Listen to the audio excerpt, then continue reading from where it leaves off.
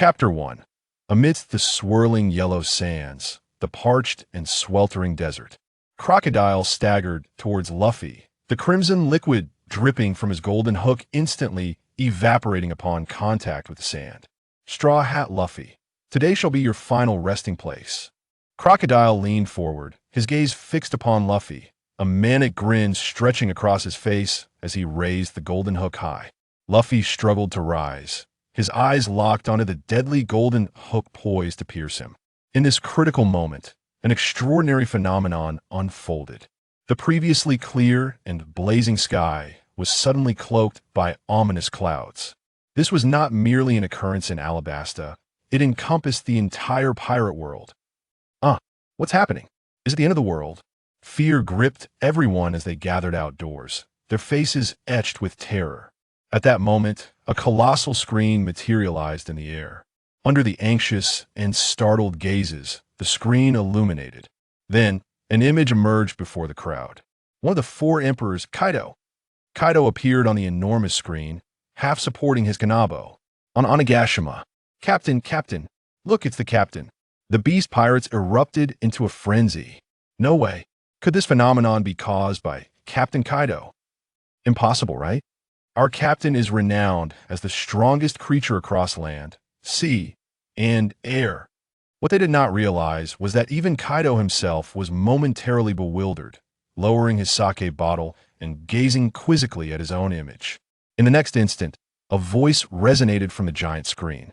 Kaido, the inevitable antagonist of Wano, must be overthrown. But let's set aside Kaido's blemishes for now. One must first respectfully address him as Teacher Kaido or Professor Kaido. Nanny? As the video played, the tone shifted dramatically. Antagonist? Isn't this the result of Captain Kaido's actions? Antagonists shouldn't be described in flattering terms, should they? Well said. At Marine headquarters, Sengoku looked up at the giant screen. Well said indeed. This can't possibly be a fabrication by the government, can it? Polysolino, go check it out. Fine, the reluctant Kizaru replied, thinking to himself that such a dark sky was perfect for slacking off. Shining Fruit. There was no doubt about his speed. Seconds later, bang, a tremendous sound echoed across the headquarters square. Followed by Kizaru's agonized scream. Kizaru Admiral, Kizaru Admiral. The surrounding crowd gasped in astonishment. Did Admiral Kizaru just go down? At that moment, Kizaru resembled a lightning-struck figure, his body charred as if roasted. Just as things slowed down, the giant screen continued to play. False Mentor Rayleigh, the true Instructor Kaido. Mentor Rayleigh? Instructor Kaido. GOLD, Roger. The first mate of the Roger Pirates? Who's mentor? Instructor? The four Emperor Kaido? Who is this? What kind of significant figure can be taught by both Rayleigh and Kaido? Isn't this certain to lead to a grand pirate in the future? Meanwhile, the giant screen continued its display. Straw Hat Luffy?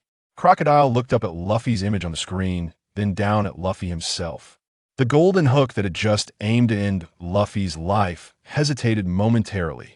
Hiss! The king of beasts Kaido. Crocodile couldn't help but weigh his options if Luffy were to perish here. Not only would the Dark King be enraged, but the entire Alabasta would likely be obliterated. Of course, both foundation and reinforcement are equally vital. What Straw Hat Luffy has gleaned from Kaido is undeniably powerful, efficient, and spectacular. The riddle was unveiled. Straw Hat Luffy. Hiss. Who is he? I've never heard of him, but some have. At Marine headquarters, Sengoku cast a resentful glance at Carp, who was still mindlessly tossing Sunbae into his mouth. Luffy? Mentor Rayleigh? Instructor Kaido? Carp murmured softly. Indeed, my dear grandson is simply too sought after. Ha. When Kaido lifted Onigashima. On the eve of the battle atop Onigashima, Teacher Kaido, known for his fondness for alcohol, often found himself inebriated. Yet, over the past year, his teaching methodology has become exceptionally clear, knowing precisely what to teach first and what to follow up with, all with remarkable lucidity. Grasping a potential igniting rod, possessing the alchemical ability to transform stone into gold, enlightening minds with its magic, considered a little genius who points out where to learn from. What a ridiculous farce. Kaido on Onigashima glanced at the kanabo in his hand, his lips twitching. Potential igniting rod? What to learn from? Where could Kaido possibly hide his embarrassment? I will sue you for defamation. Kaido bellowed at the giant screen. Yet the screen paid no heed to Kaido's outcry, continuing its playback. The first lesson: let students establish their own positions. Kaido observed Luffy, brimming with confidence and dismissive of authority, thinking to himself that indeed, this internet addiction had to be curbed. A strike to knock him unconscious would serve as a reflection. A strike to knock him dead? His teaching style. One must admit, a renowned teacher indeed produces exceptional students. The next face-off between Teacher Kaido and Luffy will be atop Onigashima. Teacher Kaido's second lesson: practical reinforcement of flowing cherry. Student Luffy, spurred by shame, learned from the wilds how to adeptly wield flowing haki, albeit only having practiced on iron plates. On Onigashima, student Luffy's three-stage ember gun landed a solid hit on Kaido's skin, albeit just a scratch, yet it indeed left Kaido slightly dazed. Did he injure Kaido? Crocodile watched Luffy, who lay on the desert floor, barely clinging to life, his lips twitching in disbelief. Just him? Did he injure Kaido? Is Kaido weakened? Or is he merely playing possum? With that thought, Crocodile cautiously took 2 steps back. One must understand, Crocodile had seen the world. He was well aware of the disparity between himself and the 4 emperors. It was likely that even with all his might, he couldn't inflict the slightest wound on Kaido. A qualitative leap. This is undeniably a qualitative leap. Teacher Kaido is immensely gratified. The flowing cherry practical lesson has passed. Compared to Crocodile, Kaido on Onigashima must have been even more speechless. Mentor? Potential igniting rod? First lesson? Second lesson? The short video playing on the giant screen was indeed captivating. Everyone across the pirate world was irresistibly drawn to the video, their gazes utterly transfixed. Under the watchful eyes of the crowd, the short video on the giant screen continued to unfold. Third lesson: future vision reinforcement lesson. Kaido, having merely grazed by Luffy's ember gun, quickly regained his footing and retaliated with a Thunder Bagua. This time, student Luffy played it smart. Luffy learned the pain and the need to evade, although he still suffered a slight scrape to his scalp. His mastery of future sight was nearing fruition. Teacher Kaido couldn't help but verbally commend him. Observation haki? Seizing the moment of Crocodile's distraction, Luffy swiftly distanced himself by several hundred meters.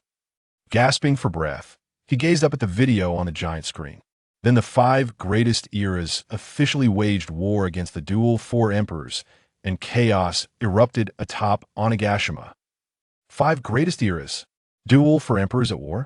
While some reveled in the spectacle, others were filled with dread. Sengoku peered intently at the giant screen, one hand running through his braided hair, his eyes flickering as he murmured softly, "This event could very well alter the entire world's fate." Marshal Sengoku, this video may not depict the truth. A voice reminded from beside him, belonging to a Kainu. Sengoku paused momentarily, not refuting the claim. Truthfulness? Sengoku felt it to be genuine. Student Luffy's primary target remains Teacher Kaido. And as usual, Teacher Kaido is being passively pummeled, allowing Luffy to stretch his legs lest he cramp up. Kaido has endured nearly all of Luffy's powerful strikes and has fallen multiple times. Yet, given Kaido's immense vitality, one could merely liken it to acupuncture and a back massage. As the crowd watched the video, Luffy in his 3rd and 4th gear relentlessly pummeling Kaido. The surrounding buildings lay in ruins. They couldn't help but gasp in awe, silently giving a thumbs up. Kaido, Teacher Kaido, truly deserving of the title, the mightiest creature across land, sea, and air. Kaido's 4th lesson on the art of haki has commenced. Watching Luffy unleash his fury, Kaido merely brushed him aside, thinking to himself, "Well, it's time for a break. Let me teach you something fun." Then, transforming into his hybrid form, Kaido displayed even greater agility, delivering another blow to Luffy, who, unable to evade, took it heeding. After exchanging blows, Luffy exhibited symptoms akin to those he experienced during his clash with Doflamingo, struggling to maintain his haki as his hands swelled in pain. Yet, at this moment, Luffy had already reached the pinnacle of his mastery, and still faced such adversity. While enduring the blows, Luffy cried out in agony, deep in thought. Teacher Kaido must have more tricks up his sleeve. There must be other elements to teacher's attacks. With a momentary lapse in concentration, student Luffy fell prey to Kaido's devastating technique, Shishishi no Kizuna, descending from the heavens. Student Luffy fainted on the spot. Spectacular. Absolutely magnificent. Many gazed in astonishment at the giant screen, their eyes alight with wonder. This was nothing short of extraordinary. Ordinary individuals may never witness such a grand and magnificent display of battle in their lifetime. Even some pirates and Navy personnel gleaned invaluable lessons from this confrontation. As the audience remained transfixed, the video continued to unfold. Under the watchful gaze of Teacher Kaido, student Luffy gradually rose to his feet. Having received a dose of your potential igniting stick, I understand now that Conqueror's Haki can also be wielded for offense, correct? Kaido smiled with approval, somewhat astonished, pondering whether I am an exceptional teacher or you are simply exceptionally gifted. Kaido slowly transitioned from doubt and anger to tranquility, weighing the potential igniting stick in his hand, murmuring, could I possess the makings of a legendary instructor? Then, with a sudden bang, Jack, standing nearby, was sent flying, blood spewing from his mouth as he shouted, Admiral, there is absolutely no possibility of that. The video continued to play. After his moment of enlightenment, student Luffy unleashed a barrage of Haki-infused punches, causing Teacher Kaido to spit blood. Kaido's fall this time carries weight, yet mastering Haki merely grants the means to contend with him. Even after unknown guidance, Kaido found it challenging to alter the reality that student Luffy remained suppressed by his teacher, soon being knocked out and sent tumbling from Onigashima. Conqueror's Haki. Conqueror's Haki entanglement. Who exactly is Straw Hat Luffy? Why is he so formidable? In the video, although Luffy was being ruthlessly pummeled by Kaido, he was after all Kaido. One of the four emperors, Kaido. The pinnacle of combat prowess in this world, Kaido. Just a few of his strikes were sufficient to establish Straw Hat Luffy's reputation in the New World. Moreover, he had awakened Conqueror's Haki. Such an awakening occurs in only one among hundreds of thousands. Under the astonished gaze of the crowd, the video on the giant screen continued to unfold. Upon regaining his composure, student Luffy switched fluidly between Snakeman and Bounceman to combat Teacher Kaido. However, in the end, he was ultimately defeated by Kaido's mightier Thunderbagwa, causing him to lose consciousness on the spot. Kaido, Carp, with reddened eyes, gazed at the short video playing on the giant screen, so enraged that he crushed the senbei in his hand. I will fight you to the death. Luffy, Monkey D. Luffy, this is his own grandson. Beside him, Akainu, Akiji, and other high-ranking officers of the headquarters looked at Carp's reaction with astonishment. Did Carp actually exhibit empathy? It's rare to see him so motivated. Kaido S. Lesson 5, The Awakening of Fruit Powers. Kaido's potential activation stick truly works wonders, each strike yielding remarkable results. After just a few blows, student Luffy directly awakened to Gear 5th. The Nika form, dormant for 800 years, emerged into existence just like that. The Nika form. Bang bang. In the New World, Shanks stared in shock at the video on the giant screen. The Nika form. Could it really have awakened? At Marine headquarters, Sengoku watched the video with widened eyes, his expression frozen in disbelief, unable to articulate a single word. In the Holy Land, the Gorosei stood before the window, exchanging glances, yet no sound escaped their lips.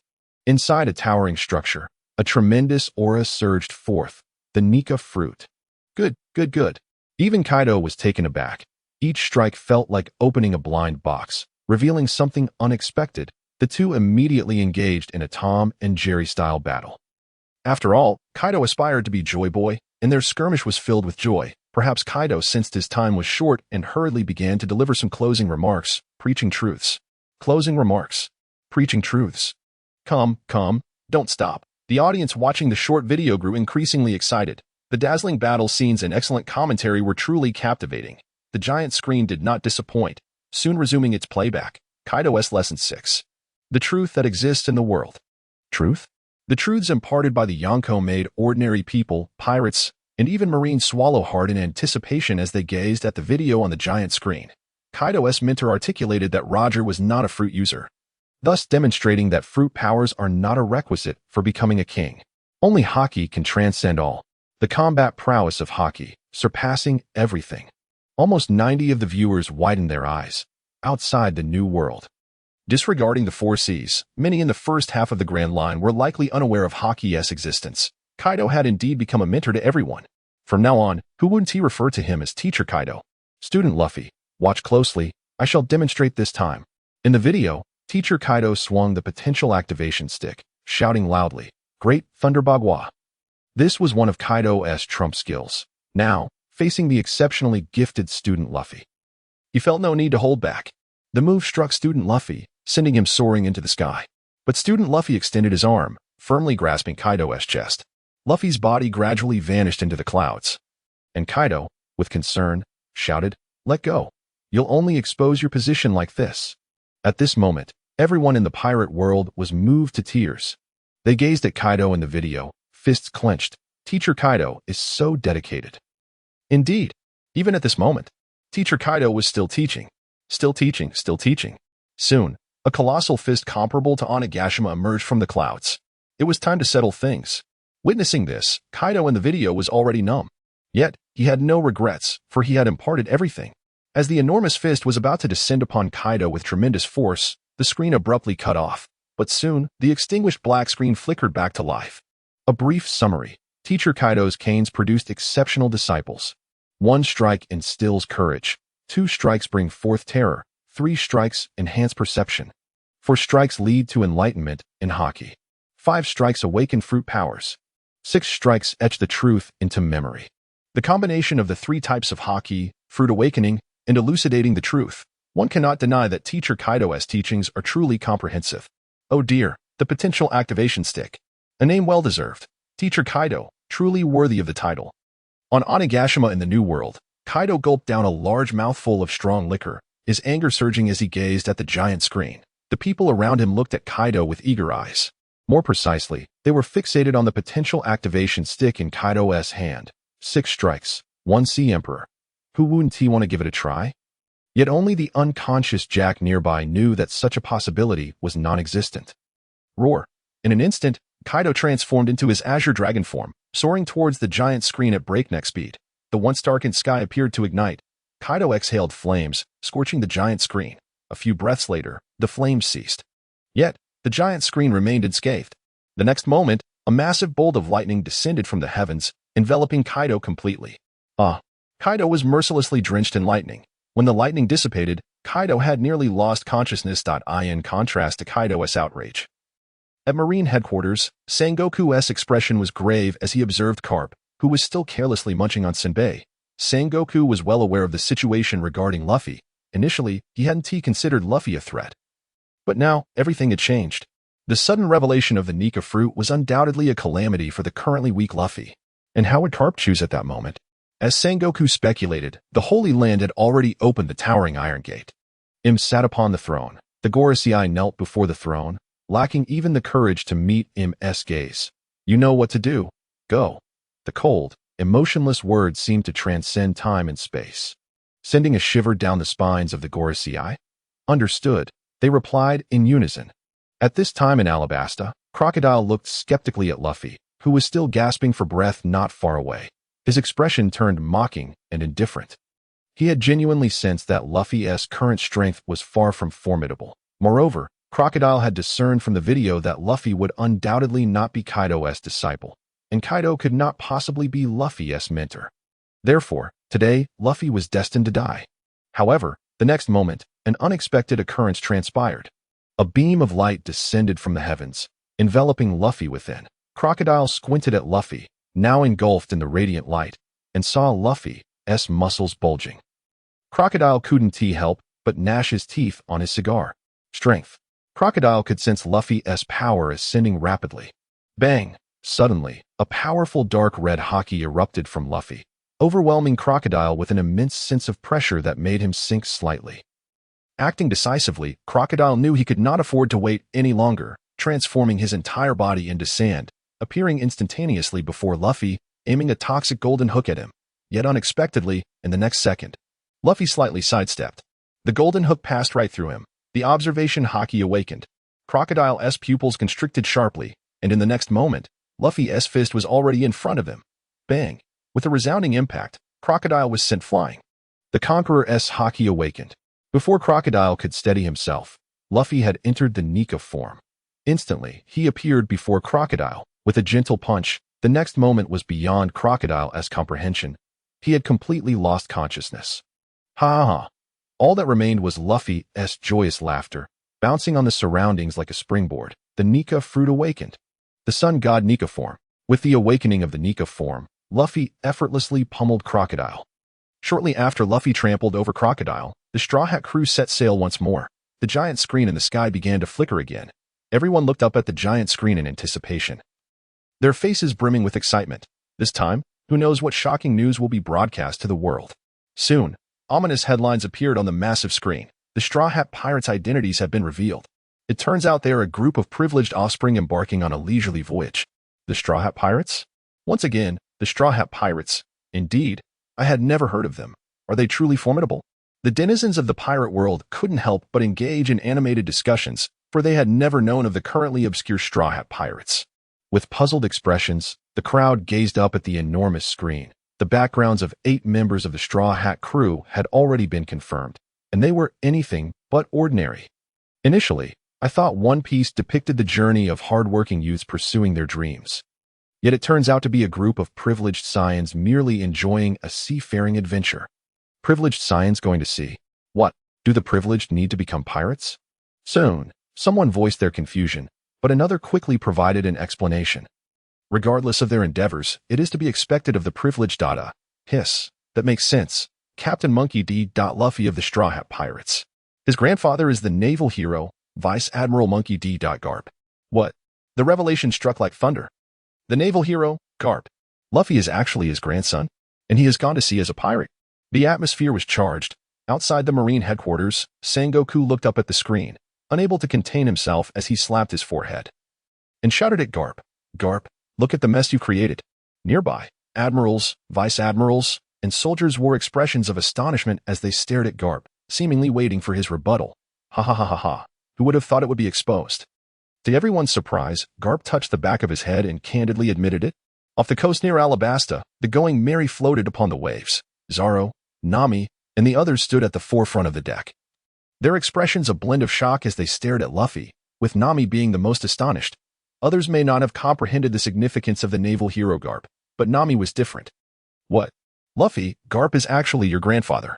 Seated atop the figurehead of the Going Merry, Luffy counted on his fingers, saying, yes. Although I don't want to admit it, that old man is indeed my grandfather. Hiss. Everyone couldn't help but gasp. Mouths agape. Astonishment. Garp, the naval hero, is likely at the pinnacle of the Navy, and his grandson, Monkey D. Luffy, has chosen to become a pirate. Luffy, who is your father? The crowd quickly realized that the Monkey D. clan was no ordinary lineage. Luffy tilted his head, pondering for a while, but soon, the video answered that question for him. His father is the leader of the Revolutionary Army, Monkey D. Dragon. Another wave of shock. Simultaneously, people around the globe were piecing together the family of Luffy. Grandfather, the naval hero. Father, the leader of the Revolutionary Army. Luffy, the great pirate. Hiss, hiss, hiss. Soon, someone began to ponder with growing dread. The entire pirate world is dominated by the Monkey family. A single family holds sway over the black, gray, and white factions. Regardless of the strength of any faction, they could ensure their survival.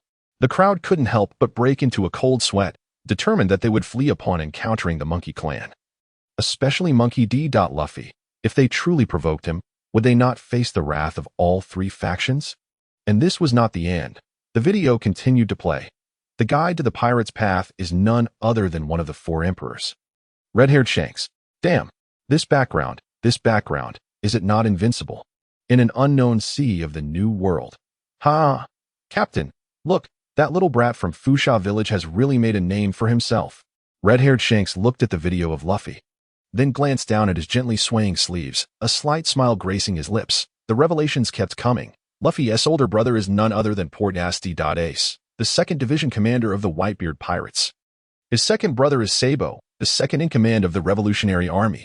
Protagonist, the 2nd Division commander of the Whitebeard Pirates. Sabo, the 2nd in command of the Revolutionary Army.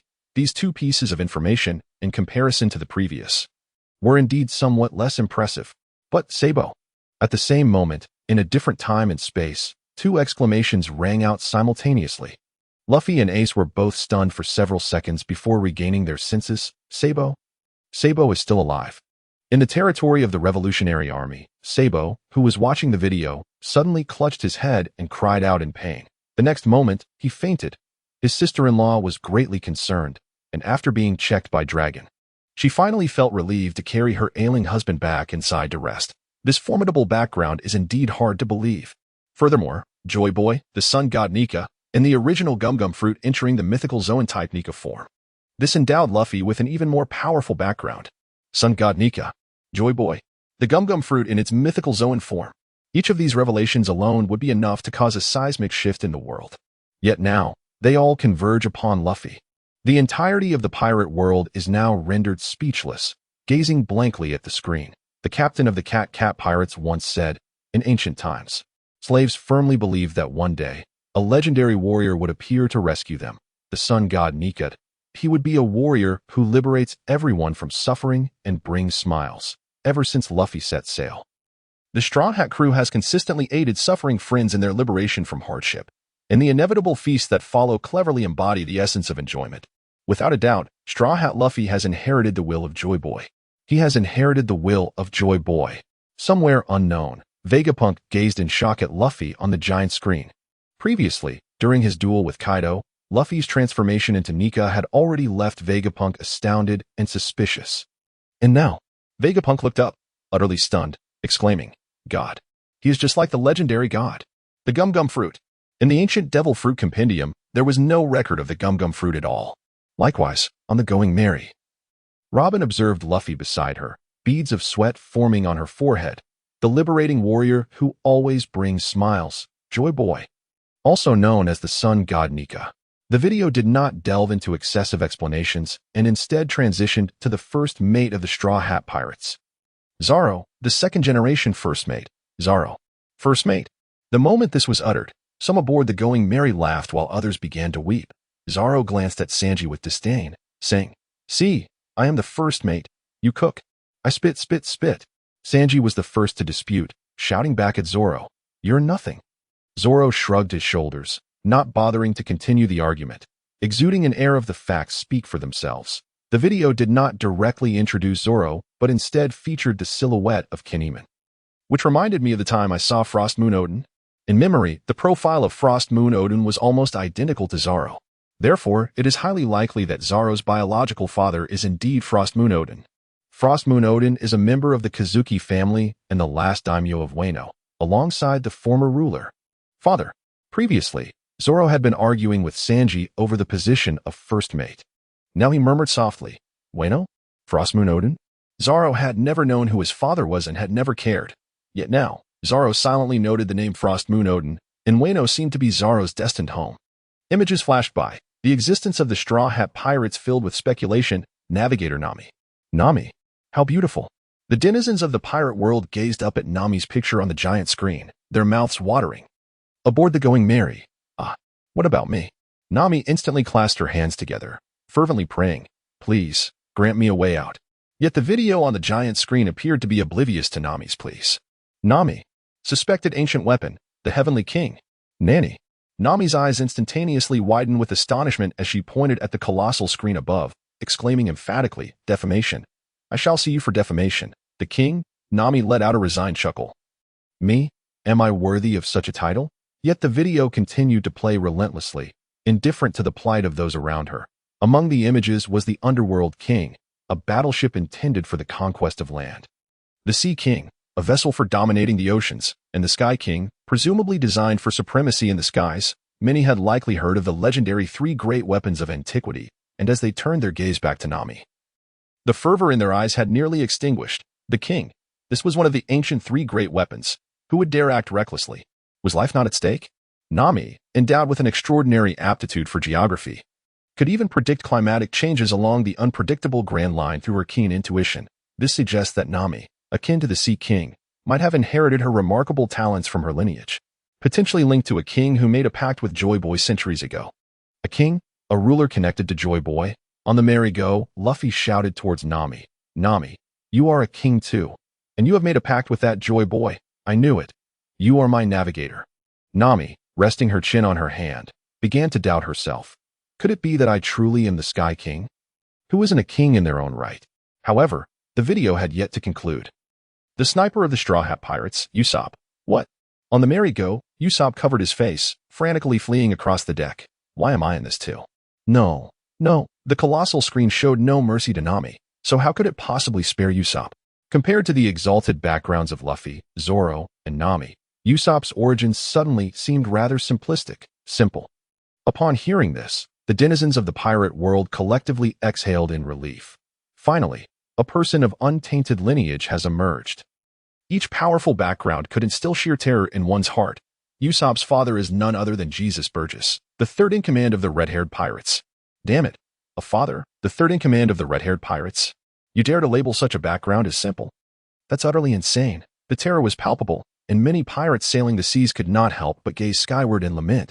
Mother, I want to go home. To be a pirate, it seems one must possess some form of background. Is being a pirate not an endeavor that anyone can undertake for a brief time? Was it not supposed to be an endeavor with a remarkably low threshold? Now it appears the bar has been raised so high. With a father like the third in command of the red-haired pirates, is that truly a simple background? Yet, upon reflection, considering the backgrounds of Luffy, Zoro, and Nami, it indeed seems somewhat unblemished. Jesus Burgess, an almost invincible sharpshooter, and Usopp has evidently inherited this talent from his father. However, Jesus Burgess's carefree personality did not have a tangible effect on his SON. In contrast, Usopp developed a penchant for fabricating tales as a result of his father's abandonment in pursuit of his dreams. In the New World, Jesus Burgess, with a tinge of pride, observed the video presentation, feeling a twinge of despondency. Man, dreams, family, such a challenging balance to strike. Meanwhile, Usopp aboard the merry-go was filled with tears, opening his mouth yet unable to utter a single word. Despite being the most ordinary member of the Straw Hat crew, Usopp had repeatedly forged a path for his comrades in times of peril, in comparison to the grand oaths made by his companions upon entering the Grand Line, becoming the Pirate King. The world's greatest swordsman, charting the world map, or searching for One Piece, Usopp merely aspired to be a warrior of the sea. The onlookers in the pirate world gazed at Usopp on the screen with a touch of empathetic sorrow. Yet, they were quickly jolted back to reality by a nearby companion's reprimand. What are you crying for? Your father is a cadre of the red-haired pirates, right? Criticism ensued, and the video continued unabated. The Straw Hat Pirates cook. Sanji, the self-proclaimed prince of perverts. He was the only prince of the sea, belonging to the Vinsmoke family, and the legendary army known as Germa 66, the evil army. Germa 66? Is that not a mythical existence? Could it truly be real? As a warfare expert, the notorious Germa 66 was a household name in the North Blue, a nefarious organization feared even by children. On the merry-go, Luffy, Nami, and the others scrutinized Sanji. With a brooding expression, Sanji had unknowingly inserted a cigarette into his mouth, glaring intently at the video on the colossal screen. A cyborg. The video continued, revealing Sanji's father, Judge, inquiring of a researcher, who bluntly stated that Sanji was nothing but a failure. Merely an ordinary human. Judge had completely abandoned Sanji, relegating him to the status of a discarded child of the Vinsmoke family. Yet, upon donning the Germa battle suit, Sanji exhibited traits characteristic of a cyborg. Abandonment? A discarded child? The imagery continued to flicker on the screen, and Sanji trembled uncontrollably. The Germa battle suit? Wear it. I could never wear the Germa battle suit. I have no ties to the Vinsmoke family. He nearly screamed this out. Regardless of how fiercely Queen attacked him, Sanji's body could withstand it all. Additionally, Queen had previously questioned why Sanji could utilize the power of fire. Queen also mentioned a new race. The Lunarians. Undoubtedly, as a mad scientist, Queen perceived hints that Sanji was far from ordinary. While Judge had thought of Sanji as his most unsuccessful child, He had not realized that Sanji was, in fact, the true success of their experiments. What? In the North Blue, within the heavily fortified Vinsmoke family, Judge stared blankly at the video, his body trembling uncontrollably. The success of the experiment, the genuine success of their child. Yet now, Sanji is a member of the Straw Hat Pirates, and with Luffy's formidable background, even the Vinsmoke family must think twice. If they dare to challenge Luffy, they might indeed cause a worldwide upheaval. Chopper, the ship's doctor of the Straw Hat Pirates. Huh. Chopper looked up in astonishment at the colossal screen, exclaiming in surprise, "Am I in this too? I just joined." Little did Chopper know that not only those who had just joined were featured in the video. In comparison to Luffy's mythical Zoan-type fruit, Chopper's human fruit seemed rather ordinary, and regarding Chopper's background, he bore no particularly remarkable traits among this group of second-generation officials. He was merely a blue-nosed reindeer who, due to consuming the human fruit, faced racial discrimination, and when he attempted to integrate into human society, he was met with fear and rejection. Ultimately, after meeting Dr. Hiralek, he learned the ethics of being a doctor. Under the mentorship of the witch, Dr. Koreha, he acquired the skills of a physician. A commoner. This was the true essence of a commoner. How endearing, truly endearing. Who could have imagined that one day, a human could empathize with a reindeer? Oh, how I, are the ordinary ones. The archaeologist of the Straw Hat Pirates, Robin, the sole survivor of O'Hara, possessing extraordinary expertise in archaeology, just like her mother, by the age of 8. She could decipher historical texts. The brilliance of Robin and her parents may stem from the long-lost kingdom obliterated by the world government 800 years ago. Wow. Robin-chan, she is so beautiful. How could such a person truly exist? Beautiful and intelligent. Robin-chan, I wish to marry you. Frankie, the shipwright of the Straw Hat Pirates, as the sole member of the crew who had the fortune of encountering both Odin and Roger during their lifetimes. He almost became a member of the Pirate King's crew. Firstly, it is important to note that Frankie is the child of a pirate. According to Mr. Tom, Frankie recounted that his parents deemed him an uncontrollable brat, leading them to toss him into the sea. Upon hearing this, Mr. Tom laughed heartily, remarking that he resembled certain rather inept pirates. Thus, it seems Mr. Tom had knowledge of pirates similar to those described by Frankie. Perhaps the connection he made with Frankie's background played a role in why Roger was inspired to consider bringing him along. Brook, the musician of the Pirate King. It is known that Luffy's grandfather, Garp, who was active during the Rocks era, is currently 78 years old, while the skeletal figure of Brook is now 90. Brook's lineage places him above his own captain in terms of generational hierarchy. Hiss. How old? 90 years old? The denizens of the pirate world could not help but gasp in astonishment. He truly belongs to an elder generation. Long ago, Brook served as the captain of a guard unit for a certain kingdom before joining the Realmar Pirates. After the captain's departure, he assumed the role of acting captain, ultimately meeting his demise at the hands of an enemy's poisonous weapon. However, due to having consumed the Yomi no Mi, Brook's soul wandered the mortal realm before returning to his body. Succinctly summarizing the first half of his life journey, the Yomi no Mi, a fruit that allows one's soul to roam the world and return to their body, an elixir of immortality? Could this not grant eternal life? The crowd gasped once more. Each member of the Straw Hat Pirates is indeed formidable. Aboard the Thousand Sunny, Luffy, Nami, Zoro, and others exchanged glances filled with a mix of familiarity and strangeness. Thankfully, today marks the true recognition of one another. Just then, beams of dazzling light descended from the heavens, enveloping Zoro and the others entirely. Luffy stood before Nami and the rest, sensing the changes in Zoro's strength. Moments later, Zoro's muscles swelled, and with a powerful thrust of his legs, he soared into the air, his arm fully shrouded in haki. With a single swing, a dark green blade of energy cleaved through the tumultuous sea as if it had been severed. Sanji propelled himself into the air using the skywalk, and under the radiant veil of light, Zoro and his companions had prematurely acquired the battle prowess they would possess in Wano. When one's strength reaches new heights, many outcomes are altered. On the Grand Line, Ace had disembarked upon an island, seemingly in search of a certain group of individuals, rivals, fate. All are unavoidable, yet this time, with the battle capabilities acquired in Wano, Luffy is poised to enter the battlefield of the Marineford War. The sun god Nika's form shall bring forth a liberating laughter in Marineford, with the intervention of the Straw Hat Pirates. Now equipped with near-emperor strength, the scene is bound to become even more lively. Before Zoro and the others could fully comprehend the situation, The enormous screen flickered once more, seemingly set to reveal an earth-shattering secret. The audience of the pirate world collectively held their breath in anticipation of the upcoming video. As their eager eyes fixated upon the screen, a black title appeared before them. The 13 Protectors of the East Blue.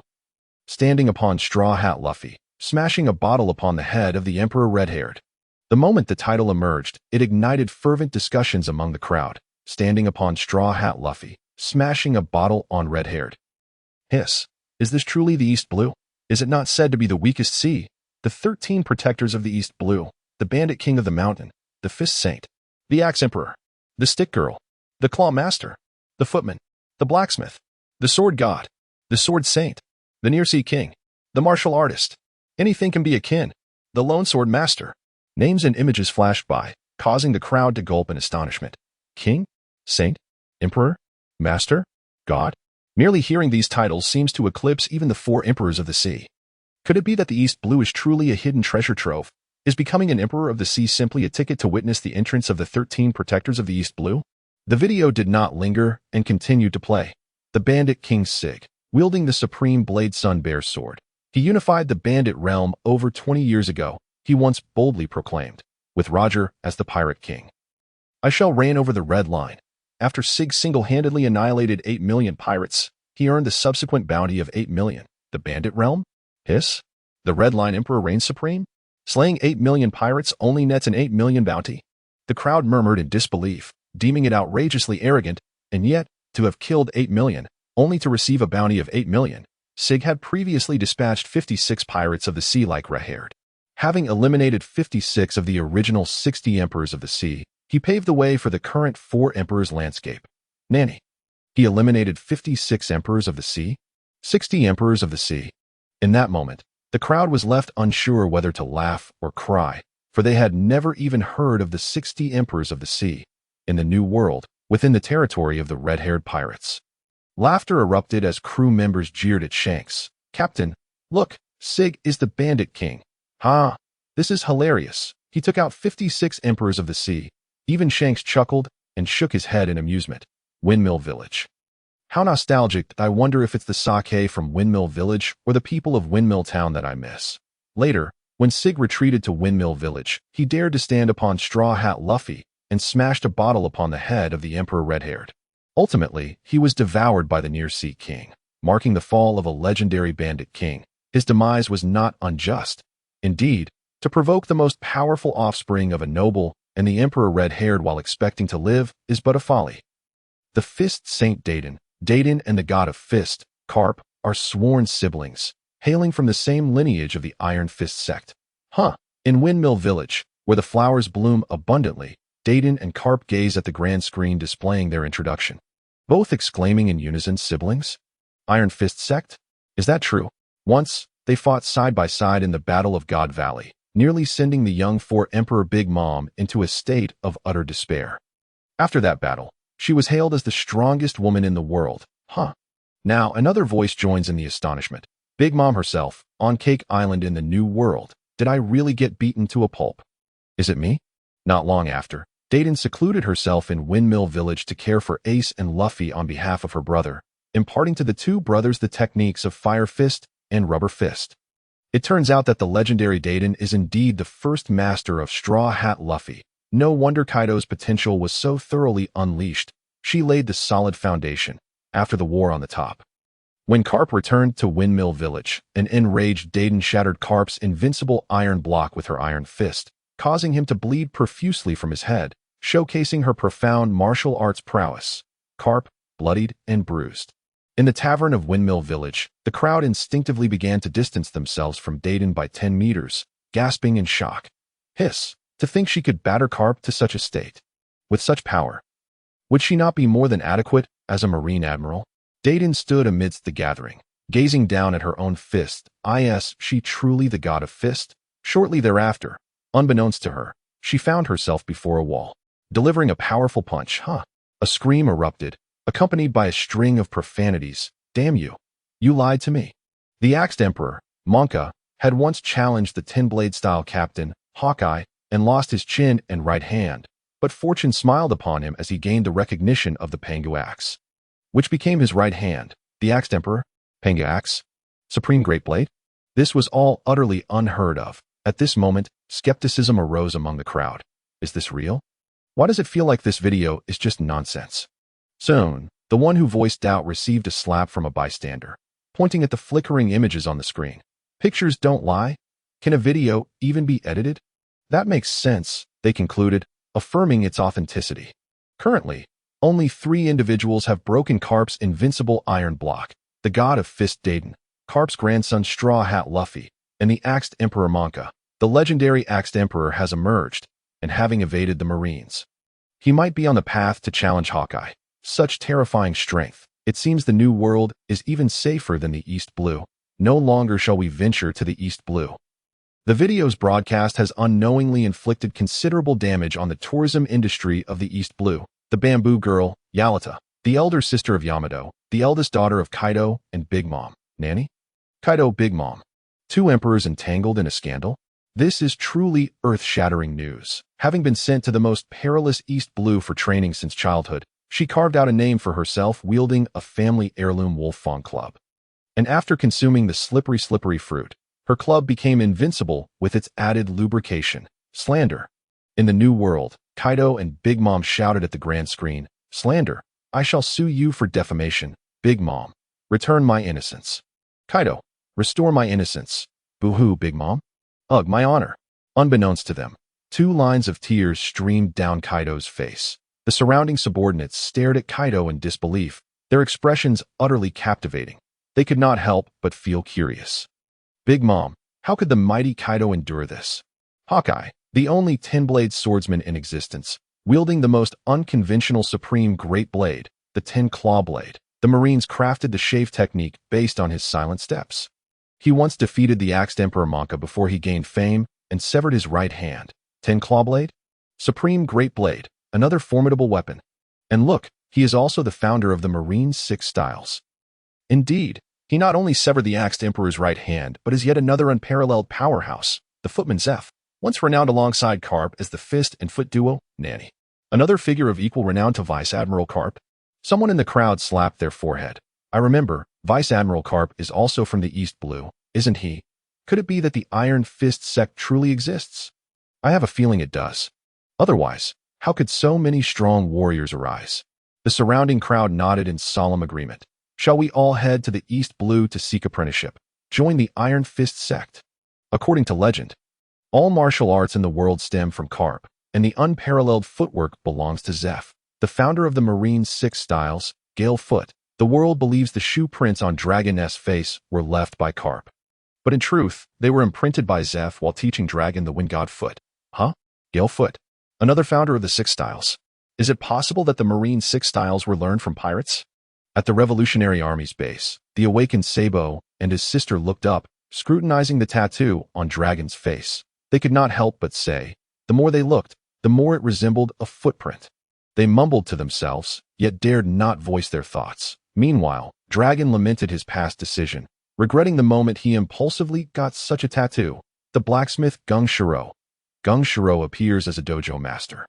Yet he is, in fact, the most formidable blacksmith. Through the secret techniques of the Shimatsuki family, he inherited the forging fruit from his father, Gung Sanlang, granting him the ability to forge anything. He once crafted 6 supreme great blades. 6 supreme great blades? Are there not only 12 in total in the world? Half of them originated from Gung Shiro's hands. The video now unfolds, detailing each blade. Hawkeye's black blade. Yuru, the Pirate King's Nikyu sword. The Axed Emperor Monka's Pengu axe. Hawkeye's 10-claw blade. The sword god Johnny's dragon-slaying blade. And the sword Saint Joseph's heavenly sword. Thus, blessed by the protection of these 6 formidable figures, Shimatsuki Village has become the 2nd largest peaceful village after Windmill Village. Besides Hawkeye's black blade, are the others truly documented? Is it possible that the supreme great blades are not 12, but 17? On the merry, Zoro glanced at Gung Shiro on the grand screen, then looked down at his own swords, filled with confusion. 6 supreme great blades? Why do I have none? The sword god Johnny and sword Saint Joseph. Where there is a sword god, there must be a sword saint. Both wielding the supreme great blades, the dragon-slaying blade, and the heavenly sword. crafted by the world's strongest blacksmith, Gung Shiro. The blade is imbued with the blood of the true dragon, while the sword is forged from celestial iron. Each blade and sword has stirred countless storms of bloodshed in the East Blue, causing pirates and villains to tremble in fear, while countless swordsmen and swordsmen yearn for a duel. Hiss, the blood of the true dragon. Hiss, celestial iron. How powerful must this sword be? Kaido and Big Mom, the two four emperors, once united to invade the East Blue, but were repelled by the Sword God and Sword Saint in the Upside-Down Mountain. The witness, Kurokas, recalled that he vaguely remembered the clash of four conquerors' hockey lasting for 3 days and nights, leveling the Upside-Down Mountain by 3 meters, with the sea littered with the wreckage of ships and pirates. The so-called 100,000-strong four-emperor pirate crew was nearly annihilated. Two figures, drenched in blood, yet bearing not a single wound, stood resolutely atop the mountain, brandishing their swords as they beheld the disheveled retreat of the formidable Kaido. With fervor that still ignites his blood to this day, one of them proclaimed a resounding declaration. Ahead lies the East Sea, where the four emperors are forbidden to tread. Alas, the truth of this monumental clash was shrouded by the world government. Nonetheless, in tribute to these two titans of the East Sea, Kurokas erected twin lighthouses beside the true Down Mountains, thus giving rise to the legend of the Twin Cape Lighthouse. Hiss! Exclaimed Kaido and Big Mom. Why must it always be me? My reputation has taken a severe blow. To think that a mere pair of individuals could thwart their invasion of the East Sea, Kaido and Big Mom found themselves at a loss for words. Yet, others took the matter most seriously, for indeed, the Grand Line does feature the Twin Cape Lighthouse. So this is the origin of the Twin Cape Lighthouse. At this moment, the denizens of the East Sea, watching the video, felt an exhilarating rush as they read those 8 words. They could not help but raise their voices in fervent unison. Ahead lies the East Sea, where the four emperors are forbidden to tread. Thus, the bounty hunters, Sword God Johnny and Sword Saint Joseph, on the deck of a ship searching for pirates, ascended to the status of guardians of the East Sea. Later, when Mihawk wounded Zoro in the East Sea, he inadvertently caught sight of the Sword God and Sword Saint, drawing his sword in alarm, nearly fleeing with his small boat. Fortunately, Luffy managed to restrain the two, which is why Mihawk allowed Luffy leniency during the Marineford War and imparted upon Zoro the blind swordsman technique, a skill that allows one to have their foes by merely closing one eye. Fujitora, watching from the window, heard it all clearly. Hiss, could it be that the title of the world's greatest swordsman is about to change hands? The latest headlines reveal Mihawk's terror at the Sword God and Sword Saint. The King of the Near Sea, Black Moon. The King of the Near Sea is embroiled in a grand rivalry with Princess Shirahoshi of Fishman Island, due to being born a mere second after Shirahoshi. He lost the throne of the ancient weapon, Poseidon. Yet, he still possesses powers akin to that of a sea king, thus earning the title King of the Near Sea. Yet it was only at the cost of sacrificing his left arm that the four Emperor Shanks barely summoned the King of the Near Sea to devour the mountain bandit king. Sig. Hiss. The King of the Near Sea, Shirahoshi, Black Moon. Such exquisite parallels, to compel Shanks to sacrifice a limb. What a terrifying sea king this must be. However, some individuals were evidently more concerned with another piece of information. The world government, marine headquarters, the ancient weapon, Poseidon, Shirahoshi. They immediately ordered investigations. 2 commands were issued almost simultaneously, and a grand procession began its march toward Fishman Island. The formidable warrior, Kuroki, the Grand Admiral of the East Sea Fleet, the most promising candidate to unify the East Sea, donned golden armor concealing various weapons, mastering all 18 forms of combat, wielding a supreme great sword rivaling Whitebeard's Song Yunxia. He once battled Whitebeard for 7 days and nights, with neither side claiming victory, and both left wounded, only to be hunted down by Mihawk. The already bloodied Kuroki was ultimately defeated by the protagonist, Luffy. This time, Whitebeard lamented the damage to his reputation. 7 days and nights of battle. Meanwhile, the populace seemed more intrigued by the mention of that supreme great sword. Yet another unprecedented supreme great sword. Akin. Currently, there are already 16 supreme great swords. Akin, one who has consumed the Akin fruit, is a being of mystery, an Akin man, an Akin soul, all shrouded in enigma. Anyone who remains faceless may be considered an Akin. He often takes on the guise of various powerful figures in the world. He has bested the air of Zeph in mere moves and knocked out the warrior Kuroki with a single punch. Truly ruthless, the Nika Fruit. Is it a paramecia-type fruit? He is the monstrous Admiral Green Bull of the Navy. He is the most brilliant mind, Vegapunk. He is the legendary pirate, Rox. He is the prophesied child, Joy Boy. He is even the world king, Im. He once left Luffy with a prophetic farewell regarding the future Grand Line, leaving one to wonder how Akin will present himself before the Straw Hat crew. Upon hearing Akin's many titles, all could not help but murmur, Admiral, the greatest mind, the world king. Who is Akin? Truly mysterious. Indeed, he is a figure of intrigue. Could it be? Could it be? At this moment, a hidden dragon excitedly mused. Could the Nika Fruit possess the power of transformation? As the saying goes, where there is a hidden dragon, there is bound to be a phoenix. Could it be that these individuals are all one and the same Akin? Who would have thought that nowadays, anything spoken could be believed? It makes sense. The lone swordsmith, the mightiest man of Rogue Town, is not Smoker, but rather a bald elder residing in a weapon shop named Ibn Song. No one knows the true age of this bald uncle. Yet, he is privy to the secrets of the D clan and the truth of the Void Century, bearing the mission to overthrow the celestial dragons. Rogue Town, initially intrigued by the grand screen outside the weapon shop. Ibn Song looked up, only to see his own name appear, causing him to panic slightly. What could a mere weapon seller possibly have to say? To his astonishment, he uttered something shocking. The D clan? Is it the D of ABCD? What secrets does the D hold? But this was not the end. The truth of the Void Century. Surrounding individuals gazed at the bald elder with wide-eyed astonishment. Meanwhile, Ibn Song was equally perplexed. What is this Void Century? The mission to overthrow the celestial dragons. That final phrase struck like a thunderbolt. The crowd scattered as if fleeing a contagion, leaving Ibn Song alone at the center. The celestial dragons. They are the true gods, the masters of this world, to overthrow their rule. Ibn Song swallowed hard, feeling as if all strength had been drained from his body, collapsing to the ground. Yet, the video had not concluded. What is the lone swordsmith?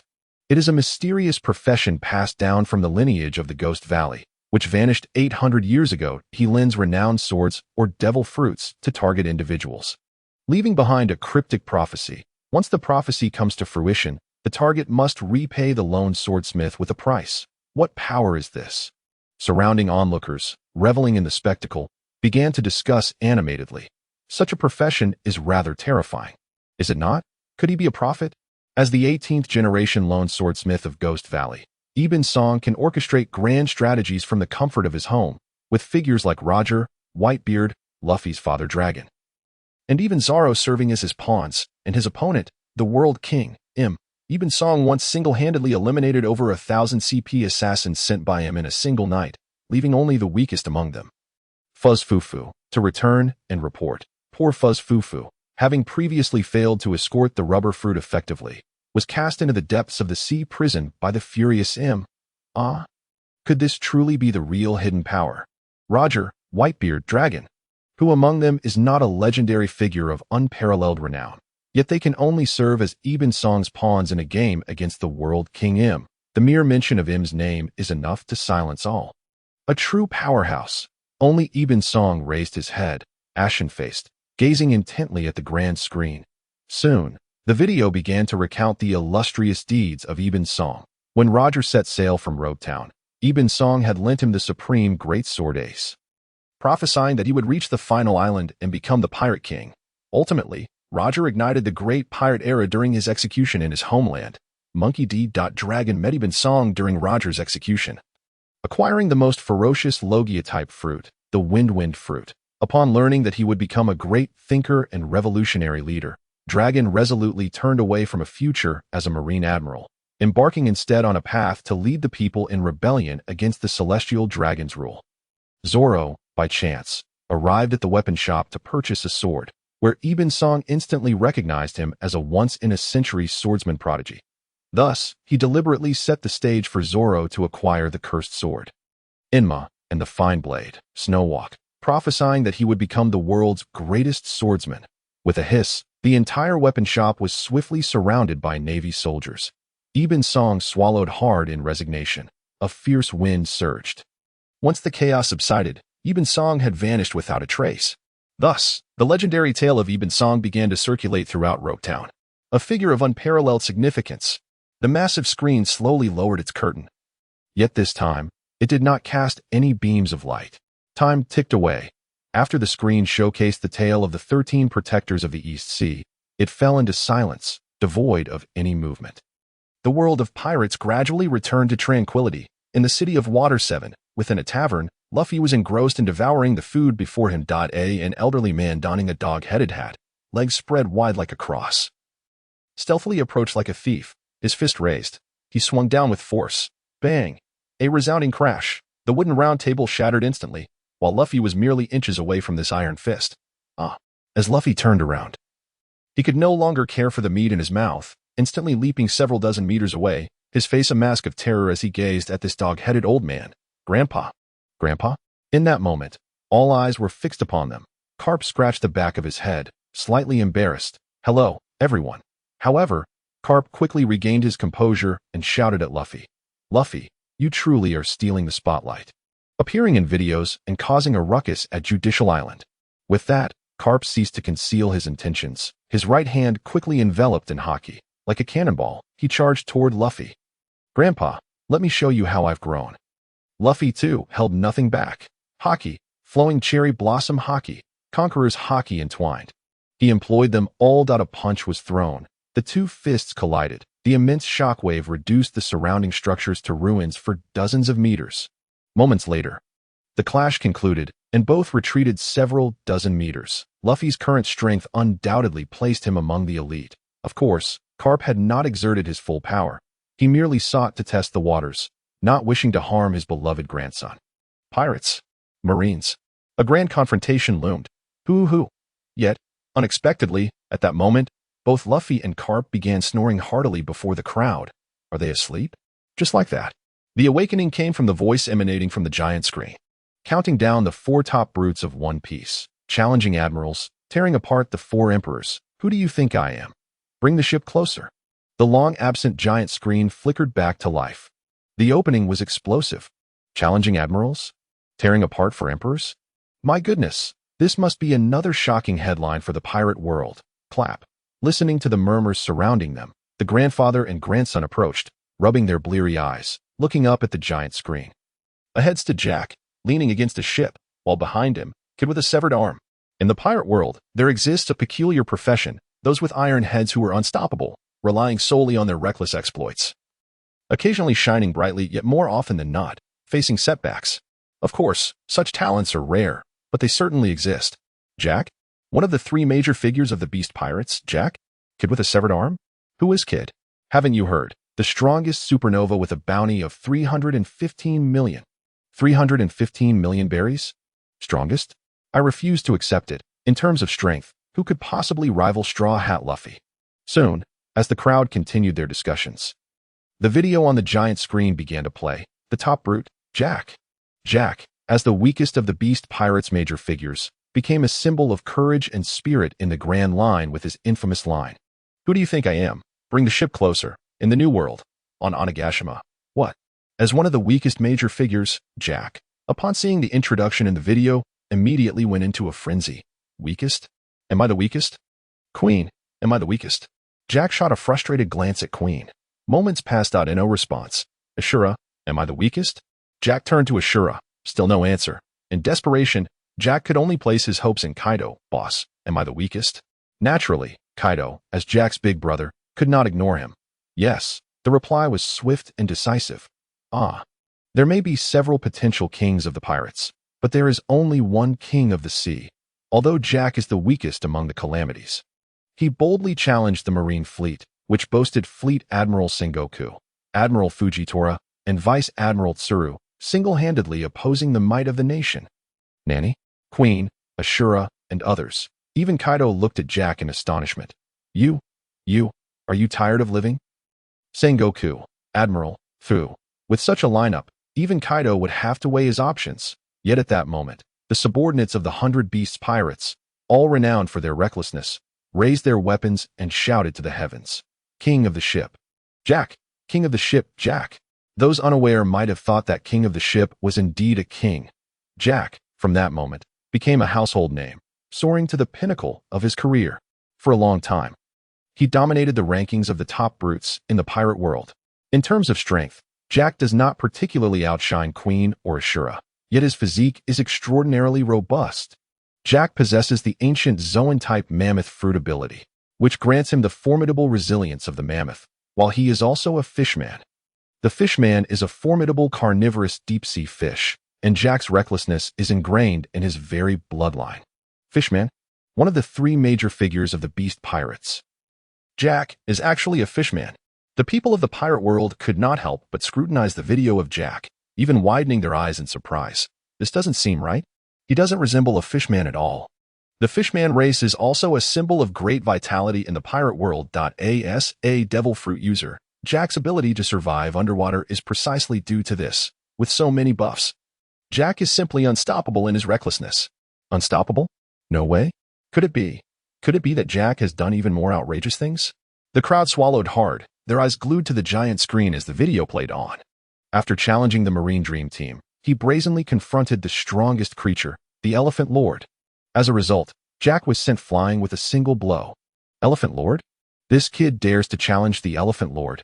Kaido looked at Jack as if he were a fool, out of his mind. Jack is undoubtedly out of his mind. Later, in Wano country, Jack captured pirates, accidentally encountered Ashura, immediately engaged in a verbal battle, and then received a knife to the gut. Arriving at Onigashima for the decisive battle, Jack directly led a group of subordinates to confront the Moonlight Lion army, ultimately losing his teeth and plummeting in value. Yet even after all that, Jack did not give up, using tape to reattach his teeth, and began dueling with Inuarashi, only to be brutally kicked out again. So, who exactly has the most impressive feats among the top brutes? Jack. Hiss. Who has he defeated? No wonder he is considered the weakest among the three major figures. As those watching the video couldn't help but exclaim, indeed a bit weak. I feel like I could slap him twice myself. On Onigashima, king of the ship, Jack. King Jack. Jack. Those who were once Jack's little fans couldn't help but mutter. King. The second of the four top brutes, Bayas. Bayas is one of the founders of the Blackbeard crew. From the very beginning, Blackbeard has been pursued, and the pursuers are none other than the world's strongest pirate crew, the Whitebeard Pirates. It is evident that, under such circumstances, those willing to follow Teach must be a group of ruthless individuals. Undoubtedly possessing well-developed physiques and exhibiting a certain simplicity, the Blackbeard crew? The first half of the Grand Line.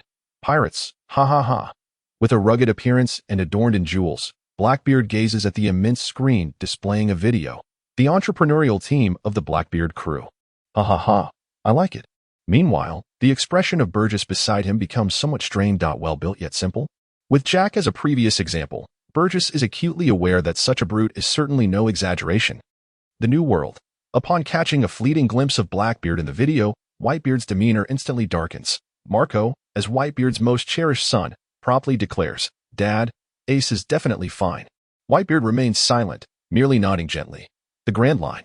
Ace gazes intently at Blackbeard on the giant screen, his eyes turning cold and stern. Betrayal and the murder of family. Blackbeard must die. Moreover, it must be by his own hands. Teach, I will find you. Upon his first appearance, he boldly stormed into the town of Magic Valley, arrogantly challenging opponents and immediately drawing ire with his status as a champion fighter.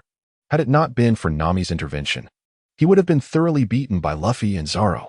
Water City. The Navy and pirates sit amicably in a row. Luffy and Garp occupy the front, the grandfather and grandson comfortably enjoying some rice crackers. So this big oaf is called Burgess. Garp, munching on rice crackers, scrutinizes Luffy. Just now, that strike. Garp has already sensed the change in Luffy's strength. Strong, powerful, an intensity that even Garp must concede. Trained by Kaido's potential awakening. Luffy is indeed terrifyingly strong. At this moment, even Akainu would not be a match for him. The video on the giant screen continues to play. Later, when Burgess encounters Ace, Ace's words have yet to be fully articulated when teammate Van Augur suddenly strikes. Followed closely by Burgess, who attempts to smash Ace with a house, only to have Ace's flame pillar rebound directly, almost obliterating Blackbeard instead. Watching the scenes unfold in the video, Ace is momentarily taken aback. He encountered Blackbeard. At that moment, the outline of a small island appears before Ace's eyes. Ace pulls out a permanent pointer, gazing at the map and murmuring, Bonero Island. From then on, Burgess is destined to be intertwined with the Flame Fruit. 2 years later, Burgess single-handedly storms into Dressrosa, seeking to claim the Flame Fruit in the arena. Dressrosa? The Flame Fruit. The New World. Dad, there is only one devil fruit, right? Marco looks up at Whitebeard. Whitebeard's pupils constrict sharply. And in an instant, the previously calm sea becomes tumultuous. Yet soon, the sea returns to tranquility. What should we do, Dad? Marco's voice is urgent. Whitebeard laughs heartily. Aurora, no matter what is said now, Ace will not stop. Marco is momentarily stunned. The Grand Line. The Flame Fruit? Ace murmurs softly. Suddenly his body stiffens. Am I? Am I dead? No matter how brave or fearless one may be, upon confronting the news of impending death, a moment of fear is inevitable.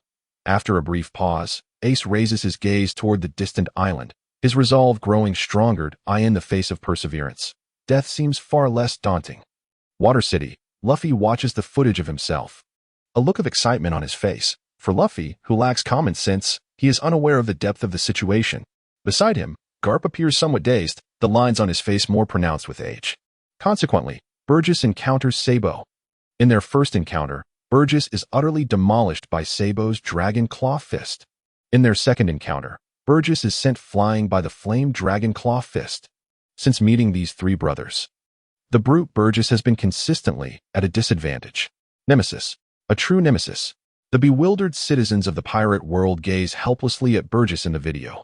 Why, of all people, did he have to provoke these three entitled science, whose identity and background would not be enough for Burgess to drink a jug of? Initially, it was assumed that Burgess would finally settle down. Burgess's most glorious moment is yet to come. Severely injured, Burgess manages to cling to the underside of the Revolutionary Army's returning ship, successfully arriving at the Revolutionary Army headquarters, Baltigo. Ultimately, Burgess summons the Blackbeard pirates, completely annihilating the place, thus sealing the enmity with Sabo. Damn it, the enmity with Sabo? Clearly, it is with the Revolutionary Army. Dragon, with a frigid expression, his gaze sharp as a knife, fixates on Burgess in the giant screen. Hurry, retreat. He grits his teeth and utters two words. The Revolutionary Army's base, has it been exposed like this?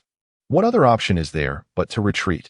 Meanwhile, numerous warships set sail from Marineford, their target naturally being the Revolutionary Army's base at Baltigo. Admiral, what now? Burgess looks up at Blackbeard, excitement plastered across his face. I did well, right?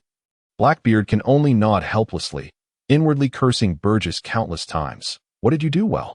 You didn't defeat a single person. In the end, you dragged me into the Revolutionary Army's hatred. Damn you. In the Grand Line, there are two red-haired men, one with a severed left arm, the other also missing a left arm. Kid, as one of the three captains leading the new era, possesses a high status and prestige. Once a supernova, the most dangerous and high bounty among the rookie pirates of Sabaody Archipelago was Kid. His prominence even temporarily overshadowed Luffy's, all because Apu merely glanced at him in a tavern. Bang! Kid exploded, rushing out and ready to confront Apu. With such a violent temper, Kid would not survive long in any other environment. An entirely open-air glass tavern. A group of patrons sip their drinks, looking up at the video on the giant screen, enjoying themselves. This open-air glass tavern has just emerged, allowing patrons to drink while watching short videos on the giant screen. Bang, bang, bang. At that moment, several loud crashes erupt within the tavern. Where's my arm? The instigator is none other than one of the four top brutes, Kid the red-haired. Bang. More wooden tables shatter into pieces. Lowlife? Who is a lowlife? People around glance at the giant screen, then at Kid. They hurriedly begin to flee in all directions. As they run, they think to themselves, indeed, he is a brute. Yet it is precisely this brute who has carved a path for himself. Conqueror's Hockey. Magnet Fruit. A unique nickname, Captain, akin to another's moniker being Father. Every pirate inadvertently feels a sense of advantage when uttering Kid's nickname. Another's nickname? Father? You might as well directly expose my ID number. The Whitebeard of the New World chuckles wryly. During the 2 years the Straw Hat crew was absent, Kid made significant strides in the New World. Whenever Kid made a move, it was almost always at a high-stakes level. Kid directly challenged the four emperors, once clashing with Big Mom's commanders, destroying several of her ships, leaving her at a great loss. Later, he recklessly sought to challenge the red-haired pirates, yet never even laid eyes on Shanks before his left arm was severed by Beckman. Brute. In terms of recklessness, this lad is on par with Jack. To challenge the four emperors? His audacity is truly remarkable. Amidst the astonished murmurs of the crowd, the video on the colossal screen continued to play. Lacking the fortune of a privileged lineage, Kid, who had taken up the mantle of a noble script, displayed remarkable audacity and relentless effort, ultimately encountering his mentor, Kaido, faced with the formidable threat of the strongest creature. Apu defected outright, while Hawkins was compelled to surrender. Yet, Kid resolutely chose to engage. Soon, the denizens of the pirate world began to speculate. Apu, Hawkins, were they not both supernovas with bounties exceeding 100 million? One defected, the other surrendered. In this light, Kid exhibited a measure of courage. Of course, it came as no surprise that Kid was subsequently soundly defeated by his mentor, Kaido, sent to the quarry in Wano for reformation. Kid, still shackled by sea stone handcuffs, showed no inclination to relent. Within the prison, he engaged in various devilish muscle competitions with another reckless individual, ultimately forming a team to challenge the 4 emperors at Onigashima. After triumphing over Big Mom, Kid successfully validated himself, overflowing with confidence. Defeated Big Mom? Nanny? This was one of the 4 emperors. Could it be that this reckless fellow truly succeeded? Wano country? Another reckless individual? A revelation dawned upon me. Following his escapades in Wano, Kid plunged headlong into the Dragon Kingdom, Elbaf, where he encountered red-haired Shanks. Confronted by the peak-tier red-haired pirates, alongside the colossal crew of the 2 captains and countless pirates under Shanks' banner, even Killer began to fret. Unexpectedly, Kid erupted in fury, exclaiming, "Who do you think I am? Oh, my apologies. I suppose I'll reconsider the consequences after I've lost." And, unsurprisingly, he was swiftly dispatched by Shanks. Ha ha. Kid. He has indeed challenged all the 4 emperors. It seems he harbors aspirations to inherit the legacy of the Pirate King, becoming Pirate King 2.0. The pirate world erupted in fervent discussions. Jack, Burgess, Kid, with such reckless abandon displayed by these 3, who could possibly be the finale? How audacious must they be? Is there but a singular word echoing in their minds? Fight? The answer is an emphatic yes. The final among the 4 great reckless ones of the pirate world is none other than Luffy. Luffy. Once again, it is the Straw Hat Luffy. This lad's frequency of appearances is quite remarkable. I wholeheartedly accept him as the grand finale. Dare one contest this? Even the privileged offspring would not dare to dispute it. Monkey D. Luffy. His grandfather, Monkey D. Garp, a man who played with tigers in his youth. His father, Monkey D. Dragon, currently the world's most dangerous criminal. Luffy, without a shred of hesitation, decisively embraced this familial legacy. This is quite the evaluation. Look, even Vice Admiral Garp had absent childhood. Slap the individual who had just spoken seemed to have been struck on the head by some unseen force. Is this truly the crux of the matter? The crux lies in the fact that whose family comprises nothing but reckless individuals. Windmill Village, Reckless Village? Luffy has obliterated 2.5 of the Celestial Dragon's 3 major mechanisms. The Enies Lobby, responsible for justice and judgment, was thrown into chaos by Luffy's crew, ultimately leading to its ruin. Impel Down was breached. Due to Luffy's dream team of prison breakers, the defenses collapsed, resulting in the escape of prisoners to the 6th level. Continuously supplying talent to the pirate world, the Marine headquarters, symbolizing the highest combat prowess of the Navy, witnessed a summit war that gathered 100,000 elite Marines, along with the formidable warlords of the sea. Yet, the rookie King Luffy dared to plunge into this tumultuous battlefield, utterly undeterred by the cacophony of buggy screams in the background. At that time, it was likely that any fallen pirate on the battlefield had a bounty exceeding Luffy's. From Alabasta onwards, every battle Luffy engaged in was a genuine high-stakes affair. Luffy's adversaries were either warlords such as Crocodile, or formidable foes like Enel or Lucci, dubbed the strongest agent in 800 years. None were to be trifled with. As a member of the Monkey D. family, Luffy set sail without fear, brimming with confidence. He immediately chose the hellish difficulty, relying on sheer determination to overcome challenges with a threadbare margin of survival. In that moment, the entire world fell silent. Water 7, even Garp, sitting beside Luffy, had his mouth agape in astonishment. Enies Lobby? Impel Down? Marine Headquarters, Marineford? Garp understood Luffy's unparalleled talent for stirring up trouble, yet he never anticipated the magnitude of chaos he would unleash. Bang! Without a moment's hesitation, Garp delivered a punch to Luffy's head. This time, Luffy did not evade but instead hopped about, clutching the lump on his head. "What are you doing? I told you to rein it in." No matter how vast your resources, you cannot allow Luffy such leeway. It wasn't until Sabaody Archipelago that Luffy was roused to the reality of his inadequacies, subsequently training diligently under Rayleigh. Upon his return after 2 years, Luffy had transformed, becoming even more reckless. Before even reaching the New World, he officially declared war on Big Mom, and then swiftly shut down Doflamingo's operations, inciting Kaido's furious tears. King Luffy felt this was insufficient, even leading a select few comrades directly into Big Mom's territory. He single-handedly took on the wrath of the Candy Army and predictably received a thorough thrashing. His recklessness knew no bounds, all for the sake of indulging in Sanji's cooking.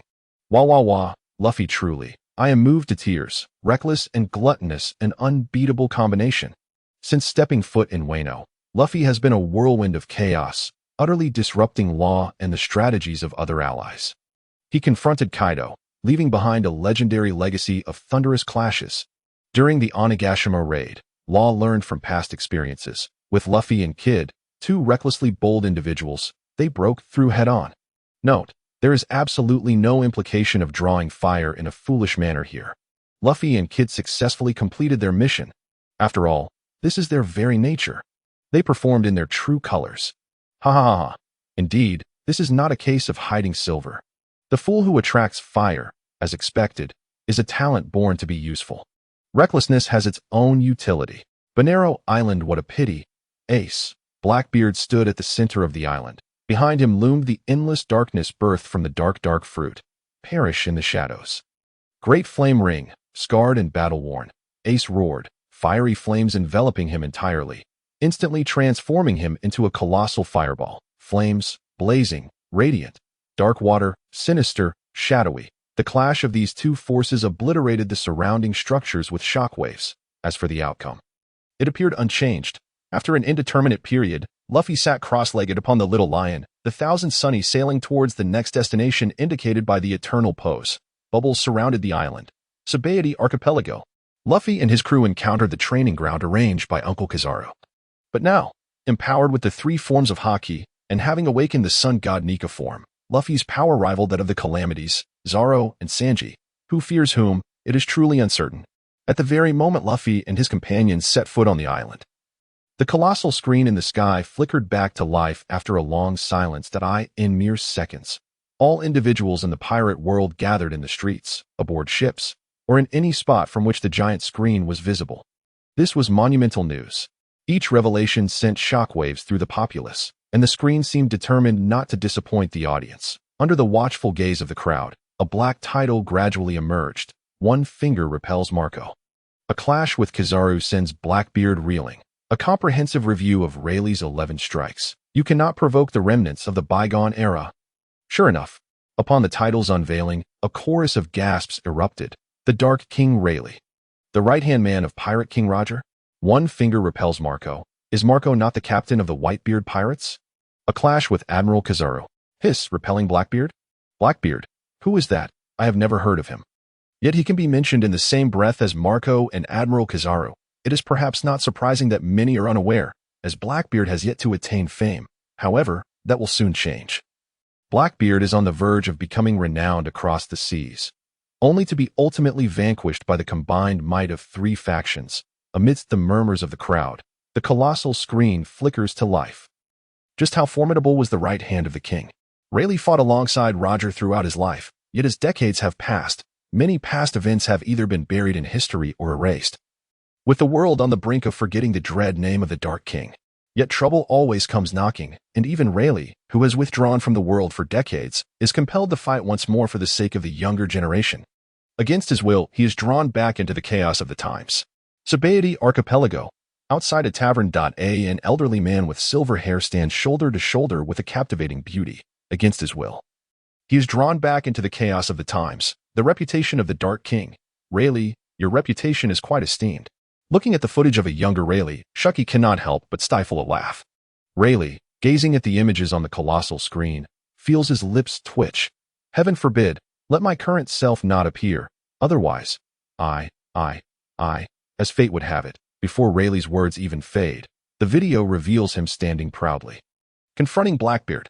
Was the repulsion of Blackbeard from Amazon Lily Rayleigh's final act? Rayleigh immediately erupts in fury. I am utterly powerless. The surrounding patrons glance up at the colossal screen, their bodies instantly stiffening. These individuals are regulars at the tavern, and they are all too familiar with this old man, a drunkard, a gambler, a lecherous old fool, is he not? How has he transformed into the Dark King Rayleigh? Many among them had previously mocked or insulted the existence of Rayleigh. With a startled cry, the crowd hurriedly retreats, leaving only Rayleigh and Shucky behind. In resignation, Shucky and Rayleigh can only shrug their shoulders. Beneath his pale eyes, Rayleigh's demeanor gradually shifts from irreverent to serious. Shucky, have you noticed? Ever since this mysterious video emerged, the seas seem to have grown increasingly intriguing. Shucky, glancing at the elderly Rayleigh beside him, takes a sip of his drink and smiles. What is it? Are you yearning to re-enter the world? Rayleigh cannot help but chuckle awkwardly. Did you see the title this time? Remnants of the Old Era. I am already old. What business do I have in re-entering the world? Haha. With that, Rayleigh drains the bottle in his hand. As Shucky and Rayleigh converse, the images on the colossal screen continue to flicker. The answer is clearly a resounding no. As the prophecy of a colossal war looms, it seems no one can truly remain uninvolved. Colossal war? In an instant, the four emperors, the world government, and the Navy headquarters begin to exercise caution. Their brows furrowing. The higher one's status and power, the greater the fear of war. War is a game for the destitute, while those in power merely need to maintain the status quo. The Revolutionary Army, the 7 warlords, and numerous pirates cannot help but feel a surge of excitement. Before we delve into that, let us first experience the overwhelming might of the Dark King. To date, Rayleigh's achievements can be divided into 2 major phases, before and after his retirement. The Might of the Dark King, what a tyrannical title, on par with the legendary ancient weapons. And tyranny, of course, has its rationale. Before retirement, Rayleigh was one of the pillars of the Roger Pirates, the deputy of the king. He boasts 4 illustrious accomplishments. First, the Battle of God Valley. The Battle of God Valley was a slaughter orchestrated by Ginny, who offered the celestial dragons devil fruits as prizes. Celestial dragons? As the video plays, it stirs up a great uproar. Celestial dragons? Holding a slaughter contest with devil fruits as rewards? In an instant, the populace begins to murmur in disbelief. Yet, constrained by the absolute authority of the celestial dragons in this world, their voices are hushed. How horrendous! Do our lives mean so little to them? Indeed, some individuals have even turned red with rage, fists clenched tightly as they glare at the backs of the celestial dragons on the colossal screen. Grinding their teeth, Sabaody Archipelago, the 5 elders stand by the window, their faces devoid of color, their malevolent expressions reflected in a pristine mirror. When the news reaches the outside world, it ultimately incites the Rocks Pirates, the Roger Pirates, and numerous other pirates to launch an assault. This leads to a fierce clash with the forces of the God Knights and the Navy. Ultimately, Rocks is defeated by the combined efforts of Garp and Roger. What? For many, these revelations have exceeded their comprehension. Roger and Garp united? Pirates and the Navy allied? Almost everyone cannot help but feel an overwhelming curiosity about the history of that era. What transpired to prompt the Pirate King and the Navy hero Garp to join forces? Absurd. Rayleigh, as the vice captain of the Roger Pirates, held significant influence over the team alongside Whitebeard, who was then too young and perhaps not yet at his peak, with the members of the Rocks Pirates harboring differing intentions. Without even mentioning whether Rayleigh could defeat Whitebeard, he at least managed to hold on until the moment of Rox's defeat. Sabaody Archipelago, New World. Both Rayleigh and Whitebeard's thoughts drift back to that fateful day at God Valley. Old man, did we win that battle? Marco, noticing Whitebeard lost in thought, cannot help but inquire. Simultaneously, everyone turns their gaze toward Whitebeard. How curious. Who wouldn't be intrigued? This was truly a peak battle. Gorarara. Whitebeard's reverie is interrupted as his sons pull him back to reality, bursting into laughter. After a moment, however, Whitebeard still does not respond. The outcome of their battle seems to hold little significance. Whitebeard only recalls the scene of that battle, smoke billowing everywhere, ruins scattered about, the stench of blood nearly overwhelming his senses. Second, the duel with Barrett.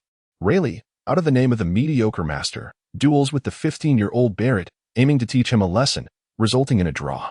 Mediocre master? Rayleigh is increasingly displeased with the exposure of this title on the colossal screen, now fuming with indignation. How did I become a mediocre master? Just because of that video?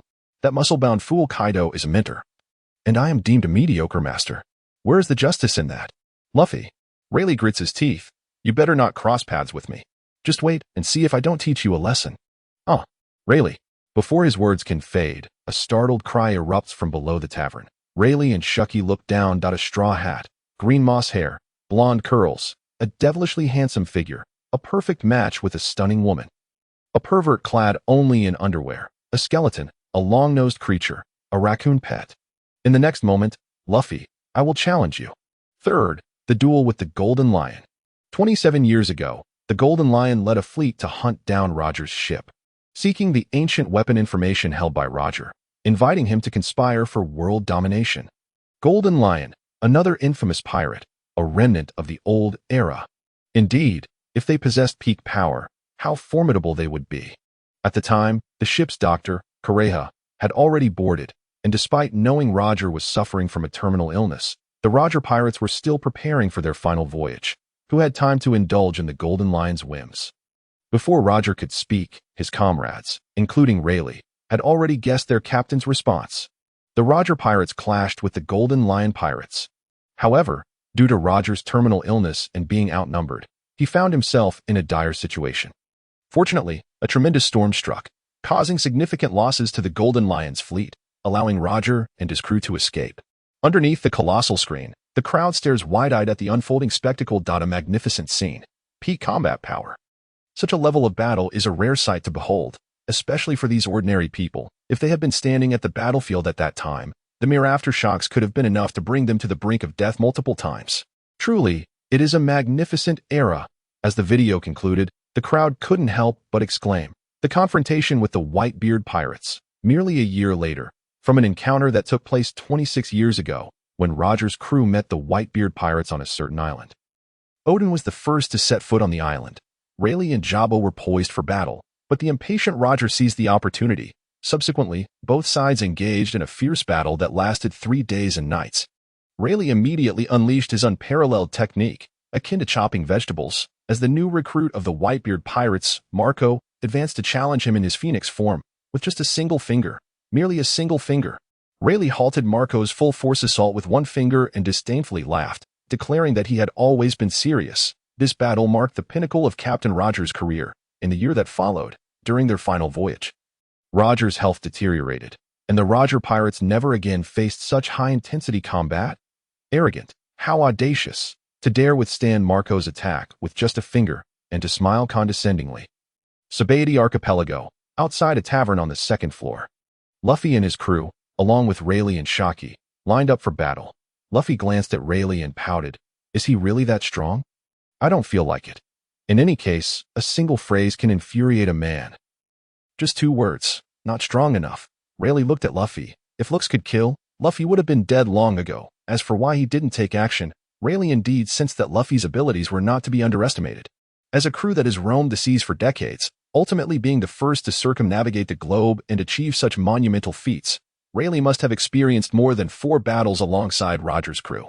Roger's band had fought Carp on numerous occasions. They must have clashed while seizing Big Mom's historical text. But those past events have faded into the winds. The brutal skirmishes ultimately lost in that period of glory that can never be revisited. Those glorious days that cannot be returned to. In just a few words, Whitebeard, Sengoku, Carp, Rayleigh and others conjured countless memories. After retirement, since Roger's execution, Rayleigh has been living in seclusion on Sabaody Archipelago. Damn it. Rayleigh looked up at the giant screen, which displayed a segment, is my hiding place to be exposed to. One should leave a line when doing things, so that they can meet again in the future, understand. Clearly, the giant screen did not comprehend. The Navy turned a blind eye to this. After his retirement, Rayleigh had only acted a total of 7 times. First, he made his appearance at the Sabaody Archipelago slave shop. Who would have thought that the infamous Dark King would sell himself for gambling debts? What? Ha ha ha, what a ruthless person. He gambled himself away. In the slave shop's backstage, Rayleigh witnessed the owner, Diskin, abusing his friend, Cammy, and without hesitation, unleashed his haki, incapacitating those scoundrels. Subsequently, the Straw Hat crew caused a ruckus at the auction. And the Dark King, accompanied by the giant Bartholomew, took advantage of the chaos to incapacitate the celestial dragon, Shalulia. Indeed, it is the Dark King Rayleigh, fearless even of the celestial dragons. A true role model for us. Especially since the video just played featured the celestial dragons engaging in a hunting game with the devil fruit as a wager. It turns out Rayleigh had already planned to rob the auction buyers, intending to use the money to continue gambling, only to find that his acquaintance Cammy was also present, requiring no explanation from anyone. Upon seeing Cammy, Rayleigh had already surmised the situation. The next moment, he released his Conqueror's Haki, instantly suppressing all the Celestial Dragon attendants and freeing Cammy from her explosive shackles. Notably, when Rayleigh unleashed his Conqueror's Haki, he did not bypass the Heart Pirates and Kid Pirates. Both parties were somewhat affected, likely as a form of intimidation, warning them not to harbor any ill intentions. On this basis, the elder Rayleigh stated, "I was still planning to live in seclusion. So I'll leave the rest to you." The Heart Pirates and Kid crew had no objections. Disrespectful to the old, using age to gain an advantage, just a gambler, the crowd could not help but murmur. Second, the confrontation with Kizaru. According to Rayleigh's original plan, to find a secluded spot to coat the Thousand Sunny, the Straw Hat Pirates would find a way to last for 3 days, then regroup using his life card. However, this time was different. Kizaru alone came to lead the charge, and the Pacifista Corps also arrived. As soon as the Straw Hat Pirates reached the amusement park, they encountered one, then were attacked by Bartholomew Kuma. And finally, Kizaru made his entrance. To protect the budding new era, at a critical moment, Rayleigh had no choice but to intervene and battle the Admiral. From the exchanges between Kizaru and the Dark King, it was evident that they were quite familiar with each other. Rayleigh pleaded for the Straw Hat Pirates, and Kizaru frowned, stating that if he didn't capture them, the Navy would lose face in front of the Celestial Dragons. The battle between Rayleigh and Kizaru was far from the intensity that led to sword deaths. Both were rather reserved, simply seeking to impede Kizaru. Both were adept at playing it safe, Rayleigh and Kizaru. One employing a health-preserving sword technique, the other slacking off. While they fought, they observed Bartholomew Kuma and the Pacifista attacking the Straw Hat Pirates, possibly contemplating how the day's events might conclude. Kuma ultimately appeared unexpectedly, escorting all members of the Straw Hat Pirates away. Thus, the battle between Rayleigh and Kizaru came to an end. Despite Kizaru's words at the time, pirates like the Roger Pirates can never erase their crimes. Kizaru, in truth, empathized with Rayleigh's desire for seclusion, later capturing 500 pirates to report back, without pursuing any tasks related to Rayleigh. Why do I feel something is amiss? Health-preserving sword technique? Is this an admiral? Why does it feel so laid back? Third, attacking the Sea Kings. After the Marineford War, the Heart Pirates temporarily docked off the coast of Amazon Lily to treat Luffy. One day, Shaki and Pekin excitedly watched a battle among the nearby Sea Kings, only to see the Dark King Rayleigh rising from the sea. According to Rayleigh, his ship had been sunk by a storm, forcing him to swim across the calm belt to reach this place. However, it is well known that no storms can occur in the calm belt, which indicates the remarkable distance Rayleigh had swum. The entire pirate world was left in astonishment. Swam across the calm belt. And there were so many Sea Kings in the calm belt. Is this something an ordinary person can accomplish? Upon hearing this, everyone was stunned, not to mention Rayleigh must have encountered more than one Sea King on that journey.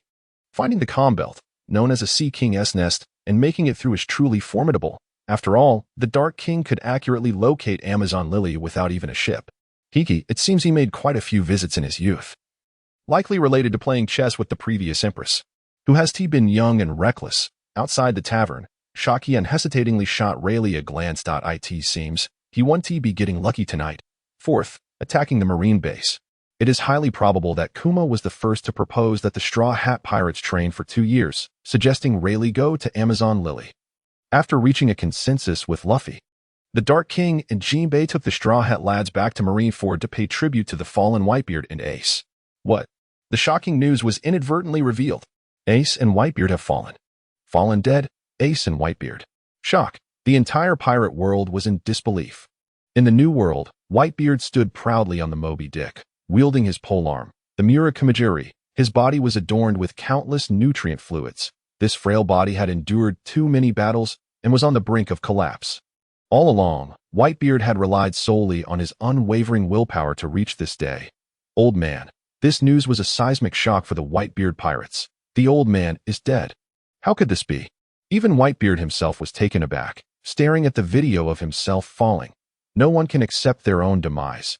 Even the mightiest of beings are not exempt, just as Marco and the others were about to speak. Whitebeard burst into a hearty laugh, exclaiming, "Ugh, sons, have you seen this headline? The remnants of the old era. There is no ship in the new world that can carry me anymore. Marco and the others could only gaze at Whitebeard's back. They were left staring at his silhouette. At Marine headquarters in Marineford, Sengoku, Akainu, and others raised their heads to scrutinize the video on the giant screen. Whitebeard is dead. The Battle of Marineford. Sengoku murmured softly, this time. Can the Navy truly achieve victory? The entire world was thrown into chaos. The fall of the Whitebeard pirates would undoubtedly alter the landscape of the world. During this journey, Luffy conveyed a new pact to the scattered members of the Straw Hat crew for their reunion 2 years later. In terms of notoriety, this invasion of the Marine headquarters created a tremendous uproar, garnering worldwide attention. However, it was not particularly challenging. After the war, the main forces of the Navy had already retreated, and Marineford was being refurbished as a new branch. Failing to prevent Rayleigh and Jinbei from working together to commandeer a warship, circling the island and successfully escorting Luffy to the plaza to complete the ceremony before retreating. An invasion of the Marine headquarters. Marineford, a new branch refurbishment. Was the battle truly taking place in Marineford? Sengoku looked up at the commentary on the giant screen, murmuring softly, invasion of the headquarters, Ace? The only possibility that would allow Whitebeard to invade the Marine headquarters is Ace. Blackbeard, who sought accolades from the Marine headquarters, Ace. As everyone pondered, the video on the giant screen continued to play. 5, demonstrating Haki, takes down an elephant in seconds. Following the events at Marineford, Rayleigh began teaching Luffy to harness Haki on Rizikana Island. The choice of this location was deliberate, given the abundance of fierce beasts present. Rayleigh first utilized observation Haki to pinpoint the position of a giant elephant, then skillfully evaded its attack using the same Haki. And with a clean and decisive application of armament Haki, he knocked the elephant down. Finally, he demonstrated Conqueror's Haki, emanating the pressure of the Pirate King, easily incapacitating the giant elephant. This was purely a teaching exercise, with little more to elaborate on. Could this possibly be the origin of Rayleigh's reputation as an ineffectual teacher? Soon, someone began to critique. I must say, from this perspective, he really does seem like a mediocre teacher. While Kaido's mentor actively engages with the potential activation rod for hands-on teaching, and Rayleigh, all he does is demonstrate. What can one truly learn from that? Agreement rippled through the crowd. The moniker of mediocre teacher is indeed well-deserved. 6. Sabaody Archipelago obstructs the Navy. The fact that Kizaru has mentioned multiple times receiving intelligence from Rayleigh on Sabaody Archipelago indicates a tacit understanding between Rayleigh's seclusion and the Navy, as long as you don't cause trouble. I won't bother with you, legendary figure. Generally, intelligence about Rayleigh is suppressed at the level of Garp. Garp asserted that such trivial matters need not be reported to Sengoku.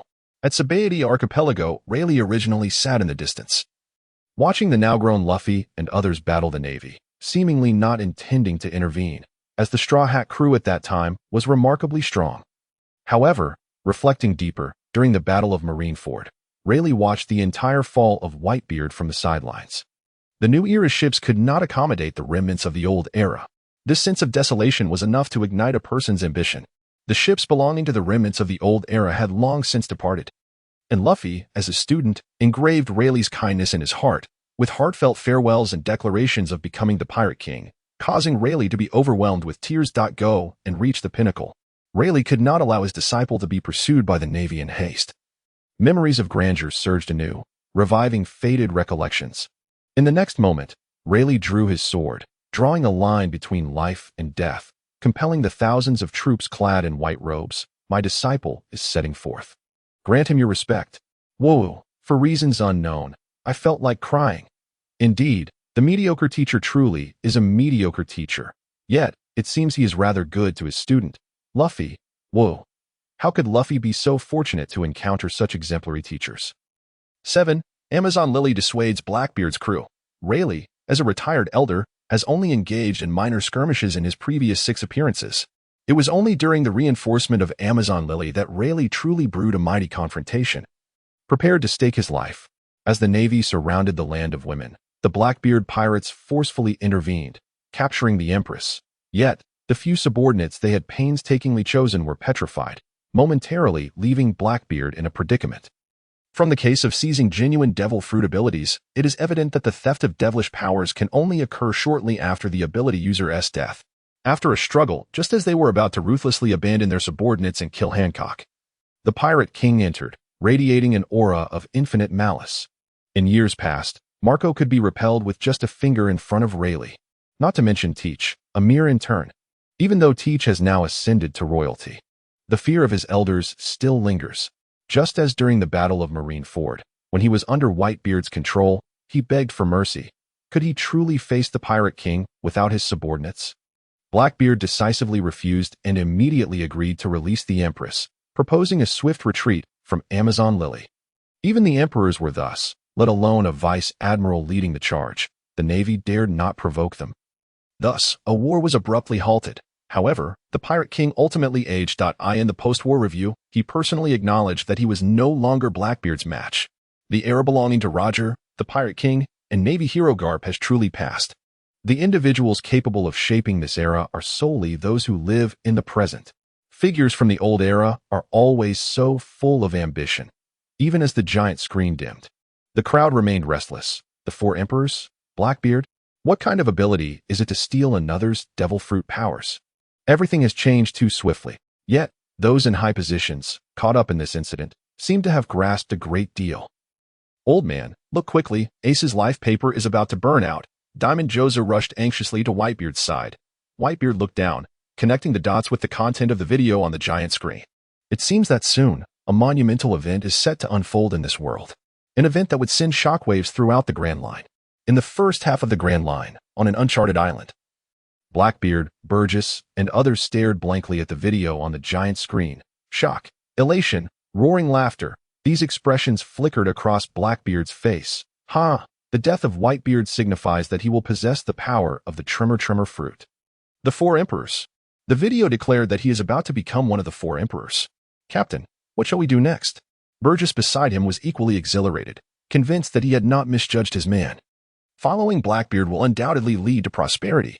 However, it must be said, prosperity is not guaranteed, but success is assured. The original plan, impel down.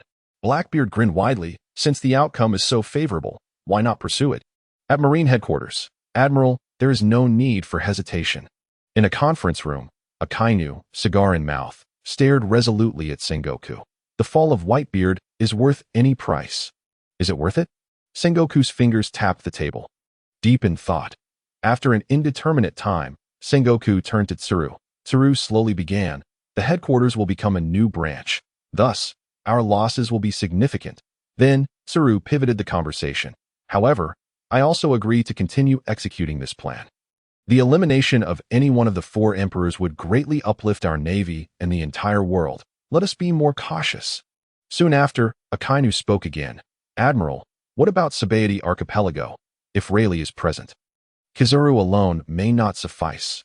Order Kizaru to halt his actions. Sengoku replied calmly, this moment. The headquarters must maintain its strength. After all, they are about to face a formidable opponent, the Pirate King Whitebeard and his crew. Yet, unbeknownst to anyone, a beam of white light shot down from the giant screen, piercing through to Sabaody Archipelago. 3 days hence, the naval headquarters at Marineford brims with fervor. The public execution of the Whitebeard's 2nd Division captain.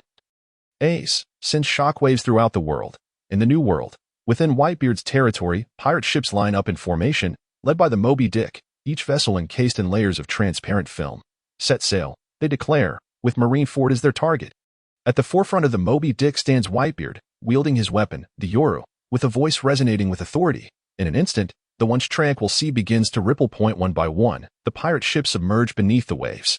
At Sabaody Archipelago, the Thousand Sunny gently departs from the islands, carrying Luffy, Zoro, Sanji, and the rest of the crew. As a massive screen displays the unfolding events, the dynamics of the pirate world have irrevocably shifted. The Paramount War. This time, the Straw Hat Pirates will mobilize their entire crew, showcasing their peak power among the four emperors. Among the crowd is a middle-aged man, gripping a sharp sword, in the first half of the Grand Line. The Revolutionary Army's new base is established. I must go to Marineford, Sabo declares, having regained his memories following a period of unconsciousness, all the recollections from Windmill Village flooding back to him. With Ace facing execution at Marineford, Sabo has no reason to refrain.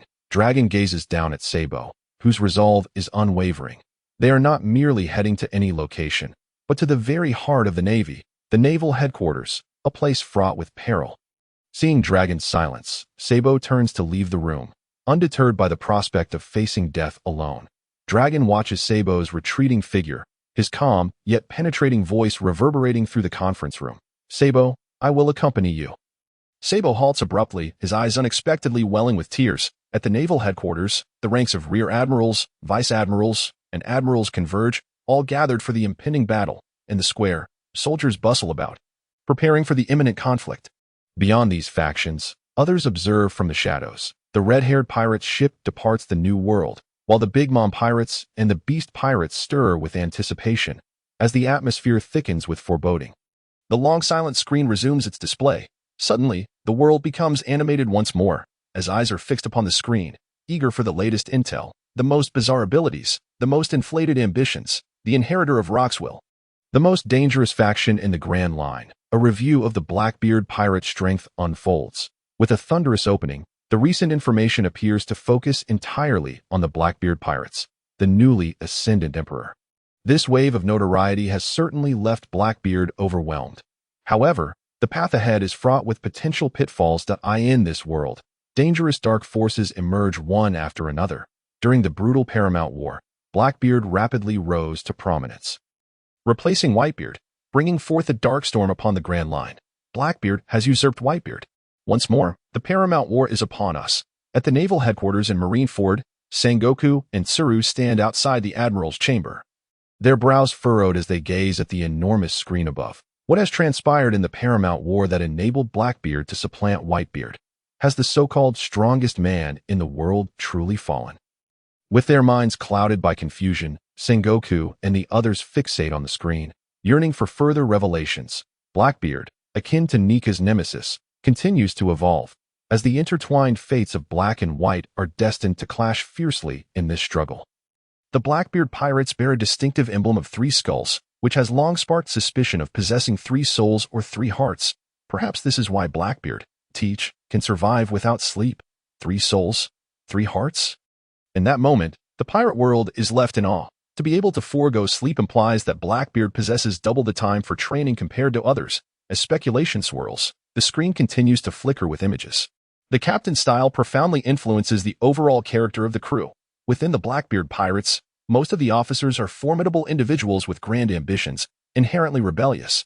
The bonds between members do not rely on blood ties as seen in the Big Mom pirates, nor on the principles of loyalty that bind the red-haired and white-beard pirates. Instead, the officers of the Blackbeard pirates resemble a coalition of opportunists united by shared interests, reminiscent of the former Rocks pirates.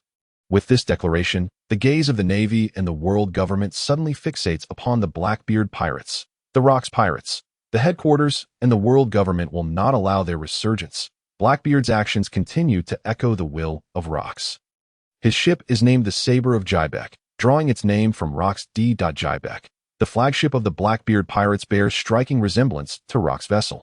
Blackbeard's stronghold rests on the pirate island of Hive, which once served as Rock's base of operations. Is he attempting to become the second Rocks? Sengoku commands, immediately issue a bounty on Blackbeard. Monitor his movements. Rocks is undoubtedly a taboo subject for the naval headquarters and the world government.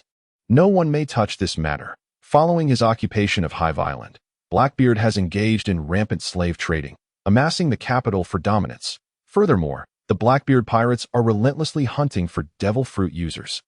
The dark fruit. Teach has mastered the art of seizing devil fruits, plundering numerous powerful fruits, leading to a rapid rise in the strength and bounties of the Blackbeard pirates' officers. The Blackbeard pirates share many similarities with Kaido's beast pirates.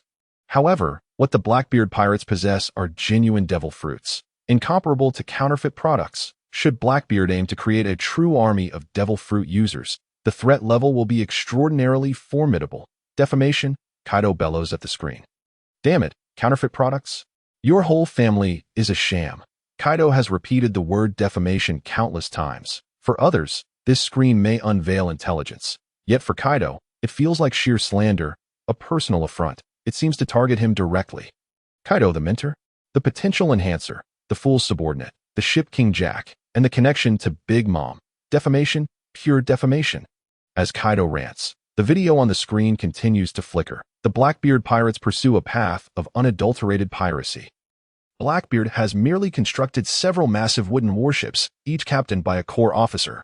Blackbeard, having trained within the Whitebeard pirates, has indeed learned something, adopting a leadership model akin to that of the Whitebeard pirates.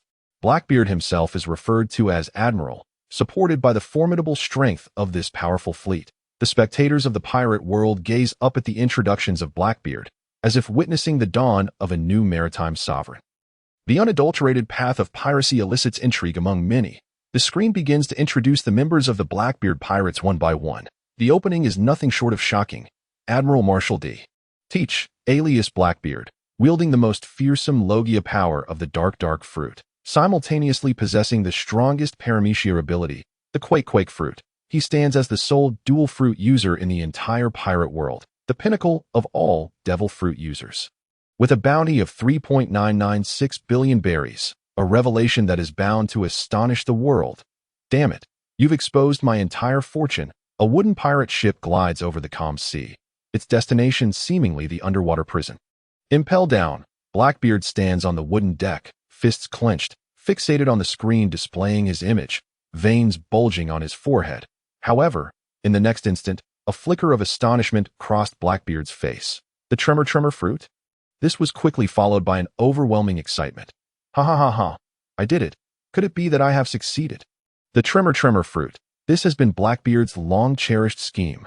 The Navy headquarters, the Dark Fruit. The ability to steal other devil fruit powers. A devil fruit user? Each revelation more shocking than the last. The devil fruits are entities that can fetch billions of berries, capable of altering a person's destiny. Marshal D. Teach has managed to possess two? Fleet Admiral Sengoku stated, I believe Blackbeard poses a significant threat to us. He must be eradicated. Beside him, Akaina clenched his cigar, his tone devoid of warmth. Sengoku merely nodded in agreement. The path of piracy. Two fruits. A colossal ambition. Betraying Whitebeard. All signs indicate that Blackbeard is no ordinary individual. In the new world that a pirate ship, slowly making its way toward the Grand Line, carries Shanks standing at the forefront of the deck. The scar on his face seems to throb with pain. Teach, has your ambition finally been laid bare? The Dark Fruit combined with the tremor fruit? Is this the purpose of your years of lurking within the Whitebeard pirates? Under the sea, a fleet of pirate ships glistening in the sunlight sped through the waters. The images on the giant screen penetrated the ocean, casting reflections into the eyes of those below. The tremor fruit? Whitebeard, wielding his polearm, murmured softly, Am I to perish at Teach's hands? Ha ha ha. The Dark Fruit. Teach, could you have hidden for decades merely for a possibility? Old man, this trip to Marineford is far too perilous. Marco, positioned behind Whitebeard, spoke slowly. I cannot bear to watch my son face execution. Whitebeard declared resolutely, Any of you would feel the same, under the astonished gazes of all in the pirate world. The images on the giant screen unfolded one by one. Before Teach, any user of ability stands powerless. The Dark Fruit can effortlessly manipulate various devil fruit powers. The tremor fruit grants Teach cataclysmic destructive capability, capable of obliterating an island and stirring the very seas. Beyond his fruit abilities, Teach's physical prowess is formidable. In the early days of the Whitebeard pirates, he wielded claws as weapons, leaving scars on Shanks during their skirmishes. Blackbeard, able to hold his ground against the red-haired Shanks, is indeed a testament to his strength. An individual capable of competing with one of the four emperors, Shanks, yet content to remain a subordinate in a pirate crew. Not even the captain. Until now, perhaps these individuals were unaware of who Blackbeard Marshal D. Teach truly is. The flag of the Blackbeard pirates bears 3 skulls. The 3 skulls may represent 3 abilities. The first skull symbolizes his own physical prowess. The second skull represents the Dark Fruit. The third skull signifies the tremor fruit. Furthermore, Blackbeard currently possesses all 3 forms of haki. Judging solely from this information, if Blackbeard were to acquire the Dark Fruit, he would undoubtedly ascend to become one of the 4 emperors. His strength would be more than sufficient. A cold glimmer shone in Blackbeard's eyes as he stared indifferently at the giant screen. However, he soon burst into laughter. Ha ha ha ha. So what? Just like the Dark Fruit, what belongs to me, belongs to me.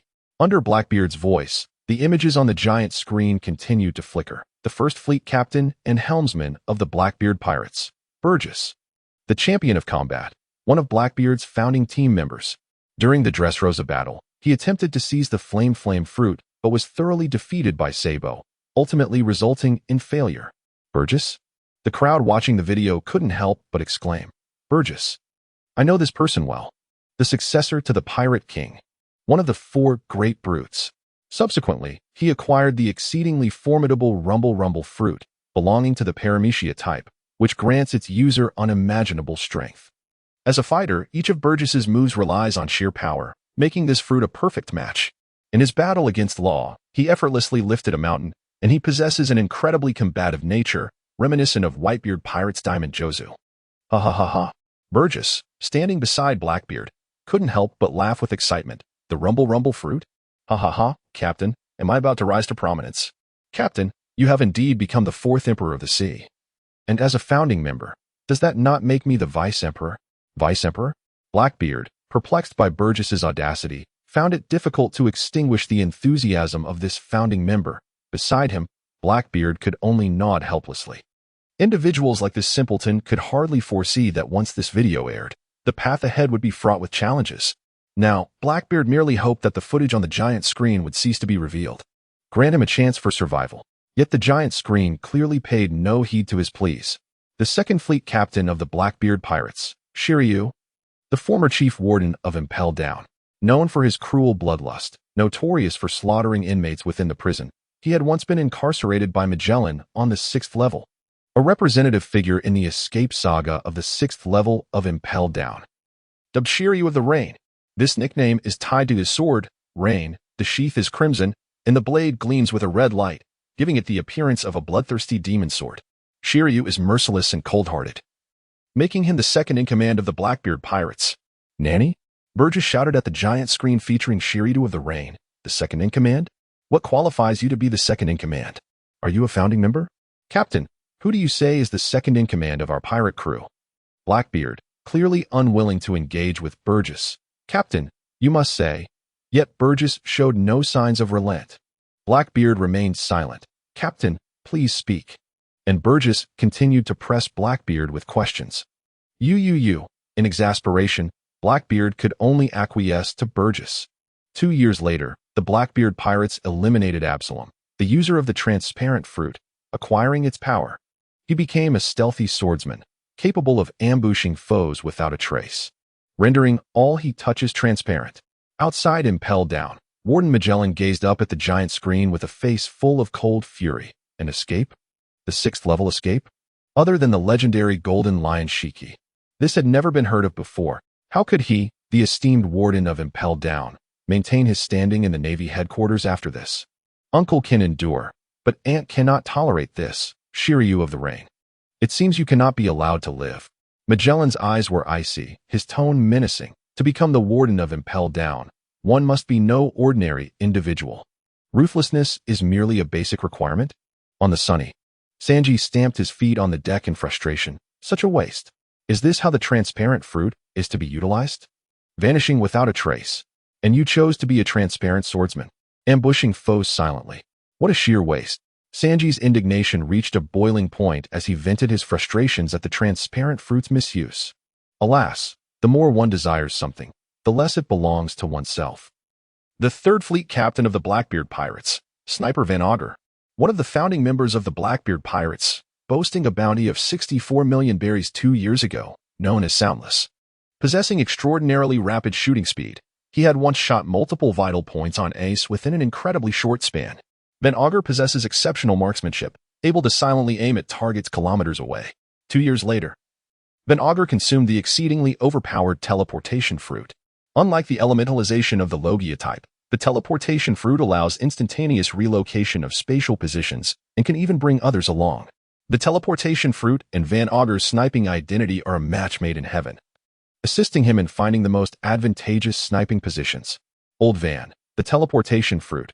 You are indeed impressive. The introduction to Van Oka on the giant screen was neither particularly explosive nor overwhelmingly powerful, as Bages kindly reassured. Meanwhile, Van Oka maintained an expressionless demeanor, tightly gripping his long rifle. However, one cannot deny that with the ability of the teleportation fruit coupled with his identity as a sniper, Van Oka is poised to become a formidable force. Aburo Pizarro, the captain of the fourth ship of the Blackbeard pirates, has emerged as one of the four notorious figures who escaped from the sixth level of Impel Down. Dubbed the Tyrant King, he was once a tyrant of a certain nation, possessing a profound desire for control and ambition. After being recruited by Teach, the Tyrant King has repeatedly expressed his ambition to become captain. Furthermore, the Tyrant King is a user of the Island Fruit. Endowed with the powers of this fruit, he can merge his body with various structures within an island, even allowing colossal rocks to speak, making it easy for him to strike without discerning between light and heavy attacks. The range and might of the Tyrant King's techniques are astounding, establishing him as a veritable master of terrain, capable of yielding remarkable effects in battle on any island. Time, terrain, people. At the Navy headquarters, Fleet Admiral Sengoku quietly remarked, "By occupying two of these elements, one can achieve great deeds." Next to him, the Warlord of the Sea spoke up. "The Tyrant King, Shiryu of the Rain, what on earth transpired in Impel Down?" Raffet, the captain of the fifth ship of the Blackbeard pirates and its navigator, was among the founding members of the crew. With a bounty of 42.2 million berries 2 years prior, originally a security officer in the West Blue, his notorious use of violence led to his expulsion, marking him as a truly dangerous individual. Raffet often presents himself with a nonchalant demeanor, yet he has provided numerous strategies for Blackbeard, even playing a pivotal role in securing the Warlord of the Sea status for Teach. Warlord of the Sea? A newly appointed warlord. Blackbeard. Catherine Demai, the captain of the sixth ship of the Blackbeard pirates, is another of the four notorious figures who escaped from the sixth level of Impel Down, known as the Hunter of the Dark Moon. She is infamous as the most vicious female pirate in history, with a penchant for collecting the heads of beautiful women. During her invasion of Amazon Lily, she expressed her desire to collect Hancock's head, making her an exceedingly perilous individual. A user of the mythical Zoan-type nine-tailed fox fruit, she has thus far showcased the ability to transform into the likeness of others, unexpectedly revealing that the mimic fruit can also be mimicked for an entire day. What? So hideous, yet she wishes to collect the head of our empress. I can never coexist with Catherine Demai. Saint One Wolf, the captain of the seventh ship of the Blackbeard pirates, is also one of the four notorious figures who escaped from the sixth level of Impel Down. Nicknamed the Giant Battleship, likening people to warships, Wolf is one of the exceedingly rare users among the giant race, possessing the Paramecia-type expansion fruit, which allows him to enlarge objects to colossal proportions. Being a giant by nature, combined with this ability, he has the potential to transform into an extraordinary behemoth, possibly surpassing the legendary Oars. Impel Down. Again with Impel Down, is it not said that even a fly cannot enter? Why are these four heinous pirates being released one after another? As discussions and suspicions about the Navy and Impel Down circulated among the crowd, the images on the giant screen continued to flicker. Busker Jot, the captain of the eighth ship of the Blackbeard pirates, is similarly one of the four notorious figures who escaped from the sixth level of Impel Down, known as the Great Barrel. Adorned with a clown-like hat and a perpetually drunken visage, he resembles a vendor from a circus. His constant inebriation gives off an air of inscrutability. Jot carries a large wine gourd, being a user of the sake fruit. Having once boasted about incinerating an entire street, his abilities, related to the properties of alcohol, allow him to ignite and intoxicate enemies, leaving them bewildered. Another pirate who has escaped from Impel Down. What exactly is Blackbeard up to? Has he gone to loot Impel Down? Have all the most notorious pirates inside escaped? Toxic Q, the captain of the ninth ship of the Blackbeard pirates, known as the Grim Reaper, is one of the founding members of the crew. Toxic Q is among the most profound and powerful of the crew's officers, having nearly killed Luffy in the past. Always appearing to be on the brink of death, he conceals remarkable medical skills. The nearly lifeless Bagus specifically sought Toxic Q's aid. A user of the Paramecia-type disease fruit, he can induce various bizarre and contagious diseases, showcasing an exceptionally malevolent ability, adding to the intrigue. Toxic Q has a steed named Zhuang, who also appears to be on the verge of death.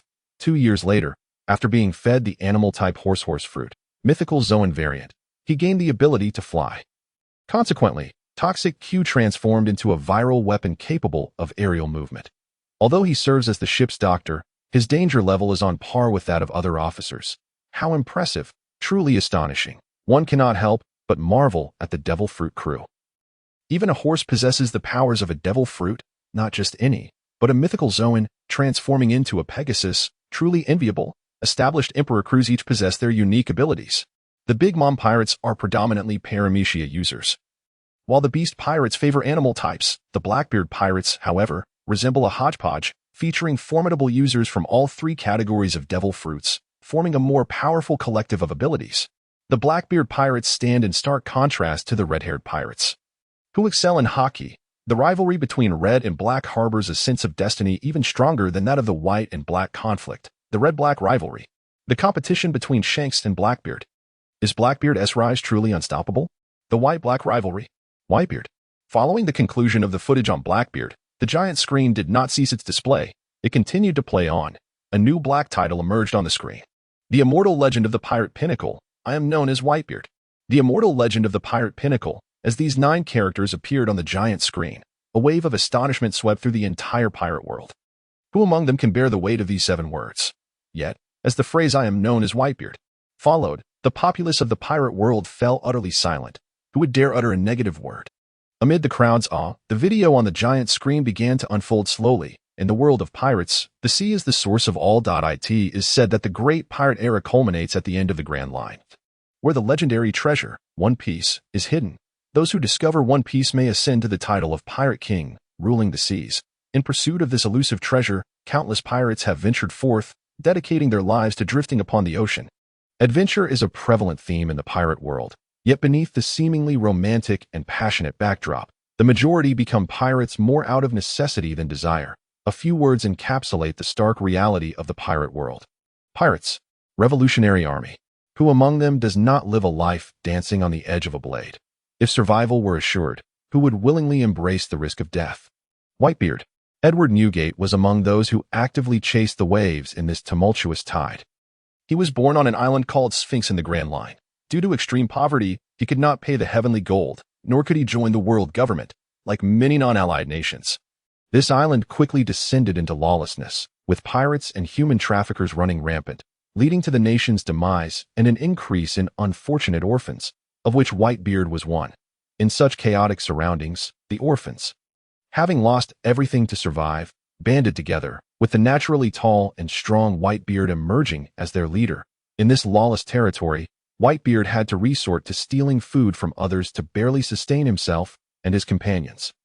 Beneath the depths of the ocean, the Moby Dick sails through the waters. Whitebeard gazes up at the grand screen, where flickering images from the past materialize before his eyes. In the twilight of life, memories often resurface with ease. Soon, Whitebeard's eyes glisten with unshed tears. The entire pirate world watches the footage of Whitebeard's childhood, gaining a profound understanding of this maritime sovereign. It is within such an environment that Edward Newgate set sail at a young age, becoming a pirate whose existence was intertwined with the sea. Despite becoming a pirate, Whitebeard always held a deep affection for the land that nurtured him. Thus, he anonymously invested all the riches and resources acquired at sea into the development of his home island. Although Whitebeard had no family and his friends were long gone, that island remained his homeland. Is this truly the fearsome pirate, Whitebeard? The portrayal of him in the video has shattered the prevailing stereotypes of pirates within the world. It seems, perhaps, that being a pirate is not so bad after all. For the adventurous pirate, with longing for his homeland, Newgate has navigated the turbulent seas for many years. With unparalleled courage, the crew of Whitebeard's pirate ship fought valiantly, amassing countless treasures. However, no amount of wealth could pique Whitebeard's interest. While others busied themselves counting their spoils, Whitebeard would often lean against the side of the ship, staring vacantly at the sea. As a pirate, Whitebeard displayed an astonishing disinterest in riches. To those sailing alongside him, he was truly an anomaly among pirates. Before long, the screen revealed a scene where someone inquired of Whitebeard, "What is it that you truly desire?" Newgate, lost in contemplation, Whitebeard gazed at the ocean and slowly replied, "There has been something I have longed for since childhood. Oh, pray, do tell," came the response. After a brief moment of introspection, Whitebeard smiled and declared, "Family." Laughter erupted around him. Nearly everyone was mocking Whitebeard's dream. For a man who had grown up an orphan, the notion of marriage represented his greatest aspiration. Whitebeard bore no resentment towards his origins. Rather, he harbored an earnest yearning for familial bonds. To others, it seemed absurd that a man so infamous would desire family above all else. Beneath the grand screen, the pirate world was moved, reflecting on Whitebeard's image. As a pirate, he sought beauty and goodness, while some in the Navy, driven by greed and corruption, harbored dark intentions within their hearts. Whitebeard remained indifferent to the opinions of others. in pursuit of the strength to protect his family. Whitebeard joined the formidable Rocks pirates. Captain Rocks was renowned as the most powerful pirate on the seas at that time. Within the Rocks pirates, Whitebeard's prowess and reputation soared rapidly, possessing the power of the most formidable Paramecia fruit. Whitebeard soon gained worldwide fame, ascending to the pinnacle of the pirate hierarchy. Due to the crescent-shaped white beard adorning his face, he became known as Whitebeard. His name echoed across the seas, and gradually, the name Newgate faded from memory. Even he began to identify himself solely as Whitebeard, to grow stronger for the sake of family. As the audience watched the video, tears welled in their eyes. Whitebeard, to them, he had previously been nothing more than a ruthless pirate, one of the emperors of the sea, known for his indiscriminate slaughter and malevolence. Yet now, Whitebeard emerged as a figure of depth and humanity. Whitebeard, Newgate, for reasons unknown, I too wish to become your family.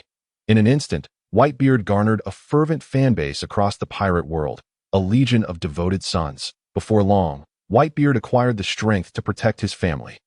However, the Rocks pirates were not the ideal family Whitebeard envisioned. The ship was rife with treachery, and the relationships among the crew were fraught with animosity. Captain Rocks harbored grand ambitions of becoming the king of the world, openly opposing the world government. Thus, the God Valley incident unfolded. In a bid to strike against the world government, Rocks launched an assault on the celestial dragons at God Valley. Ambition, a colossal ambition. Rocks, the king of the world. What immense aspirations must one possess to claim such a title? The image of Rocks, brimming with power, arrogance, and insatiable ambition, loomed before all, to brazenly attack the celestial dragons. Indeed, only the powerful possess the audacity to defy the world. At the Marine headquarters, Admiral Garp, Vice Admiral Tsuru, and the legendary Marine hero Garp stood in a row outside the Admiral's office. Garp tossed piece after piece of senbei into his mouth, having been a key figure in the God Valley battle. Despite his current nonchalance, the memories of that battle flashed vividly in Garp's mind. The brutality of that conflict ranked among the top 3 in Garp's lifetime experiences. Bloodshed, lives lost. During that battle, they were worth less than mere blades of grass.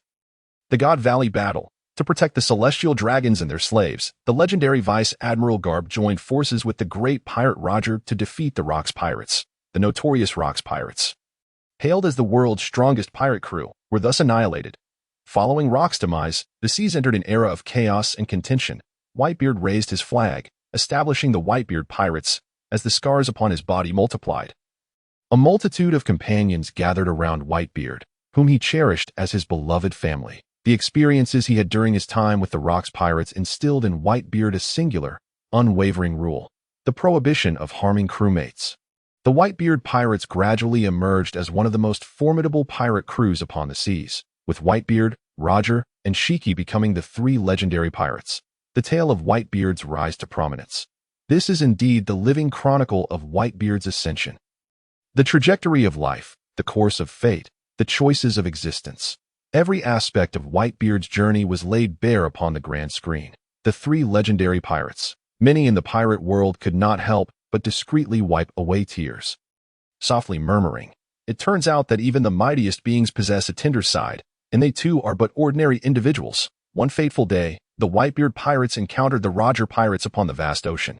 This marked the first meeting between Whitebeard and Roger since the God Valley incident. After many years, the 2 great pirates clashed fiercely upon their reunion, each refusing to yield, resulting in a fierce battle that raged for 3 days and nights. Following the conclusion of the battle, Whitebeard and Roger sat together, raising cups in camaraderie, reminiscing about the past. No more fighting. Sharing drinks. What twist of fate is this? After exchanging pleasantries, Roger unveiled his true purpose. As long as they could reach the final island at the world's end, they would achieve an unprecedented feat of circumnavigating the globe. Hidden upon that island lay the legendary treasure, and whoever could claim it would attain the highest honor as one of the pirate kings. However, to reach that final island, one must decipher the historical texts detailing the route. Only the creators of those texts, the Kazuki clan and scholars from O'Hara, possess the knowledge to interpret them. Coincidentally, Kazuki Oden, the son of the Kazuki clan's lord, was a member of the Whitebeard pirates, a twist of fate that was nothing short of miraculous. When Roger requested to borrow Kazuki Oden for a year, Whitebeard was consumed by fury at the thought of someone attempting to take his family. Yet, at Kazuki Oden's pleading, Whitebeard reluctantly acquiesced to Roger's request, though his displeasure was evident. family. Attempting to seize his family. Whitebeard genuinely regarded each member of his crew as kin. The spectators in the pirate world raised their eyes to the grand screen, eager to see how the story would unfold. From the footage, it appeared that Whitebeard was not the heartless pirate he was once thought to be. Shortly thereafter, a news flash reverberated throughout the world. The Roger pirates have triumphantly arrived at the end of the world, having accomplished an unprecedented circumnavigation of the globe. Thus, the ruler of these seas has finally emerged. On that fateful day, Roger was crowned as king.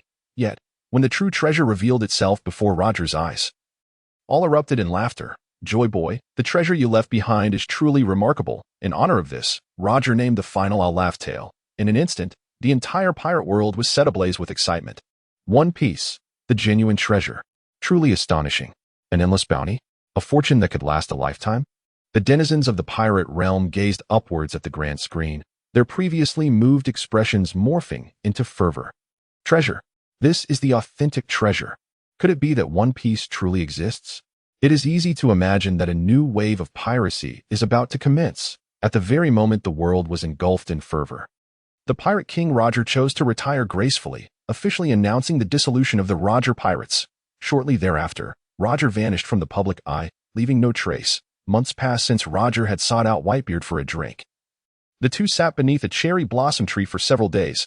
"I have contracted an incurable illness. You say you are dying, Roger." "Yes, not many days left." A tipsy smile adorned Roger's face. "Shall I tell you how to reach Laugh Tale?"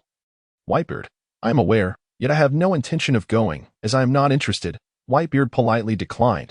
Roger, the illustrious pirate king, Whitebeard, now hailed as the strongest man in the world.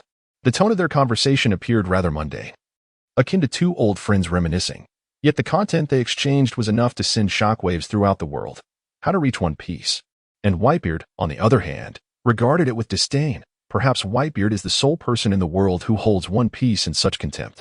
This would also be the last encounter Whitebeard had with Roger. Shortly after, news emerged of the impending public execution of Pirate King Roger by the Navy.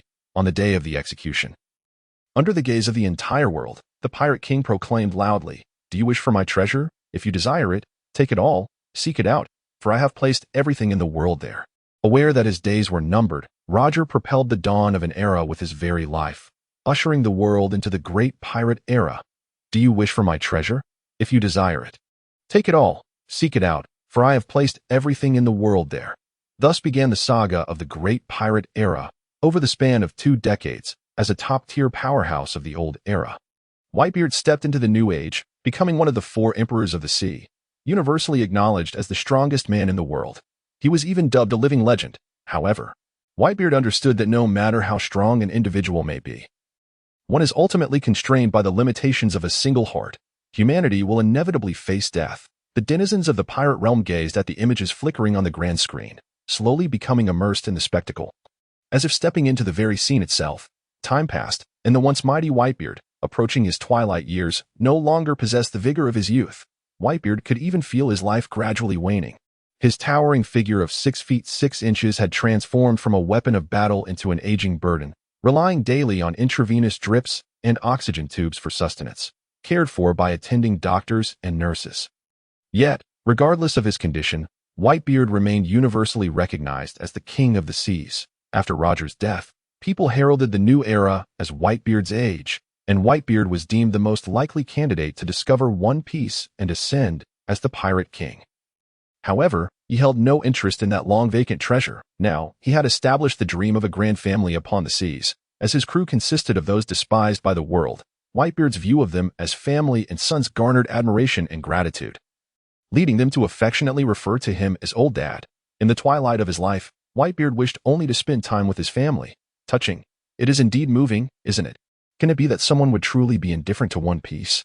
One day, a super rookie named Ace emerged upon the seas. Ace rapidly expanded his influence from the outset, even rejecting the invitation of the 7 warlords of the sea. Newspapers published detailed accounts of Ace and the Spade Pirates, with the most intriguing aspect for Whitebeard being the letters D in the rookie's name. This reminded Whitebeard of Roger's mention of the secrets surrounding the D-clan. According to Roger's prophecy, in 25 years, a member of the D-clan would rise to become the Pirate King, surpassing all previous legends. The D-clan. There seems to be an abundance of secrets surrounding the D-clan. Does there not? Will a member of the D clan truly become the Pirate King? The denizens of the pirate realm could not help but begin discussing the flickering images on the grand screen, surpassing all previous legends. Is an unprecedented and even more exhilarating great age of exploration about to dawn? The D clan. Many began to speculate. Monkey D. Luffy, Marshall D. Teach, Trafalgar D. Waterlaw, Portgas D. Ace. Who shall become the Pirate King? Who shall surpass all prior legends? The entire world began to deliberate on the candidates for the title of Pirate King. Now, 2 decades later, could this sudden emergence of Fire Fist Ace be the person Roger prophesied? Whitebeard was not in a rush to find the answer, for he knew that if one wishes to surpass a legend, then Ace would inevitably come to challenge him. Sure enough, it wasn't long before that arrogant young lad came. Brimming with murderous intent, seeking a challenge, curiosity, the desire for battle, victory, or defeat, Whitebeard personally intervened, delivering a single blow that sent Ace sprawling to the ground. Observing Ace's unwilling demeanor, Whitebeard felt a spark of admiration for the talent. He resolved to personally mentor Ace, guiding him to inherit Roger's will and become the next Pirate King. Whitebeard extended his hand to Ace. It would be a pity to let you die now. Kid, if you haven't had enough fun yet, go ahead and cause a ruckus on the seas in my name. Become my son. Below the surface, Whitebeard, Marco, Jozu, and others gazed up at the scenes unfolding on the grand screen. Inevitably, their thoughts were drawn back to that moment. Ace at that time could be described as the epitome of youthful exuberance. It could be said that the entire pirate crew adored this kid, brimming with passion and vitality. Meanwhile, aboard a pirate ship sailing towards Impel Down, Luffy looked up at the images on the grand screen. His previously tense, worried, and anxious heart began to ease. Ever since Ace had set out to sea, Luffy had known nothing of Ace's circumstances, and now, Luffy finally understood why Ace had joined the Whitebeard pirates. That Whitebeard uncle seemed to be quite a decent guy. However, at that time, Ace's sudden action ignited a fiery rage within him. What a joke. Ace, Fire Fist Ace, Carp's grandson, he is really going to let you be a son to an old man? But exhausted and weak, Ace could only let out an angry shout before losing consciousness. Whitebeard took Ace aboard, announcing that all members of the Spade Pirates would be welcomed into the Whitebeard Pirates. A defiant Ace launched countless surprise attacks on Whitebeard, but all ended in failure. During this time, the familial atmosphere of the Whitebeard Pirates moved Ace deeply. Under the guidance of Marco and Thatch, Ace finally opened his heart and confided his origins to Whitebeard. Origins? Beneath the depths of the sea. Aboard the Moby Dick, Whitebeard grasped the hand of Thatch with a gentle yet firm pressure, murmuring softly, his lineage. To his astonishment, it seemed even this was within its knowledge. Moments passed, and Whitebeard stood at the bow of the ship, unleashing a thunderous laughter. Gururara, what if Ace's lineage is revealed? Ace will forever remain my son. Simultaneously, at the Navy headquarters, outside the Marshal's office, Sengoku, Tsuru, and even Carp were tense, their gazes fixed on the enormous screen. Lineage.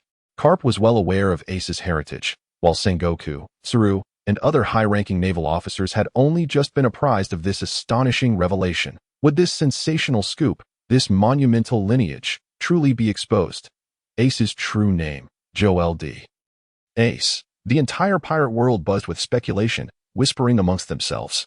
Gol D. Ace. Gol, the Pirate King, Roger, was not he who bore the name Gol D. Roger? Could it be that Ace is the son of the Pirate King? Roger. The Pirate King? Shockwaves rippled through the entirety of the world as everyone fell into a state of profound astonishment. Roger, the Pirate King, the most notorious lineage in the pirate world. It had indeed been passed down? At the Marine headquarters, in the bustling town of Marineford, nearly all soldiers widened their eyes in terror, stunned and incredulous as they gazed at the images on the colossal screen. Fire Fist Ace, the son of Roger. Aboard the Thousand Sunny, sailing towards the Navy headquarters, the usually composed Rayleigh displayed a flicker of change upon his visage. Ace. Gol D. Ace. The captain's son, originally intending to join the fray simply for the excitement. Rayleigh now found himself growing increasingly serious. How could he remain indifferent now that he understood Ace's true heritage? At that moment, Nami, Usopp, and the others stared in horror, their mouths agape, astonished at the sight of Luffy standing at the ship's bow. His demeanor as calm as the gentle breeze, they collectively exclaimed, Luffy, your brother, Ace, is the son of the Pirate King, Roger? Sabaody Archipelago, Holy Land, the 5 elders stood in the vast square, occasionally crossed by a few celestial dragons donning astronaut helmets. To their surprise, the long-lost child had survived.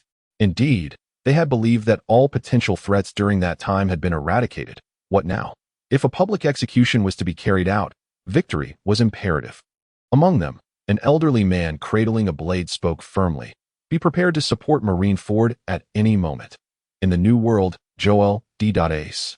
Shanks lifted his gaze to the screen displaying Ace's figure. Murmuring softly, the captain's son. Beside him, Beckman also looked up, contemplating whether to intervene and rescue him. After a moment, Shanks spoke slowly. Captain Roger, would you wish for my intervention? Kaido and Big Mom erupted in laughter. How amusing. Who would have thought Roger's bloodline would continue? And Whitebeard intends to be his father. The Revolutionary Army's dragon pondered. Am I now of the same generation as Whitebeard? Doubly so, at the headquarters. The marine hero Carp counted on his fingers, muttering, Ace, my grandson. Roger, Ace's true father. Whitebeard, Ace's adoptive father. So, does that mean I am the father of both Roger and Whitebeard? Realizing the implications, Whitebeard gasped. Super double surprise. Sengoku shot Carp an exasperated glance. How can you still smile? You were the one who stirred this mess. Unfazed by Sengoku's rebuke, Carp continued munching on his senbei. Carp, should battle commence, I hope you understand your position. Sengoku's tone was resolute, having long grown accustomed to Carp's demeanor. Yet he emphasized, you are a marine hero, representing more than just yourself? As various factions trembled with fear, the images on the colossal screen continued to flicker. Whitebeard, sipping his drink, scrutinized Ace. So that is how it is. Truly astonishing. Yet your temperament bears little resemblance to Roger's. You are indeed enemies, no? Whitebeard laughed heartily, unfazed. Ace, you claim to have something of great importance. Yet I thought it was something monumental. Instead, it turns out to be this trivial matter. Trivial matter? Ace found himself momentarily dazed. Ace, the son of Roger, the secret he had concealed his entire life, a burden too heavy to express, was deemed trivial in Whitebeard's eyes. At that moment, Ace was at a loss for words, simply gazing up at Whitebeard in astonishment. Whitebeard looked down at Ace, regardless of who your biological father is. We are all children of the sea. With a hearty laugh, Whitebeard exclaimed joyfully, my newly adopted son is, in fact, the child of an old friend. The bloodline of Roger remains unbroken. The pirate world gazed up, captivated by the unfolding scenes upon the screen. The son of the Pirate King. Merely this identity alone would render Ace an outcast among many factions. Yet, it seemed that only Whitebeard, who cherished family above all, could truly be Ace's ultimate sanctuary. Everything appeared as though it were fate ordained. In an instant, all in the pirate world scrutinized Whitebeard. The once formidable and nefarious emperor of the seas now seemed somewhat affable. Such is the greatness of his character, and it was this very charisma that had captivated Ace. Ace, enraptured by Whitebeard's character, willingly acknowledged him as his father, serving as the 2nd Division commander of the Whitebeard pirates, actively making a name for themselves upon the seas, elevating the crew's reputation to unprecedented heights. Alas, such glory was short-lived. 3 years later, the 3rd Division commander was murdered under the cover of night. The culprit being Ace's subordinate, Blackbeard Marshal D. Teach, who was also one of Whitebeard's acknowledged sons. After killing Sachi, Blackbeard absconded with Sachi's dark fruit and fled the Whitebeard pirates under the veil of night. For Ace, the betrayal of a subordinate resulting in the death of his comrade Sachi compelled him to seek retribution against Blackbeard. Everything is connected. Everything had come together. All of Blackbeard's actions now bore a clear and coherent explanation. In that moment, a chorus of scorn erupted against Blackbeard. Backstabbing wolf. How could someone kill their own kin for the sake of a devil fruit? Yet, amidst the vilification, many held a deep respect for him. Ambition. With such ambition, how could one not succeed? Especially for Doflamingo, who was currently en route to Marineford. It felt as though he had found a kindred spirit. Before departing, Whitebeard called out to Ace, forget it. Only this once. I have a foreboding feeling. However, rage had clouded Ace's judgment, and disregarding the pleas of others, he set off on his path of vengeance. Whitebeard watched Ace's departing silhouette, his unease intensifying. Yet, he was not the only one harboring such ominous premonitions. Upon receiving news of Blackbeard's defection, Shanks rushed to meet Whitebeard personally. The meeting of the 2 great emperors of the sea was precipitated by a single individual, Blackbeard. This illustrates just how formidable Blackbeard truly was. Ambition, resilience, cruelty, How could Blackbeard not ascend to the rank of one of the four emperors? The entire pirate world fixated on the images flashing across the colossal screen. Shanks pointed to the 3 scars on his left eye, stating, "Whitebeard, I have faced countless battles, bearing numerous scars. Yet this one still throbs faintly, inflicted by none other than Blackbeard Teach. Blackbeard has been patiently biding his time, meticulously concealing his true self. The moment he acquires power, he will act without hesitation, unabashedly revealing his ambitions. Such a person is destined to usurp your position in the future." Whitebeard paused for a moment in silence. "What do you want me to do?" "Is the crux of the matter." Shanks articulated his true intention. "Prevent Ace." Although Ace, at such a young age, is capable of serving as the 2nd Division commander of the Whitebeard Pirates, his reputation and the trust he commands could exacerbate the situation. Shanks understands that Ace, in his current state, is no match for Blackbeard. Ace is Luffy's brother and has even visited me. Shanks holds a favorable view of Ace and cannot bear to watch him fall into peril without intervening. "Please, do not let him confront Blackbeard. I implore you to heed this request." No sooner had Shanks finished speaking than Whitebeard erupted into hearty laughter. "Blackbeard has shattered the ironclad rules by slaying a comrade. Anyone who is a member of the Whitebeard Pirates is akin to my own child. Betraying our bond is a transgression that cannot be overlooked. It is my duty as a father to teach Blackbeard this lesson. Do you understand?" Whitebeard hurled the empty barrel in his hand to the ground, declaring, "You are a century too early to dictate to me." Shanks, undeterred, raised his cup and drew the famed sword Griffin. A clash. The crowd fixated on the giant screen. Are 2 emperors of the sea actually about to engage in battle? Their eyes dared not stray for an instant. Whitebeard, the most formidable existence in the world today.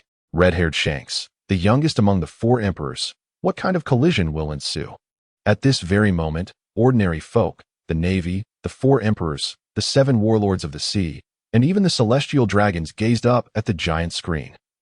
A confrontation between such titans is a rare spectacle in a lifetime. Shanks, this era of chaos will become unstoppable. Whitebeard wielded one of the 12 supreme great swords, the Cloud Cutter, radiating overwhelming might. There is nothing to fear. I am Whitebeard. The 2 formidable blades clashed, unleashing a tremendous shockwave that pierced the clouds and rent the sky asunder. The 2 emperors of the sea stood their ground, neither yielding in the face of potential death. With no persuasion bearing fruit, Shanks abandoned the notion of convincing Whitebeard and departed with his crew. The onlookers in the pirate world could hardly believe their eyes. Shock and awe prevailed. Is this the power of the 4 emperors? A single strike capable of tearing the sky apart. What immense strength this is. In this vast universe, at that moment, everything seemed just a tad fragile. There were even some onlookers who, unfazed by the gravity of the situation, exclaimed, "Was that just one strike? Bring on a few more. Let us see how Kaido teaches his lessons." To this day, the prestige of Kaido continues to rise. Months later, ominous premonitions were realized. Ace was defeated by Blackbeard, who possessed the powers of the Dark Fruit, and subsequently, Ace was delivered to the world government. The world government imprisoned Ace in the depths of the underwater prison and Pell Down, announcing to the world that Ace would face public execution at Marine headquarters. Marineford. In an instant, discussions erupted. Ace is set to be executed in a day, ISNT. Do you think the Navy might execute Ace ahead of schedule? Hiss, executing in advance, without risk, eradicating the most notorious bloodline in the world. Marine headquarters. This must not happen. Sengoku stood outside the Admiral's office, speaking firmly in hushed tones. At this point, a hard battle is inevitable. If, there are no ifs. Sengoku's tone was resolute, devoid of any compromise. Should an early execution occur, our reputation and the public's trust would be utterly obliterated. It would only lead them to believe we are fearful. Are we, the Navy, afraid of pirates? Victory is assured. The Navy will triumph. The unfolding situation bore striking resemblance to the days leading up to Roger's execution. Must Ace follow in his father's footsteps, facing the same tragic fate? On the night the news was announced, all 23 naval surveillance ships monitoring the Whitebeard's flagship, the Moby Dick, lost contact.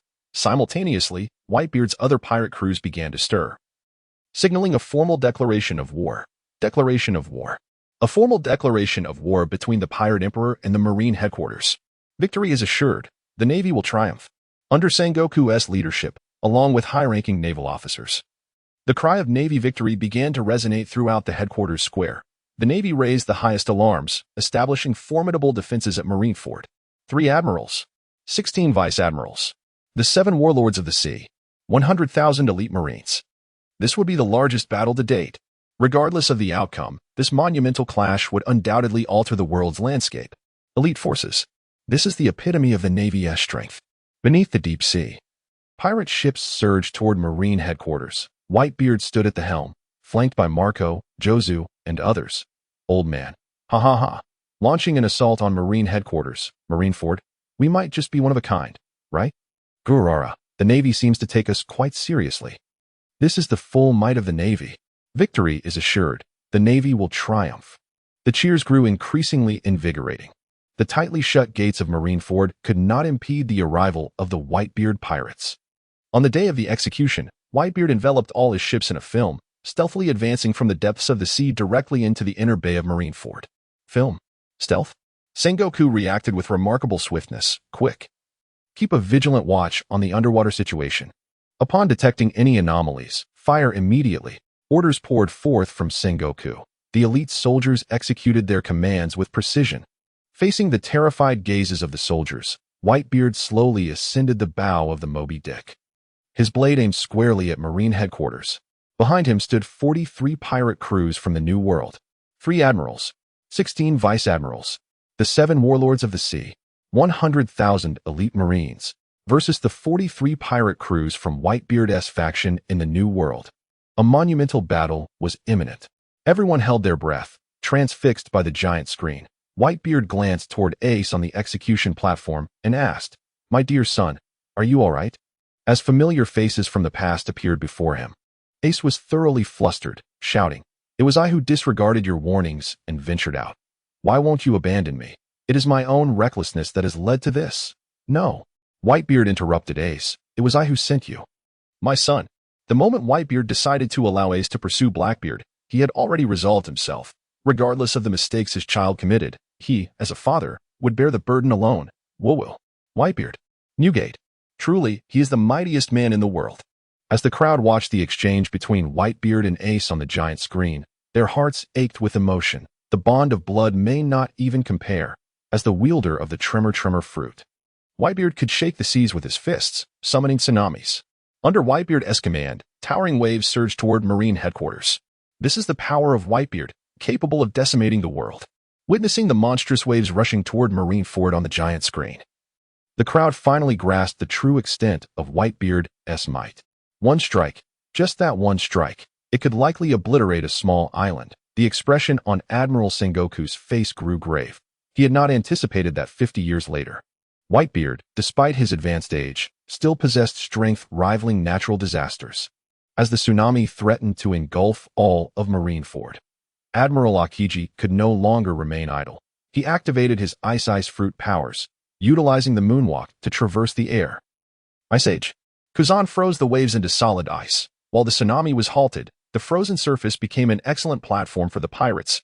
Under the command of Whitebeard, the pirates leapt from the ship, charging fiercely across the icy surface towards the naval defense line. The admirals and the 7 warlords of the sea launched relentless assaults on Whitebeard. Akiji's ice spears were effortlessly shattered by Whitebeard's casual swing, while Akainu's magma was extinguished as easily as a candle flame. The stark contrast was undeniable. Aokiji, Akainu, are they not both admirals of the Navy? Are they not the pinnacle of the Navy's combat prowess? Yet now, their attacks against Whitebeard seemed no more than mere tickles. All the soldiers of the naval headquarters could not help but gasp in astonishment. Formidable, this is truly an unparalleled might. It must be noted that Whitebeard, at this moment, is already in the twilight of his years. If he were at his peak strength, what then? The crowd could hardly suppress their imaginations, followed by a shiver. Surely, the entire naval headquarters would be obliterated. In this unrelenting battlefield, every ounce of combat capability was thrown into the fray, leaving only Fleet Admiral Sengoku and Whitebeard to hold their ground in the rear.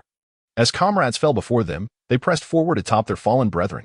Just as both sides were consumed by the heat of battle, a warship descended from the heavens. A warship descending from the sky.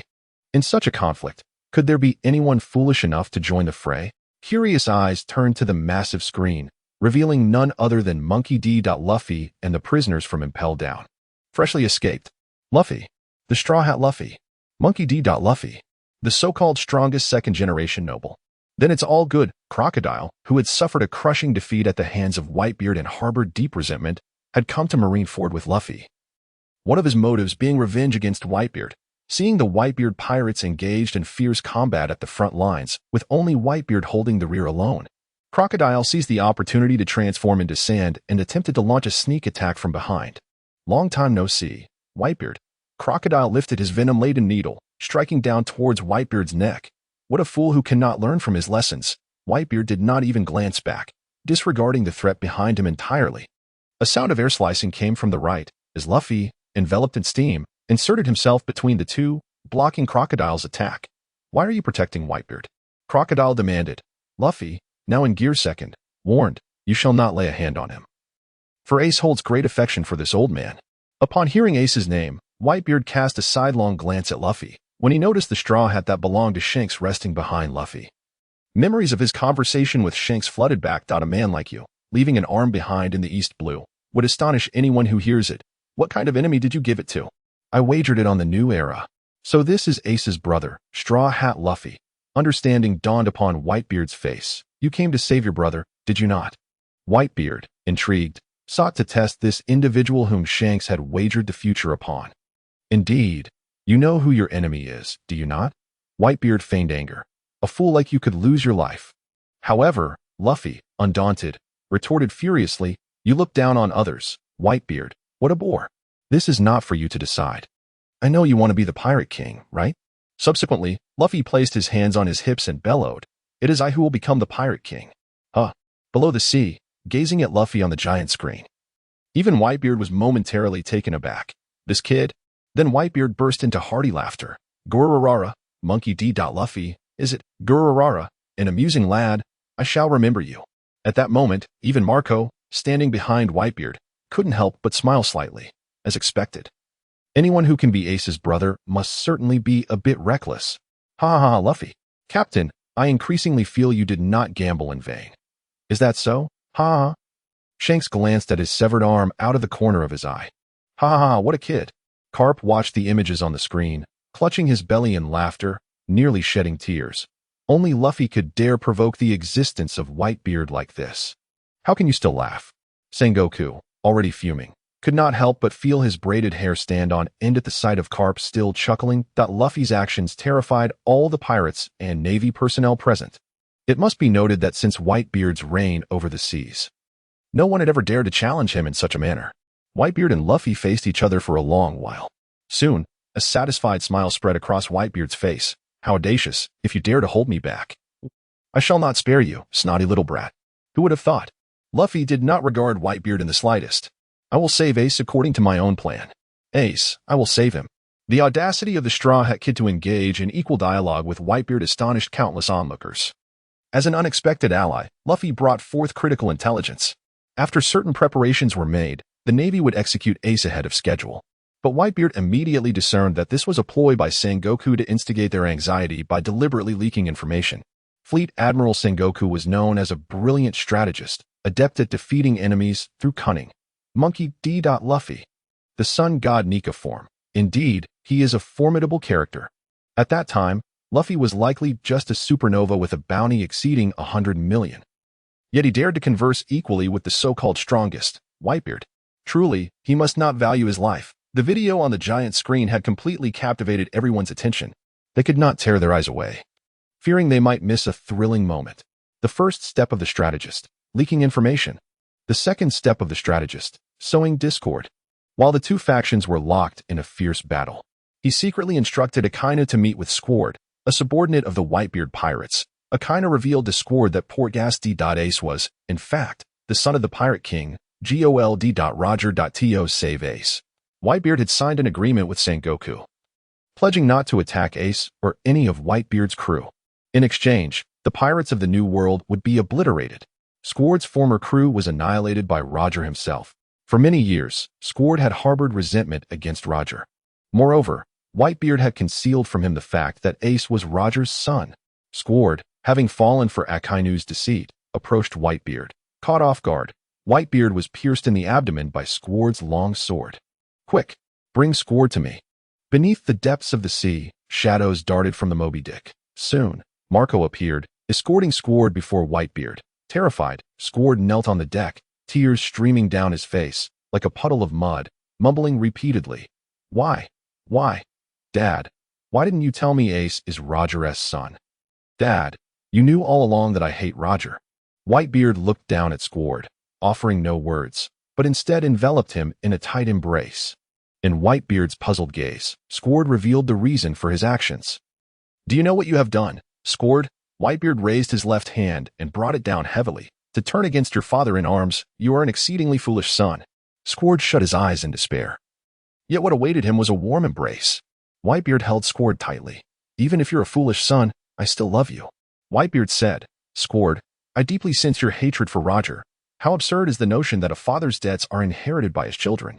The lineage of Ace is of no consequence. In this vast ocean, our paths have intertwined, and it is not only Ace who is exceptional. Each and every one of you is my family." Across the globe, nearly everyone is wiping their noses, tears streaming down their faces. Charisma? Whitebeard possesses an unparalleled charisma. Justice? The Navy? A scheme. Evil? Pirates? Familial bonds. In that moment, the crowd was engulfed in confusion, uncertain of who truly embodied justice and who represented evil. The long sword in Squard's hand clattered to the ground as he finally comprehended that all of this was a cunning ploy orchestrated by the Navy. His own easy manipulation marked him as the greatest sinner in this battle. "Whoa. Squard wept bitterly in Whitebeard's embrace. Father, forgive me. I almost committed a mistake I would regret for a lifetime." Whitebeard comforted Squard. "Foolish son, you are not to blame. I should have informed you earlier. But after spending so much time with Ace, must you become enemies simply because he is the son of Roger?" "Whoa. The tough Squard's cries grew louder. "It matters not, regardless of what you have done. You will always be my son." To dispel the Navy's rumors, Whitebeard shattered the ice wall behind him, clearing an escape route for the pirates. This allowed them to flee at any moment aboard the Navy ships. Whitebeard regained the trust of the pirates, and out of guilt, they fought with even greater fervor. At that moment, the morale of the Whitebeard pirates reached its zenith. No misunderstandings remained. They were completely open with one another. Whitebeard understood that he could no longer delay. Squard's blade had caused his already ailing body to begin to collapse. He must rescue Ace before he fell entirely, as long as he could preserve one young life for the future. His mission would be considered fulfilled. In that moment, Whitebeard steeled himself with a resolve to die. Those willing to join him should cast aside their lives and follow. Amidst the pirates' jubilant cheers, Whitebeard charged into the battlefield. The world's strongest man was about to unleash his fury, and the pirates, undaunted by death, shielded him with their bodies against the onslaught of cannon fire. Enraged, Whitebeard unleashed a tremor, causing the sea and islands to tilt. As the Navy's defensive installations crumbled under the quaking, "It's begun. The strongest man in the world has made his move." This would also mark Whitebeard's final strike. The only barrier remaining between Whitebeard and the execution platform was the last line of defense composed of 3 admirals. Aokiji was the first to act, encasing Whitebeard in ice with an ice ball. Yet Whitebeard quickly shattered the ice with a tremor, wrapping his haki around his sword, Song Yun Xie, and thrusting it through Aokiji's haki. Haki can inflict damage on elemental forms. With that strike, even an admiral would meet his end. However, everything unfolded as Aokiji had anticipated. He used himself as bait, elementalizing his body in advance, while evading the haki. He froze Song Yunxie with his icy hands, and then shaped ice spears around him, launching them toward Whitebeard. At that moment, Diamond Jozu, the captain of the 3rd Division, intervened, neutralizing Aokiji's assault and allowing Whitebeard to advance. Diamond Jozu, Akainu positioned himself before them, relentlessly attacking Whitebeard and the other pirates with magma. Whitebeard retaliated by dispersing the magma with shockwaves, the aftermath of their battle reducing nearby buildings to rubble. Just as the two were locked in a fierce struggle, Whitebeard suddenly clutched his heart, kneeling in agony. His body could no longer endure the intense combat. It was as if a long-dormant death knell had come to collect its due. Blood surging from his throat, Whitebeard gasped for breath, unable to move. Time has not been kind to Whitebeard. Without hesitation, Akainu struck, delivering a devastating blow that carved a gaping hole in Whitebeard's abdomen with searing magma. Aokiji and Kizuru seized the moment, taking down Marco and Jozu in an instant of distraction. The captains fell one after another, and the Whitebeard pirates were thrown into disarray. Under Sengoku's orders, the Navy surged forward. collectively assaulting Whitebeard. Blades pierced his body, and cannon fire bombarded his face. Staggering, Whitebeard struggled to keep himself upright, refusing to fall. Have I been defeated? Has Whitebeard truly been vanquished? The onlookers gazed in shock at the immense screen. The gaping wound in Whitebeard's abdomen appearing so grotesque. Had it been an ordinary person, they would have succumbed long ago. Yet, has the final outcome truly been defeat? The remnants of the old era. In that moment, the elders from that bygone age felt a momentary sense of disorientation. Whitebeard's defeat seemed to signify that their era had utterly passed. Meanwhile, deep beneath the sea, the morale of the Whitebeard pirates plummeted to unfathomable depths. "Father, how about we go?" Even Marco could not help but exclaim. "Father, we can definitely save Ace." Yet Marco knew that should they venture into Marineford, it would lead to certain death. However, nothing was more important than Father remaining alive. Whitebeard stared at the image of himself, silent, as the screen continued to flicker. Once more, Whitebeard wielded Song Yunxia, sending the surrounding navy flying. Did these minuscule foes truly believe they could slay me? The once beloved sword felt so heavy in his hands, yet now was not the time to rest. I am Whitebeard. If I perish, I know all too well what that would mean. Until I witness the luminous future of my sons. I cannot die. I absolutely cannot. Whitebeard understood that given his current physical condition, it was impossible for him to rescue Ace personally. He commanded everyone to provide full cover for Luffy, aiding him in ascending to the execution platform. Successfully unlocking Ace's handcuffs made of sea stone, Ace was finally freed, the spirits of the Whitebeard pirate sword, and now they only needed to retreat smoothly for the operation to be deemed a resounding success. Have we won? Could it be that Whitebeard has triumphed?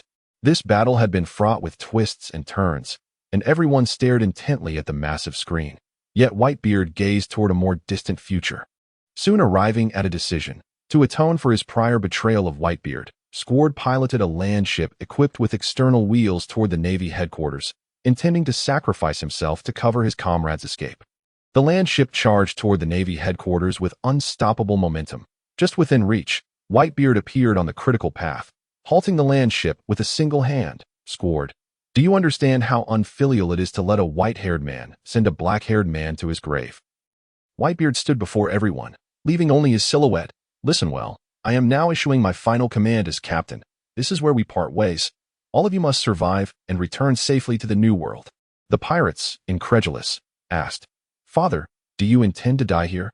A cataclysmic force surged from Whitebeard's fist, shattering the Navy headquarters into fragments. "Set sail, my children." Amidst the torrent of pirates fleeing, Whitebeard stood like a towering tree. Seemingly steadfast yet utterly isolated. Woo-woo. At this moment, everyone truly could no longer hold back. How unfilial it is to let a white-haired man send a black-haired man to his grave. An isolated, towering tree. Those watching the video felt an overwhelming pang of sorrow, and those with tender hearts likely broke into tears, especially the Whitebeard pirates and the pirates from the New World. Without exception, they wiped away the tears from the corners of their eyes and cheeks. "Father!" Everyone shouted toward Whitebeard, who stood upon the Moby Dick. "Father, we will surely prevail." Ace gazed at Whitebeard's figure battling the Marines, reluctant to depart. "Ace, let us go. The uncle is already prepared for the worst." Luffy counseled earnestly. "I understand. I will not let his sentiments go to waste." Flames ignited in Ace's hands, obliterating the ice walls that encircled Whitebeard. The fire surged from the ground like a towering wall, isolating the two that on the other side of the fiery barricade. Ace knelt silently, heavy-hearted. Whitebeard slowly turned to face the son he had once held in such high hopes, the Navi youth who had just embarked on his journey. Now, he had evolved into a formidable warrior, renowned in his own right. Pride and solace filled Whitebeard's eyes. "No need for more words. Ace, let me ask you one question. Am I a worthy father?" Ace lifted his gaze, staring blankly at Whitebeard. That year, two figures surrounded by flames faced the bloodied and defiant Ace. Whitebeard extended his hand, not as an invitation, but as a promise. "Be my son." This man had pulled him from the ocean of hatred, embraced his rebellious spirit, and bestowed upon him a love that rivaled that of a biological father. The Whitebeard tattoo was never a burden, but a treasure worth safeguarding throughout a lifetime. Ace pressed his forehead to the ground, tears streaming down his cheeks as he choked out with all his might, "Father, of course." Whitebeard was momentarily taken aback, an inexplicable emotion bursting forth from his heart. He could not help but laugh joyously, feeling a thrill surpassing that of tasting the finest wine in the world. He watched Ace's retreating figure, his heart devoid of any regrets. My beloved son. Do not look back. The times are changing. Go forth and embrace the new era. Go forth and welcome your destiny. I am merely a nostalgic relic clinging to the ruins of the past. It is time to bid farewell to what once was. Let us bring closure. Navy. Unfettered, Whitebeard unleashed his full power, intending to drag Marineford down into the depths of the sea along with himself.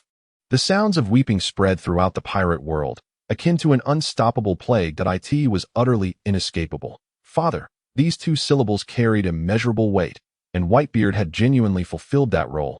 He had done so better than many. These words felt like a farewell from Whitebeard to his era. Death is terrifying.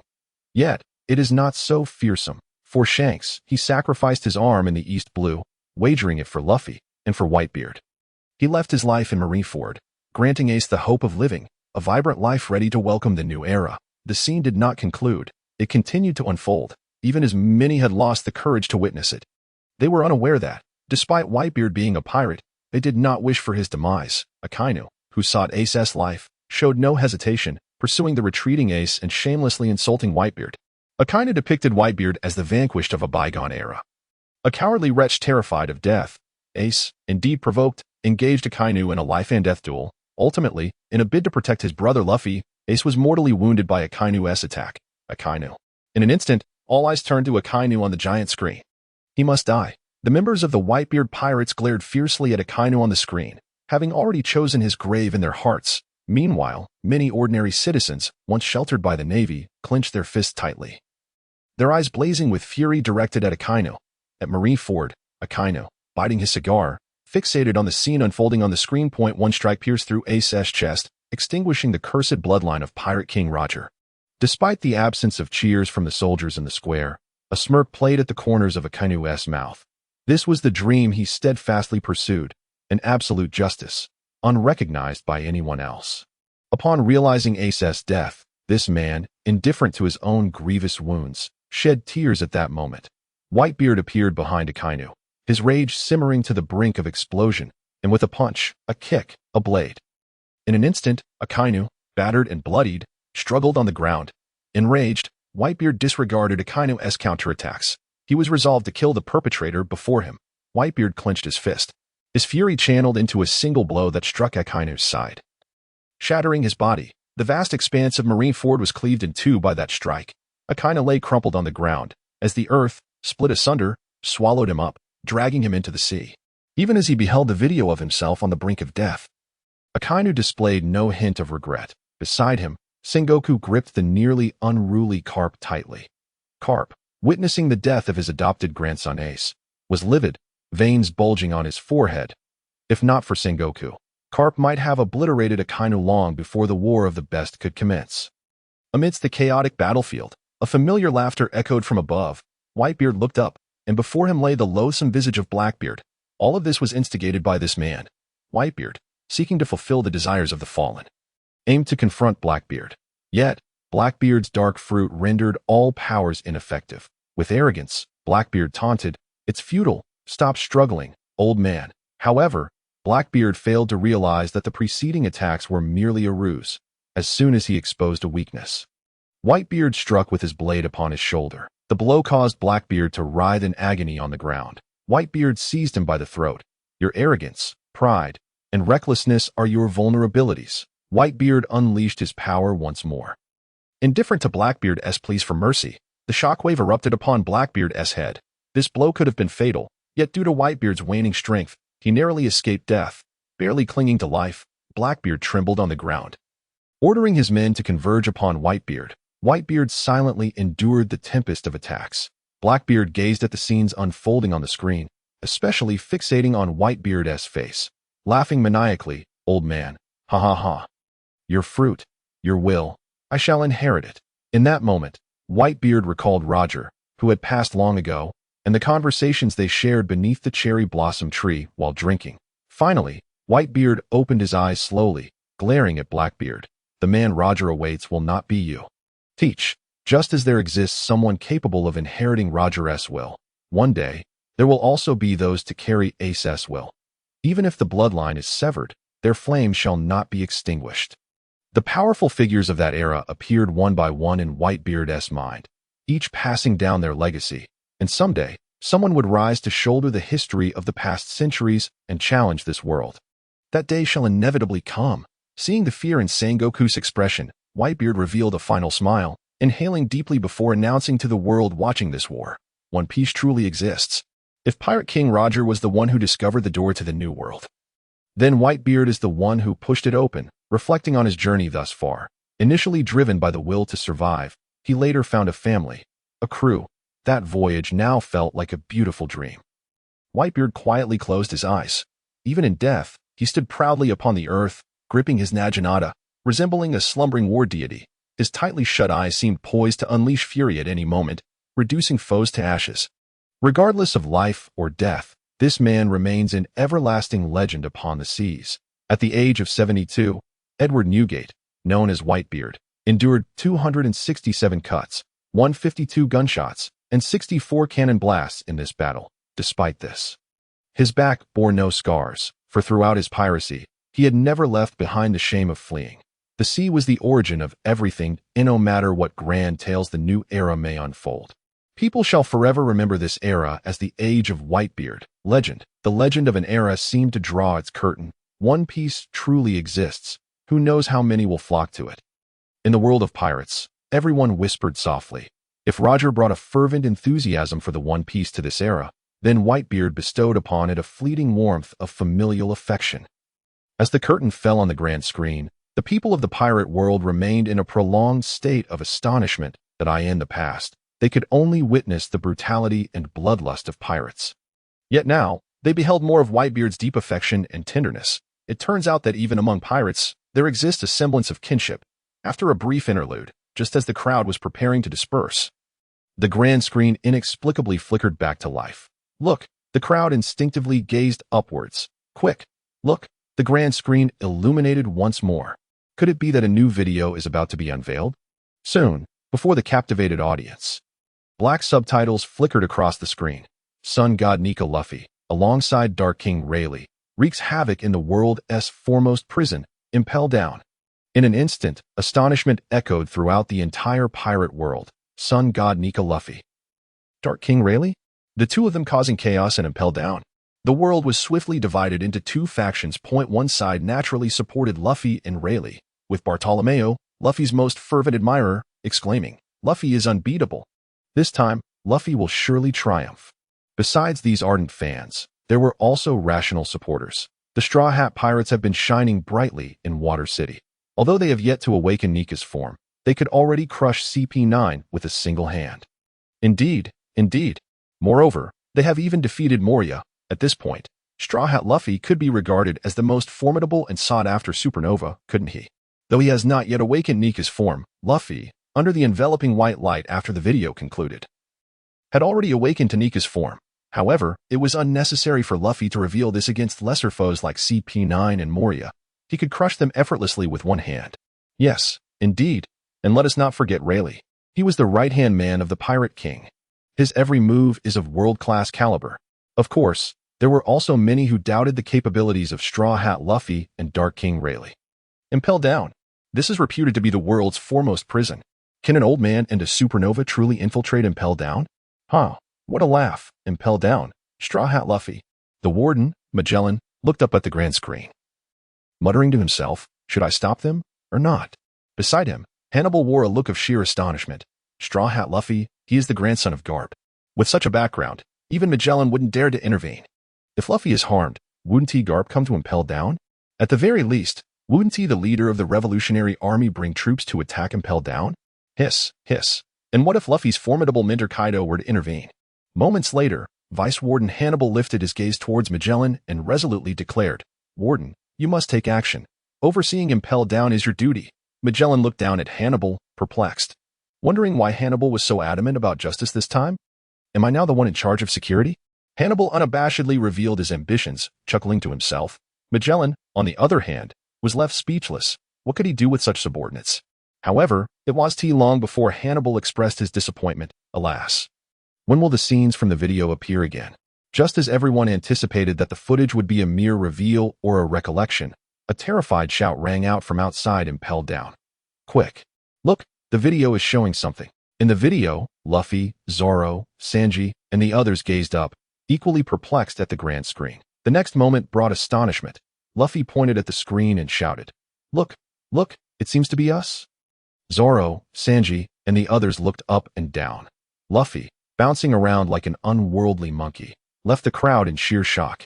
A live broadcast. Could it truly be a live broadcast? At that moment, the scene abruptly changed. Outside, impelled down, the warden's voice echoed.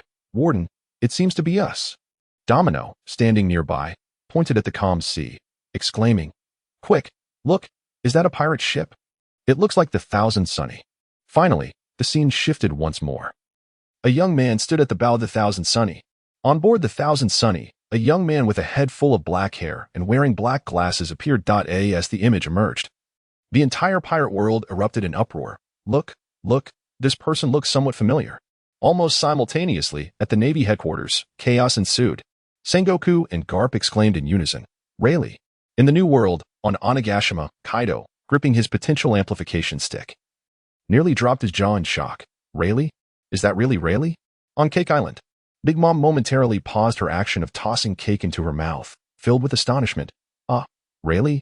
Is that Rayleigh?" The entire pirate world echoed in unison, "Rayleigh! How has this old man become so youthful?" Yet, the most astonished were Magellan and Hannibal outside, impelled down. The crowd held their breath, fixated on the grand screen. The Thousand Sunny slowly approached, impelled down. Rayleigh, Luffy, Magellan, and Hannibal, staring at the approaching Thousand Sunny, simultaneously shouted in disbelief. "Quick, quick, notify headquarters." Soon, under the watchful gaze of all, the Thousand Sunny arrived at the front of impelled down. "Rubber?" Luffy bellowed, his arms stretching like rubber. With a mighty thrust, he propelled himself to the front of impelled down, shouting at Magellan, "Ace! Where is Ace? Give me back my ace!" All the soldiers outside impelled down simultaneously aimed their guns at Luffy. It was then that Magellan finally scrutinized Straw Hat Luffy, filled with utter exasperation, an official second generation. He couldn't strike, cursing. Well, that was still an option. The infamous bloodline of Ace had already been escorted to the Navy headquarters and was soon to face execution. Magellan could not speak. What did they believe? Just then, Rayleigh, standing at the ship's bow, suddenly appeared before Magellan and spoke in a calm tone, "Escorted to headquarters? The execution isn't set to begin until tomorrow." "Is it? Rayleigh?" Hannibal exclaimed loudly. "Rayleigh, why do you look so youthful?" Bang, bang, bang. At an unknown command, the surrounding soldiers all pulled their triggers. A hail of bullets surged forth towards Luffy and Rayleigh in the next instant. A figure darted by. Zoro, donning a green bandana, had already arrived beside Rayleigh and Luffy, wielding his sword imbued with Busashoka Haki, deflecting the bullets one by one. As soon as Zoro made his move, he captured the attention of Magellan and Hannibal. This strength? They couldn't help but think. This power must rival that of an admiral? While Magellan and Hannibal were still reeling from shock, two unparalleled auras erupted from Rayleigh and Luffy. Conqueror's Haki, and it was two auras? In an instant, all Navy soldiers collapsed, losing consciousness on the spot. Magellan, Hannibal, Domino, and Suddy could only swallow hard. Could this be the Conqueror's Haki that only one in a million possesses? The overwhelming pressure from this powerful Conqueror's Haki left Magellan and Hannibal feeling immense strain. Meanwhile, Domino and Suddy were drenched in sweat, nearly fainting on the spot. Fortunately, having faced the notorious criminals of impelled down as 5th and 6th levels, they maintained some composure. Yet, how could there be two individuals before them? Simultaneously, all those watching the live broadcast in the pirate world were equally astounded. Hiss, two waves of Conqueror's Haki. How is it that Luffy appears to be even more formidable than Rayleigh? Those who initially doubted Luffy and Rayleigh's ability to create chaos and impel down are now left in uncertainty, sensing that the tides of battle have shifted dramatically. In the video, Luffy's expression is grim, devoid of any hint of mirth, as he gazes powerfully at Magellan. Magellan, on the other hand, is filled with helplessness, truly a mute suffering from bitter gall, with no recourse to voice his anguish, even if Ace were in impel down. Magellan could not release him. Setting aside other concerns, Ace is indeed not in impel down at this moment. Would he allow Luffy and his companions to enter the prison to take a look? Moreover, with the entire world watching live, Magellan cannot afford to retreat even a single step. and thus, he confronts Luffy with righteous indignation. Straw Hat Luffy, I never expected you would dare to invade Impel Down. Instantaneously, the pirate world's populace fixates on the colossal screen, as a monumental clash looms on the horizon. At Navy headquarters, Marineford, Sengoku watches the video on the massive screen, his teeth clenched, casting a furious glare at Carp, exclaiming, "Look at the havoc your grandson has wrought. How dare he storm into Impel Down?" Yet, what astonishes Sengoku and the others even more is Rayleigh. Has Rayleigh actually regained his youth? And what of his strength? In comparison to his appearance, it is his power that truly captures their attention. Deep beneath the sea, on the deck of the Moby Dick, Whitebeard brandishes his weapon, the Tsung Yun Xia, his imposing figure radiating an aura of dominance as he lets out a hearty laugh. Ha ha ha, Straw Hat Luffy dares to breach Impel Down. Marco, standing behind Whitebeard, beams with delight. Indeed, he is truly Ace's brother and Carp's grandson. I like Straw Hat Luffy. Even Joseph beside him chimes in. Dad, I think Rayleigh looks younger too. With only his silhouette visible, Whitebeard grips his weapon tightly and bellows, Gorarara, this sea is about to become lively. His voice reverberates across the Moby Dick. The old era. Remnants? Gorarara, let us remnants of the old era stir the winds of change in this world once more. Just as Whitebeard's words resonate, on the colossal screen, outside Impel Down, as Magellan continues to argue with Luffy. Hannibal raises his trident, ready to strike Luffy by surprise, but unexpectedly, before Hannibal can act, a calm voice reaches his ears. Little Egyptian, what do you intend to do? The voice is serene, almost friendly. However, the icy blade at his throat sends tremors through Hannibal's entire being. No, please. Cold sweat drips from Hannibal's forehead. In an instant, everyone is astounded. When did Rayleigh arrive? Little Egyptian? That's the Vice Warden Hannibal. His power is formidable. When did Rayleigh manage to get so close? At Navy headquarters, Sengoku and Carp fixate on the flickering images on the screen, almost in unison exclaiming, "Power! Not only has he regained his youth, has Rayleigh also grown stronger?" Both of their faces are filled with shock. For any remnants of the old era would consider the restoration of their physical prowess and strength to their peak a monumental luxury. Meanwhile, the live broadcast on the colossal screen continues unabated. Warden, save me, Warden. Hannibal, under Rayleigh's control, moans for help. Magellan, still entangled with Luffy, can no longer regard his background or status. If he does not act immediately, the entire Impel Down may fall. In an instant, two dark dragons emerge behind Magellan. Black liquid drips from the dragons as the once solid floor erupts with corrosive black smoke. Straw Hat, you best leave Impel Down now. Magellan, now in his poisonous dragon form, bellows at Luffy. The pirate world watches in awe as the scene unfolds on the colossal screen. Gasping in horror, Warden Magellan. How terrifying. The Paramecia-type poison fruit user looks utterly fearsome. Just a drop of that venom could spell doom. The battle between Straw Hat Luffy and the Warden of Impel Down may not be easily won. Under everyone's gaze, the images on the colossal screen flicker. Gear Third. Gear Third is a unique technique of the Rubber Man, manipulating a combat style known as Bone Balloon, allowing a part of his body to enlarge. Luffy bites his thumb and blows air into the gaps of his bones. Instantly, Luffy's right fist swells to an enormous size. Magellan, expressionless, stares at Luffy, his demeanor betraying no underestimation after the earlier revelations about Luffy.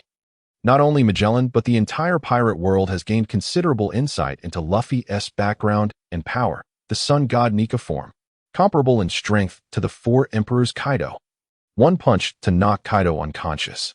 As a mere warden of Impel Down, how could Magellan dare to underestimate him? Straw Hat Luffy, let me test your strength. As Magellan's words fall, the two poisonous dragons charge towards Luffy simultaneously. Luffy, seeing this, shouts at Magellan, "Return Ace to me." His colossal fist, enveloped in armament haki, intertwined with Conqueror's haki, and skillfully wielding flowing cherry blossom haki, unleashes its full power. The pirate world gasps in astonishment at this spectacle.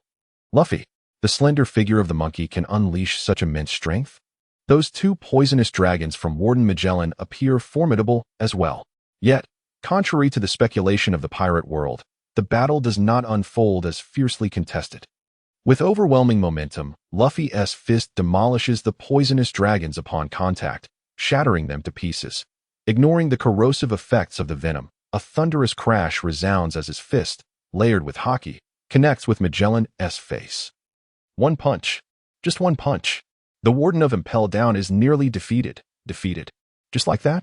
The Warden of Impel Down? Magellan has fallen so easily? The crowd stares in disbelief at the screens, their jaws agape in shock. Magellan.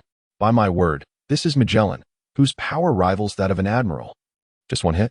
The astonishment does not cease there. In the video, Magellan, like a kite severed from its string, crashes violently against the stone wall behind him. Bang!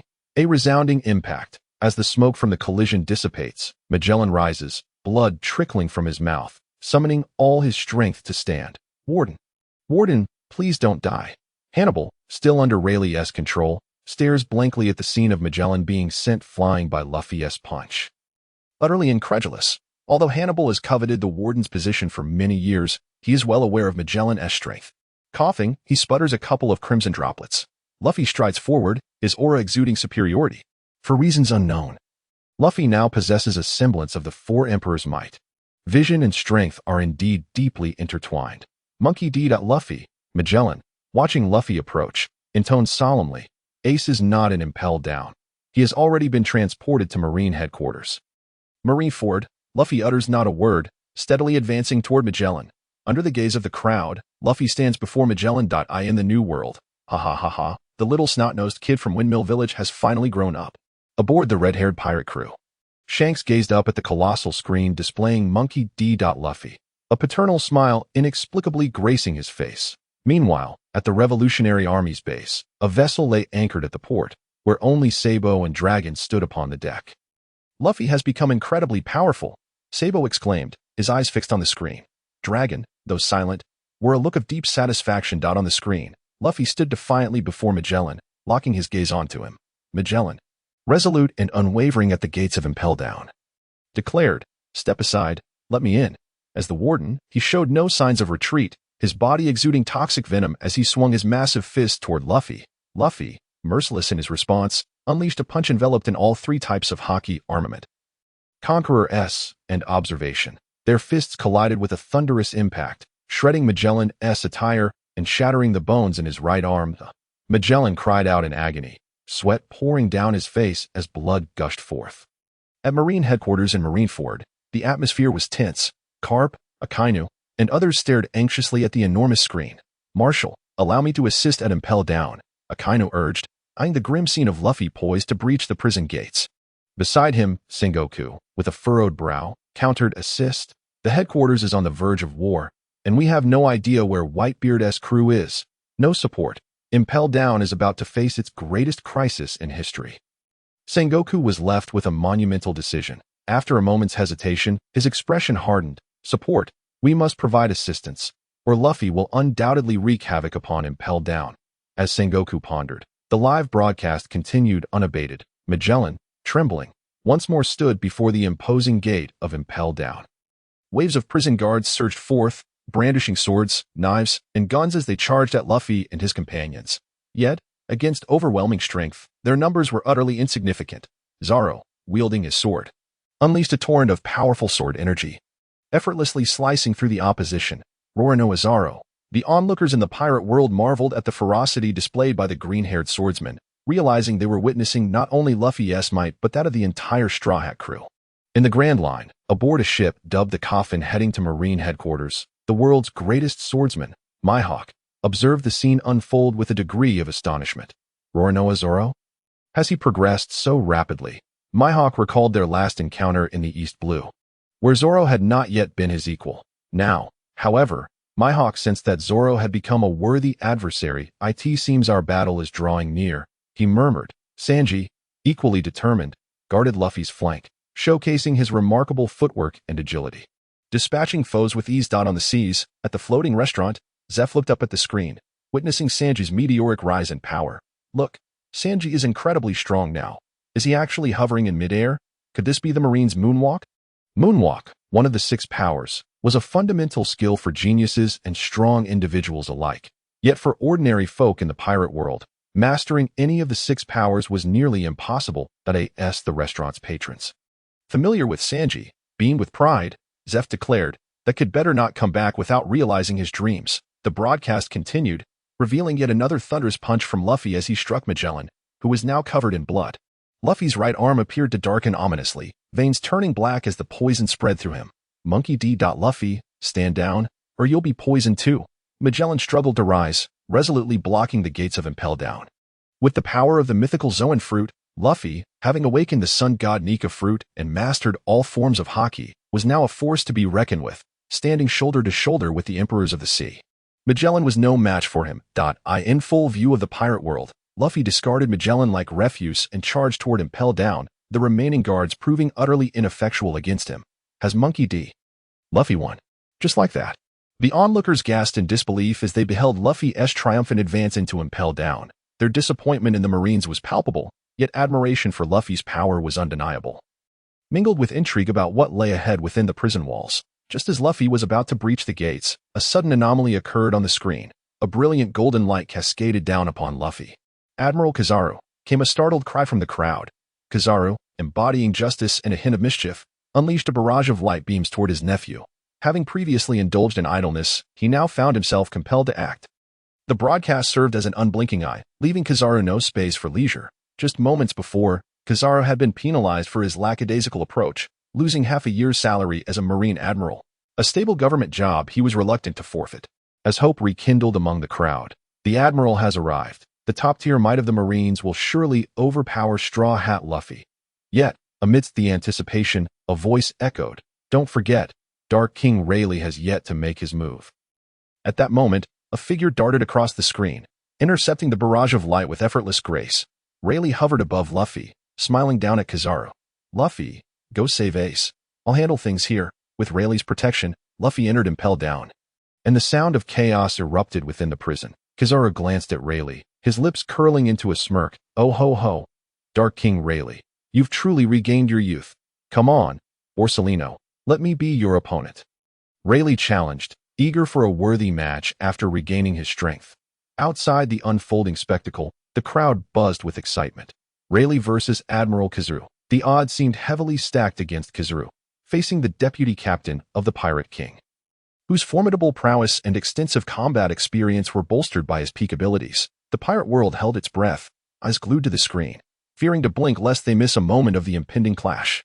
Even figures such as Zhangguo, Kapu, and Kaido share the same anticipation for Rayleigh's intervention. To what extent has Rayleigh's strength been restored? This is of paramount importance for the entire pirate world. The technological prowess of the Celestial Dragons, the world government, and the Marine headquarters is undoubtedly of the highest caliber in the world. However, to reverse the effects of time on an individual and restore their physical prowess to its peak is nothing short of a pipe dream. Meanwhile, outside Impel Down, Kizaru and Rayleigh seemed to have not disappointed the crowd. Outside Impel Down, Kizaru and Rayleigh stared intently at one another. Their gaze lingered for a full minute, followed by a profound silence as both began to make their moves. A flash of yellow light streaked across the air, and when Kizaru reappeared, he stood directly before Rayleigh. They were fully engaged. The unspoken camaraderie of fellow slackers was thus born. Kizaru's display sparked cheers from the ordinary denizens of the pirate world. Look, Admiral Kizaru has taken the initiative." Observing the video, those who saw Kizaru's proactive strike couldn't help but defend him, saying, "Slacking off." And what of those who claimed Kizaru was merely slacking? Did they not see? Kizaru faced the former vice-captain of the Pirate King, the Dark King Rayleigh, without flinching. Meanwhile, at the Marine headquarters, soldiers in the plaza watched the giant screen, their fists clenched, fervently cheering Kizaru on. Amidst the crowd's cheers, the video depicted Kizaru, wielding the glint fruit, instantly appearing before Rayleigh. He executed a grandfather's sweep kick. Rayleigh, too, revealed his strength, unleashing a powerful leg technique. The clash of their legs reverberated in the air. Hiss, it was a mere collision, devoid of any ostentatious displays of might. In the next moment, both figures retreated hundreds of meters. Astonishing. Incredible. The battle between Kizaru and Rayleigh instantly ignited discussions among the denizens of the pirate world. Could this truly be the nature of combat between peak warriors? Hiss, it seems so ordinary. Indeed. Perhaps when strength reaches a certain level, the act of striking becomes commonplace. Is it true that simplicity is the ultimate sophistication? As the crowd speculated, within the giant screen, outside Impel Down, Kizaru and Rayleigh began their exchange. "Rayleigh, your strength has returned to such a degree." Kizaru floated in the air, pouting, with a mischievous grin. Oh, Dark King Rayleigh. You truly are formidable. Rayleigh, standing outside Impel Down, gazed up at Kizaru in the sky, clutching his chest, gasping for breath. He addressed Kizaru with a tone of weakness. Borsellino, you are indeed a Marine Admiral. Your strength is quite impressive. Oh. In midair, Kizaru's right hand conjured a lightsaber, radiating pride and righteousness. Dark King Rayleigh. Even if you are strong, I uphold justice. Today, I must capture you. Behind him, his cloak of justice billowed gently in the breeze. Oh, how I weep. Admiral Kizaru. It turns out that Admiral Kizaru embodies the very essence of justice. Indeed. If anyone dares to say Admiral Kizaru is slacking off again, I shall not let it rest. Little did they know, at the Marine headquarters, outside the Marshal's office, Admiral Akanu's expression was grim. Sengoku's lips twitched incessantly. Meanwhile, the Marine hero Carp clutched his chest, laughing uproariously at the giant screen. As the saying goes, the knowledgeable observe the nuances, while the uninitiated merely watch the spectacle. Inside the giant screen, outside Impel Down. In the air, Kizaru, wielding the photon sword, teleported to Rayleigh's side. Rayleigh, without any hint of underestimating his opponent, raised his sword and struck at Kizaru. Bang, bang, bang. The two displayed equal prowess in their swordsmanship. Look, the real battle has begun. The inhabitants of the pirate world looked up at the fierce clash between Kizaru and Rayleigh on the giant screen. Admiral Kizaru's swordsmanship is so swift, I can hardly perceive the trajectory of his strikes. Indeed. I can clearly see Rayleigh is somewhat out of breath. Admiral Kizaru is bound to win. In an instant, the entire pirate world erupted in cheers for Kizaru. Outside Impel Down, bang, bang, bang. The clash between Kizaru and Rayleigh occurred thousands of times within those brief minutes. Yet neither sustained a scratch. Amidst the fierce combat, Kizaru and Rayleigh locked eyes once more, an unspoken understanding. The next moment, a cry of anguish as Rayleigh's sword grazed Kizaru's chest. The yellow checkered shirt was torn asunder. A wound appeared on his chest. Subsequently, Kizaru transformed into a beam of light, swiftly retreating hundreds of meters away. Hiss! In that instant, the ordinary people of the pirate world couldn't help but break into a cold sweat for Kizaru. The strength of Dark King Rayleigh is indeed not to be underestimated. Yes, the crowd watched the giant screen, where Kizaru covered his injured chest with one hand, beads of sweat forming on his forehead. It seemed Admiral Kizaru had sustained an injury. Could it be that Admiral Kizaru has been defeated? Impossible, absolutely impossible. Admiral Kizaru cannot be defeated. As the crowd anxiously observed the video of Kizaru, outside Impel Down, Kizaru discreetly cast a glance at Rayleigh. The next moment, armed with his sword, he shot towards Rayleigh with blinding speed. His velocity rivaled that of light. When Kizaru reappeared, he found himself behind Rayleigh. The Justice Cloak fluttered behind him. His previously mischievous demeanor now hardened with resolve. The video gradually focused. A crimson spray erupted from Rayleigh's chest. Rayleigh staggered, struggling to maintain his balance. With great difficulty, he turned to face Kizaru, his expression filled with astonishment. So fast. Such a rapid sword technique. Kizaru stood silently, radiating the poise of an unparalleled master. Long live Admiral Kizaru. Admiral Kizaru is incredible, truly the pinnacle of marine strength. Pinnacle strength? Outside the Marshal's office in Impel Down, the strategic genius Rayleigh could no longer contain himself. Damn you, Borsellino. However, amidst the awe of the pirate world and the laughter and curses from the strong, an unexpected transformation occurred within Impel Down. The once solid floor of Impel Down began to roll like rubber, brimming with elasticity. In the next moment, a figure erupted from the depths of Impel Down, exuding sunshine and laughter filled with power. Outside Impel Down, in the gaze of the crowd, the sun god, Nika, in the form of Luffy, leaped from the depths of Impel Down into the air. Sun god. It's Luffy, it's Straw Hat Luffy. The faces of the crowd were filled with astonishment. They're Jazagape. What has Luffy done? In just a few hours, has he truly penetrated Impel Down? Moreover, many powerful figures sense the anomaly within Impel Down at this moment. Outside the Marshal's office. Rubber? Elastic rubber? Sengoku gazed at Luffy on the screen, astonished. Fruit awakening? Could it be the fruit has awakened? In the giant screen, Luffy, under the moonlight, resembled a figure leaping towards the moon. Carp, watching Luffy on the screen, couldn't help but exhibit a hint of surprise. Back in Water 7, Luffy did not awaken his Nika form. Yet his mastery of the three haki was formidable, and now, with the enhancement of Fruit Awakening. Luffy's strength? Even Carp, Luffy's grandfather, couldn't help but gasp in astonishment. Hiss, with this power, Borsalino is surely no match. At the seabed, Whitebeard looked up at Straw Hat Luffy, and on his usually calm face, astonishment now flickered. Joy Boy? The Joy Boy recorded in history? Could it be that the rubber fruit is truly the Nika Fruit? Standing at the bow, Whitebeard silently pondered. Nika form. Roger, even your straw hat is in his possession. Shanks wagered an arm on Monkey D. Luffy. Roger, could it be that the inheritor of the will of D is none other than Straw Hat Luffy? Yet the astonishment was not limited to Whitebeard alone. The four emperors, Kaido and Big Mom, were equally taken aback, watching the scene unfold on the screen. The Nika form. If the previous video on the giant screen was indeed an exposure, it could very well pertain to the unveiling of some unknown secrets or perhaps a mere prank. And now, the Sun God Nika form and Straw Hat Luffy have vividly manifested outside Impel Down. Boss, you certainly did not gamble in vain. A pirate ship, heading towards the Marine headquarters at Marineford.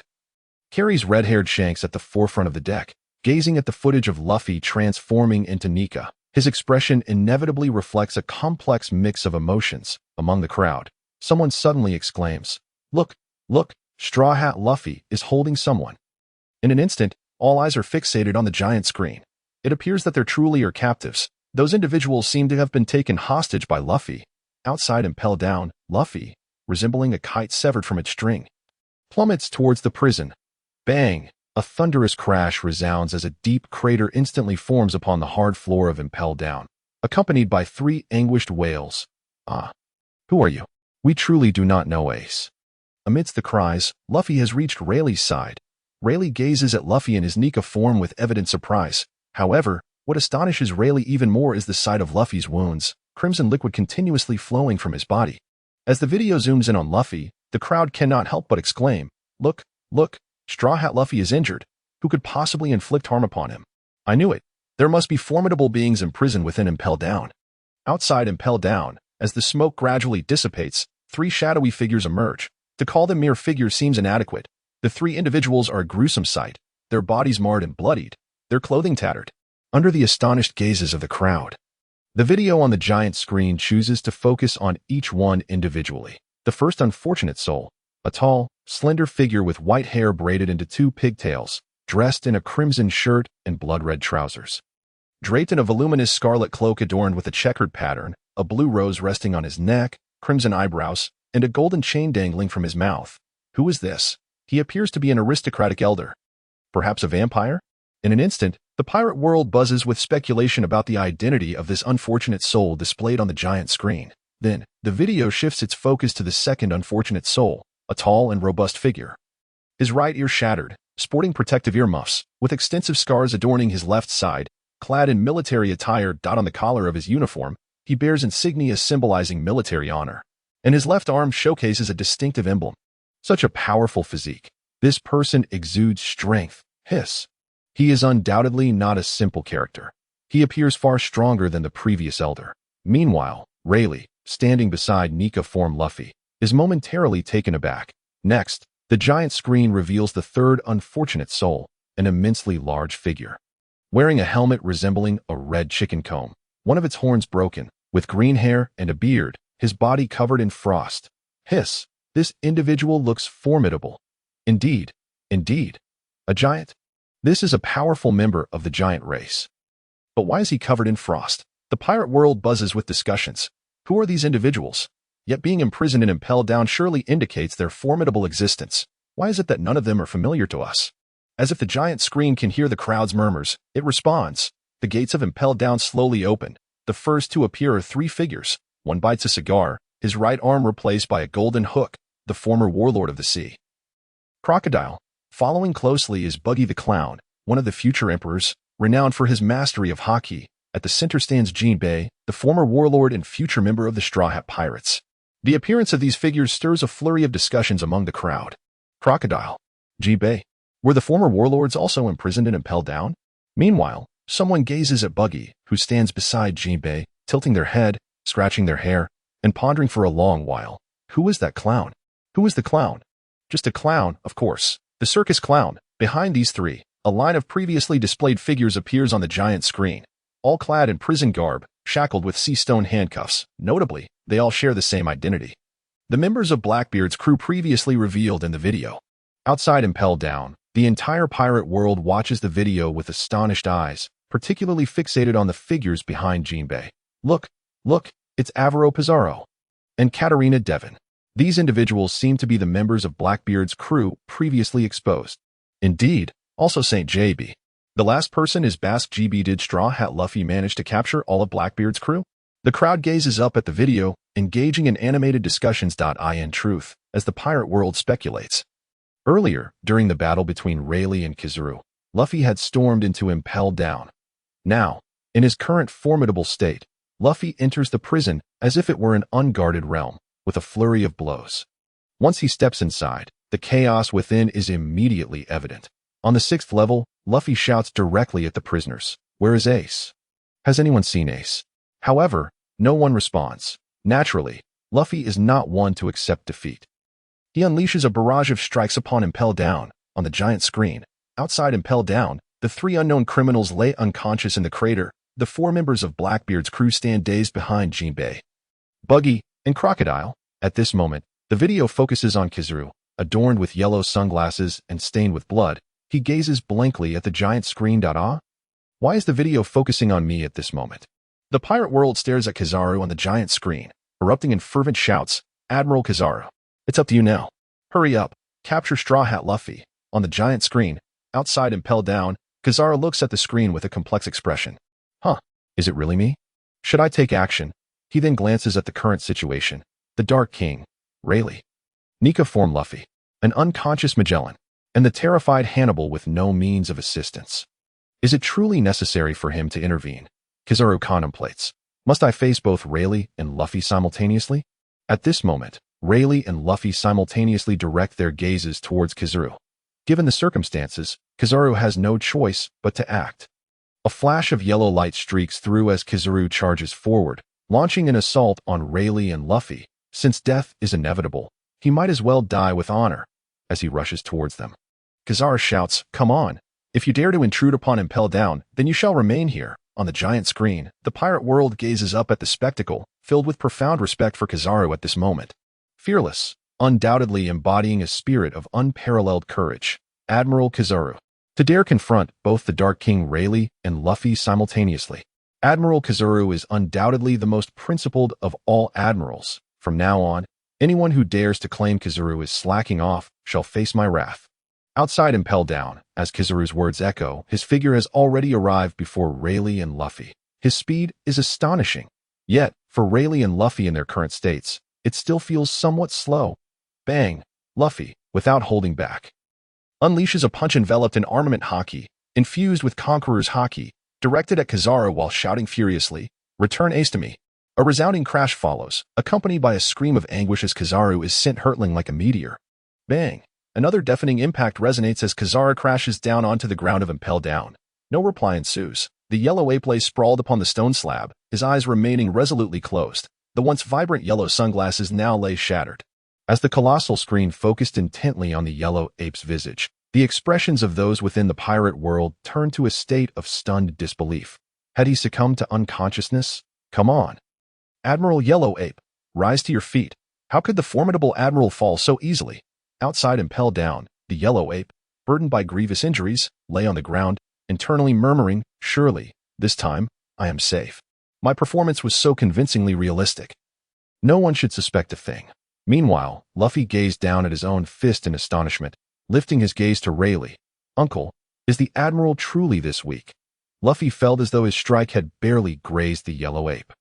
Rayleigh, observing the distant figure of the yellow ape languishing on the ground, couldn't suppress a slight twitch of his lips. Truly, a master is a master. Rayleigh felt a sense of inferiority, finally grasping a profound truth. One should never challenge a professional with mere hobbies. For Rayleigh, slacking off was merely a pastime, whereas for the yellow ape, it was his undeniable vocation, an actor of the highest caliber. He would even dare to perform amid the chaos of the Marineford War. What of live broadcasts? Below the great screen, the civilians of the pirate world gazed upon the video, tears brimming for the feeble, motionless yellow ape. Has he died? Could it be true? No way. Could Luffy truly have felled the yellow ape with a single punch? Such strength seemed unfathomable. The connoisseurs, observing from Marine headquarters in Marineford, watched the yellow ape on the screen, their expressions darkening with fury. Sengoku and Akainu appeared livid, while Garp, munching on Senbei, chuckled, "Ah, yellow ape, you never fail to entertain." While the common folk might be oblivious, the seasoned veterans understood the gravity of the situation. Just as the yellow ape was about to charge towards Luffy and Rayleigh, when Luffy was poised to strike, the yellow ape executed a sudden maneuver. His golden light veering away, soaring into the distant sky, and he fell heavily to the ground, losing consciousness in an instant as the crowd rallied support for the yellow ape on the giant screen. The image abruptly cut out. To their astonishment, it reappeared, this time showcasing a familiar title that captured everyone's attention. At 18, he stood toe-to-toe with the Pirate King Rayleigh. At 22, he single-handedly confronted the Demon Slayer. He is Barrett. Instantly, the title ignited fervent discussions among the denizens of the pirate world. 18 and matched against the Pirate King Rayleigh, confronting the Demon Slayer. Who is Barrett? Such a legendary figure, when one is imprisoned and impelled down. Their legend and deeds gradually fade from memory. Under the watchful eyes of the crowd, a shadow emerged on the screen, prompting gasps of recognition. "Ah, I feel as though I have seen him before. Isn't this the same person from earlier in the video, the one lying and impelled down?" Amidst the crowd's astonishment, the video began to play. Rising from despair, forged in betrayal, Barrett is known as the most nefarious existence in history, his fearsome power so formidable that even Blackbeard dares not provoke him. Barrett, the devil's heir, the most wicked being, strong enough to intimidate even Blackbeard. Meanwhile, in an unknown location, Blackbeard's complexion darkened further, akin to black iron. The earlier chaos caused by Rayleigh and Nika Luffy and impelled down had thoroughly disrupted Blackbeard's plans. Those were his prime moments. His crew. And now, the giant screen dared to slander him. Barrett? Just a mere Barrett? I, Blackbeard, have dared to provoke Shanks and even kill Whitebeard. Why should I fear a mere Barrett? Barrett, a Paramecia-type hybrid fruit user. An awakened ability user, master of all three haki, known as the Devil's Heir, the most infamous escapee in history.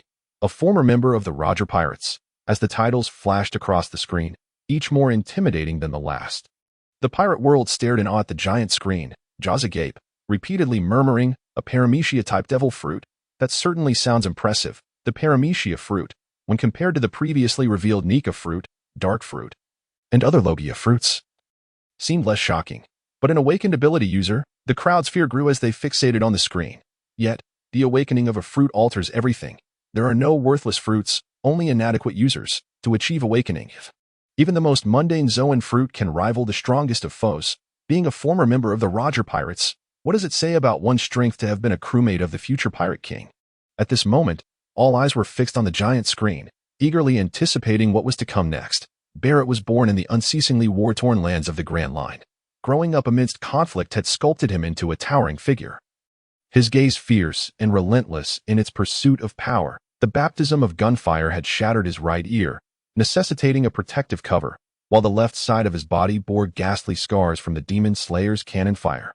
The crowd gazed upon Barrett's gruesome wounds displayed on the screen, their hearts clenching as they silently acknowledged. Indeed, these are the metals of a man. To become a formidable warrior, one must endure trials and tribulations. As the crowd marveled, the images on the giant screen continued to flicker, notably in Barrett's youth. His battalion referred to their young soldiers as bullets, each assigned a number. Barrett was designated as number 9. Named after their commander, Douglas. Thus, he became known as the 9th Bullet of Douglas's brigade, which is the origin of the name Douglas Barrett. Outside impelled down, Barrett slowly regained consciousness from his stupor, the surroundings a chaotic wreck. At the first sight of Luffy, Barrett instinctively adopted a combat stance. This white monkey is indeed quite formidable. Barrett, still as combative as ever?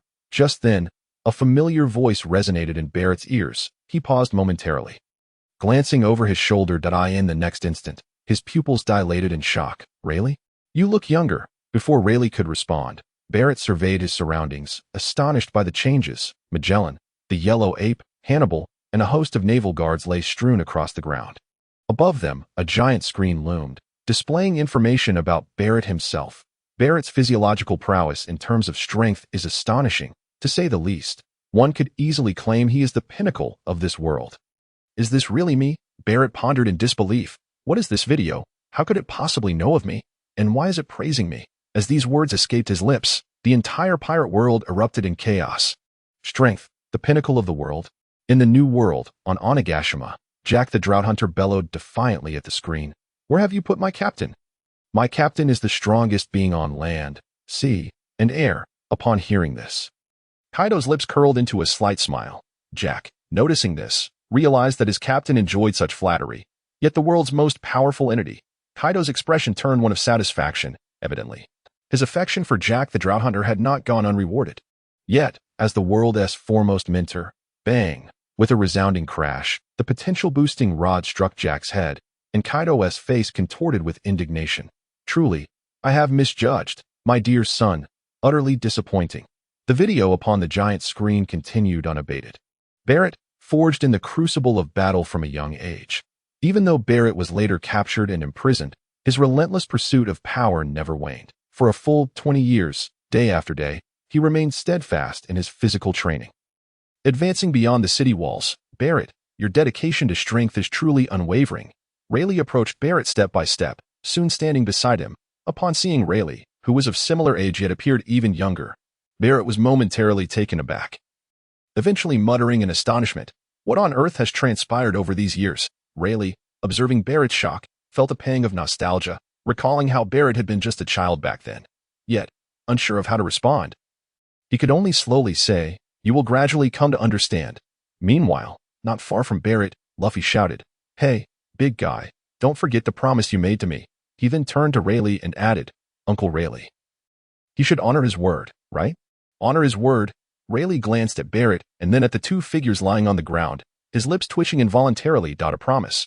Pirates. They are indeed pirates, reluctant to tarnish his reputation. Rayleigh could only look up at the colossal screen.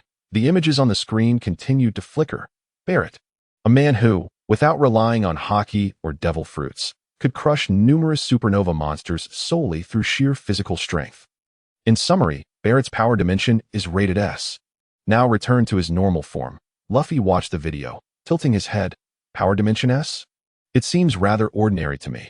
As for the fruit dimension, a paramecia-type combined fruit, Barrett possesses the ability to merge inorganic materials with his own body, creating weapons beyond imagination. Enveloping himself in colossal armor, the strength of the paramecia combined fruit and its awakened capabilities provide Barrett with a plethora of offensive options. An exaggerated attack range, an immense awakened form. Even when facing the encirclement of the Navy, Barrett remains composed. Yet this fruit brings Barrett what he firmly believes in: the strength of solitude. Barrett favors one-on-one combat. In truth, he hardly needs this fruit. In summary, Barrett's fruit ability is rated A extreme. Not needed? Such a powerful fruit ability, and yet it is deemed unnecessary? Observers in the pirate world gazed at the screen, where Barrett, now immense and wielding apocalyptic powers, exclaimed, "Damn it, I don't want it." Truly, he is oblivious to the fortune he possesses. Indeed, such an extraordinary fruit ability, and yet it is considered unnecessary? A level? This is undoubtedly an S level. Without even needing to sniff, one could sense a sourness in the air. When you possess a body of unparalleled prowess, you will find that all problems become exceptionally simple. Terrifying speed, exaggerated strength, and unyielding defense. Through mere physical training, Barrett has mastered techniques akin to the Navy's 6 styles for accelerated attacks. In summary, Barrett's combat skill dimension is rated A. A. Another A. Barrett looked up at the video, revealing his experiences and abilities. Unable to restrain his curiosity, is this the Navy's latest technology? Rayleigh slowly shook his head. This is likely the work of a creator. Others may not have experienced it deeply, especially those ordinary individuals who only glean information from the giant screen. They have no idea how potent the ability to reverse bodily flow and bring the dead back to life truly is. Bring the dead back to life. The mere thought of those 4 words sent shivers down Rayleigh's spine. Can the giant screen truly resurrect the dead? Rayleigh murmured softly. Then, what about Roger? However, the giant screen offered no answers to Rayleigh's queries, continuing its self-directed display. Hockey dimension. Barrett. A vast range of conquerors hockey pressure. Long-distance observation hockey. Precise perception. Most astonishingly, the ability to synchronize with the fruit's awakening, unleashing a tsunami-like flow of external armament hockey and high-intensity hockey hardening. The foresight of future events through observation hockey. Advanced armament haki flowing like cherry blossoms. Conqueror's haki entwined. Clearly, Barrett's haki still has ample room for development. In summary, Barrett's haki dimension is rated A. Observation haki, foresight of the future? Flowing cherry blossom haki? Can armament haki even be externalized? Could it be that armament haki can also alter the very structure of the external world? In that instant, all the powerful figures fixated intently on the giant screen. Previously, under Kaido's guidance, an increasing number of strong individuals began to pursue haki training. No longer solely fixated on the development of devil fruits, many possessing Conqueror's haki began experimenting with haki binding.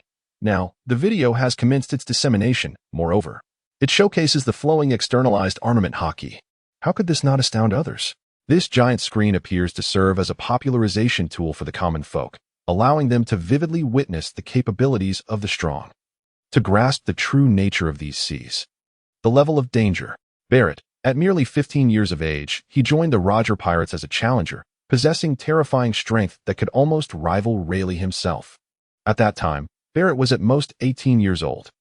Meanwhile, Rayleigh was around 50 years of age, at the peak of his powers. The result was a stalemate. What? An 18-year-old Barrett could stand toe-to-toe with the peak-level Rayleigh. Upon the video's release, it sparked intense discussions. Hard to believe, impossible to accept. Just how terrifying is such talent and ability? Of course, there are those with insight in the pirate world, letting him win. Rayleigh must have held back. Indeed, how could an 18-year-old brat possibly be a match for the legendary Rayleigh? Advancing outside the city, Luffy, Sanji, Zoro, and others gazed at Rayleigh and Barrett with wide-eyed curiosity. Yet Rayleigh merely cast a brief glance at Barrett. He shrugged his shoulders. No explanations, no affirmations. Subsequently, Barrett had spent 2 decades training in Impelled Down, a period during which he made little progress. 20 years. A full 20 years. Barrett spent 2 decades in Impelled Down. The people of the pirate world could not help but exclaim in astonishment. If Barrett had not been imprisoned and Impelled Down for those 20 years, he would surely be one of the current Yonko, without a doubt. Martial arts, fruit haki. Barrett encompasses nearly everything. How could he not be formidable? Although Barrett's personality is exceedingly violent, highly ambitious. To the world government, however, the solitary Barrett has long since become a liability. In summary, Barrett's danger level dimension is rated B. Navy Headquarters. The current Navy Headquarters is bustling with activity. A pervasive gloom fills the air, with dark clouds looming overhead. Sengoku, Akainu, Akiji, and others remain silent. Now, Impelled Down. Has Impelled Down fallen? Following the cessation of the giant screen's broadcast, a continuous stream of information reached Sengoku's ears. Fallen. Riots. Revenge. Almost all criminals have regained their freedom, thanks to Luffy's intervention. Nika Luffy's emergence is akin to that of a savior. Faith. Many formidable individuals from Impelled Down couldn't help but submit to Luffy. Luffy's conditions for their release were simple, just one: rescue Ace. Indeed, as the video indicated, the Navy Headquarters never truly regarded Barrett as a threat. Now, their only concerns revolve around 2 matters. The Whitebeard Pirates. The sun god Nika Luffy. The betrayal of comrades and the treachery of the nation led Barrett to perceive the harsh realities of the world from a young age. Barrett harbors a profound distrust in others, placing his sole faith in himself. However, in his relentless pursuit of power, he finds himself engulfed in confusion, pondering why Roger, who possesses companions, stands as an indomitable force. There is no doubt regarding Barrett's yearning for immense strength. Yet his heart remains unsteady. He continuously places his trust in comrades, much like Roger. Upon uttering these thoughts, Rayleigh, stationed outside Impelled Down, couldn't help but steal a glance at Barrett. Rayleigh. The 18-year-old Barrett appeared as nothing more than a child. The colossal screen showcased fleeting images of Barrett's life. 45 years ago, Barrett was born in a nation embroiled in the endless turmoil of the Grand Line. Due to the circumstances of his birth, his father being a soldier of the enemy nation, Barrett was abandoned by his mother. Becoming an orphan from the moment he entered the world, from being forsaken at birth to being raised by the enemy, Barrett embarked on a life dedicated to the endeavors of war. Having narrowly escaped death, each day he endured rigorous training. As a soldier, Barrett yearned for the medals that symbolize honor, yet the grim reality of the battlefield presented him with tasks that were akin to courting death, navigating minefields or clearing paths with explosives. Nevertheless, Barrett carved a bloody trail through the battlefield, growing increasingly powerful. Yet, When he was but a step away from his goal, he fell victim to the betrayal of his comrades, who snatched away the medal that rightfully belonged to him. Little did he expect that his strength would incite jealousy and malice among his fellow soldiers. Coming to terms with reality, Barrett ceased to trust his comrades, extending his grasp toward them and reclaiming his medal. The citizens of the pirate world gazed up at the giant screen, as if watching Barrett's personal biography unfold before their eyes. A powerful and legendary life. Every formidable individual likely possesses a life replete with legends. At the age of 9, Barrett, wielding his own formidable strength, became a hero on the battlefield, renowned for his tactical brilliance. The brutal conflicts allowed Barrett to discover his self-worth and experience a sense of freedom. At 13, after days of relentless fighting, Barrett finally collapsed from exhaustion. Just as he teetered on the brink of collapse, he fortuitously stumbled upon the combined fruit, perhaps a gift from the heavens, which revitalized him and further solidified his immense power. Thanks to Barrett's achievements, his commanding officer, Douglas Gray, ascended rapidly through the ranks to become a general, showering Barrett with affection and even declaring, "You were like a son to me." Yet beneath this paternal affection lay a deeper suspicion and relentless exploitation of Barrett's aspirations for a life beyond the confines of war. General Douglas's sweet words ignited in the 14-year-old Barrett dreams of a brighter future. As the enemy forces, cornered by Barrett's overwhelming might, surrendered, Barrett believed that the unending war had finally drawn to a close. However, he soon found himself encircled by his own troops. With the birds gone, the fine bows hidden, the enemy nation vanquished, the strategists lost, the conclusion of the war signified Barrett's diminished value and transformed him into a threat. Time and again, betrayal shattered his hopes, plunging him into despair, and a series of self-destructive episodes obliterated the trust he had painstakingly built. This relentless cycle ignited an uncontrollable fury within Barrett, rendering him increasingly ferocious. Trust in comrades became an impossibility, an utter illusion. As the nation Barrett had raised fell under the pursuit of the world government, he embarked on a solitary journey as a pirate, seeking the strength that would never betray him. In that moment, the denizens of the pirate world fixated on Barrett on the giant screen. Betrayal, distrust. It is essential to note that at that time, Barrett was merely a teenager. Many could not help but feel a twinge of sympathy for him. His tragic childhood would likely cast a shadow of doubt upon him for a lifetime. Outside impelled down, Barrett gazed up at the giant screen, memories of his past flooding back. Strangely, he felt no sentimentality. Perhaps he had truly let go. Meanwhile, Rayleigh cast furtive glances at Barrett, his eyes mingling with a hint of sympathy and compassion. Soon, at 15, Barrett encountered Roger, challenging him repeatedly, yet always meeting with failure. His yearning for power compelled Barrett to join the Roger Pirates as a challenger, quickly earning himself a resounding title, the Inheritor of Demons. However, upon learning of Roger's terminal illness at 18, Barrett found himself consumed by anxiety, fearing his vow to challenge Roger would remain unfulfilled, and he fell into a state of confusion. Yet, at this juncture, Barrett also developed a resolute desire to protect his comrades. Ironically, this newfound awareness led Barrett to believe he had grown weaker. Thus, after issuing Roger a final challenge, Barrett, despite exerting his utmost effort, ultimately fell short of victory. In his quest to grow stronger, to ascend more rapidly, Barrett opted to depart from the ship, setting out alone, though he believed he had liberated himself from the bonds of companionship. The path to strength proved far from the smooth journey he had envisioned. Alas, a chorus of sighs echoed throughout the pirate world. The shadows of his childhood rendered Barrett distrustful of comrades. Even perceiving them as burdens, the title of the Inheritor of Demons, some couldn't help but lament. Alas, what a pitiable soul. At that moment, even the usually unperturbed Luffy felt tears welling in his eyes. It was only when Roger faced execution that Barrett finally snapped out he would never again have the opportunity to challenge the now-past Roger, and the vows he once made became impossible to fulfill.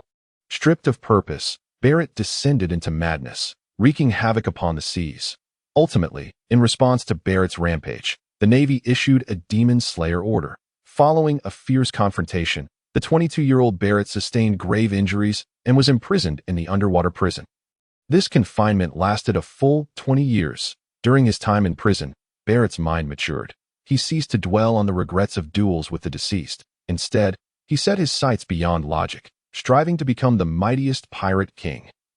To achieve this lofty ambition, Barrett devoted himself to intense training, honing his abilities to their utmost limits. The question arose, could one truly become the pirate king solely through individual strength, as the audience gazed at Barrett on the screen.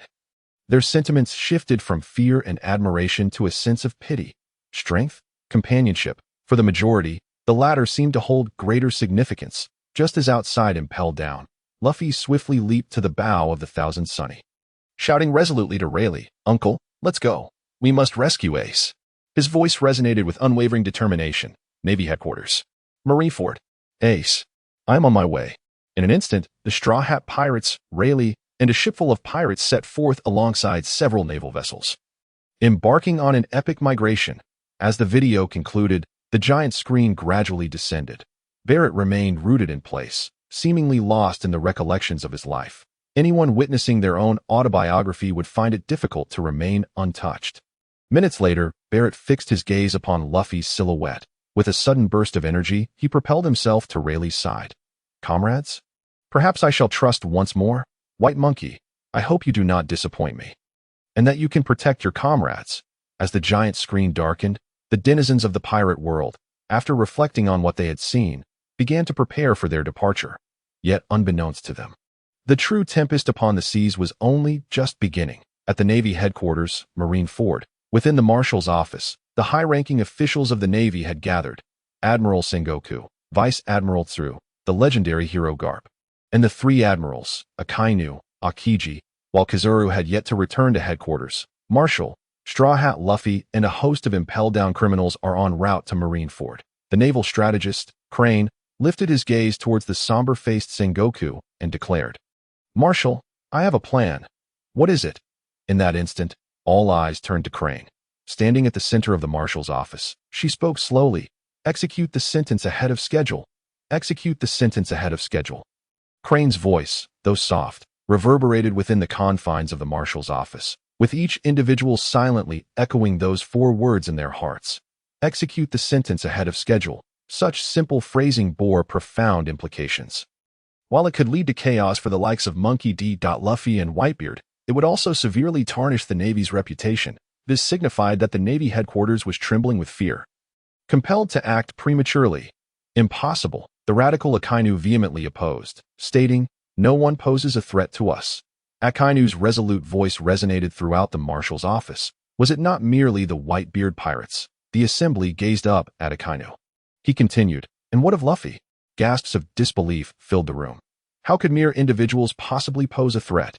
They were well aware that Luffy now possessed strength rivaling that of the 4 emperors.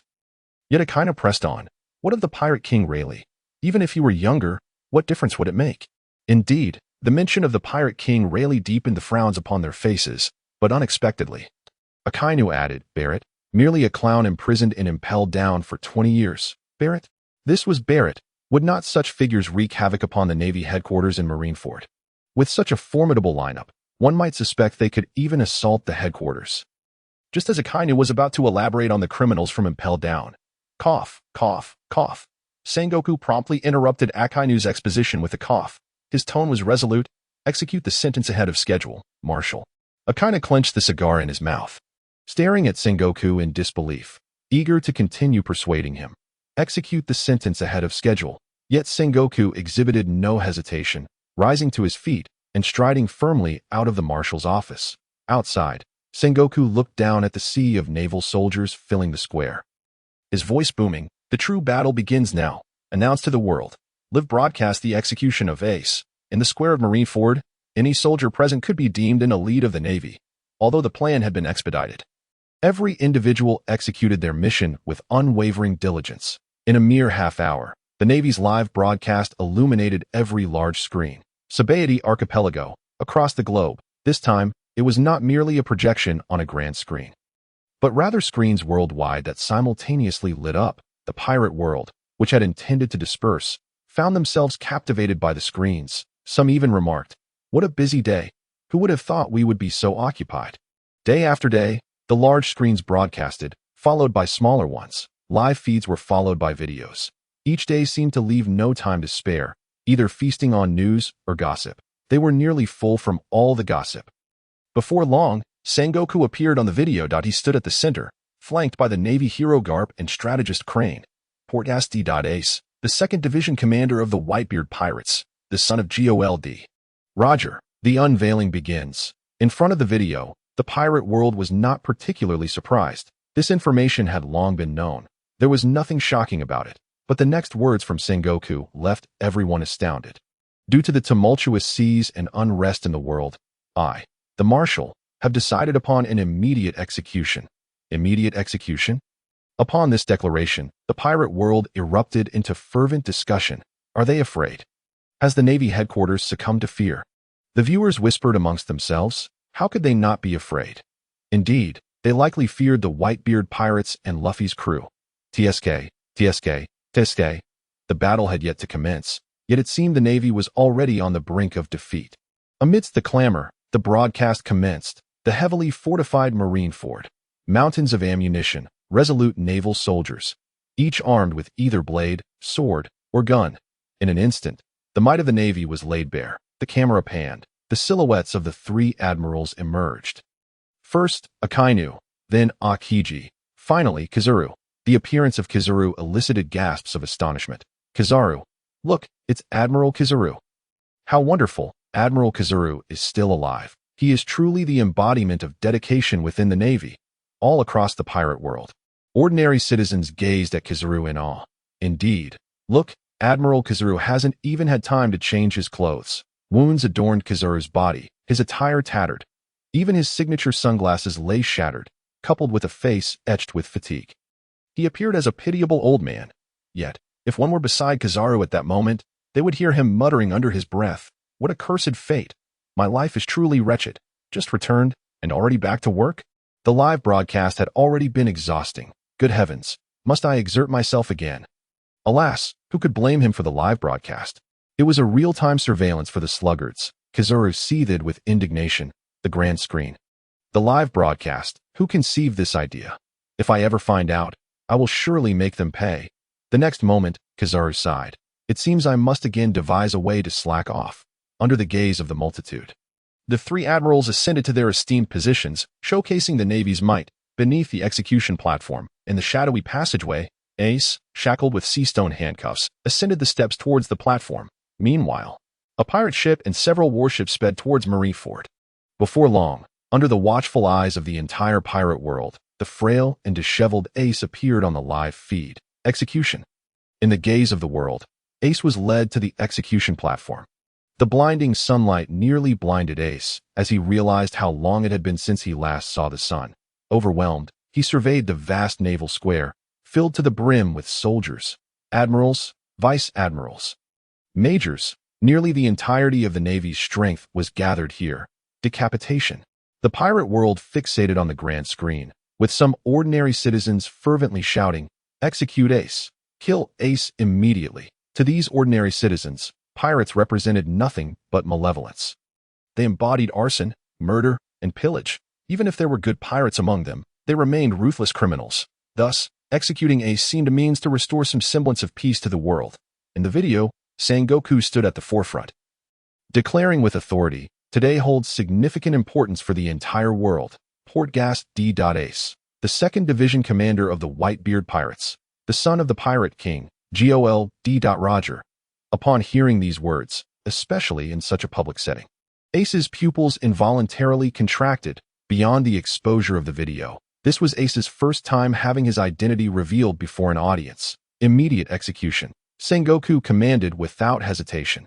If previously, executing Ace was a trap laid for the Whitebeard pirates, now, Ace was akin to a ticking time bomb. Should Ace survive, the Navy headquarters in Marineford would inevitably face the onslaught of the Whitebeard pirates, Luffy's crew, Roger's remnants, and the criminals from Impel Down.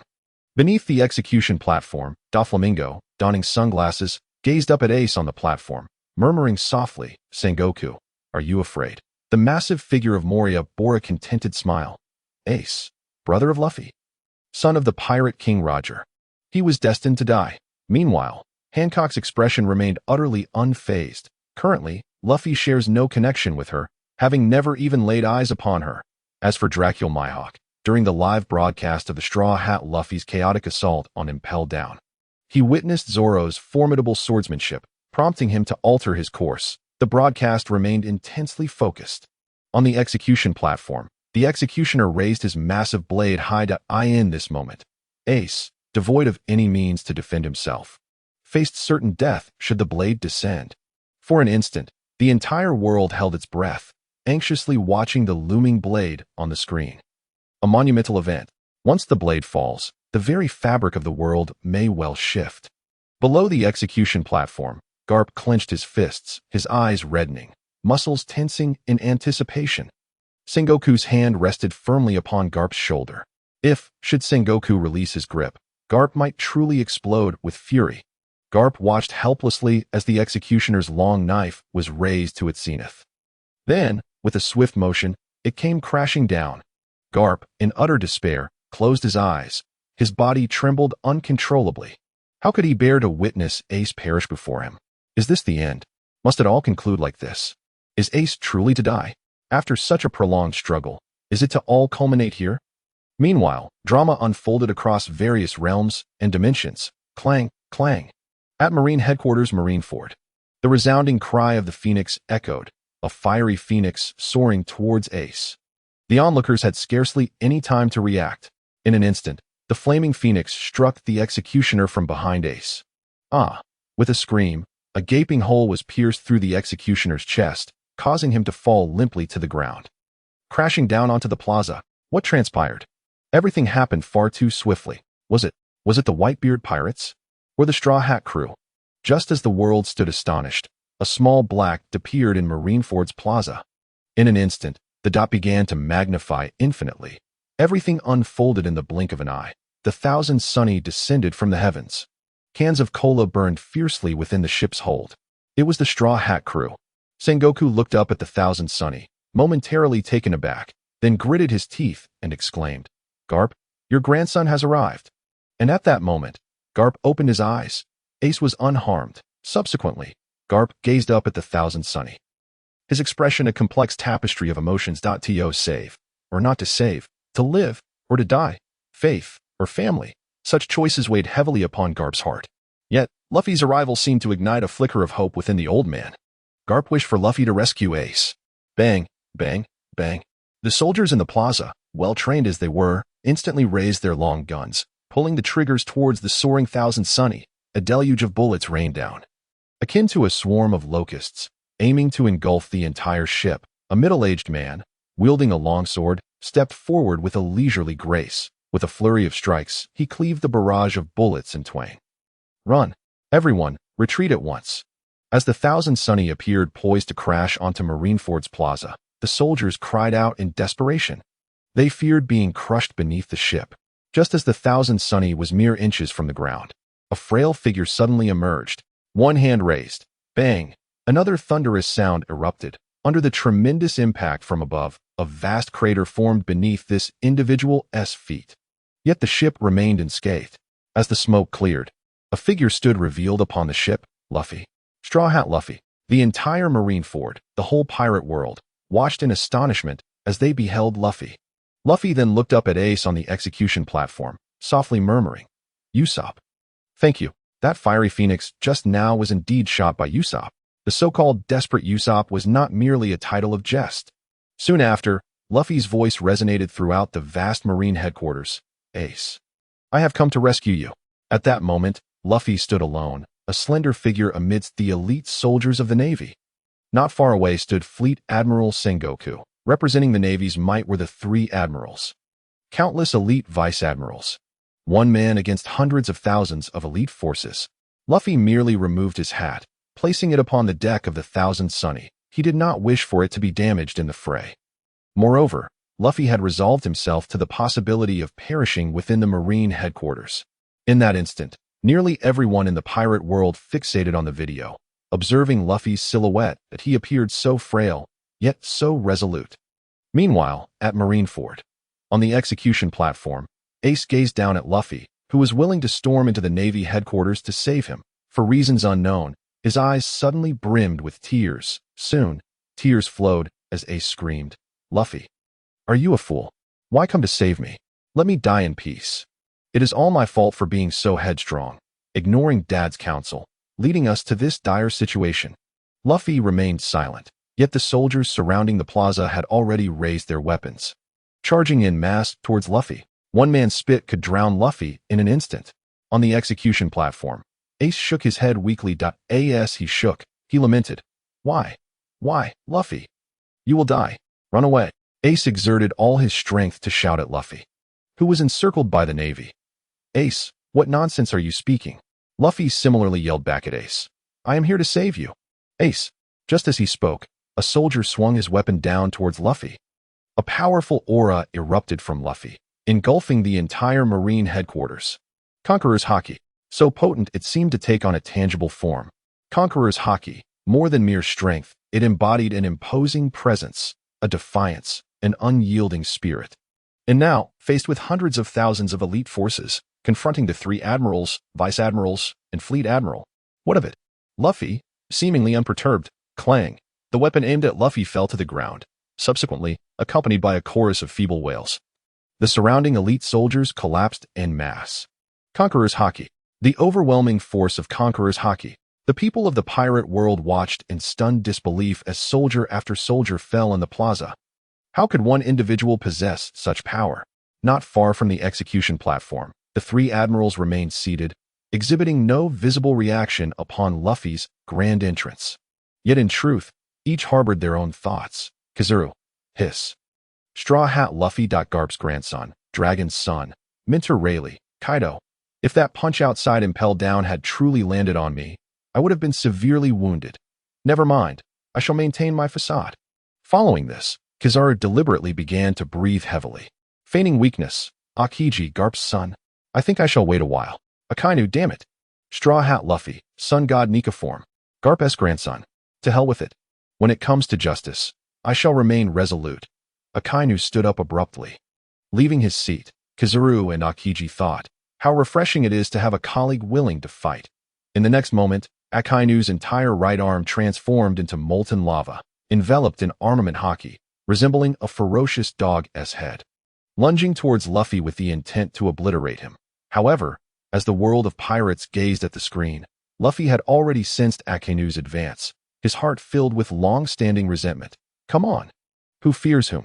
Luffy then unleashed a punch of his own, enveloped in armament haki, flowing cherry blossom haki, intertwined with Conqueror's Haki. Bang! A tremendous crash ensued. Luffy's and Akainu's fists collided. Waves of force erupted from the point of impact. As Luffy roared with fury, while Akainu gritted his teeth, fiercely clenching the cigar in his mouth, veins bulging. All of you, perish. Release Ace. Luffy shouted vehemently at Akainu, straining his right arm with all his might. Zzz. Streams of haki surged from Luffy's right arm. After just a few seconds, Akainu was completely sent flying by Luffy's punch, crashing heavily into a wall hundreds of meters away. The entire scene was one of utter disarray. One punch, merely one punch. Luffy has sent Akainu flying. Such power. It left the gathered crowd at Marine headquarters with their mouths agape in astonishment. How could a mere punch from Luffy, the captain of the Straw Hat Pirates, send a Marine admiral, the mightiest force of the Navy, reeling? Meanwhile, those watching the live broadcast were equally astonished, which only deepened their admiration for Admiral Kizaru's unwavering dedication. Indeed, it was evident that Admiral Kizaru would not be slacking off. Luffy, Monkey D. Luffy, has surely reached a level of strength that is nearly on par with the 4 emperors, hasn't he? Even more shocking was Ace, who stood on the execution platform. Ace stared blankly at Luffy, his eyes widening in disbelief. Is this really Luffy? His strength is simply overwhelming. Isn't it? One punch to repel a Marine admiral. Something even he may not be capable of.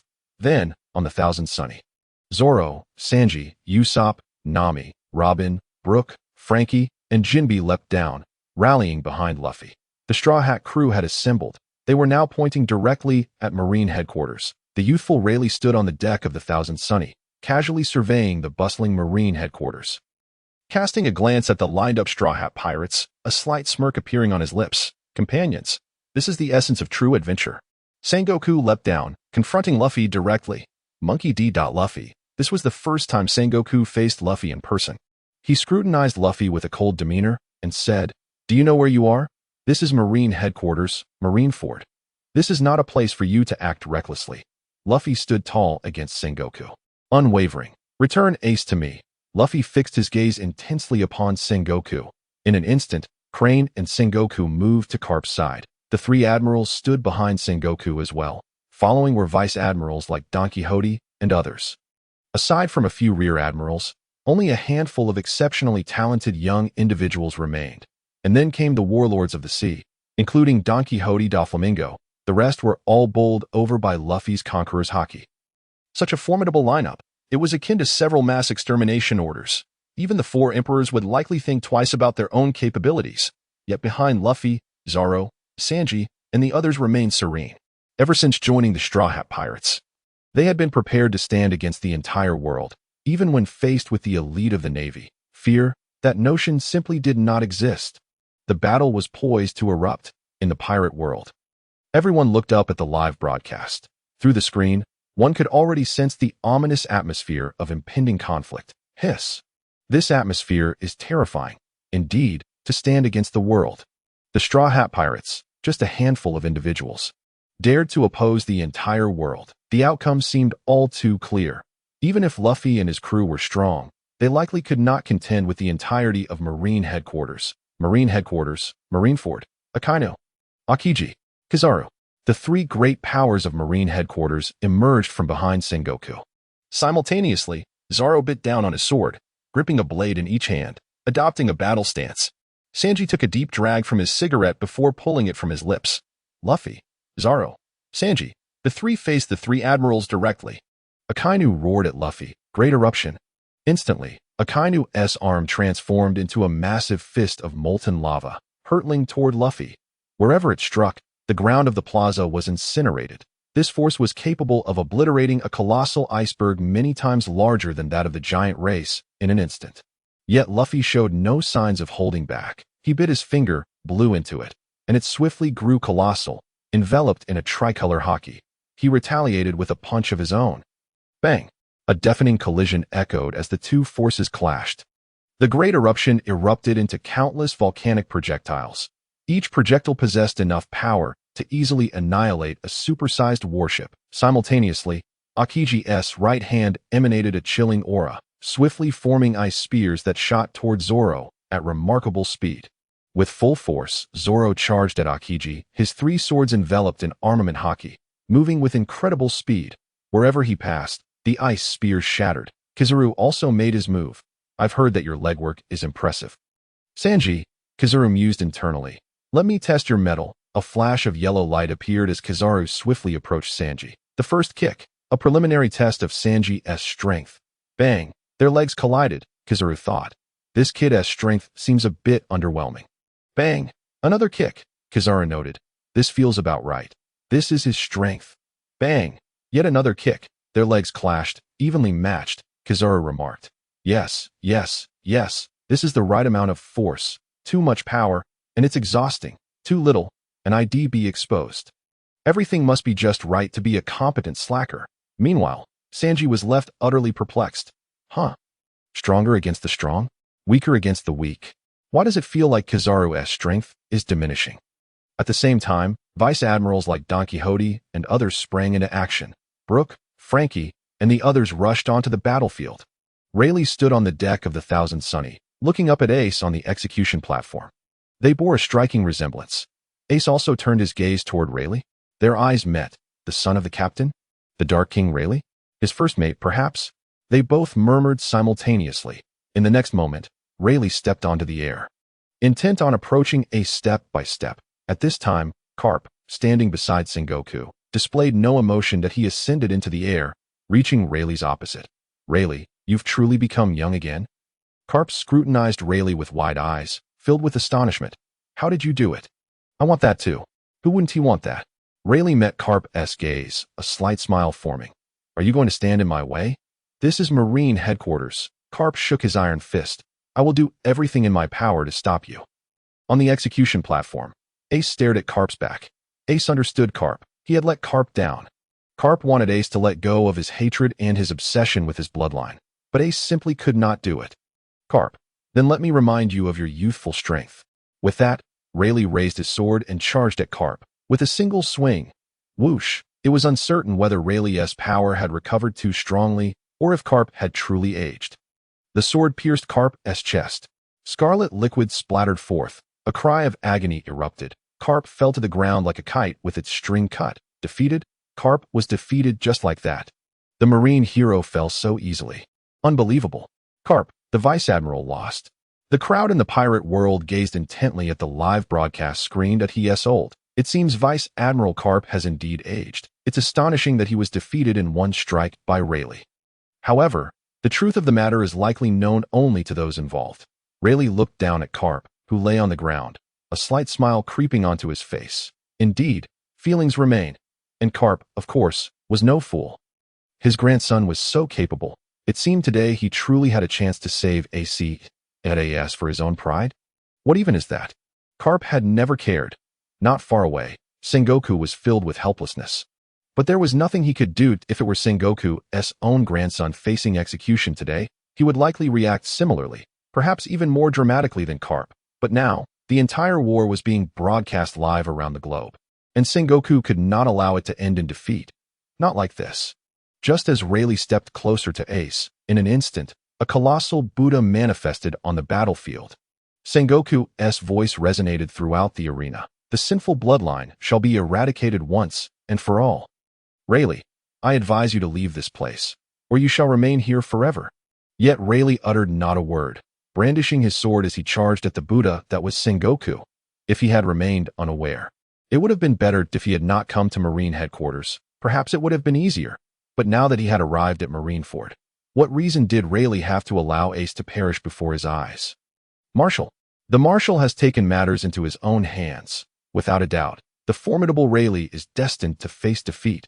Across the globe, without exception, every eye is fixated on the unfolding video. In the bustling Marineford, the echoes of destruction resonate.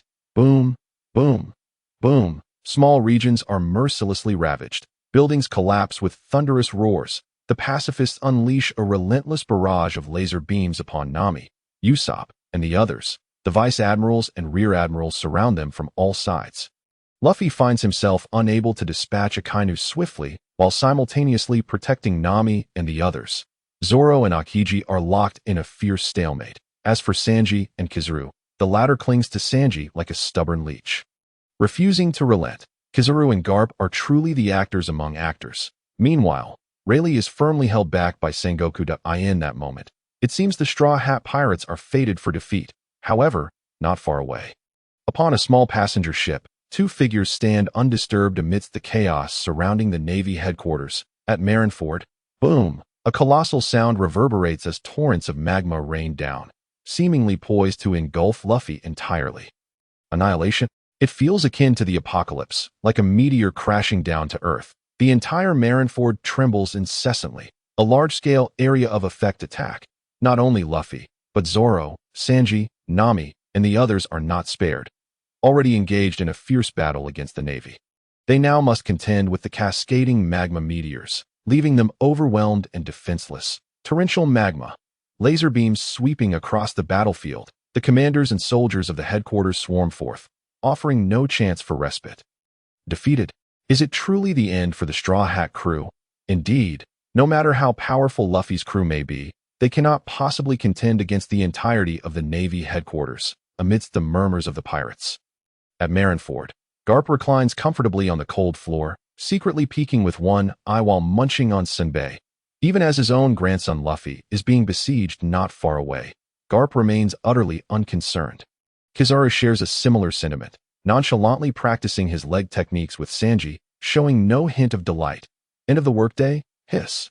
It seems far too early for that. ZZZ. Within the video, Marineford, an extraordinary spectacle unfolds, beneath the rain of molten rock. Luffy's body begins to transform. Enveloped in smoke and clouds, his hair ignites into flames. His clothes and hair turn a brilliant white. The ground rolls beneath him like rubber. Gear 5th, the sun god, Nika form. Ha! Luffy in his Nika form laughs heartily, his mirth echoing throughout the pirate world. The entire world rejoices. Nika, he is the sun god, the legendary liberator of Elbaf. Cheers erupt. The giants and the Bacania tribe cheer even louder. For the sun god Nika is their revered figure. Ha! Luffy, in his Nika form, laughs uproariously, leaping high into the air. One hand reaches out, grasping a magma meteor to hurl it downwards. The already formidable magma meteor doubles in power. Boom! With a resounding crash, the Peacekeeper, crafted by machinery, crumbles and is instantly rendered inoperative. Ha! The sun god Nika's laughter grows ever more radiant, ever more unrestrained. In midair, he reaches, grasps, and throws in a fluid sequence of actions. Boom! Another deafening explosion follows as yet another pacifist meets their end. Throw, throw, throw. Boom! Boom! Boom! Luffy revels in the exhilaration of hurling magma meteors. So much fun! Luffy laughs maniacally as he continues to toss the molten rocks. In no time, all the pacifists are obliterated. Soon, even the vast Marineford is riddled with craters. Sengoku, engaged in battle with Rayleigh, urgently shouts at Akainu. Stop the production! Enough with the molten rock already. Akainu, filled with frustration, grapples with the reality that Luffy, in his monkey form, a mere young pirate, is overpowering him. However, it is then that Akainu truly comprehends Luffy's strength. Akainu halts the creation of magma meteors without his toys. Luffy immediately grows discontented, charging straight at Akainu. A tremendous shockwave erupts, his arm enveloped in haki, entwined with Conqueror's haki, and flowing with flowing cherry blossom haki. The air ignites in flames as he speeds forth.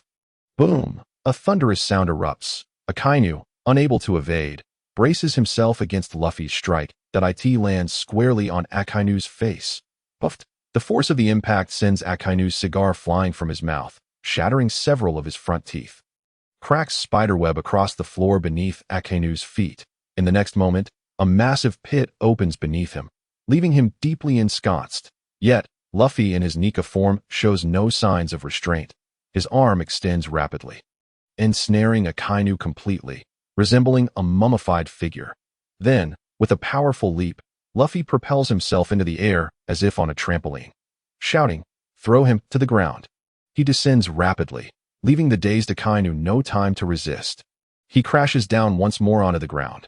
This time, the entire Marineford shakes violently. In that instant, within Marineford, Sengoku, Tsuru, Akiji, Kizu, Don Quixote, and others watch in astonishment, their eyes nearly bulging from their sockets, gaping in disbelief. Is this a battle? Whack-a-mole? Trampoline? Is this truly a battle? Only Garp, lying on the floor, continues to munch on sunbae, tears of laughter nearly spilling from his eyes. Ha ha! This is my dear grandson.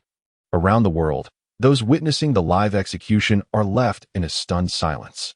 Goodness! Is this the power of a human? The Navy Admiral is being toyed with as if he were a mere plaything. In the land of giants, the giants gather, gazing at the video of Luffy. Their joyous laughter fills the entirety of the island. After enduring a long and harsh winter, the warm sunlight will once again grace the earth. The sun god. The sun god has finally returned. The warm sunlight shines upon the land once more. Amidst the crowd, someone suddenly shouts, Look at the execution platform. A Vice Admiral Don Quixote, is about to execute Luffy. At the Navy headquarters, Marineford, unbeknownst to anyone, Don Quixote has arrived at the execution platform, brandishing a sharp sword. Why not just execute him directly? Don Quixote is covered in wounds, his Vice Admiral's uniform and hair charred black. Strike! Don Quixote, a truly ruthless individual. Without a moment's hesitation, he swings his blade. In the next second, just as Ace's head is about to fall, whoosh! Suddenly, a violent wind sweeps through Marineford. The skies crackle with lightning. A cry of despair emanates from the execution platform. And then a figure tumbles from the stage. Ace. I'm coming. In the midst of the storm, a resolute voice echoes throughout Marineford. On the execution platform, Ace remains motionless, utterly astonished. This voice. It is Sabo. Soon, as the winds subside, the crowd is able to open their eyes, gazing in astonishment at the execution platform. Two figures come into view. One is clad in a deep green coat, with a red square tattoo adorning his left cheek and his short black hair slicked back. The other is seen only from behind, with wavy golden hair, dressed in a blue long coat, and wearing a black gentleman's hat. On the execution platform, their eyes well with tears, rendered speechless in that moment. Time seems to have come to a standstill. Seconds later, their tears cascade down their faces as they shout in unison, Sabo, Ace. Upon hearing Ace's call, Luffy, who had been playing in midair, releases the toy from his grasp. In the air, he looks down, equally shocked at the sight of Sabo on the execution platform. He appears utterly dazed. But at this moment, perhaps the most stunned of all is the fleet admiral. The Buddha admiral strides toward Garp, delivering a forceful kick to the already unconscious Garp. With gritted teeth, he exclaimed, "You, indeed, have come to Marineford for a family gathering?" Meanwhile, the denizens of the pirate world recognized the mysterious figure draped in a dark green coat upon the execution platform. Dragon. It was none other than the leader of the Revolutionary Army, Monkey D. Dragon. The crowd couldn't help but gasp in astonishment. 3 generations of the same family? The grandfather? Monkey D. Garp. The father? Monkey D. Dragon. The son? Monkey D. Luffy. A battle was brewing at the Marine headquarters of Marineford. The entire monkey family was in the fray. 3 identities: Marine, Revolutionary, Pirate. Marvelous. Truly remarkable. Regardless of the outcome, the victors would undoubtedly be the Monkey Clan. Ha ha! Luffy hurled a Kaido down from the sky with great force. Bye-bye, little fireman. Come play with me again next time. Bam! Akainu, crashing heavily onto the ground, heard Luffy's taunt. Bye-bye, little fireman. PFF, a toy. After a lifetime of battles, to become a mere plaything for a white monkey? Blood spewed from Akainu's mouth as he fainted on the spot. Luffy versus Akainu, a decisive defeat for Akainu. In the next moment, Luffy had already ascended to the execution platform.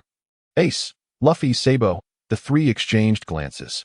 Simultaneously, they erupted in laughter. For reasons unknown, tears streamed uncontrollably down their faces as they laughed. Luffy, why have you turned white? Sabo, where did those scars on your face come from? Ace, why do you look so disheveled? At that moment, a colossal golden hand descended from the heavens.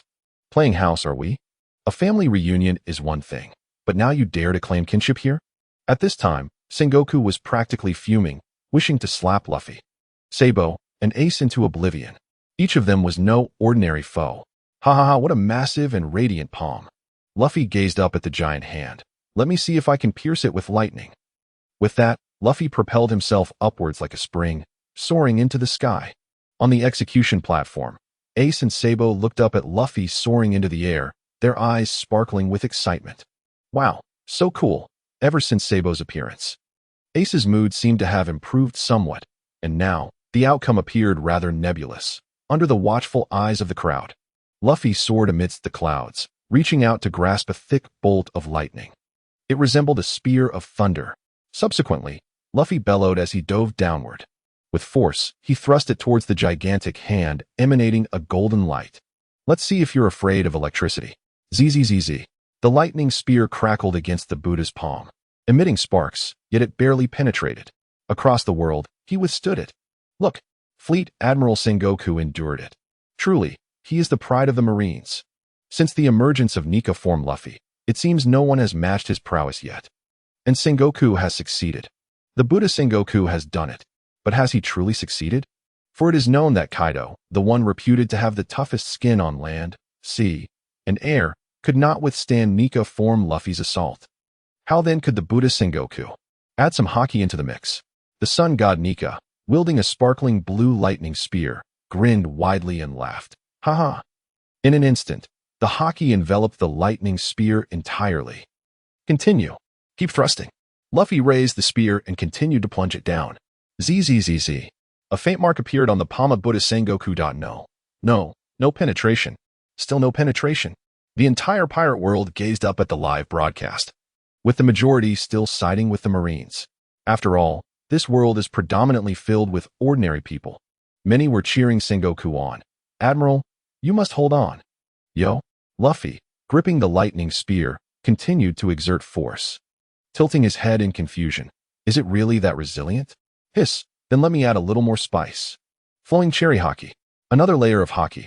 Hiss, at this moment, even Sengoku couldn't help but gasp, not to say. But this little white monkey's thrust truly stings. Admiral Sengoku is still holding strong. The Admiral truly can endure. With a playful spirit, Luffy shouted. All right. With that, Luffy prepared to envelop the lightning spear with Conqueror's haki. But before he could wrap it in Conqueror's haki, Sengoku suddenly exerted force. He withdrew the golden hand. Sengoku, the strategist. Is he truly a fool? He had just felt pain, but was merely holding on. Does he intend to face utter humiliation? At the execution platform, as Luffy confronted Sengoku, Sabo had already obtained the key. Instinctively, he was about to unlock Ace's handcuffs. Luffy, the simpleton, was too eager for play, completely oblivious to the situation. Here, this is the Marine headquarters. The world government could support the Marine headquarters at any moment.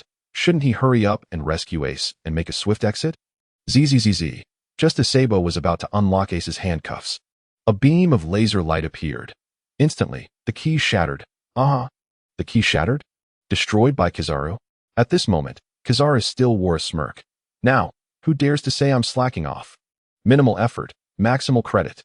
However, Kizaru was unaware that his earlier action was tantamount to courting death, exerting minimal effort, yet receiving the greatest punishment. Stunned, at the execution platform, gazing at the shattered C-prism stone handcuffs, Sabo was dumbfounded. Ace was dumbfounded. Nika form Luffy was dumbfounded. Rayleigh was dumbfounded. Even Garp was left in shock. Kizaru, isn't he Luffy's uncle? What on earth is he doing? Can't take it anymore. Without hesitation, Nika form charged towards Kizaru, delivering a punch enveloped in all three types of haki. Kizaru let out a scream. Blood spewed forth as he soared through the air like a kite with a severed string. The three admirals, Kizaru, Nika Fruit, renowned for speed, yet no matter how fast Kizaru is, he is no match for Nika Luffy.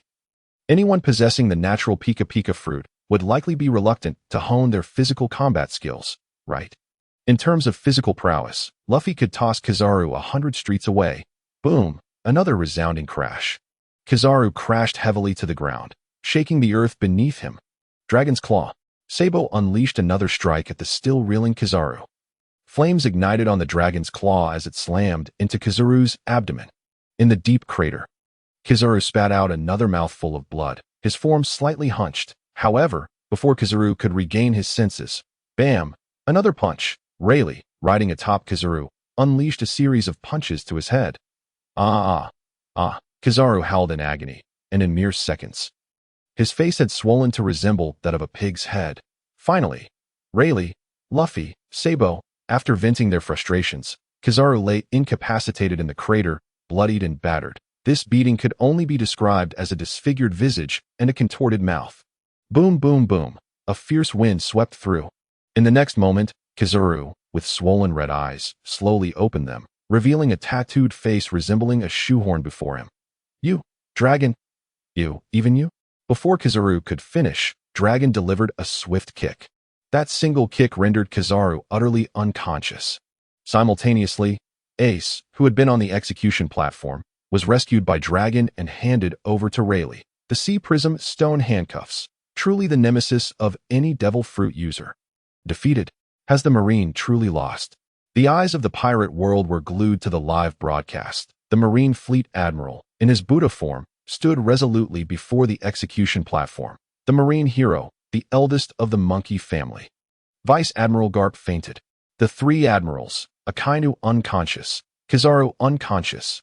Akiji gazed around the square, stunned by the scene unfolding. In the sky, at least 3 waves of Conqueror's haki knocked out the elite soldiers. It seemed they were indeed on the verge of defeat. Marineford, a shadow flashed by. Upon seeing the figure, the live broadcast that had been playing abruptly cut off. What happened? Why did the broadcast cease? Has the Marine headquarters been overwhelmed? In an instant, the ordinary citizens of the pirate world found themselves engulfed in anxiety. For this was Marineford. This was the headquarters of the Navy. What if it were to be shattered so easily? Who would guarantee their safety? Who would safeguard the celestial gold they had paid over the years? Marine headquarters, Marineford, Luffy, the sun god Nika? Rayleigh, Dragon, have you all had enough of this ruckus? If you have, then stay right here. A voice, filled with vigor and unwavering resolve, echoed throughout the vast expanse of Marine headquarters. Marineford. High above, an elderly man stood, his imposing figure and thick mane of hair commanding attention that a scar marred his left cheek, and his white, curly hair framed a face adorned with a fluffy white beard. He wore a noble flat cap, a black suit, white shirt, and a deep purple tie. Leaning on a cane for support that as he appeared, the eyes of the crowd widened in astonishment. Rayleigh, even the Gorosei have taken to the field. Sengoku had also reverted from his giant Buddha form, standing beside the unconscious Garp, gazing upward. Monkey D. Luffy. In the air, the burly old man fixated his fiery gaze upon Luffy, observing Luffy in his Nika form. The old man's eyes sparkled with intrigue. The sun god Nika? It seems you pose a greater threat to the world than Ace ever did.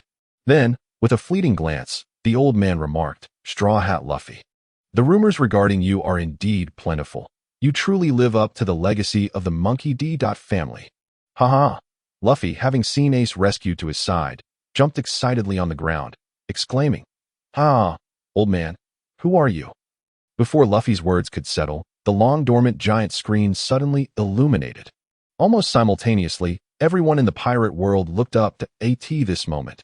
None could overlook the changing tides of the battle at Marineford. The footage on the giant screen did not disappoint. It showcased the scenes of the Navy headquarters. Marineford, the war on the summit. The images flickered, revealing an elderly figure that captured everyone's attention. The crowd buzzed with inquiries. Who is this old man? As a celestial dragon and a member of the Gorosei, his notoriety paled in comparison to the Navy soldiers, the 3 admirals, and the emperors of the sea. They were more akin to puppet masters. Not far from Marineford, in the depths of the ocean, aboard the Moby Dick, disbelief spread. Is this Marineford? Several pirate ships were fixated on the video displayed on the giant screen. Shock permeated the air. Everywhere was drenched in crimson liquid. Corpses, collapsed buildings. Could it be that the war has already concluded? The video offered no further visuals, focusing solely on that old man, Whitebeard, standing at the forefront of the deck. Gripped his weapon, the Tsung Yun Xia, with even greater force, his unwavering gaze locked onto the screen. Others may not recognize him, but Whitebeard certainly did. Don Quixote D.J. Lucius Satan. Whitebeard murmured softly. Even the Gorosei have come. What headquarters, what navy, what victory or defeat? To Whitebeard, the most crucial aspect was Ace. And for the rest of the Whitebeard pirates, it was even more so. Each individual's eyes widened in alarm, anxiously staring at the giant screen. Their hearts echoing a singular thought. Ace, where's our Ace? A voice emerged from the crowd. Old man, look quickly, look, Ace is not on the execution platform. Following that, the individual shouted, and there is no body of Ace either. A collective sigh of relief swept through everyone aboard the Moby Dick at that moment. Marco, how long until we reach Marineford? A blue flame descended beside Whitebeard. 1 hour. Good. Whitebeard responded with a single word, his eyes never leaving the giant screen. He could not afford to miss a single moment. Beneath the depths of the ocean, without live footage, Whitebeard and his crew remained oblivious to the changes in the battlefield. In the New World, within the territory of the 4 emperors, on Onigashima, Kaido, transformed into a blue dragon, circled above, his enormous head fixated on the giant screen, murmuring, The Gorosei? How did Marineford come to this? Simultaneously, Jack, Jin, and others from the Beast's pirates stood stunned before this spectacle on Whole Cake Island. Big Mom, still tossing cake in her mouth, raised her gaze to the giant screen. Out of the corner of her eye, she spotted Luffy in his Nika form. The sun god, Nika. Big Mom muttered, None, you once said that the sun god could bring warmth and light back to this world. After a prolonged moment of contemplation, she wondered, is this true? None, damn. On a pirate ship racing across the calm sea, the usually composed red-haired couldn't help but curse. Has the war already begun? Even the Gorosei have mobilized? Don Quixote D.J. Lucius Satan. How could it be Don Quixote D.J. Lucius Satan? The Gorosei wouldn't want to unleash everything, would they? Others might be unaware, but red-haired certainly knew. He fixed his gaze on the giant screen. It seems I must act swiftly. Full speed ahead. Marine headquarters, Marineford. The skies darkened, lightning flashed, and at that moment, Marineford could easily be mistaken for the apocalypse. Winds howled. The sun god Nika, the dark king Rayleigh, Monkey D. Dragon. Satan spoke repeatedly. Very well, since it has come to this, let us stay right here. With that, Satan prepared to strike. The remaining Navy soldiers raised their rifles or brandished their weapons high. Despite their exhaustion, the overwhelming stench of blood compelled them to fight for their lives. A step back meant a plunge into a bottomless abyss. They had nowhere to retreat. This was the Marine headquarters, the stronghold of the Navy. With no path to retreat, they must fight. If they were to allow Luffy and his crew, Dark King Rayleigh, and revolutionary leader Dragon to rescue Ace so easily, What would become of the Navy's dignity? Would that not be a complete loss of face? Is it about to begin? The true decisive battle. Across the entire pirate world, all eyes were fixed on the giant screen. Not a single blink dared to occur. Such a grand spectacle, if missed, might never come again in a lifetime. It is about to commence. Will the victor emerge? Under the gaze of the masses, an extraordinary phenomenon unfolded. The elite forces of Marineford, bracing against the overwhelming conqueror's haki, suddenly cried out, "Admiral!" 2 warships had surged forward. In an instant, all attention on the battlefield was drawn, met with a series of thunderous booms. A towering figure stepped forth, clad in rock-like armor. Every step he took drew the surrounding stones, buildings, and metals towards him. His form continuously enlarging. Boom, boom. A giant. It's a giant. Some Navy soldiers were paralyzed with fear, yet none dared to retreat. Bang, bang, bang. Countless bullets erupted from their chambers, but left not a single mark on the giant. Barrett. Sengoku gazed at the giant striding towards the plaza, squeezing out a few words. As expected, at this moment, everyone wants to join the fray. Just when the already challenging high-stakes battle seemed to escalate, another giant emerged behind Barrett. Bondi Wald, the user of the Momo Fruit. Wald placed his hand upon Barrett, who, already a giant, swelled even larger. With a single step, the entirety of Marineford trembled. Look, what is this? Is the world coming to an end? The giant stood at least 10 stories high. What kind of ability is this? To transform someone into a giant. The Momo Fruit. Naturally, Satan recognized Wald, but still found it hard to believe as he muttered. The Paramecia-type Momo Fruit can amplify the size and speed of any object it touches by hundreds of times, and can freely enhance its own mobility. But Satan's eyes widened in disbelief. However, it cannot alter the size of living beings. What Satan's Saint did not anticipate was that Barrett's physique did not grow larger. Rather, the armor enveloping Barrett instantaneously magnified hundreds of times. The merger of the Momo Fruit and the Combine Fruit. Even the form of the Elephant Lord could, without doubt, be replicated. The combination of fruits. The existence of a bug. How splendid. Ha! In the form of Nika, Luffy bounced around, his eyes sparkling with excitement. This armor is simply too magnificent. With that exclamation, Luffy's form also expanded infinitely, just seconds later. Yet another giant emerged. The Nika giant form. As the bearer of the Gum Fruit, Luffy's body could naturally enlarge. In an instant, 2 titanic figures possessing formidable combat prowess stood before the Straw Hat crew, rendering the entire Marineford diminutive in their presence. What is this? The denizens of the pirate world gazed upwards in shock and terror at the colossal screen. This surpassed the limits of their imagination. Even the inhabitants of smaller islands felt an unsettling apprehension. This, could it obliterate our island with a single step? Marineford. Don Quixote Doflamingo observed the scene before him, a slight smirk gracing his lips. Exquisite, simply exquisite. Although Doflamingo spoke in such a manner, he was steadily retreating. This lineup? Whoever is enamored with whom. It seems that Marineford may not withstand this onslaught today. Yet, it was not only Doflamingo who was retreating. Moria was as well. The moment Luffy appeared and assumed his Nika form, Moria hastily found a hiding spot at that time. Moria had been tormented mercilessly by Luffy. He had indeed been toyed with by Nika Luffy. Gripped like an onion head, swung around as if it were a jump rope, spinning wildly in the air, even devouring shadows in a frenzied manner. His form was larger than it currently was. Being ruthlessly battered with a single finger, amidst the torment, Nika Luffy laughed heartily. Planting onions now. Ha! Planting onions now? Shadows. For Moria, this was a profound trauma. It might take a lifetime to heal from it. But that was not the end. Another figure ascended onto Marineford, participating in this war show.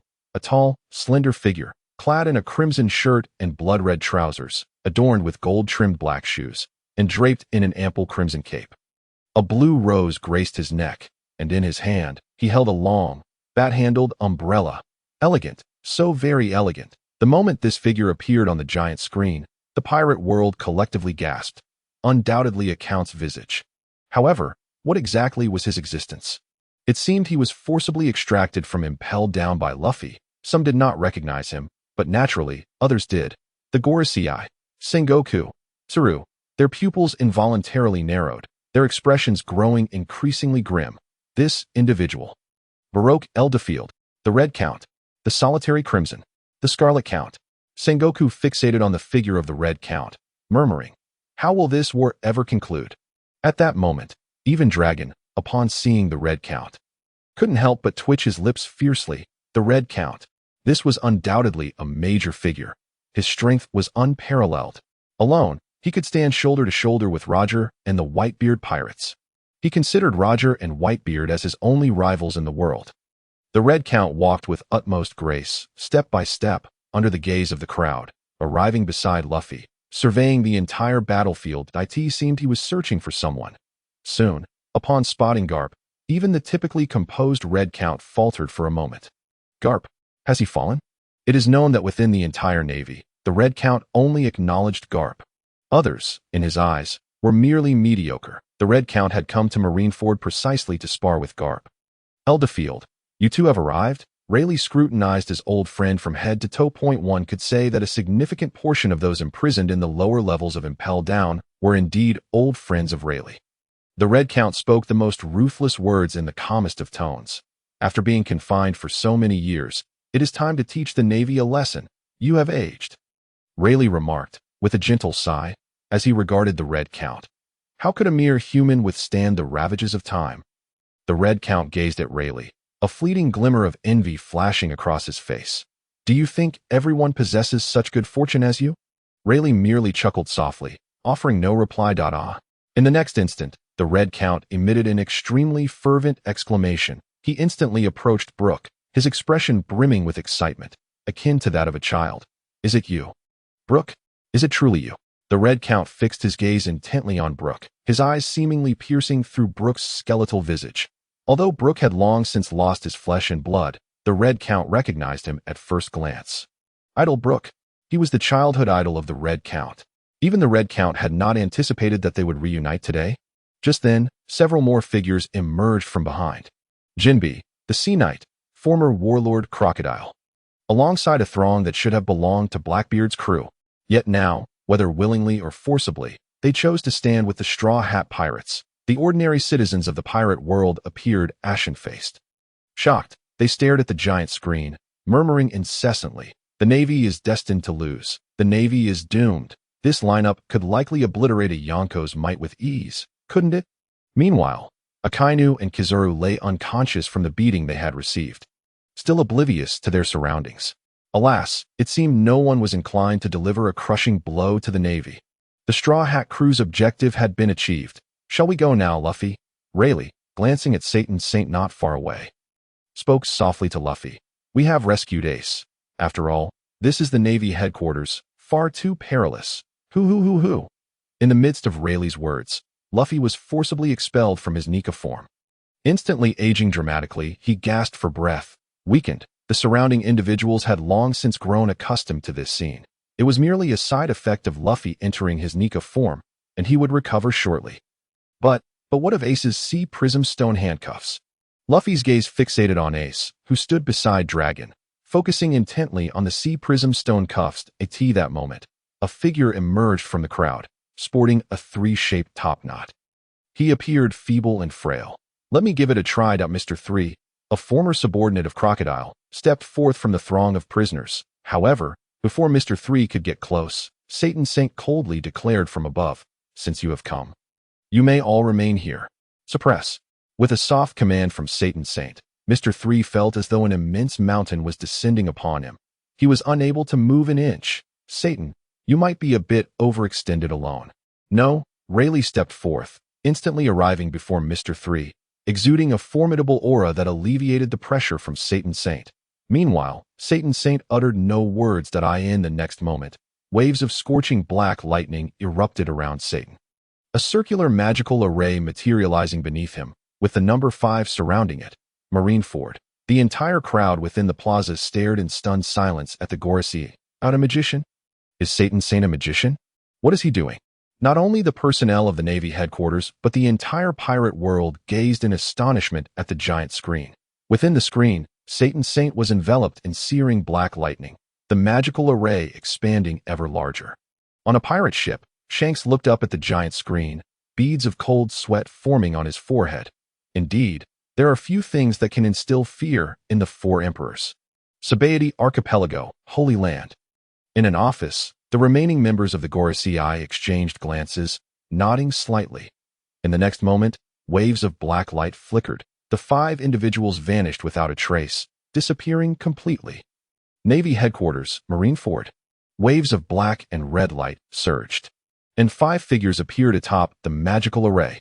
One donned a white robe, spectacles, a beard, and held a katana. One wore a deep red suit, lacking a bow tie, with golden hair and beard, a scar across his chest.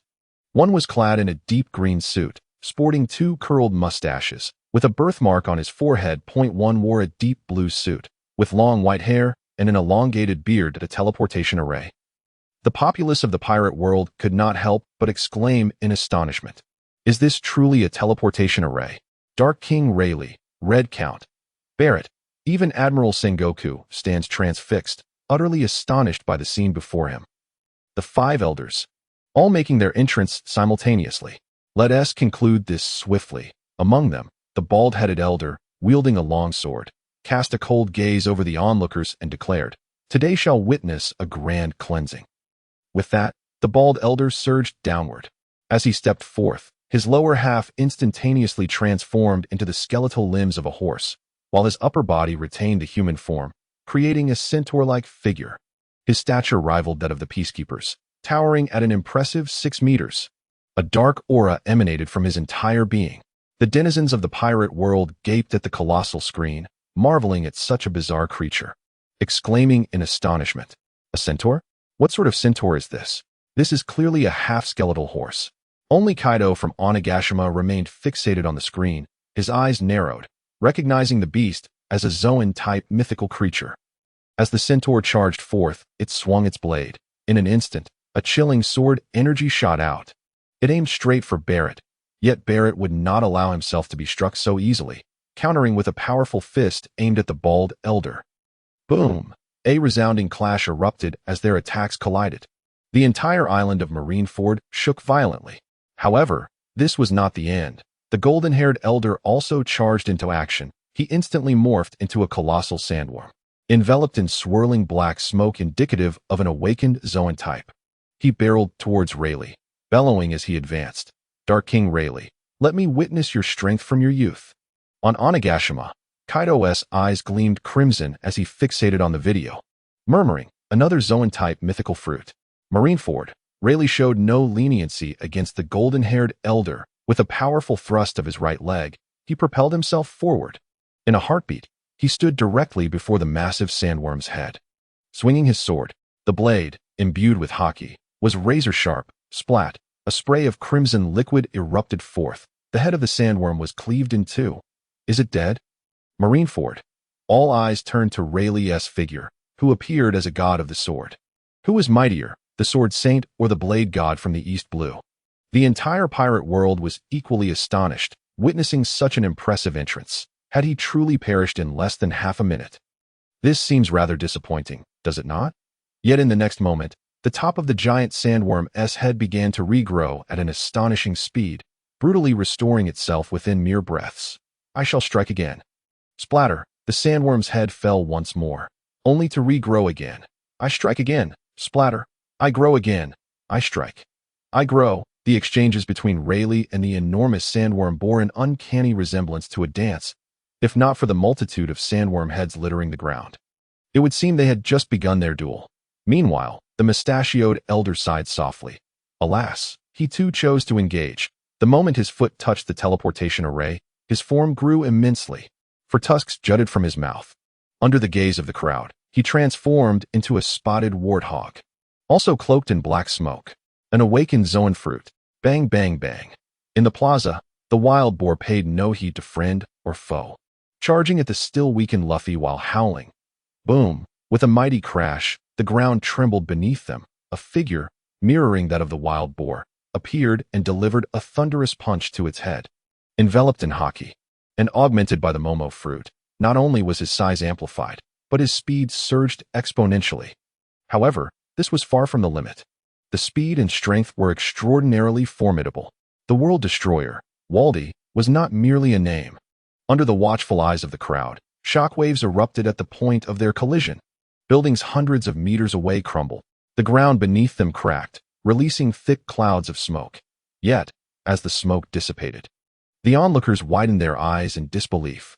The wild boar stood unscathed, not a scratch upon it, even lacking any signs of injury.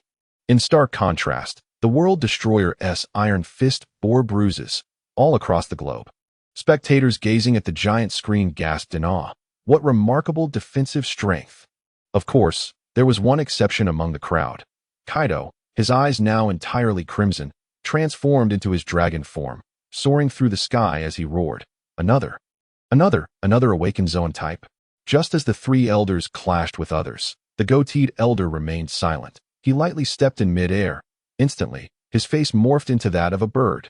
Wings and talons sprouted forth, a massive form, yet slithering like a serpent.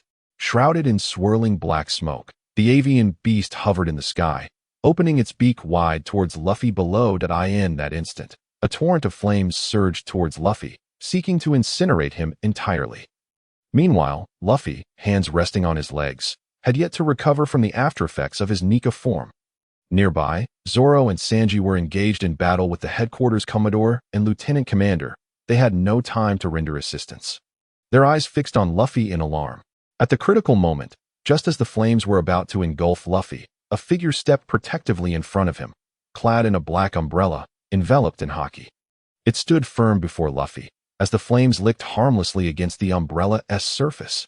As the flames ceased their onslaught, the Red Count appeared before Luffy, though only his back was visible. Red Count, are you certain you wish to intervene? In the air, the avian beast glared down at the Red Count, its voice dripping with disdain. Red Count, do you know why the government has not executed you? The Red Count stepped forth, moving gracefully through the air. Wordlessly, he locked eyes with the avian beast. The beast, seeing this, let out a piercing cry and slowly spoke. You claim to only admire Whitebeard and Roger. But do you realize, your threat pales in comparison to theirs? Each word was a dagger to the heart. Yet it did not end there. Furthermore, you are merely an old man now. What right do you have to stand before me? Get out of my way. The Red Count's expression remained unchanged. However, his grip on the umbrella tightened. He stepped forward again, vanishing from midair and reappearing directly before the avian beast. He swung his sword. The avian beast screeched and desperately retreated. Old, what of it? The Red Count retorted with a mocking tone. Are you not still afraid of this old man and his umbrella? On Onigashima, Kaido, unable to contain himself, roared to the heavens. Another awakened Zoan type. At this very moment, the world watched intently at the giant screen, murmuring in shock. Hiss! Is this a menagerie of beasts? First, a skeletal centaur, then a gigantic sandworm, followed by a warthog with tusks, and now a bird beast. Are awakened Zoan types truly so common? I scoff at such claims. The moment those words were uttered, the speaker was immediately drowned in spit. Awakened Zoan types are not common. Hand me one then. How dare you say that? They are rarer than Logia fruits. The denizens of the pirate world looked up at the first to appear, Saint Satan, and could not help but murmur, surely not. Another awakened Zoan type? The outcome, of course, did not disappoint them. Seeing his four old comrades take action, Saint Satan could not afford to be lazy. He too stepped forth. Instantly, his lower half morphed into that of a spider, while his upper half took on a bull's head, his size equally immense. On Onigashima, Kaido, as if struck by a powerful stimulus, had his dragon eyes blazing red, panting heavily. Another awakened Zoan type? Why is it not mine? Kaido's ambition was to forge a super fleet composed entirely of Zoan fruits. And now, 5 awakened Zoan types had emerged in a single day. How could Kaido not be driven to madness? Swiftly moving, he bore down upon the exhausted Luffy. Should this strike connect, Luffy would surely face certain death. Not far away, a fierce wind erupted as a figure attempted to rush to Luffy's aid, only to be confronted by another figure, exuding an icy aura, brandishing a spear. Aokiji, Dragon glared at Aokiji, his voice low and fierce. Get out of my way. Yet Aokiji showed no intention of retreating, instead conjuring a flurry of small ice spears behind him, launching them at Dragon. Saint Satan's speed was astonishing. Aside from Rayleigh, Dragon, and the World Destroyer, none could react in time. And at that moment, they were entirely preoccupied, facing the elite of the pirate world. A moment of carelessness could result in their own demise. Luffy, Zoro, Sanji, Nami, and the others narrowed their eyes sharply, shouting towards the weakened Luffy. Yet, Luffy merely stood there. An overwhelming sense of helplessness coursing through his entire being. Not only was he unable to fight, but even the slightest movement felt insurmountable. He could only watch as the grotesque creature, its lower half resembling a spider and its upper half a bull, charged towards him. Beside Luffy, Ace forcefully pushed aside Mr. 3, who was attempting to remove his handcuffs, and in the next moment, stood protectively in front of Luffy. Not far away, Sabo, intercepted by Sengoku, could only watch helplessly as the monstrous Satan approached relentlessly. Luffy looked up and met Ace's gaze, a warm smile illuminating Ace's face. Ace, with open arms, was willing to sacrifice himself to save his beloved brother, Luffy. Memories flooded back to their childhood, no matter the misdeeds. Ace always stood in front of Luffy, safeguarding him. They were so close. Only a few dozen meters apart, Satan was about to pierce through Ace's body. Ace. Luffy, weak and desperate, cried out, "Don't." In that instant, it felt as if the world had come to a standstill. Across Marineford and the pirate world alike, a singular thought resonated. Ace, son of Roger, was he truly destined to perish here? Boom, boom, boom. Just then, the air before Satan trembled violently, culminating in a tremendous explosion. Mere moments separated them. Satan, with his spider lower body and bull upper body, was sent flying hundreds of meters away. All of this transpired in the blink of an eye. Before anyone could react, the enormous screen flickered violently, revealing the Moby Dick bursting forth from the depths of the sea. A youthful figure, gripping the Tsungyun cut, fixed a steely gaze upon the battlefield. As the image emerged, the world erupted in fervor. Everyone stared wide-eyed and terrified at the spectacle on the massive screen. Youthful? Was this the Whitebeard of his prime? Almost everyone rubbed their eyes in disbelief, swallowing hard in utter astonishment. Whitebeard. The man hailed as the strongest in the world had regained his peak power. Not just Rayleigh, the Pirate King, Marine Admirals, the Five Elders, Sengoku, Akiji, the Pirate King, Barrett, and so many more. Everyone present gaped in shock at Whitebeard, standing proudly atop the Moby Dick, their faces etched with astonishment. Slap. Amidst the cacophony of Marineford, a resounding slap echoed. Carp, having inexplicably regained consciousness from his fainting state, smacked Sengoku across the face upon seeing Whitebeard. Carp, what was that for? Sengoku, still reeling from shock, was jolted back to reality, glaring furiously at Carp. Carp, his mouth full of sunbae, nearly had his eyes pop out in disbelief. Pain. This was real. Carp stared at Whitebeard at the forefront of the Moby Dick as if he had discovered a new continent. Realizing that if their allegiances were not opposed, he would have dashed forward to Whitebeard's side. Simultaneously, the Five Elders were equally astonished. What had seemed like an assured victory now bore the shadow of panic. They never anticipated that Whitebeard's crew would arrive so swiftly, nor that it would be the Whitebeard in his prime. Before Whitebeard's appearance, they had held a slight advantage, but now, with the peak Whitebeard emerging, advantage? Truly laughable. Ace, who had been standing protectively in front of Luffy, stared blankly at the familiar figures in the distance, especially at the sight of the youthful Whitebeard. Tears streamed down his cheeks. Fire Fist Ace, captain of the 2nd Division of the Whitebeard Pirates, a notorious pirate with a bounty in the hundreds of millions, now stood there like a child, weeping. Old man, Marco, Luffy, everyone, why have you come to save me? Especially when Ace saw Luffy, who appeared weak and frail, he cried out in anguish. Why? Why must you come to save me? This was Marineford, the new world, on Onigashima. Kaido, who had been consumed by jealousy for not possessing the Zoan-type mythical fruit, froze mid-air at the moment Whitebeard appeared. His enormous eyes bulged, and he muttered incessantly, "Impossible, impossible, this cannot be real." Gazing at the familiar figure on the screen, Kaido's thoughts drifted back to the Rocks Pirates era. Back then, Whitebeard was invincible, and he had been but a reckless youth. Now, they were both emperors, yet, Whitebeard had somehow rejuvenated? Cake Island. Whitebeard, Whitebeard, this old man has grown young again. Big Mom, in her vast open palace, shoved an entire cake into her mouth. My delicacies. What about my food? According to Big Mom's plan, she intended to outlast Whitebeard and seize the islands abundant with delicacies in Fishman Island. Now, that plan lay in ruins, utterly dashed. Not only was it thwarted. The sun god Nika form of Straw Hat Luffy, the peak-recovered Rayleigh, and the rejuvenated Whitebeard. Barrett, who escaped from Impel Down.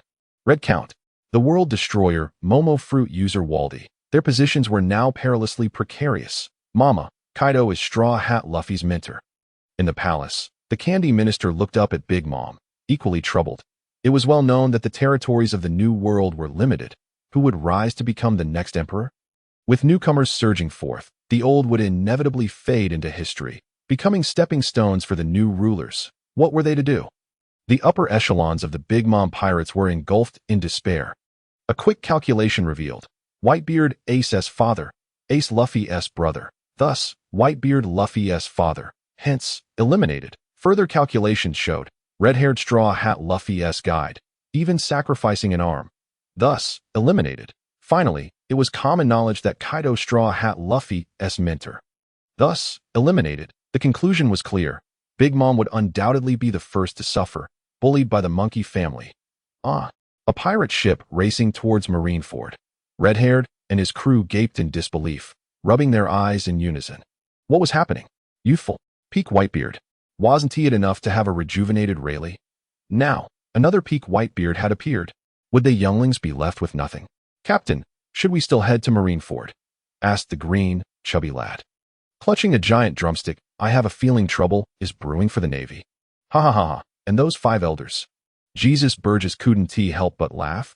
Look at my son, he has also faced the Navy headquarters and clashed with the 5 elders. We must go now. After the initial shock, Red-haired regained his composure. This battle has reached its limit. It cannot escalate further. In an instant, everyone turned to Red-haired, puzzled yet respectful. This was the captain's command. Others may not understand, but Red-haired was acutely aware that the Navy and the world government were far more formidable than they appeared. The Knights of God. The government. The world's chief scientist. Vegapunk. Even some entities beyond Red-haired's knowledge. At the Holy Land of Mariawa, in a grand palace, sat upon the throne, momentarily stunned upon witnessing Whitebeard's resurgence to peak power. In the next moment, he stood abruptly from the throne. Yet, after a brief pause, settled back down, eyes fixed on the giant screen, seemingly deep in contemplation. Marineford. Under everyone's gaze, Whitebeard leaped high from the Moby Dick, with a powerful bound. He landed before Ace, tightly gripping his Tsongyun cut. He looked at the awakened 5 elders and laughed heartily. Vurara, let us be your opponents. Subsequently, an overwhelming wave of Conqueror's haki erupted from Whitebeard, delivering a fatal blow to the already crumbling Marineford. Simultaneously, Marco, Jozu, Vista, and many others surged into the battlefield. The battlefield was distinctly divided into 2 camps. Gurara, Whitebeard stood at the center, firmly grasping Tsongyun cut, bellowing with laughter. Sengoku. It seems today you shall face utter defeat, utter defeat. Sengoku locked eyes with Whitebeard, this rival of a lifetime. Sengoku felt increasingly enraged. Damn it. Why was Whitebeard growing younger while he himself aged? Truly, comparisons breed jealousy. Before Sengoku could utter a word, Whitebeard raised his weapon, the Tsongyun Xia, pointing it directly at the 5 elderly figures who had entered the realm of mythical beasts. The 5 elders? Come forth. Allow me to witness your current strength. With that proclamation, Whitebeard swung the Tsongyun Xia forcefully forward. In an instant, the entire battlefield underwent a dramatic transformation. Dark clouds gathered ominously, accompanied by flashes of lightning and the roar of thunder. The very air around Marineford felt suffocatingly oppressive. Bang, bang, bang. In the next moment, the atmosphere began to tremble violently, vibrating until it erupted. Marineford shook violently. The once tumultuous sea surged even more fiercely, raising waves that soared dozens of meters high. Crashing toward Marineford, even the sky seemed on the verge of collapse. In the pirate world, every onlooker fixated on the colossal screen, all utterly dumbfounded. Whitebeard, the wielder of the Tremor Fruit, the mightiest being in existence. This power is capable of apocalyptic devastation. Look, look, the floor of Marineford is beginning to shatter. The structures are swaying violently. A tsunami. That is a cataclysmic tsunami. What manner of force is this, capable of triggering earthquakes, dividing the sea, conjuring towering tsunamis, and even making the sky tremble? Amongst the chaos, voices murmured, "The 5 elders? Are those 5 old men with awakened zone abilities truly the 5 elders? Could they be celestial dragons?" Each jarring image from the screen struck the onlookers with such force that it left them in a state of frenzied shock. Marineford, within the battlefield. Boom, boom, boom. Under Whitebeard's strike, the trembling ground and collapsing buildings created a scene of utter chaos. Run for your lives. It's the end of the world. Marineford is about to be obliterated. Around them, some Navy personnel, unable to withstand the overwhelming pressure, discarded their weapons and jumped headlong into the churning sea. The ocean is perilous, but now, the most dangerous place is undoubtedly Marineford. It is not surprising that these soldiers would flee. Even the most elite of the Navy cannot remain unscathed under the intimidation of 5 Conqueror's Haki users. This is a convergence of 5 waves of Conqueror's Haki. The strongest man in the world, Whitebeard. Monkey D. Luffy, Silver's Rayleigh, Barrett, Red Earl. On ordinary days, those who possess Conqueror's Haki are beings they would never have the chance to encounter in their lifetimes. Yet here, in Marineford, 5 of them exist, all from the same faction, simultaneously unleashing 5 waves of Conqueror's Haki. It is no exaggeration to say that even the vice admirals can feel the immense pressure. Across the world, everyone fixated on the colossal screen held their breath. The tsunami. Look, the great tsunami is approaching. Marineford is about to be submerged. To stand against Whitebeard at his peak is indeed to dig one's own grave. Marineford. Aokiji Sengoku, known for his composure, now had beads of sweat forming on his forehead, his expression growing increasingly grim. Initially, the Navy's plan was to lure Whitebeard using ACE, the very least, they could execute Ace. If all went well, Whitebeard might even perish here, but now, not only has executing Ace become a distant hope, even preserving Marineford has turned into an extravagant wish. Everywhere is destruction, everywhere are pools of blood. And the air is thick with the acrid scent of blood. Aokiji nodded gently. He swiftly struck the ground with his right foot, propelling himself into the air. With arms outstretched, in an instant, a chilling wave of frost emanated from Aokiji's limbs. Ice Age.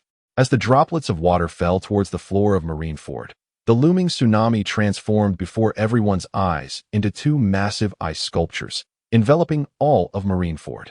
It appeared as if it had naturally emerged from the surroundings. Incredible. Aokiji is truly formidable. The denizens of the pirate world gazed upward at the towering ice sculptures, momentarily rendered speechless by astonishment. To these ordinary people, such power is akin to that of the divine. What has occurred? In an inconspicuous pit, Navy Admiral Akainu had just regained consciousness from his stupor. Previously, Akainu had been pummeled into the pit by Luffy in his Nika form, losing consciousness on the spot. Hours passed before Akainu finally awoke. He appeared disheveled, his once pristine admiral's cloak stained with blood. He was a sight of utter chaos, with several teeth shattered. Akainu staggered to his feet, struggling to open his eyes and survey the colossal ice sculptures surrounding him. Ice Age? Have I traveled through time? He then glanced skyward at a skeletal centaur, a creature with a spider's lower body and a bull's head, a gigantic bird monster, a colossal wild boar. Is this the Jurassic period? Akainu slapped himself several times, attempting to regain clarity. At last, he discerned a figure both familiar and alien. Whitebeard. Akainu fixed his gaze on the distant Whitebeard, murmuring, "Why has Whitebeard appeared so youthful?" In the next moment, Akainu clenched his fists, his feet propelling him forward as he elementalized, charging straight toward Whitebeard, who stood at the center, wielding the Tsung Yun Xie. He shouted, "I shall uphold absolute justice." Boom! Within moments, a resounding crash echoed, followed by a pained howl. In the pirate world, across various locales, almost simultaneously, everyone expressed their astonishment. Did you all just see a figure? I think I saw it. It seemed like a figure charged at Whitebeard, only to be sent flying by a single punch from him. Hiss, who is that nameless lackey daring to challenge Whitebeard? The scenes continued to focus, until the left side of the ice wall revealed a figure. Akainu, Navy Admiral Akainu, half of his body embedded in the ice wall, blood trickling from the corner of his mouth. He once again fell unconscious. Hiss, is that Navy Admiral Akainu? Instantly defeated? Again? At some point, a voice emerged from the crowd. Why? Why does it feel like Admiral Akainu seems a bit weak? Headquarters, Marine Fort. After effortlessly dispatching Akainu, Whitebeard turned his gaze toward a shadowy corner, calling out softly, Marshal D. Teach, step forth, do not linger in the shadows any longer. In an instant, everyone followed Whitebeard's gaze. Simultaneously, the colossal screen began to focus, and soon, a figure emerged in the frame. Hearty laughter resonated as Blackbeard stepped out from the shadows, making his way toward the center of the battlefield. Father. UVE become youthful. How delightful. Shameless. This Blackbeard is utterly shameless. Following several videos featuring Blackbeard, nearly everyone in the pirate world harbored a negative impression of him. An ambitious man? That has never been a compliment. At the battlefield center, Whitebeard glared coldly at Blackbeard, the very man who had hidden on his ship for decades, who had murdered his beloved son Thatch, and had nearly caused Ace's demise. Yet before Whitebeard could unleash his fury, four figures burst forth from the ranks of the prisoners of Impelled Down behind him. The warlord of evil, Alvaro Pizarro, the moonlight hunter, Katarina Devon, the gigantic warship, San Juan Wolf, the drunken brute, Basque Grande. These were the infamous four guardians of the Blackbeard pirates exposed in the earlier videos. Blackbeard, Marshal D. Teach. Is that really him? The four glared menacingly at Teach. When they were in Impelled Down, Luffy had naturally seen the introduction of the Blackbeard pirates, and upon realizing their affiliation, he had not uttered a word, nor cared about the situation, instead unleashing a flurry of punches against them. While pummeling them, he raged, So, you're the Blackbeard pirates, huh? Just you lot, huh? Let us see if I can't knock you all out. Luffy didn't even know their names, only remembering their faces. If they hadn't fervently denied their connection to Blackbeard, promising they didn't know him at all, they would have likely perished in Impelled Down. Brothers, let us kill them. After witnessing the earlier peak battle, the four knew full well that given their strength, if they didn't quickly show their loyalty, they would be none the wiser about their demise. Armed with their weapons, the four charged toward Blackbeard. Upon witnessing the scene, the once exuberant Blackbeard felt his pupils abruptly constrict, his expression transforming into one of cold indifference and bloodlust. He then turned his gaze towards the five elders hovering above. Blackbeard, also known as Marshal D. Teach, was acutely aware that his fate, whether he would live or die, was now contingent upon the five elders above. Were those not the members of the Blackbeard pirates? Why did they all charge towards him? Indeed. Moreover, have you noticed? Blackbeard was actually standing on the side of the Navy. Could it be that the Navy intends to protect him? Observing the grand screen, the entirety of the pirate world could not help but speculate. On the colossal screen, within the video, amidst the myriad of scenes, Blackbeard stood resolutely, coldly fixating on the four assailants approaching him. An overwhelming aura emanated from Blackbeard, enveloping Baskerville Choate and the others entirely. Once again, it was the Conqueror's Haki. In this battle, the Conqueror's Haki was akin to a ticket of admission. Subsequently, Blackbeard clenched his fists tightly, an endless shroud of darkness materializing behind him, engulfing him entirely. In the next moment, a dark, stagnant tide surged rapidly from beneath Blackbeard's feet. The figures of Baskerville Choate and his companions abruptly halted. Their years of combat experience had honed their instincts to sense the peril lurking within. Yet, with the arrow knocked, they had no choice but to charge towards Blackbeard. Soon, the vast expanse of dark water completely enveloped the four of them, and they could distinctly feel their strength ebbing away. Particularly Baskerville Choate. He suddenly sobered, staring in shock at his own arms, muttering, Where is my power? However, before Baskerville Choate and the others could ponder further, Blackbeard's right hand clenched fiercely. The four were drawn towards him as if ensnared by an immense gravitational force, like puppets on strings, arriving before Blackbeard. Ha ha ha ha ha. Blackbeard laughed maniacally upon seeing the drunken man Baskerville Choate, exclaiming, You provoked me, so do not blame me. Bang! With a single punch, Blackbeard showed no hesitation. Utterly piercing through Baskerville Choate's body, a gory hole materialized in his chest. The pirate world was left in astonished silence, their eyes glued to the grand screen. They could not help but murmur. Is he really dead just like that? So cruel. Killed with a single blow? It was not just the pirate world. The bustling crowd in Marineford was equally taken aback, especially the five elders not far away. Ha ha ha ha. Witness the power of the dark fruit. Blackbeard cackled arrogantly. Under the watchful eyes of the masses, Baskerville-Choate swiftly succumbed to lifelessness. A devil fruit materialized in Blackbeard's palm. A devil fruit. The dark fruit. At the moment the devil fruit appeared, the entire world was shaken. The five elders regarded Blackbeard with astonished expressions, yet they quickly regained their composure, murmuring, "The dark fruit has the ability to nullify the powers of others. It can also steal devil fruits." Even Whitebeard, standing still, was momentarily taken aback, pondering, "Teach, is this the fruit you have sought for decades, willing to kill Sachi to obtain?" The pirate world was in turmoil, especially the formidable Kaido of the 100 Beasts. Kaido lifted his gaze toward the grand screen, his pupils trembling. A devil fruit?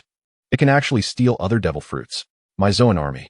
My dream. The dark fruit. I must possess it. Teach, is this your ambition? Shanks, the red-haired, gazed at the screen. This is indeed a veritable nemesis of devil fruits. It is certainly worth a man sacrificing so many years for. Captain, we are nearing Marineford. The entire pirate world, without exception, widened their eyes in shock, staring at the grand screen. A devil fruit? Is that truly a devil fruit? To kill a man and acquire that devil fruit. If it falls into the hands of the world government or the power of the four emperors, it is feared that all devil fruit users would be under their control. In Marineford, the remaining 3 men, upon witnessing this, all turned to flee. They could distinctly sense their powers vanishing entirely, as if shackled by sea-stone handcuffs. Terrifying indeed. Meanwhile, Blackbeard raised his head to look at the 5 elders not far away, casually tossing the dark fruit. Typically, a man as patient and skilled in lurking as Blackbeard would have no need to publicly unveil his abilities to the world. Once such overwhelming power is exposed, it is certain that Blackbeard would become a target for all. The Navy, the government, Kaido, Big Mom. Even all factions within the pirate world would covet Blackbeard's powers, for it is a force that could rival even the government. Yet, Blackbeard had no other choice. Whitebeard, at his peak, crushing him would be as simple as squashing a chicken. The tremor fruit in its prime could obliterate an island with a single strike. Monkey D. Luffy, the sun god Nika form. An exceedingly troublesome existence. Previously, when the grand screen revealed his rampage at Eni's lobby, the Navy had directly revoked his warlord status. It could be said that Blackbeard had already provoked every faction. Currently, he must find a protector who can ensure his safety. Not far away, the animalistic forms of the 5 elders shifted their gazes from the dark fruit, exchanging nods of agreement. Ha ha ha ha. Blackbeard could not help but chuckle softly. Gura, teach. Whitebeard stepped forward, brandishing the tremor fruit towards Blackbeard. It is time to settle this. Teach. Whitebeard fixed his intense gaze upon Blackbeard. Members of Whitebeard's crew, including Marco, Jozu, and Vista, all arrived on the battlefield. Yet Blackbeard merely stood his ground. The Saint of Satan, with the lower body of a spider and the upper body of a bull, stepped forward, positioning himself before Blackbeard. Satan, are you certain? Whitebeard's gaze grew colder as he spoke solemnly. Are you willing to pay any price to protect Teach? Whitebeard, this is Marineford. Satan did not directly answer, but rather commanded, get out of my way. The current situation, the 5 elders recognized that it would be challenging to retain them. The Navy, under the intimidation of several conquerors' haki, countless Navy soldiers lay defeated. Useless Navy colonels, majors, the unconscious Admiral Kizaru, the thoroughly incapacitated Admiral Akainu, who might not awaken, the panting Navy hero Garp, the powerless fleet Admiral Sengoku, the already resigned Admiral Akiji, and the warlords, including Doflamingo, the Empress, and Moria, who remained on the sidelines, merely watching the spectacle. Along with the 5 elders, including Satan. Yet when one looked at the Straw Hat Luffy's side, the lineup was formidable. The sun god Nika, recovering his strength, the peak state of the Dark King Rayleigh, the leader of the Revolutionary Army, Monkey D. Dragon, Barrett, the Red Count, the World Destroyer, Waldy, the peak state of Whitebeard, Marco, Jozu, Vista, Jinbe, Crocodile, and countless others. The Navy was indeed at a disadvantage. And here was Marineford. Once the fighting began, the entire island could face annihilation, with tens of thousands of elite Navy troops sinking to the seabed, thus leaving the Navy in a state of despair. Today, Teach must die. Whitebeard gripped the tremor fruit firmly, swinging it with force. Declaring solemnly, Satan merely scoffed coldly. The spider-like lower limbs suddenly elongated, charging straight at Whitebeard. The ground along its path ignited in thick black smoke. Toxic, capable of corroding even the hardest floors. Gurura. Whitebeard laughed heartily, swinging the tremor fruit forward with vigor, exclaiming, "Is this the power of youth?" Ah! In the next moment, a scream pierced the air as Satan's lower limb was swiftly severed. It's severed. Was it truly that simple to cut through? In an instant, the pirate world watched in stunned silence at the grand screen. Saint Satan. He should hold a high position within the Navy, perhaps even surpassing the Fleet Admiral Sengoku. Defeated in a single move.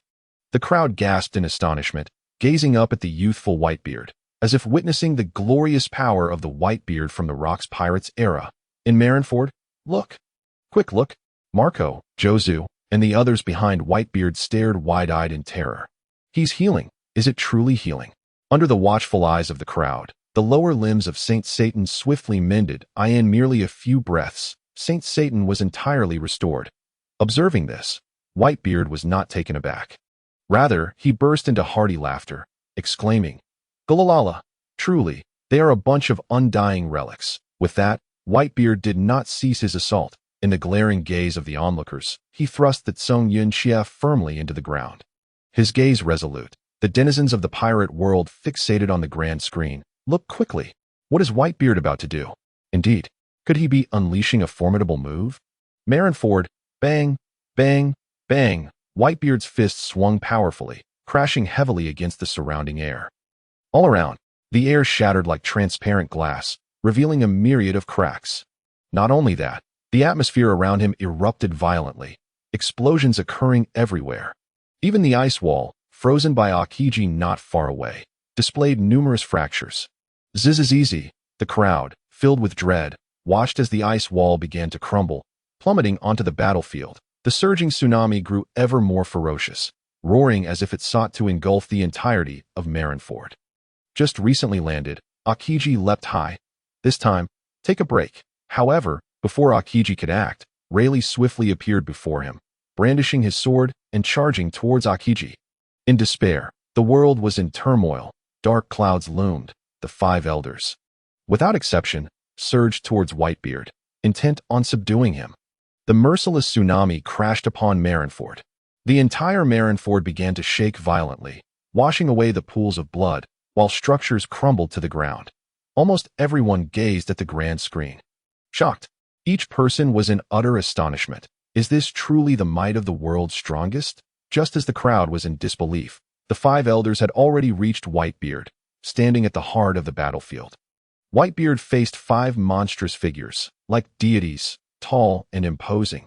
Whitebeard remained steadfast, showing no sign of retreat, completely disregarding the five monsters before him. It must be noted, these five monsters were the five elders, wielding power second only to none. Their strength was undoubtedly terrifying. Gulalala, Whitebeard gazed at the five figures, laughing heartily. Come at me together.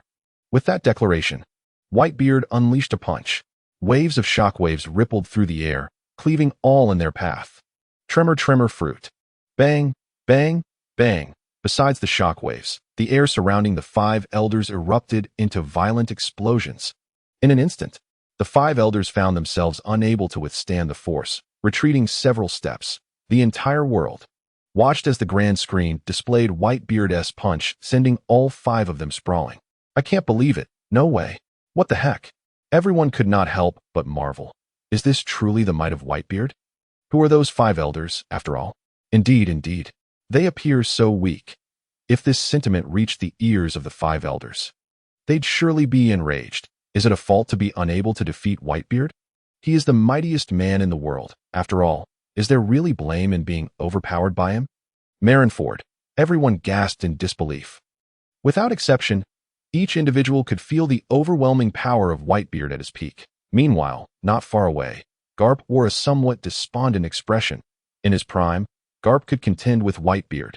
Yet now, with Whitebeard regaining his peak power, Garp felt the weight of age, sensing his own limitations. Comparing oneself to others can be infuriating. At this moment, the one who felt the most terror was undoubtedly Blackbeard, Marshal D. Teach. He gazed in horror at the war godlike Whitebeard. The renowned five elders, so easily overpowered. In an instant, Whitebeard took a step forward. Simultaneously, Monkey D. Luffy, the Pirate King Rayleigh, Barrett, and others stepped forth, confronting the government and the Navy. Are they about to strike? This time, the Navy may truly face defeat. Indeed, this headquarters surely cannot withstand it. The entire pirate world focused on the grand screen, all holding their breath. At that moment, a voice resonated across the globe. Give me a face, and let us end this battle. The denizens of the pirate world stared at the grand screen, astonished. Give me a face. Who is that? In such circumstances? Still asking for face? Is that feasible? Perhaps even the arrival of Jesus would not suffice. Who could argue otherwise? In the current scene, the five elders, Whitebeard, the sun god Nika, form of Luffy, the pirate king Rayleigh, and others, who could possibly have the audacity to ask for face? Under the gaze of the crowd, all eyes were fixed on the grand screen, eager to discover the identity of this audacious speaker. Soon, the images on the grand screen focused. A pirate ship appeared at the port of Marineford, and several figures flashed across the screen. Foremost among them was a man with red hair, 3 scars on his left eye, draped in a black cloak, wielding the renowned sword Griffin. In an instant, everyone in the pirate world exclaimed, Shanks! Is it the red-haired Shanks? Yet another emperor has arrived? Hiss! A more significant question arose. Red-haired Shanks, with a bounty of 4,489,000,000 berries, one of the 4 emperors of the sea. Which side will he choose? New World. On Onigashima, Kaido took a deep swig of strong liquor, lifting his gaze at the grand screen, especially at the image of Shanks. Shanks, which side will you stand on? Have you formed an alliance with Whitebeard's crew? New World. On Cake Island, Big Mom similarly raised her gaze at the grand screen, the scene shifting too rapidly. If red-haired stands with Whitebeard, the situation could tilt overwhelmingly in their favor. The Whitebeard pirates, the red-haired pirates, and the Straw Hat Luffy. It seems there would be no place left for Kaido and Big Mom in the New World. Marineford. The query about red-haired Shanks' allegiance was equally pressing. Members of both factions turned their gazes towards the red-haired pirates disembarking onto the square. Shanks moved steadily towards the side of the square that in an instant, the battlefield transformed into a triadic standoff. Shanks surveyed the two factions, slowly stating, Give me a face, and let this battle conclude here. In an instant, an overwhelming conqueror's haki emanated from Shanks, once again shaking the vast Marineford. The entire pirate world stared at the grand screen, filled with astonishment, whispering incessantly, Shanks, which side have you chosen? No. Is Shanks attempting to halt this war? In a moment, everyone raised their heads, fixated on the grand screen. The direction of this situation was becoming increasingly mysterious. Marineford. On the battlefield, the 5 elders exchanged glances, failing to immediately counter Shanks. Meanwhile, Sengoku stood silently, without uttering a word. With the 5 elders present, Sengoku naturally held no power to speak. In contrast, Whitebeard's side remained equally silent. Observing Shanks, noticing the absence of any response from both sides, Shanks spoke for himself. This battle has led to the demise of too many. It should come to an end. The denizens of the pirate world focused on the grand screen, murmuring it should end. It certainly seemed so. The landscape was littered with ruins. Bodies lay everywhere. Pools of blood were abundant. The stench of blood wafted through the grand screen, piercingly pungent. Whitebeard's icy gaze lingered on Blackbeard for an extended moment. Initially, Whitebeard had intended to eradicate Blackbeard in this battle. However, he was acutely aware of the capabilities behind the world government. The 5 elders were not merely pawns of the world government, and Whitebeard feared the possibility of more world government forces joining the fray, which would undoubtedly deliver a crushing blow to his side. Whitebeard stood at the center of the battlefield, staring down the world government. Yet at this moment, the entity most unwilling to accept this outcome was undoubtedly the world government. Soldiers lay unconscious or dead. Marineford had transformed into a wasteland. The morale and authority of the Navy had plummeted. Most crucially, Ace had been rescued. Yet now, with Shanks' entrance, if the world government were to disagree, should Shanks join Whitebeard's ranks, they would face utter defeat. As the 5 elders and their companions found themselves at an impasse, a voice filled with repressed fury echoed in their minds. All of you, return at once. Days had passed since the climactic battle atop the summit, and the maritime landscape had undergone a transformative upheaval. The Marineford was in the throes of reconstruction. the 7 warlords had been disbanded. The ascension of the 5th Emperor of the Sea, Monkey D. Luffy, and as the great screen flickered, it seemed the world was inching towards tranquility. Suddenly, a voice rang out amidst the crowd. "Look, a new video has begun." Under the collective gaze of the onlookers, dark subtitles materialized upon the colossal screen. The emergence of these subtitles ignited fervent discussions throughout the pirate world. The second-in-command of the Revolutionary Army? Among the most fervent speculators were those within the revolutionary territory. Sabo, along with his comrades, glanced up at the screen, then down at Dragon, their minds swirling with questions. Second-in-command? Does our Revolutionary Army even have a second-in-command? How are we unaware of this? Who could this second-in-command possibly be? Yet, the latter part of the subtitles seemed to hint at the identity of this revolutionary second-in-command. The debate regarding this figure intensified throughout the pirate realm. A stepping stone for a supernova? I believe I might know who it is. No way. Could it be Admiral Kizaru? Slacking off? The second-in-command of the Revolutionary Army? Why is there so much controversy surrounding Admiral Kizaru? Indeed, I distinctly sense that Admiral Kizaru is quite diligent. One of the more righteous among the admirals. Amidst the speculations and discussions within the pirate world, the images on the great screen began to flicker incessantly. The myriad forces on the Grand Line were intertwined and complex. With espionage among them no longer a novelty, this era belonged to ambitious individuals who pressed forward, as well as to the shadowy figures of intelligence operatives. Intelligence operatives? Espionage? Could Kizaru be a revolutionary spy infiltrated within the Navy? Unthinkable. Could an admiral truly be a spy for the Revolutionary Army? This is indeed shocking. If the revolutionary forces have infiltrated the Navy, and at the level of an admiral no less, it seems the Navy and the world government are doomed. The self-sacrificing tyrant Bartholomew Kuma, the silent and stoic Klahadore, the long-hidden CP9, the deep-cover Drake. The denizens of the pirate world gazed at the great screen, their disbelief palpable, murmuring, "A spy? Tyrant Kuma? The warlord Tyrant Kuma? Drake, isn't he a pirate? Are these individuals truly spies?"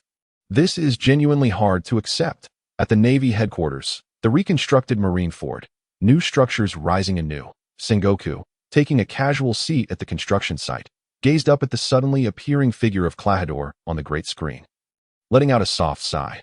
After a moment, Karp remarked, "You know, perhaps this is for the best. The ideals I have upheld for half my life seem to be gradually losing their significance." Karp paused slightly, holding 2 stacks of bricks, stepping toward the construction site, softly reassuring Sengoku. "Sengoku, this is not your fault. If I had renounced my position as Fleet Admiral and saved Klahadore, would I still be regretting this today?" Alas, how many ifs are there? Karp did not respond to Sengoku's inquiries. The video on the great screen continued to play, while Sengoku slowly rose, placing his symbol of Fleet Admiralty upon the floor, making his way towards the port. To defeat an adversary, sending a spy to infiltrate is undoubtedly the most efficient method. In this age of espionage, one name frequently arises in conversation. That is, the current Admiral of the Navy, Borsellino, codenamed Kizaru. Throughout the pirate world, look, see, I wasn't mistaken, was I? It's Admiral Kizaru. A stepping stone for a supernova. It's obviously Admiral Kizaru. Who could deny it? Even a fool would know it's Admiral Kizaru. At this moment, several skeptical voices emerged from the crowd. Admiral Kizaru couldn't possibly be a spy, could he? Amidst the criticisms from the pirate world, the images on the great screen continued to flicker. AS, the highest combat unit of the Navy. The Admiral constantly upholds his path of justice, striving to leave a mark amidst the torrents of time. Yet, Kizaru stands as an exception. When one thinks of Kizaru, the most striking impression is that of his flashy attacks that seem incapable of inflicting death. His nonchalant demeanor towards everything. Indeed, Kizaru's sense of justice is exceedingly ambiguous and unclear. He has allowed himself to go easy on the Straw Hat Pirates multiple times. At the Navy headquarters, Kizaru looked up at the screen displaying his portrayal, his mouth twitching involuntarily. Hiss hiss. As the images appeared, the spectators in the pirate world rested their chins in contemplation, fixated on the visuals of Kizaru. It seemed, just seemed, that Admiral Kizaru truly has never killed anyone. Yet, soon a counterargument arose within the crowd. What are you joking about? Killing someone? Can't you see who Admiral Kizaru's opponents are? The Pirate King Rayleigh. The new Emperor Luffy? How could he possibly kill them? Indeed. Quickly, voices of refutation echoed in the crowd. Hasn't Kizaru let up during encounters with the Straw Hat Pirates? When facing Luffy and impelled down, it seemed Kizaru didn't hold back at all. Amidst the discussions within the pirate realm, the video on the great screen continued its playback. Many may have forgotten that this seemingly lazy office worker once possessed an unignorable past. At the age of 26, Kizaru joined the Navy alongside Akainu, becoming one of the first pupils of the Black Arm Zifa. Only 6 years had passed since the battle at God Valley, and the youthful Kizaru chose to side with the Navy at this pivotal moment in history. At Marineford, Kizaru gazed at the screen reflecting his younger self. His thoughts inevitably drifted back to that era. Simultaneously, two silhouettes appeared behind Kizaru. Akainu, Akiji, the two stood behind Kizaru, seemingly aiming to rein him in. As newcomers, Kizaru and Akainu were both hailed as monsters due to their outstanding powers. Akainu's ruthlessness was vividly showcased during the O'Hara incident. And Kizaru, who stood alongside him back then, was certainly no ordinary individual. Kizaru was the student who clashed most with Teacher Zifa. This clash was rooted in both personality and ideological differences.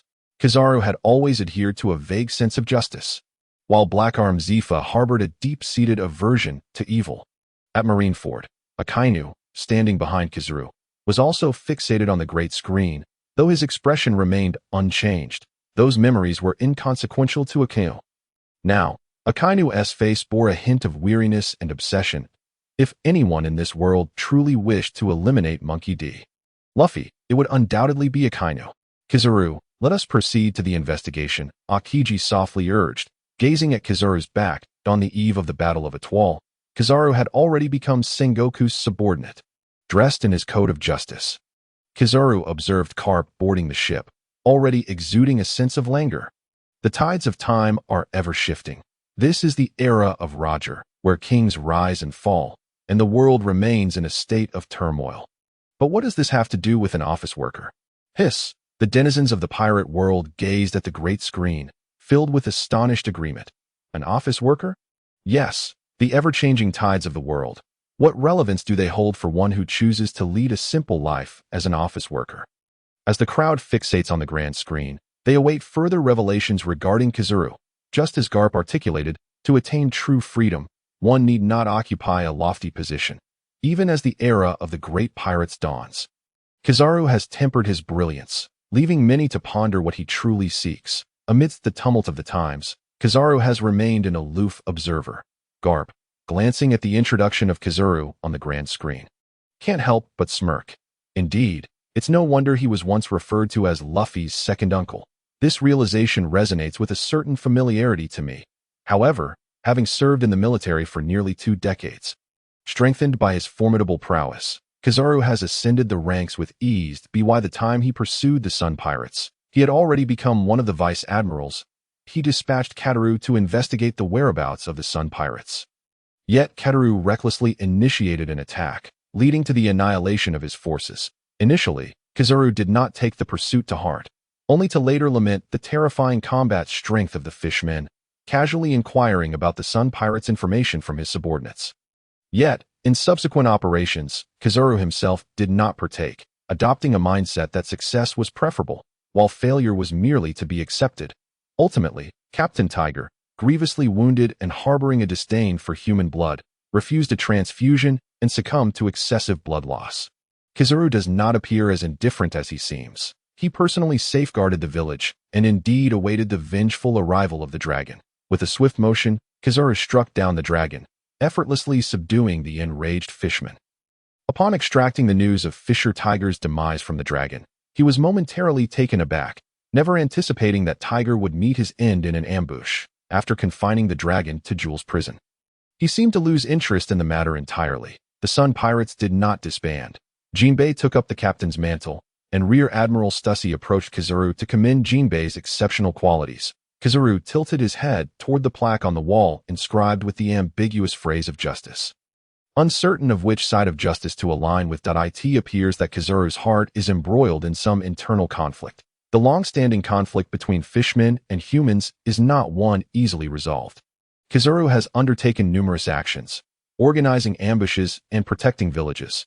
Yet even if Jinbei were to be slain, another captain would inevitably rise to take his place. The purging operations Kizaru has initiated seem to have no end in sight. Indeed, a troubling contemplation. Not long after, Jinbei received an invitation to become a warlord of the sea. This opportunity could herald liberation and freedom for the fishmen, and Kizaru had no reason to decline the request from the fishmen or the world government. Years of warfare gradually subsided, largely due to Kizaru's influence. The denizens of the pirate world fixated on the grand screen, seemingly drawn into the narrative, pondering Kizaru's choices. Which side of justice shall he choose? Is the dichotomy of black and white truly so clear-cut? Admiral Kizaru. I believe I have begun to understand Admiral Kizaru. Indeed, viewed from this perspective, it seems improbable that Admiral Kizaru could be an undercover agent for the Revolutionary Army. At Marine headquarters, Kizaru strides ahead of Akainu and Akiji, steadily making his way to the Admiral's office. Kainu's gaze is one of disdain, even tinged with disgust, while Akiji's eyes reveal a hint of understanding. The ambiguity of justice appears to mirror Akiji's own choices. Years ago, when he let Robin go, Akiji may have faced an equally arduous decision that a decade has swiftly elapsed. During this time, Kizaru has been promoted to Admiral, tasked with commanding the Marine Science Division. This highly classified organization, centered around the scientist Vegapunk, has provided the government with an abundance of combat capabilities and technological support. The trust placed in Kizaru by the world government is evident in his command over such an organization. As all eyes are fixed on Kizaru's introduction on the grand screen, astonished murmurs arise. Vegapunk? A scientist. Is he the man reputed to possess the world's greatest intellect? A figure who transcends 5 centuries of advancement? Soon, voices in the crowd began to express their opinions that I knew it. The world government and the Marines must be concealing some insidious secret weapon. However, many voices of skepticism also emerged. What difference can a mere scientist make? Just look at the current tumultuous seas. The 4 emperors stand in opposition.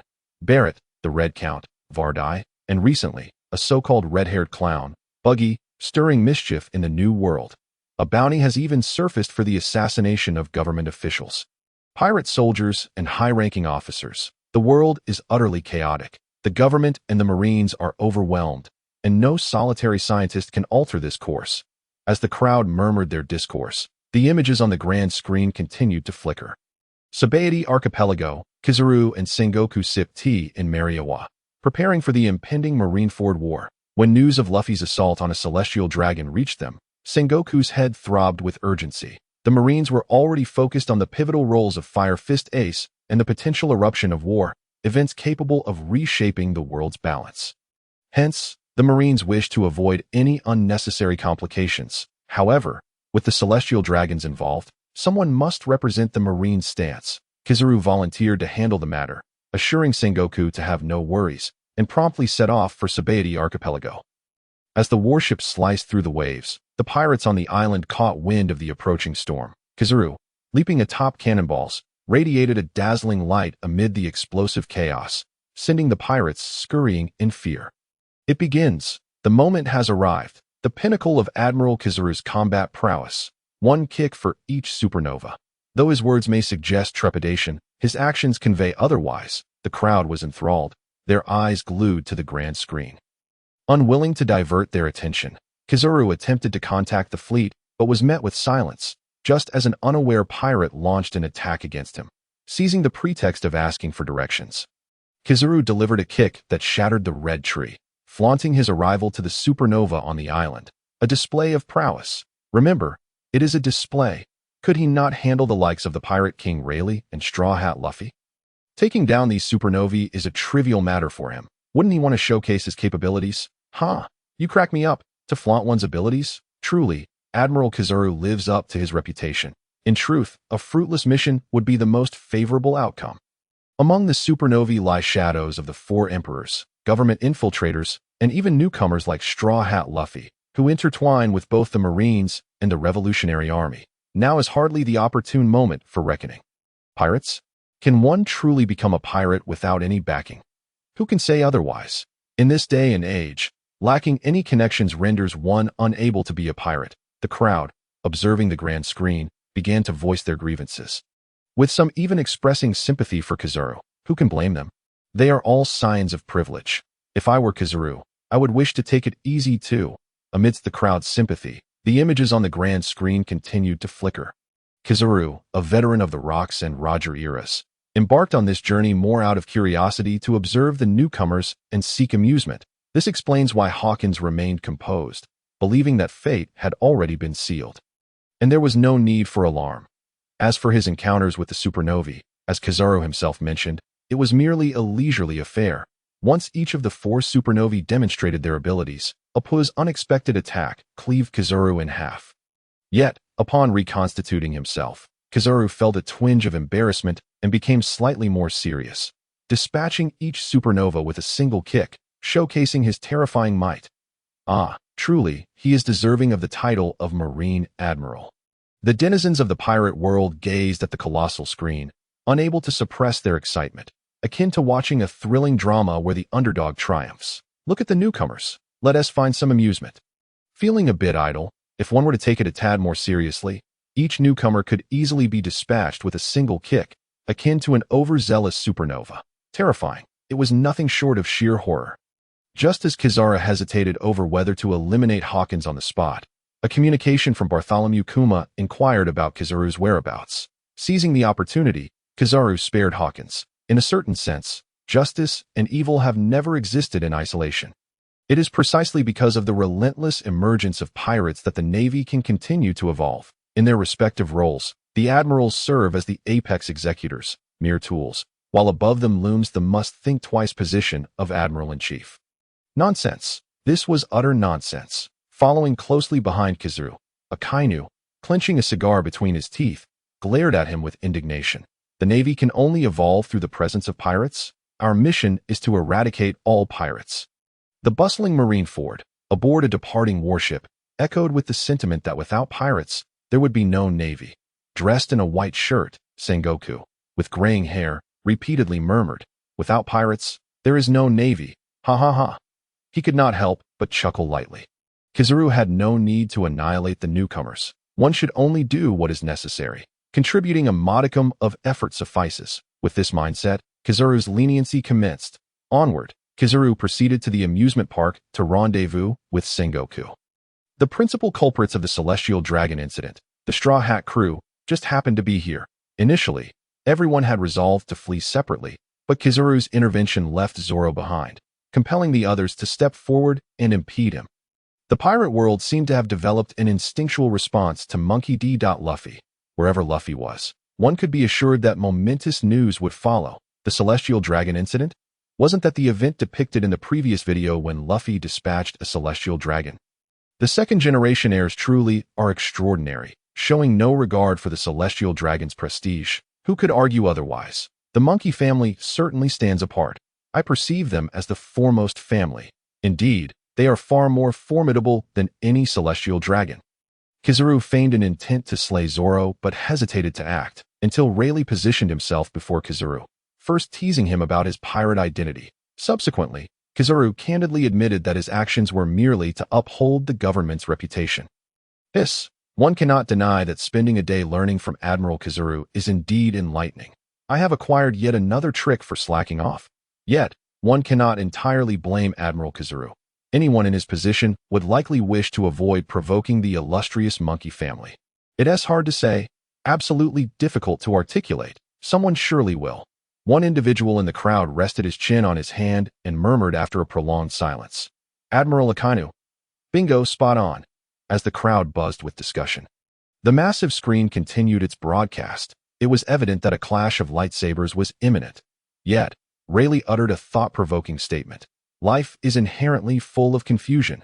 Although Kizaru unsheathed his Amatsuket, his fighting spirit was not particularly fervent. In the skirmish with Rayleigh, Kizaru held a slight advantage but was in no rush to determine a victor. After a few exchanges, both Kizaru and Rayleigh paused. The intervention of Kuma rendered their battle inconclusive. Exposed, Marine Headquarters, Marine Fort. Kizaru was flanked by Akainu and Akiji. Akainu, still gnawing on his cigar, glared at Kizaru with indignation. Clearly, if given the chance, Akainu would have relished confronting Kizaru. The unwavering Akainu, embodying absolute justice, found such behavior utterly intolerable. Meanwhile, Akiji maintained a demeanor of calm detachment, as he sought to discern what true justice entailed. In the twilight glow, Kuma, aware of his impending fate, sent the Straw Hat crew flying. For once, Kizaru was genuinely focused. He had to contemplate how to justify his actions. This was a grave matter. Slacking off is an art. If one appears too theatrical, it becomes easily apparent.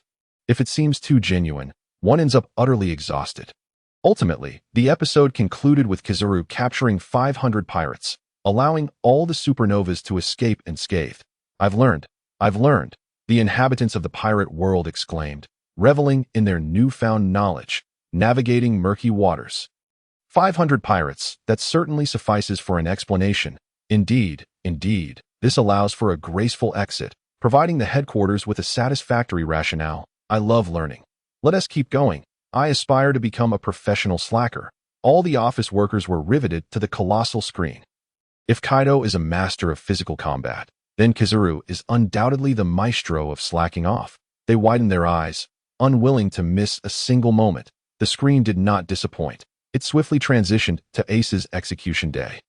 Kizaru received summons. Alongside the other two admirals at the execution platform, they clashed with the Whitebeard pirates, who had indeed stormed in. As Akiji froze the massive waves stirred by Whitebeard, the entire bay transformed into a battleground of unprecedented ferocity. Although 100,000 Navy elites had gathered, one could not deny the sheer might of the pirates. Upon engagement, the New World pirates swiftly seized the upper hand. Kizaru mused. If he continued to merely spectate, it would become indefensible. The second trick of slacking off is to make oneself appear busy, even if there's no work to do. Otherwise, wouldn't he the boss surely catch on? Kizaru languidly uttered this. Internally sighing, there's no choice. With a salary in hand, one must act when under the roof of another. Resignedly, Kizaru had to join the fray. He thought to himself that capturing the king before the thieves would be prudent. He would first seek out Whitebeard for an encounter. Behold my move. Kizaru executed the 8 Shaku KG to target Whitebeard, only to be intercepted by the indomitable Marco. Even on a battlefield that could determine the fate of the world, Kizaru persisted in his leisurely demeanor. Every move he made was calculated, engaging Marco in a spirited exchange. When Luffy appeared on the battlefield, Kizaru remained nonchalant, bantering with Sengoku. Truly, Admiral Kizaru is a master of slacking off. He is evenly matched with anyone Marineford. The members of Whitebeard's faction shielded Luffy as he charged toward the execution platform. But Kizaru intervened. If I don't capture you, the celestial dragons will pester me daily. At this moment, Kizaru was still preoccupied with slacking off, fearing the annoyance of another individual. Yet a master of slacking remains a master. Nevertheless, Kizaru unleashed his standard light-speed kick. With Ivankov's assistance nearby, Luffy narrowly evaded the explosion. In an instant, the denizens of the pirate world fixated on the colossal screen, beginning to speculate anew. Letting it slide, Admiral Kizaru is undoubtedly letting it slide. Indeed, at that time, Luffy had yet to awaken the sun god Nika form. So Admiral Kizaru could have effortlessly eliminated him, right? Who's to say otherwise? But if he were not slacking off, Admiral Kizaru would hardly be the master of slacking. As the earth quaked and mountains trembled, Kizaru and the other admirals collaboratively repelled Whitebeard's tremors, averting the destruction of the execution platform. Highlight this. The moment of truth has arrived. Luffy has finally dashed to the front of the three. Luffy, the grandson of Garp, with such a formidable lineage, how should this be resolved? In no time, Kizaru had his answer. He sent Luffy flying into Whitebeard's hands with a swift kick, while also imparting a lesson to him. Without strength, no matter how hard one tries, the things one wishes to save will yield no results. Undoubtedly, this was also Kizaru's most extravagant display of leniency. Garp has done many favors for the Navy, and Kizaru is no exception. At this moment, Garp watches from behind, unwilling to face the prospect of harming someone else's grandson. Not to mention, Luffy is the son of the revolutionary dragon. He certainly does not wish to become a target of public ire. This has always been Kizaru's modus operandi. He has kicked him away, and whether he lives or dies, he cannot say. Hiss. Damn it. Another lesson learned. The second trick in the workplace. Passing the buck. One must never shoulder the blame. Always deflecting responsibility. As the onlookers in the pirate world exclaimed their newfound wisdom, the The grand screen continued to flicker. Kizaru triumphantly defeated Marco, who was distracted by Whitebeard's injury. Kizaru continued his pursuit of Luffy, only to be struck by Whitebeard's blade, which he instantaneously evaded through his elemental transformation. Garp, unable to bear to strike, was sent flying by Kizaru's punch, leading to a reunion of the brothers on stage.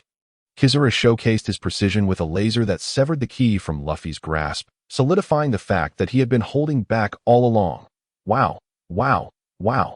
It seems that Admiral Kizaru was indeed slacking off a bit. Wasn't he? Certainly. If he could hit the key, he could have easily struck Luffy directly, right? Who could argue otherwise?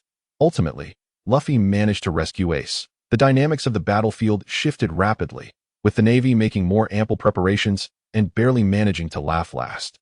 Ace ultimately met his demise at Akainu's fists. Is he dead? Ace is dead. It appears that the outcome has indeed changed. Yes, the emergence of the grand screen has altered the entire world in the new world. Aboard the Moby Dick, Whitebeard stood at the forefront of the deck, continuously pouring liquor down his throat as he gazed at the grand screen. Beside him stood the equally formidable Shanks. Whitebeard pondered.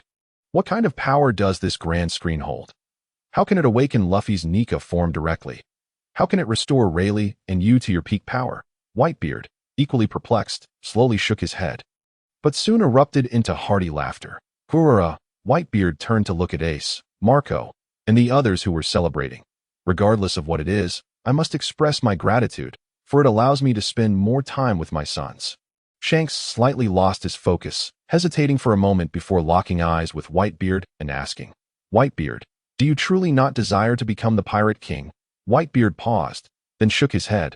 I have long since lost the ambition to compete.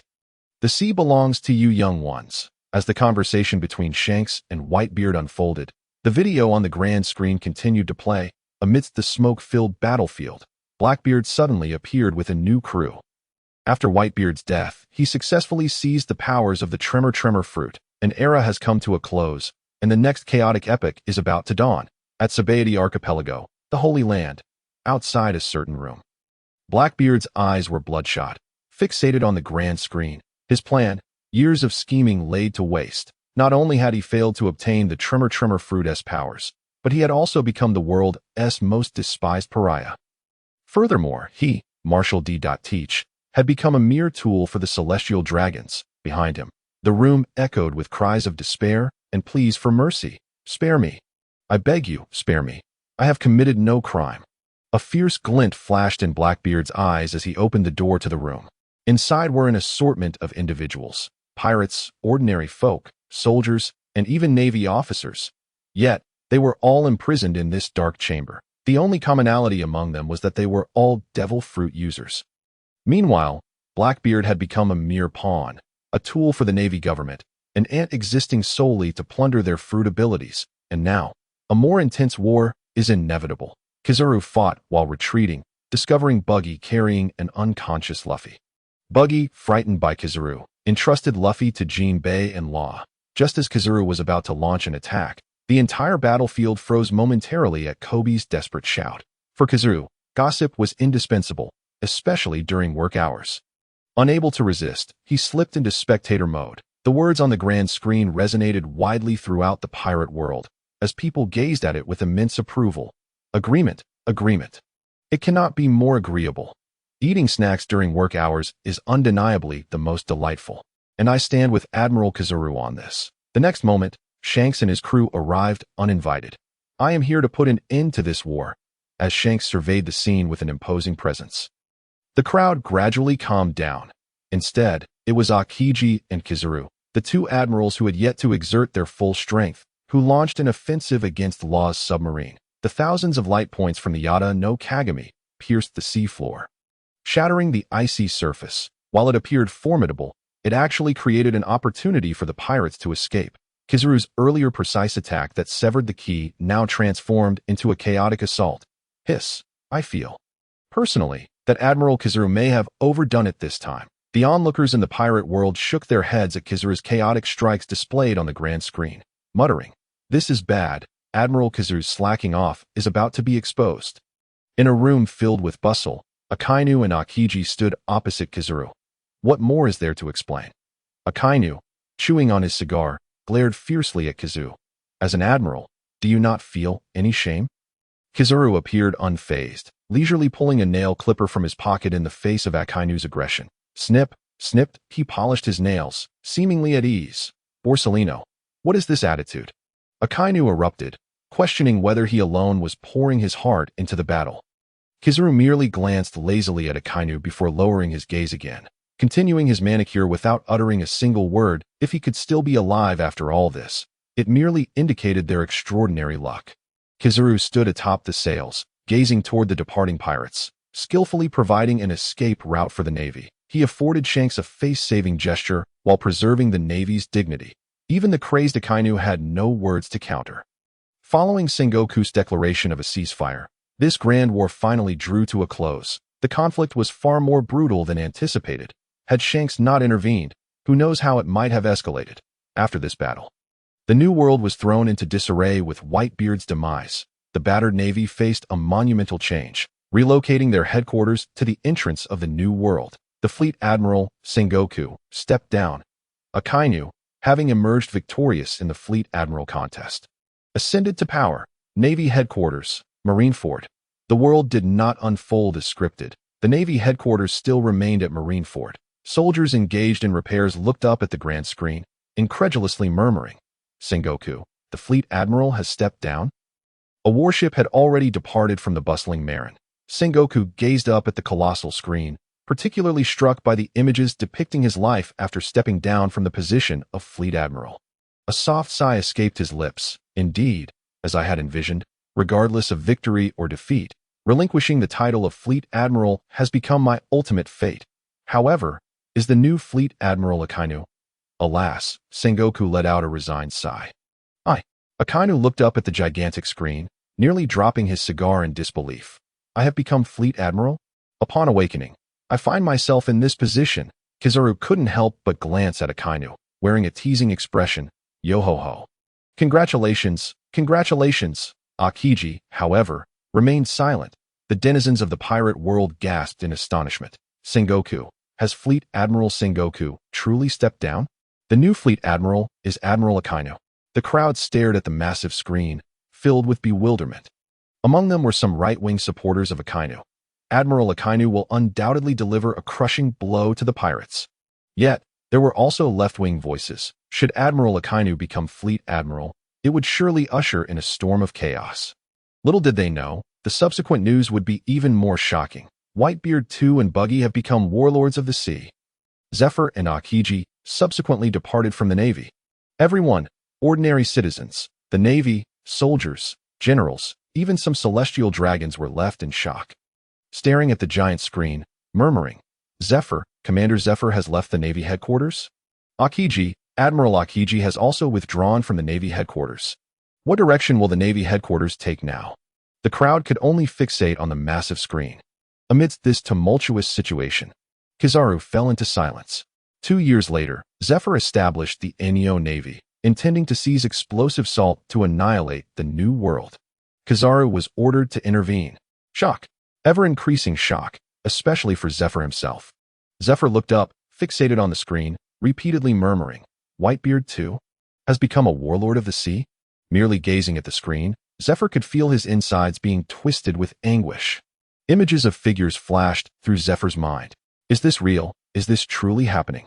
After a moment, Zephyr, staring intently at the screen, solemnly declared, if that day truly comes, I will still withdraw from the Navy.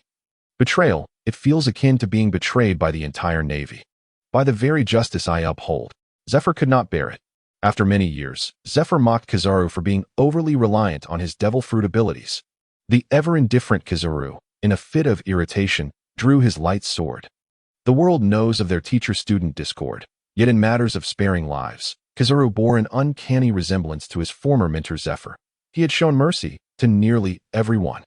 The underlings that attacked Kizaru, the supernovas who fought without killing, and even the numerous times he let Luffy escape. Even during his battle with Whitebeard and Marco, he had not drawn his sword. Zephyr and Kizaru clashed in a flurry of exchanges, with Zephyr physically at a disadvantage. However, from the moment Zephyr left the Navy, he had resigned himself to the inevitability of death. Explosives were hurled by Zephyr with his bare hands, and the typically composed Kizaru exhibited a grave expression. Yet ultimately, this would not hinder Kizaru's speed that transcends limits. As blades clashed, everyone at headquarters looked up at the giant screen, witnessing the fierce battle between Kizaru and Zephyr. Each person was rendered nearly speechless. No one would have imagined that Kizaru, as an admiral, would actually battle Commander Zephyr. Moreover, it was a fight where lives were at stake. The crowd could merely stare at the screen, awaiting the outcome of the battle. The precision displayed by Kizaru during the Marineford War revealed that his strength was far deeper than the world had anticipated. Kizaru stood at a distance, watching the flames soaring into the sky, feeling as though he was outmaneuvered by his teacher Zephyr. To bring an end to the entire era of great pirates, Zephyr's plan proceeded meticulously. Ultimately, he faced Luffy in a decisive battle, rediscovering his original intentions amidst the fray. Zephyr lay upon the scorching earth, laboring to catch his breath, lamenting his old age, the hero's twilight, as joyous times always slip away in an instant. Arriving fashionably late, Kizaru, accompanied by numerous Navy personnel, came to conclude all matters. Zephyr walked alone towards death. His students had no intention of surviving. Dead. Did Admiral Zephyr die at the hands of the Navy? The man who had devoted everything to the Navy, his final moments concluded by the very entity he served. Everyone couldn't help but be filled with a sense of melancholy. Even some Navy soldiers and generals, those who had received guidance from Zephyr, found their eyes misty, fixated on Zephyr's figure on the screen. Naturally, this included Aokiji, yet for reasons unknown, Kizaru gazed up at the screen, and even his typically indifferent expression revealed a flicker of emotion. However, when Aokiji's ice wall obstructed the valley, Kizaru paused momentarily. Is that guy also here? This was undoubtedly the final farewell. Many vice admirals wept on the spot. Kizaru unleashed his full power for the first time, as a final gesture of respect for his teacher. Countless light points shot forth from Kizaru's hand, piercing through Zephyr's body, revealing the true form of the Yada no Kagami. Even amidst the tempestuous waves within his heart, Kizaru's face remained inscrutable. Farewell, Teacher Zephyr. Teacher Zephyr. In Marin, on the square, numerous soldiers and officers couldn't help but shed tears. Even Garp and Tsuru stood transfixed, staring at the giant screen. Zephyr, their old comrade. Must it truly end in such a manner? Aboard a warship situated in the Grand Line, Zephyr stood at the bow, gazing up at the screen, momentarily lost in thought. He never anticipated that his end would come at the hands of Kizaru. As the monsters of the New World stirred restlessly, the reluctant Kizaru had no intention of intervening. Conflicts ensued between Whitebeard II and the captains under his command, drawing countless towns into the flames of war. These reports continuously reached Kizaru's hands.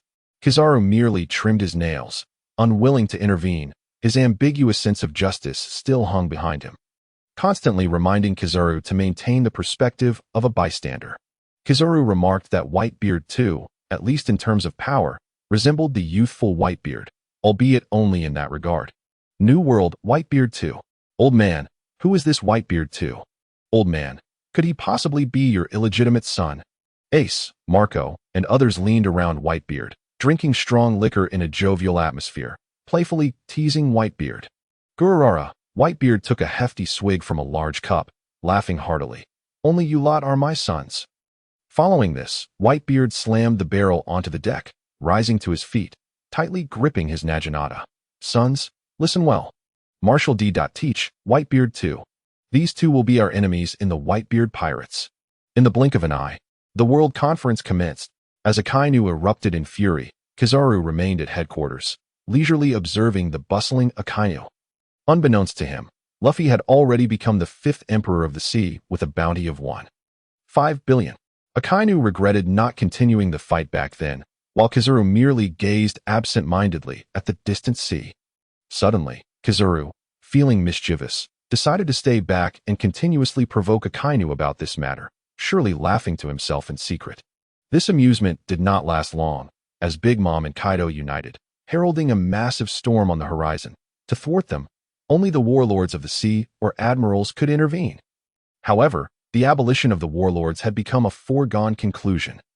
Green Bull and Fujitora held down Mariawa, leaving only Kizaru as the current admiral capable of taking action. Given the involvement of the former Overlord Rocks, the situation had escalated tremendously.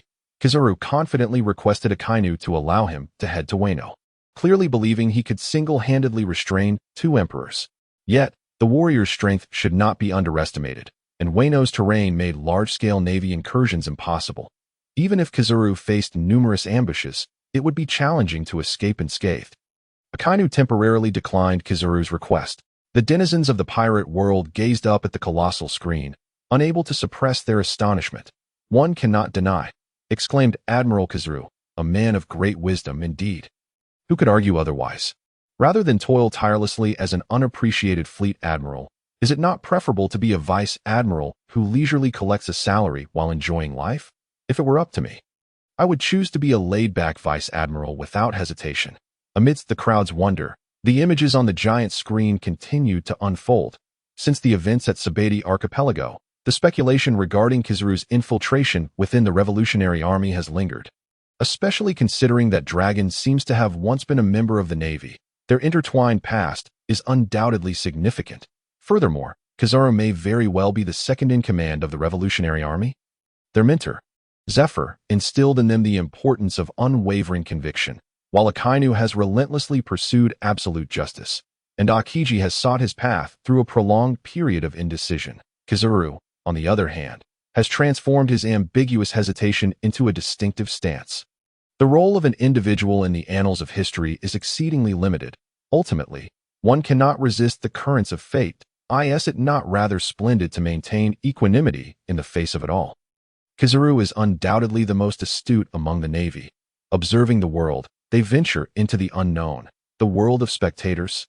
It seems to be the most fitting descriptor for Admiral Kizaru. The denizens of the pirate world stared at the now silent giant screen, their expressions resembling those of individuals entranced. In contrast to the shock elicited by other videos, this time they were enveloped by a profound sense of dread. Unlike the formidable pirates, they are mere ordinary people, lacking extraordinary strength, reliant on the Navy for their protection. And now? The rise of the new Yonko, Monkey D. Luffy, the resurgence of the Pirate King Rayleigh and Whitebeard, Barrett, red-haired Shanks, and the World Destroyer wreaking havoc in the Grand Line.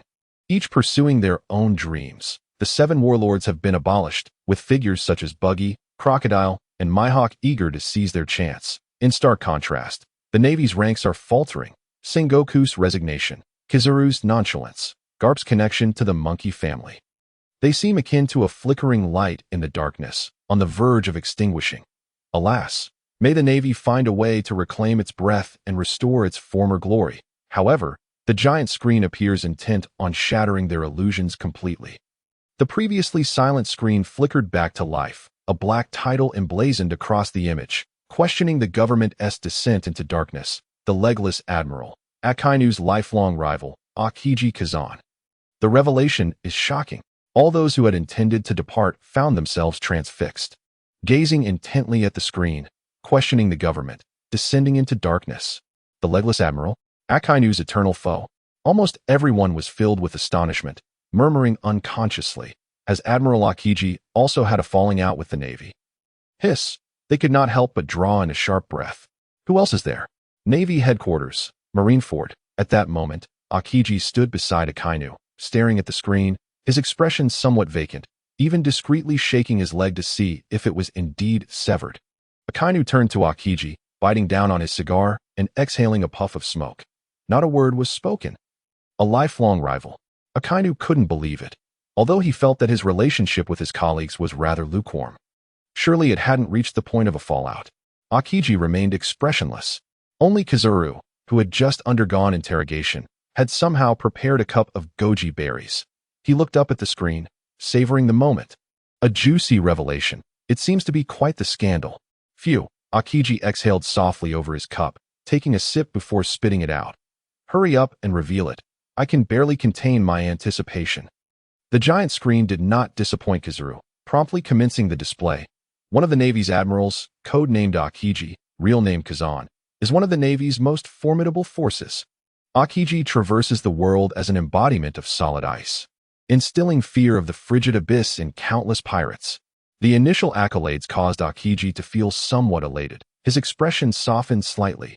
Yet as the accolades faded, the current Akiji stands as a solitary wanderer, stranded in the darkest, most twisted underworld, adrift in the chasm between good and evil. From aspiration to disillusionment, from defense to rupture, Akiji emerged during the Navy's most illustrious era, when Sengoku, Garp, and Zephyr commanded respect throughout the seas. He was but an ordinary member among the vice admirals. Akiji, this curly-haired youth, often shadowed the Navy's hero, Garp, admiring his refusal to ascend to the rank of admiral, thinking it was simply too cool. Free from excessive concerns, as long as he could protect the world. Even as the navies might fail to bring peace to the world, the chaotic era of pirates began to unfold. Akiji remained hopeful. He believed that as long as he persisted, a day would come when peace and justice could be realized. At that time, many young recruits joined the Navy, torn between the government's orders and their inner convictions. They always contemplated their future. Even as an admiral, Akiji could effect no change, continually reminding himself that he could rectify matters after being promoted. Woe is me, Admiral Akiji. It turns out that Admiral Akiji is indeed the one who genuinely cares for us. At Navy headquarters, in the square under renovation, Garp looked up at the giant screen, a faint smile gracing his lips. Kazan, is this your steadfastness? Garp felt an immense sense of relief among the entirety of the Navy. He likely holds Akiji in the highest regard. Aboard a warship docked at Sabeti Archipelago, Sengoku stood on the deck. He gazed at the image of Akiji on the giant screen, then looked down at Sabeti Archipelago, letting out a long sigh. Kazan, may I be able to protect you? With that, Sengoku disembarked onto Sabeti Archipelago. Meanwhile, the images on the giant screen continued to flicker until the year 1502. An event would irrevocably alter Akiji's perspective. The once sacred archaeological site of O'Hara faced obliteration due to the government's extermination order. Akiji, too, had accompanied the fleet to this location. Personal convictions of justice may vary, yet within the Navy, absolute justice reigns supreme. The Navy serves as the government's blade, and only by firmly targeting adversaries can they wield greater influence. Questioning the mission is a soldier's greatest taboo, yet one individual bravely stepped forward, that person being Akiji's friend. Vice Admiral Jaguar D. Saul. Saul had received the order to execute the extermination decree long before the main fleet's operation. When he sought evidence from Sengoku and was rebuffed, he chose to independently inquire with Nico Alvia to uncover the truth. Ultimately, Saul betrayed the Navy alongside Alvia, disappearing without a trace. This did not alter the course of events. The extermination order proceeded as scheduled, engulfing the entire O'Hara Island in flames. The vanished Saul suddenly appeared, standing before the young Robin. As arrows and cannon fire erupted, allies turned against each other, and soldiers could not help but utter apologies, confessing, "I no longer know what true justice is. Prepare to meet your end." In the new world, the Thousand Sunny was about to surge forth towards Dressrosa. On the deck, Robin gazed at the flickering images on the giant screen, tears streaming down her face. Beside her, Luffy and Zoro were at a loss. For these two ironclad men, comforting a young girl was clearly beyond their capabilities. The extermination order, for Robin, it is undoubtedly a shadow from her childhood. A haunting memory she would prefer never to revisit. Robin could only let her tears flow freely, softly murmuring, "Saul, sob, sob, Saul, thank you." Meanwhile, the images on the giant screen continued to flicker. Saul valiantly lifted a ship, blocking all vessels, and Akiji immediately intervened to stop him. Regardless of the reasons, Saul had already positioned himself against the government, and Akiji could not bear to witness his friend perish at the hands of others, wishing to at least bring about a swift end. When Saul desperately questioned him, the sunglasses obscured the turmoil in Kazan's eyes. For the sake of the world's future, this was unavoidable, and indeed, the scholars had committed crimes, had they not? Akiji countered Saul, probing into his own heart. Striving to ignore the flames engulfing the island and the cries of despair from the people. Simultaneously, Kazan pointed out that justice is subject to change based on one's perspective. Akiji respects Saul's choices, even under the ruthless and merciless demon-slaying order, believing that there should always be a sliver of leniency in justice. However, what Akiji cannot accomplish, others are able to achieve. Akainu ordered the bombardment of the refugee ship. How can one remain at ease when confronted with such a horrific scene? Akiji found himself momentarily at a loss for words. To trample upon life for a mere suspicion is not the black-and-white approach he wishes to witness. Yet bound by orders, Akiji still chose to act. As the icy chill spread, Saul did not struggle, for in life, one cannot always remain alone. One must seek out companions. The giant entrusted all his future to the little girl before him. Losing his breath within the freezing layers of ice. Absolute justice can sometimes transform individuals into weapons. Akiji had personally taken the life of his friend, and how many more sins would he bear henceforth? Akiji swiftly intercepted Robin at the end of a narrow path, yet ultimately refrained from striking. I wish to see what kind of plant will grow from the seeds that Saul protected with his life. Akiji remarked to Robin. He left Robin with an avenue for escape, urging her to live modestly. Justice should not be devoid of compassion. Akiji hoped that one day Robin could prove to him that sparing her was not a mistake. The Straw Hat crew gazed at the images on the giant screen. Until this day, they had fully grasped Robin's plight. Standing on the deck, Robin trembled uncontrollably. Tears streamed down her face like a torrential downpour. Her lips whispering repeatedly, "Thank you, Saul, thank you." Meanwhile, the eyes of people across the pirate world brimmed with emotion. The demon child Robin. They had only heard of her title as the demon's offspring, but were oblivious to the tragic circumstances of her origin. And the orchestrators of this calamity were none other than the Navy. Day in and day out, they paraded their fade of absolute justice. Akainu, it appears you are far from an exemplary admiral. Somewhere amidst the crowd, a voice sighed softly. I would much prefer Akiji to become the admiral. Indeed, in an instant, a chorus of agreement resonated through the crowd. Navy headquarters, Marineford, both Kizuru and Akainu cast their gazes upon Akiji, with Akainu's expression as cold as ice. Kazan, if it were not for your actions back then, we would not be faced with this situation today. Robin has joined the Straw Hat Pirates and has now entered the New World. Facing Akainu's interrogation, Akiji remained silent, his faith unwavering. Akiji understood that he and Akainu were fundamentally incompatible. Akainu, seeing this, merely snorted coldly. He had no authority to reprimand Akiji. This matter was buried deep within Akiji's heart. And many years passed in the blink of an eye in pursuit of establishing a new order upon the seas. The plan to complete the 7 warlords and the 3 admirals was put into motion. Sengoku succeeded Kong as the Marine Admiral. Garp remained disinterested in promotions. Zifa dedicated himself to teaching. Retreating from the front lines after losing an arm during a pirate assault, his strength diminished.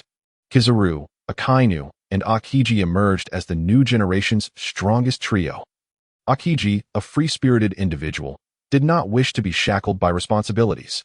Yet, out of respect for his mentor Zifa and a glimmer of hope within his heart, Akiji reluctantly took on the mantle of Admiral. Marine Admiral, Kazan, codename Akiji. His power to freeze all things earned Akiji renown upon the seas. Yet upon truly attaining this position, Akiji discovered that even an admiral could not sway the decisions of the higher echelons of the world government. Oftentimes, Akiji found himself relegated to merely being a tool representing military strength. Furthermore, he encountered numerous unsavory secrets that deepened his inner turmoil. Was the path I pursued all erroneous? Whose justice am I truly enacting? Akiji argued passionately for his ideals against himself and others. At the same time, Akiji gazed at the images displayed on the giant screen, listening attentively, overwhelmed with emotion. Subsequently, he donned his eye patch, leaning against a pillar, and could not help but let out a soft sigh. Little did he expect. Akiji truly did not foresee that it would be these cold, unfeeling videos that understood him the most. Sigh. This lament echoed simultaneously across different times and spaces, as Garp, Tsuru, Sengoku, and other elder Marines shared in the sentiment. Compared to Kizaru's nonchalance and Akainu's unwavering justice, these old-timers, without exception, held a fondness for Akiji. Yet, they also understood that regardless of how high their ranks were, it would make little difference. This world had always been this way, and all they could do was protect as many lives as possible. They understood and sympathized with Akiji. The outcome was evident. Akiji, long resistant to orders, became the least favored among the 3 admirals. Akiji greatly admired Smoker, the cigar-chomping rogue who disregarded commands. Smoker, somewhere on the Grand Line, aboard a naval ship, Smoker, with several cigars in his mouth, gazed at the images of himself on the giant screen, unable to help but murmur, "Smoker, Smoker, are they talking about me? What the hell?" He could hardly believe that he was on the giant screen. Of course, these were merely the musings of Smoker's inner thoughts. The Gorosei naturally took note of this, deliberately monitoring Akiji's movements to prevent him from causing any trouble. Ultimately, the government serves merely as a tool for the celestial dragons to dominate the world. Just as the Gorosei stated, the Navy is merely the public face of the world government, while CP operates in the shadows. O'Hara was such, and Alabasta was no different. The ones who first acted to touch upon the core secrets were always CP. The Navy was merely a tool to follow orders. Shockwaves rippled through nearly all naval soldiers, headquarters, branches, even some of the guards of the government raised their heads to fixate on the giant screen. The Gorosei? In disbelief, they murmured, "Tools? The government, the Navy, are merely tools? Are we just tools? Tools to point and command? So our lives are not lives?" Especially for the soldiers stationed at Marineford, the acrid stench of blood still lingered in their nostrils. Yet now, the Gorosei declared that they were merely tools. As despair washed over the crowd, the images on the giant screen continued to flicker. Before them, the celestial dragons acted with impunity, and the abhorrent slave trade flourished. Those who had dreamed of joining the Navy since childhood, driven by a desire to eradicate evil and protect the populace, chose to stand by idly amidst their internal struggles. This is the despairing chasm between ideals and reality. It takes years to freeze 3 feet of ice, not achieved in a day. Many issues have long been deeply entrenched, beyond the capacity of even a generation to alter. To ascend, one must relinquish certain things. Holding steadfast, obeying, and then turning a blind eye. Some have grown accustomed to this. Some cannot bear to witness it any longer, yet march toward deeper transformations. Meanwhile, the inherently lazy Akiji opted to forego, indulging in a life of complacent freedom, allowing more than a decade to slip by in an instant. Akiji had been dulled of his once keen edges. As the wheels of time rolled on, he calmly traversed the tranquil seas, temporarily setting aside his inner struggles. The languid justice sounded appealing, yet it was merely a form of evasion. Evasion? Alas, in various corners of the world, numerous soldiers have silently shed their uniforms. Where there is sorrow, there is joy. Good. The exposure is splendid. Give me more exposure. This is precisely what I desire. In the revolutionary base, various captains, along with Dragon, gathered in an open-air conference room, gazing up at the giant screen, applauding enthusiastically. "Chief, I believe the Navy's strength will be significantly weakened now." Dragon remained composed, merely nodding gently. He understood. The world government and the Navy could not possibly remain idle, allowing the situation to unfold unchecked. Meanwhile, the growing Robin had become yet another source of concern for Akiji. In accordance with Saul's dying wish, Akiji released Robin and discreetly safeguarded her for many years. Having navigated through the underworld for an extended period, Robin became a skilled trader, compelled to obliterate any organizations that sought to trouble her. Furthermore, Akiji covertly suppressed various matters, ensuring that Robin's bounty remained fixed at 79 million berries from the O'Haran incident until the events at Eni's lobby, so as to prevent the government from paying her undue attention. However, the incident in Alabasta transpired, wherein Crocodile exploited Robin's ability to decipher the poneglyphs, thus granting her knowledge of the ancient weapon Pluton, rendering her exceedingly perilous. What? The ancient weapon Pluton? Robin? Could it be that Robin had already uncovered the secrets of Pluton? The world was once again plunged into shock, hearts racing at the thought of the ancient weapon. It was said to possess the destructive power capable of annihilating an entire island. If the Straw Hat crew were to acquire intelligence regarding Pluton, they could potentially surpass even the likes of Whitebeard and Shanks, the emperors of the sea. The onlookers could only stare wide-eyed at the colossal screen, while Robin, at that moment, had lost her will to live. Akiji understood that he must bring closure to the events surrounding O'Haran. Akiji stealthily exited the headquarters and found the Straw Hat crew, along with Robin, on an uninhabited island behind Longchain Island. "I am not here to apprehend you."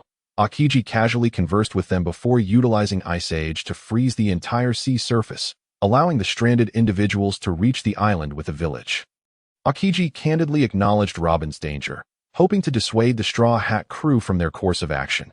Unlike other pirates engaged in nefarious deeds, this crew was different, and with Carp owing him a favor. Aokiji did not wish to bring harm to Luffy. To his surprise, Aokiji was met with a resolute refusal. At that moment, the Straw Hat crew lacked the strength to stop him, yet they charged forward recklessly. Luffy even insisted on challenging Aokiji to a duel. The authority of an admiral was not to be trifled with. With a swift strike of Ice Age, Aokiji encased Luffy in ice. In that fleeting moment, Aokiji comprehended Luffy's intentions. If it were a duel, once the victor was determined, there would be no reason for him to harm Luffy's companions. This time, he would consider it a favor returned to Alabasta. Aokiji turned and departed, traversing the vast ocean on his bike. Whether Aokiji acknowledged it or not, throughout Robin's years of growth, he had quietly assumed the role of a father figure. Even when presented with the opportunity to eliminate Robin, he ultimately could not bring himself to do so. Kazan, Sai, Crane, standing beside Carp, felt a pang of sympathy as she observed Aokiji on the screen, opening her mouth, yet finding no words. Meanwhile, Carp softly murmured, "The warmest person has consumed the coldest fruit." Hearing this, Crane felt her nose tingle with emotion. She glanced at Carp, her eyes filled with complexity. Perhaps to others, Vice Admiral Carp appeared carefree and unrefined. But only Crane and Sengoku understood that Carp's thoughts were always intricate. If Carp desired, he could be the best candidate for Admiral or Fleet Admiral, yet he simply chose not to.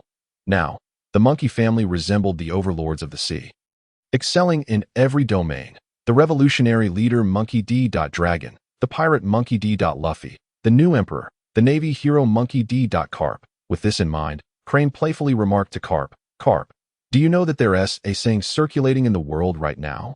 Carp turned to Crane, his emotions quickly surfacing. For individuals of their age, they had come to terms with much, tossing sunbae into their mouths while watching Crane. Crane fixed her gaze on Carp, enunciating each word, whether the world is chaotic or not. It is the monkey family that determines it.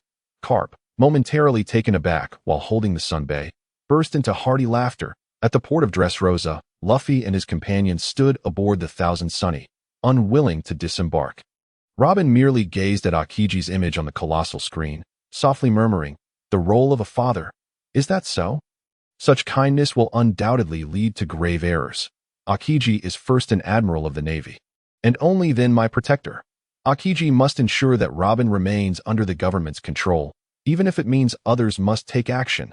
Thus, after departing from the island, Aokiji personally contacted Spandam of CP9, revealing Robin's impending journey to Water 7 and even delivering the wanted poster for her assassination. The CP and the assassination order had left indelible fear and pain in Robin's heart, and Aokiji employed this to compel her to leave the Straw Hat crew. It was cruel, yet effective. Indeed, Robin relinquished her resolve, no longer believing anyone would fight against the world for her. After all, death awaited her everywhere, amidst betrayal. Perhaps it was better to die here. However, the Straw Hat crew reached a decisive conclusion. They would stand against the world. "Robin, I want to hear you say it. Quickly, tell me you wish to live." Since that fateful night in O'Haran, the ice within Robin's heart finally began to thaw. CP was defeated, and the assassination order was vanquished. In the raging inferno, the judicial island, a symbol of the government's absolute justice, was reduced to ashes. Aokiji observed from afar, halting the navy's subsequent pursuit. If these were the companions Robin had, Aokiji was willing to entrust her fate to them. Aokiji secretly attended the Straw Hat crew celebration, bidding Robin a final farewell. From a distance, the Straw Hat crew laughed joyously, while he and Robin spoke of the years passed through a wall. When Aokiji inquired why Robin did not escape alone, she replied, "I am no longer the same as before. I have found my home." Aokiji understood that nearly 20 years of guardianship had come to an end. He urged Robin to live well. O'Haran had not perished, and he hoped they would never meet again. Her future should be in the freedom of the vast ocean. With matters momentarily settled, Aokiji boarded Carp's ship to return to headquarters. And as he watched the Thousand Sunny soar into the sky, a smile crept upon his face. Aokiji the Admiral. Now that is a true admiral. Only he is worthy to serve as a Navy Admiral. A being with flesh and blood is often far more convincing. Compared to Akainu, Aokiji is somewhat too warm, too approachable. "Admiral Aokiji, I support Admiral Akiji. In the crowd, many waved their arms, shouting Akiji's name. On the battlefield of the Paramount War, Akiji stood by the execution platform alongside the other two admirals, ready for battle. The Whitebeard pirates surged forth. Whitebeard initiated the assault, a colossal wave crashing towards Marineford Square, only for Akiji to freeze the entire tidal wave with Ice Age. Not only did he neutralize the monstrous wave, but he also rendered all ships immobile. The vast ice surface became the most brutal battlefield. Yet Akiji waited patiently, for the world government had made extensive preparations for this war, and Whitebeard's defeat was already a foregone conclusion. Indeed, the betrayal of Kazan, a multitude of pacifists, a square brimming with artillery, coupled with Akainu's indiscriminate attacks, this war had been schemed for a long time. With the Navy's strategy intricately interwoven, driving the pirates into a corner. During the fierce battle, Akiji encountered Luffy. Akiji had long recognized the potential of the Straw Hat crew, but he had not anticipated witnessing it again. Last time it was for Robin. This time it was for Ace. Akiji admired Luffy, and due to Carp's presence, he never unleashed his full strength against him. However, he showed no mercy to others, personally engaging in the battle, repeatedly countering Whitebeard, defeating Diamond Jozu, and confronting Fire Fist Ace, fulfilling his duties as a Navy admiral. The brutal conflict ultimately concluded with the deaths of Ace and Whitebeard. In contrast to Akainu's ruthless actions, Akiji appeared somewhat lenient, and this was destined to be a historic battle. Strictly speaking, there are no true victors. The ostensibly triumphant Navy suffered even greater casualties than the Whitebeard pirates. Not only was their main base annihilated, but nearly half of the elite forces summoned from across the globe perished in this conflict. The world of pirates is undergoing a reorganization, and what of the Navy's influence? The Sabaody Archipelago. Sengoku wanders among the throngs of people. The streets are utterly congested, with everyone gazing upwards at the massive screen displaying the unfolding events. If this conclusion were to be presented in the present moment, perhaps the Navy would find it easier to accept. Indeed, the Navy is undeniably in a state of complete collapse. It is said that the entire Marineford has been obliterated. As Sengoku walks along, he overhears the murmurs surrounding him. With each step he takes, Sengoku seems to age further. He has given his all. He had truly exerted himself. Why, then, must it culminate in such an outcome? Sengoku. It is Fleet Admiral Sengoku. When did this happen? A voice echoes from the crowd, prompting all eyes to shift towards Sengoku. In a moment of fleeting distraction, the gathered masses at the Sabaody Archipelago part to create a path for Sengoku. They merely observe him in silence. Under the scrutiny of the crowd, Sengoku slowly raises his gaze, his eyes showing more evasion and less resolve. It feels as though he is parading through the streets. After an indeterminate amount of time, a voice emerges from the crowd. Fleet Admiral Sengoku, you have done remarkably well. Yes, Admiral, please continue in your role as Fleet Admiral. As Sengoku navigates through the bustling crowd, he finds a flicker of solace in their words that it seems that these individuals comprehend him. Sengoku, a lifetime in the military. Perhaps it is this understanding that he has long sought. Soon, Sengoku vanishes from their midst. Arriving at the Holy Land, the domain of the celestial dragons, often referred to as divine. Meanwhile, the crowd, bewildered by Sengoku's sudden disappearance, begins to search frantically. Alas, after a prolonged silence, the crowd collectively sighs, then once again gazes at the massive screen. It is as if everything that transpired was merely an illusion. Following the war on the summit, Fleet Admiral Sengoku voluntarily resigned for two reasons. Firstly, he acquiesced to Shanks' mediation, halting the conflict. Secondly, the world government forbade him from announcing the escape of the criminals from Impel Down. Sengoku recommended Akainu to succeed him as the next Fleet Admiral. In the crowd, eyes fixated on the flickering images on the screen, they softly murmur, "Let us hope that Fleet Admiral Sengoku does not resign." Indeed, who else could possibly assume this responsibility apart from Fleet Admiral Sengoku? Alas, yes, the hawkish Akainu, the laid-back Kizaru, the languid Akiji. Who could fulfill the role of Fleet Admiral? Just then, Sengoku steps into a conference room. Kong, the supreme commander of the world government. Kong stands by the window, gazing at the images on the massive screen, murmuring softly, "Sengoku, you have arrived." Sengoku approaches Kong, nodding silently, joining him in watching the great screen overhead. Simultaneously, Smoker, the Smoky Man, arrives at headquarters, seeking out Aokiji. He requests a transfer to G5. Aokiji warns Smoker that it is fraught with peril. As someone who has been there, Aokiji understands that Smoker desires a higher rank to effect change. However, as long as he remains within the Navy's system, many things will be beyond his control. Smoker gazes up at the screen. Standing on the deck, he lets the gentle breeze sweep over him. The smoke from his cigar curling slowly into the AI, is it truly beyond his power? Smoker murmurs softly, "Let me give it a try." Smoker has always been one who perseveres against the odds. How could he abandon his aspirations over a few words? Monkey D. Luffy. Smoker bites down hard on his cigar. The new Yonko, is it? Just wait for me. My next destination is the New World. Among the three admirals, Kizaru shows no interest in promotion. Aokiji and Akainu emerge as the only two candidates for the next fleet admiral. Even with Sengoku's backing, the majority of the government's higher-ups still push Akainu into the position of fleet admiral.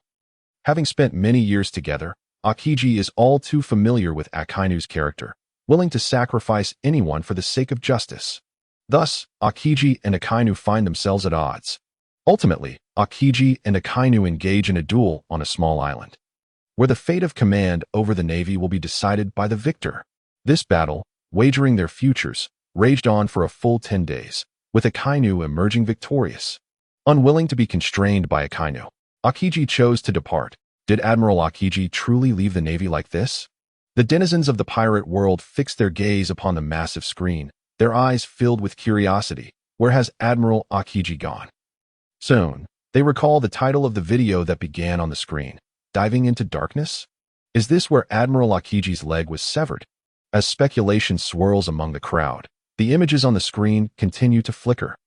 Luffy and his crew encounter the long-missing Kazan while soaking in a hot spring. No longer aligned with the Navy, Aokiji appears considerably more at ease. Akainu has inflicted significant burns upon Kazan, and his left leg is now severed. When Luffy inquires about the reason behind Kazan's confrontation with Akainu, Kazan remains tight-lipped. There must certainly be more to the story. Kazan has come in search of his mentor, Zephyr, and intends to recuperate here for a time. Due to past tragedies, Zephyr is convinced that by dismantling One Piece and obliterating all pirate dreams, he can bring an end to the era of great pirates. Kazan believes this to be a rash notion, a path with no return. Zephyr cannot be unaware that One Piece pertains not only to pirates, but also involves the highest secrets of the government and the celestial dragons. Moreover, a pirate devoid of purpose may descend into further chaos. Kazan wishes to dissuade his mentor, but is at a loss for how to proceed. It is only upon the arrival of the Straw Hats that he relinquishes his efforts, entrusting everything to the future. What, then, is justice? Kazan's heart remains in turmoil, for the world government offers him no answers.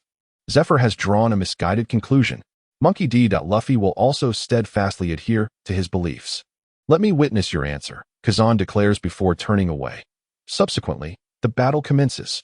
The earth quakes, and flames rage through the skies, as if heralding the apocalypse. Kazan freezes the lava, buying precious time for the fleeing masses.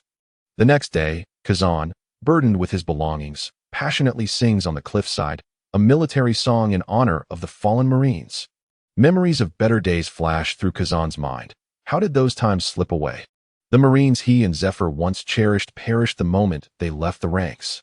He hurls his mentor's favorite drink away, hoping to convince Zephyr to cease his vengeance. Yet Zephyr's thoughts are consumed by revenge. Do you wish to die? If it were to come to that, there would be no recourse. Both harbor murderous intent, and once stalwart mentors now find themselves at odds. Poised to clash, Kazan's arm transforms into ice, seemingly on the verge of a decisive strike. Yet Zephyr walks away. He knows his student too well. Once it was Robin, and now it is Kazan. He has never been one to ruthlessly sever ties. Thus, their confrontation ends without resolution. The denizens of the pirate world gaze up at the massive screen, absorbing the dialogue between Zephyr and Aokiji. Justice? Perseverance? What is justice? What is perseverance? In that moment, they too become ensnared in contemplation. As if they are Kazan and Zephyr, forgetting where their futures might lead. Confusion. Even Kazan, watching the screen, finds himself momentarily disoriented.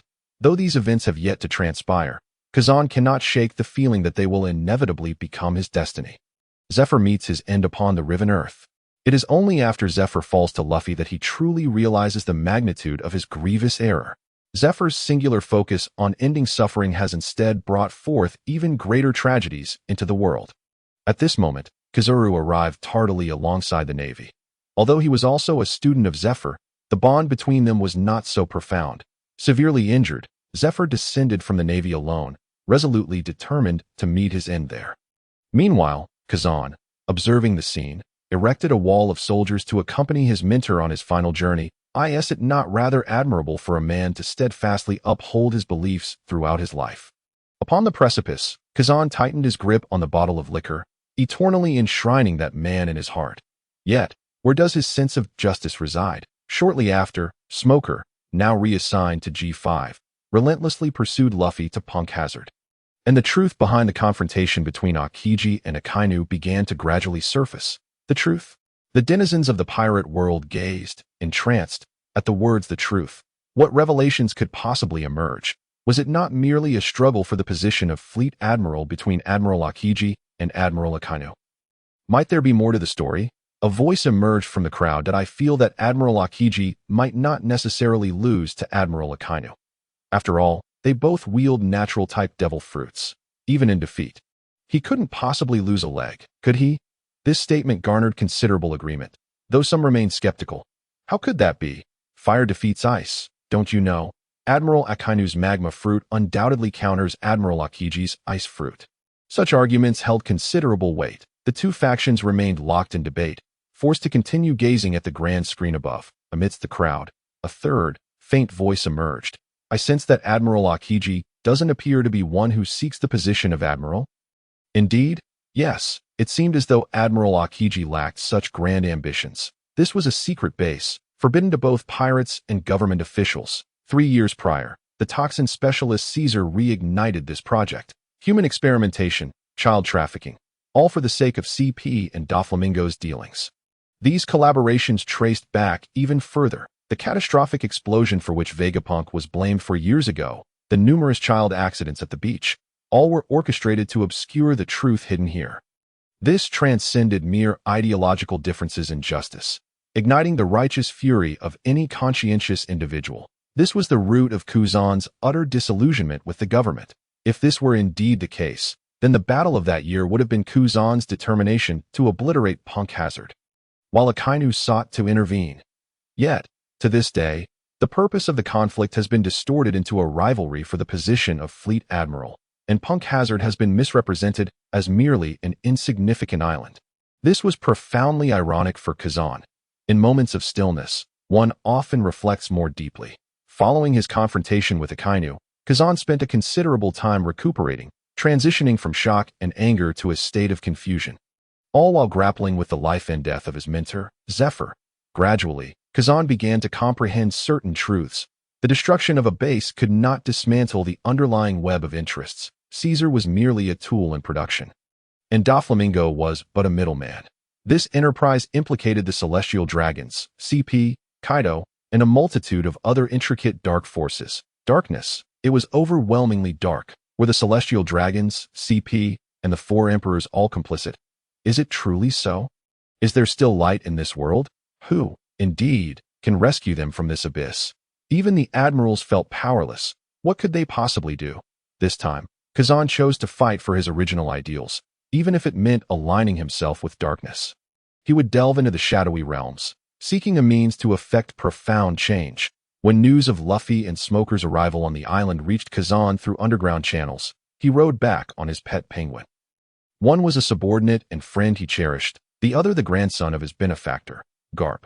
Now, facing the warlords of the sea, it was premature.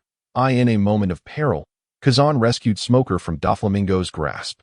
Doflamingo, wary of Kazan's strength, had no choice but to relent. Before departing, Doflamingo could not resist taunting. I haven't heard anything good about you. Mere vagabond. Kazan had resolved upon his future path, choosing to remain silent about current affairs. Only telling Smoker that even without being a Navy officer, there were still things he could do, and some truths could only be discerned outside the Navy. Kazan also cautioned the Navy to keep a close watch on Doflamingo. which later prompted Akainu to dispatch Fujitora. After leaving, Kazan opted to collaborate with Blackbeard. This newly risen emperor, born from the War of the Best, would undoubtedly attempt to integrate into the circle of underground traitors. With Blackbeard's audacity, he would not care for Kazan's true intentions. Now, Kazan had vanished from the public eye entirely. Where he had gone remained a mystery, yet he had ultimately embarked on a path akin to that of his friend Saul, forsaking everything to uphold his sense of justice. Subsequently, as the grand screen concluded its display, the crowd in the pirate world found it difficult to extricate themselves from their emotional turmoil. After a prolonged silence, it seemed that Admiral Akiji had not truly descended into darkness. Had he? Indeed, it felt as though Admiral Akiji still harbored a heart inclined toward the light. At Navy headquarters, Marineford, after the grand screen was shut down, Akiji regained his composure, removing his eye patch and locking eyes with Akainu. Kazan, if the day comes when you choose to embrace darkness, I shall show no mercy. Akainu bit down on his cigar, exhaling a thick cloud of smoke while fixating intently on Akiji. Yet Akiji remained unfazed by Akainu's words, turning away in silence. The supposed interrogation of Kizuru was merely him observing the exchange between Akainu and Akiji. Taking a substantial sip of tea, today had certainly yielded a significant revelation. On Sabaody Archipelago, in an empty office, Sengoku, have you come to resign from the position of Fleet Admiral? As the grand screen dimmed, the reflections of Sora and Sengoku appeared in the mirror. Sora spoke softly. Sengoku could not help but feel astonished. In his memory, Sora had always been more of a loudmouth. Sengoku nodded gently. This was my erroneous decision. Someone must bear the responsibility. Erroneous decision, Sora repeated, then turned, patting Sengoku's shoulder as if to offer solace. Sengoku, you know this is not your fault. Sora's words suddenly faltered, his volume rising slightly. No one could have foreseen that Monkey D. Luffy would awaken the Nika form, nor that the Pirate King Rayleigh and Whitebeard would regain their youthful strength. Sengoku, you need not blame yourself. Sengoku was momentarily taken aback, but gradually shook his head, removing his glasses and closing his eyes for a moment. When he opened them again, weariness had taken its toll. Admiral Sora, I too am exhausted. I envy Garp. He merely follows his heart and embodies his own sense of justice. Yet I seem to have to contemplate far more, at times struggling to even be myself. Sora approached the sofa, sat down, leaned forward, and placed his hands together, gazing at Sengoku. The entire conference room fell into a profound silence. After an indeterminate time, Sora slowly spoke. Whom do you recommend? Sengoku smiled faintly. It has already revealed the answer to me. The answer, of course, was Akiji. Yet Sora slowly shook his head, letting out a sigh. Akiji? Alas, no one knew what transpired during the conversation between Sengoku and Sora that day in the conference room. The entirety of the pirate world only learned that a few days later, an order was issued. Sengoku resigned from the position of Fleet Admiral, and Akainu was promoted to Fleet Admiral. Upon the announcement, all eyes turned to observe Akiji's actions, and many soldiers privately reached a consensus. Should Admiral Akiji depart the Navy, they too would follow suit. This Navy, regarded merely as a facade and tool by the Gorosei, was now undergoing a transformation. At headquarters, Marineford was undergoing a swift rejuvenation with the support of the entire Navy and government. At the port, 3 individuals sat side by side, leisurely fishing. From left to right, they were Sengoku, Garp, Akiji. The trio, in perfect harmony, stretched languidly before succumbing to drowsiness. It appears that everything is seemingly tranquil, were it not for Warring State's sudden inquiry. Kazan, have you made your decision? Akiji gently nodded with his eyes closed. Abolish the 7 warlords, recruit the Navy, establish the Navy's largest branch in the New World and dispatch admirals to oversee it. Over time, the populace of the pirate world gradually accepted Akainu's ascension to the position of Fleet Admiral, and he displayed his iron-blooded character without a hint of timidity, confronting the nefarious pirates of the New World head-on. As everything unfolded in an orderly manner, the long-dormant giant screen flickered back to life, adorned with a familiar black title. In an instant, people across the world rushed from their homes, their eyes ablaze with fervor and anticipation. Fixated on the colossal screen above, intelligence, new intelligence. A scoop. Everyone was eager to discover what fresh news had emerged. The giant screen did not disappoint. and soon a line of black text appeared, the infinitely high ceiling of devil fruits. A review of the astonishing devil fruits within One Piece. Upon the revelation of the title, a fervent discussion erupted. Infinitely high ceiling. A review of devil fruits? Surely, the most formidable must be Luffy's Nika Fruit. Right? No, no, no. The tremor fruit wielded by Whitebeard surpasses all, boasting the power to devastate the very heavens and earth. Puffed. When it comes to terrifying and powerful devil fruits, the dark fruit must have its place. This sentiment garnered immediate approval from the surrounding crowd. Moreover, some began to mock the giant screen, scoffing. What devil fruits? No need for a review. We probably already know all about them. Indeed, can we not have some truly shocking news? Yet, amongst the crowd, there were those who understood the gravity of the situation. They gazed intently at the images on the giant screen, scarcely daring to blink, murmuring, "Has the video on the giant screen ever let us down?" Amidst the discussions, the images on the giant screen began to shimmer. The first fruit made its grand entrance under the watchful eyes of the crowd. The Door fruit, accompanied by a visual representation of the fruit. Its revelation sparked a wave of speculation throughout the pirate world. The Door fruit. What sort of devil fruit is this? Can it truly create doors? Ha ha ha. That would mean instant wealth. Ha ha ha. The door and window industry. ISNT that typically dominated by hefty fellows. ISNT the biggest brand here called Fatty Doors and Windows. Yes. That lad even appeared on television. Dressrosa, with his helmet donned, Luffy gazed at the giant screen. Musing, the Door fruit? I feel like I've heard that somewhere. Nami, standing beside him, rolled her eyes. Were it not for Luffy's helmet, she would have undoubtedly delivered a punch to remind him of the reality of the situation. Water City. Luffy clapped his hands together, exclaiming, "Right, CP9. New World." On Onigashima, Kaido took a hearty swig of liquor, glaring at the giant screen with indignation, though he remained silent. Yet, within, he couldn't help but grumble. The Door fruit? Damn it, I've never even heard of it. Is my fish fruit, mythical Zoan, Azure Dragon form not more impressive? I'm the first to contest this. The second challenger is the now infamous ambitious one. Marshall D. Teach, the notorious Blackbeard, who relentlessly pursued the acquisition of devil fruits, stared at the giant screen, smirking. The Door fruit? What a trivial thing. The dark fruit is undoubtedly the mightiest. As the crowd continued their chatter, the giant screen flickered once more. The Door fruit, touted as a lower-tier version of the space fruit. The user can turn any object they touch into a door, allowing them to enter a space parallel to the current time and space. Within this verdant realm, the user can move freely to other locations and then open another door to return to the real world. The revelation was nothing short of astounding. A lower-tier version of the space fruit. It's worth noting that the space fruit has been lost for centuries, if not millennia. The ability to traverse through space. What immense power this entails. Holy Land. Outside a pitch-black room, Blackbeard stared vacantly at the giant screen, murmuring incessantly, "The Door fruit, the Door fruit," as if grasping onto a lifeline. Soon, with Blackbeard's eager gaze, the giant screen continued its presentation. For the spy Bruno, this was nearly the ultimate supportive ability when opening a door. One can disregard any material, walls, air, even flames can yield to the opening of a door, meaning no defensive system can withstand this ability. The user can freely enter any heavily guarded structure, particularly suited for infiltration missions. If a thief were to obtain this power, they would become an unparalleled master thief. A master thief? Hiss, this is rather terrifying, ISNT it. The ability to bypass any condition and freely enter fortified buildings. Headquarters, Marineford. Hiss, waking from a deep slumber, Sengoku looked up at the giant screen, exclaiming in awe, "Indeed, it is a terrifying fruit."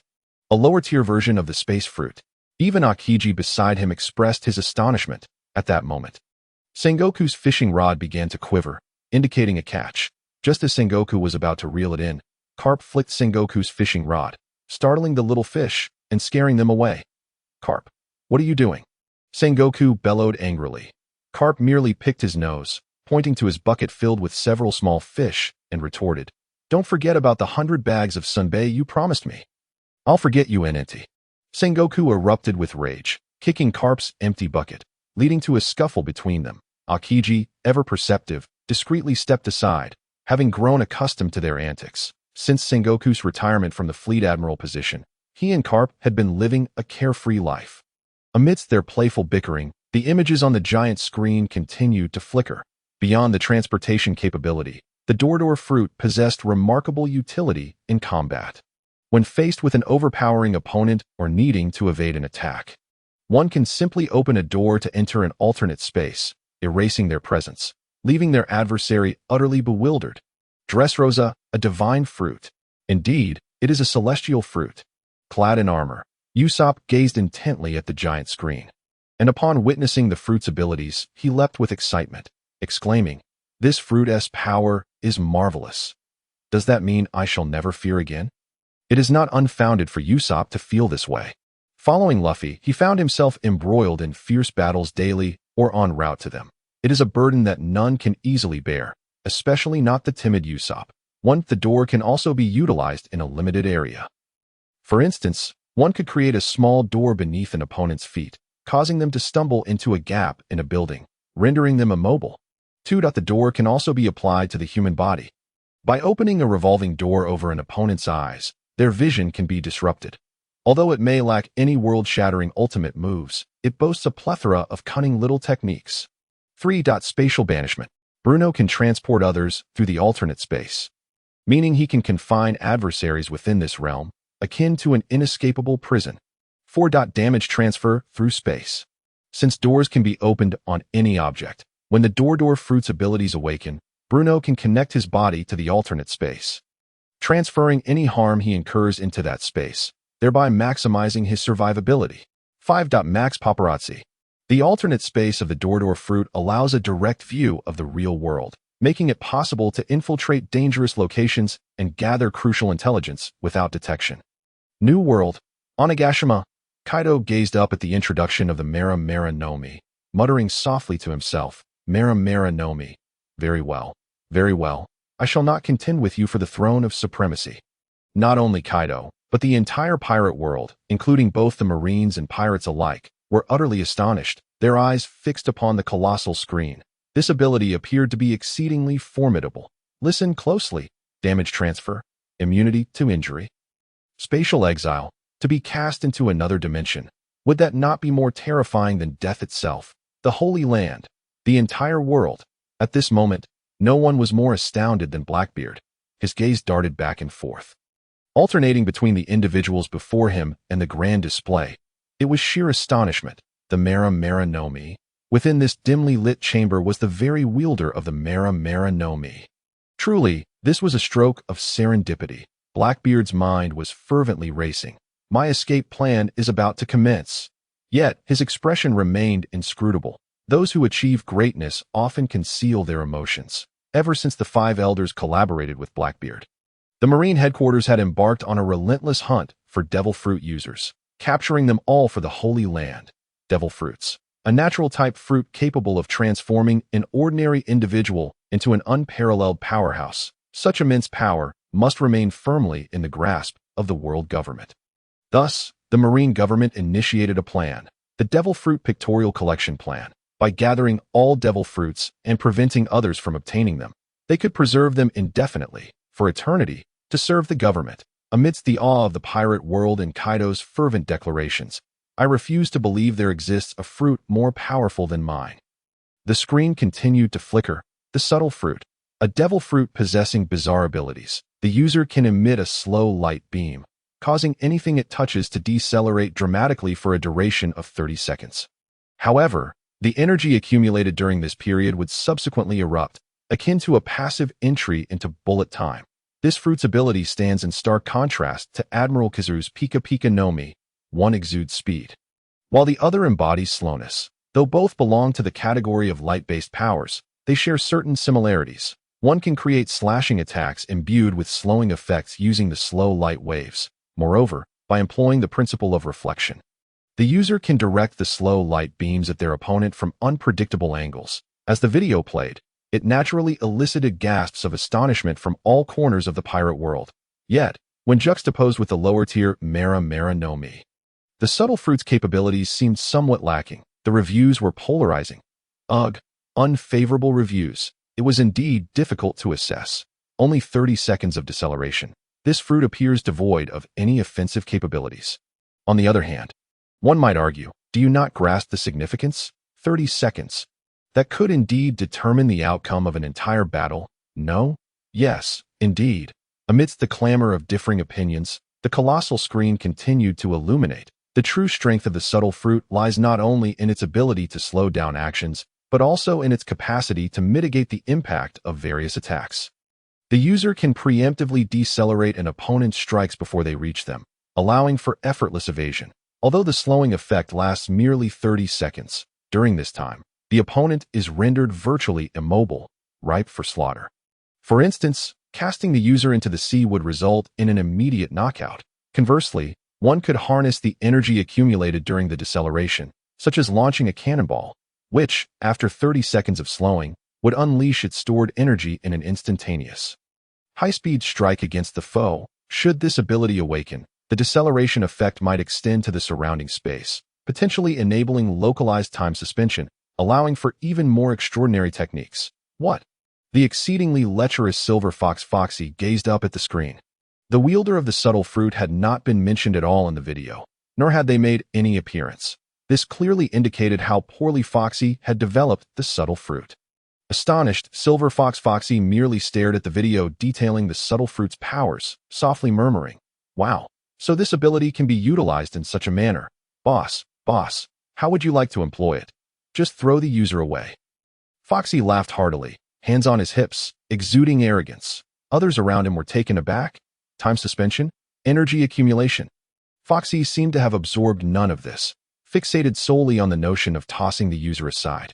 In the new world, on Onigashima, Kaido stared intently at the screen, muttering to himself, "The subtle fruit. It can also be discarded?" Subsequently, Kaido couldn't help but smirk, murmuring, "Actually, it seems rather decent for a third choice." Soon, the images on the colossal screen continued to flicker.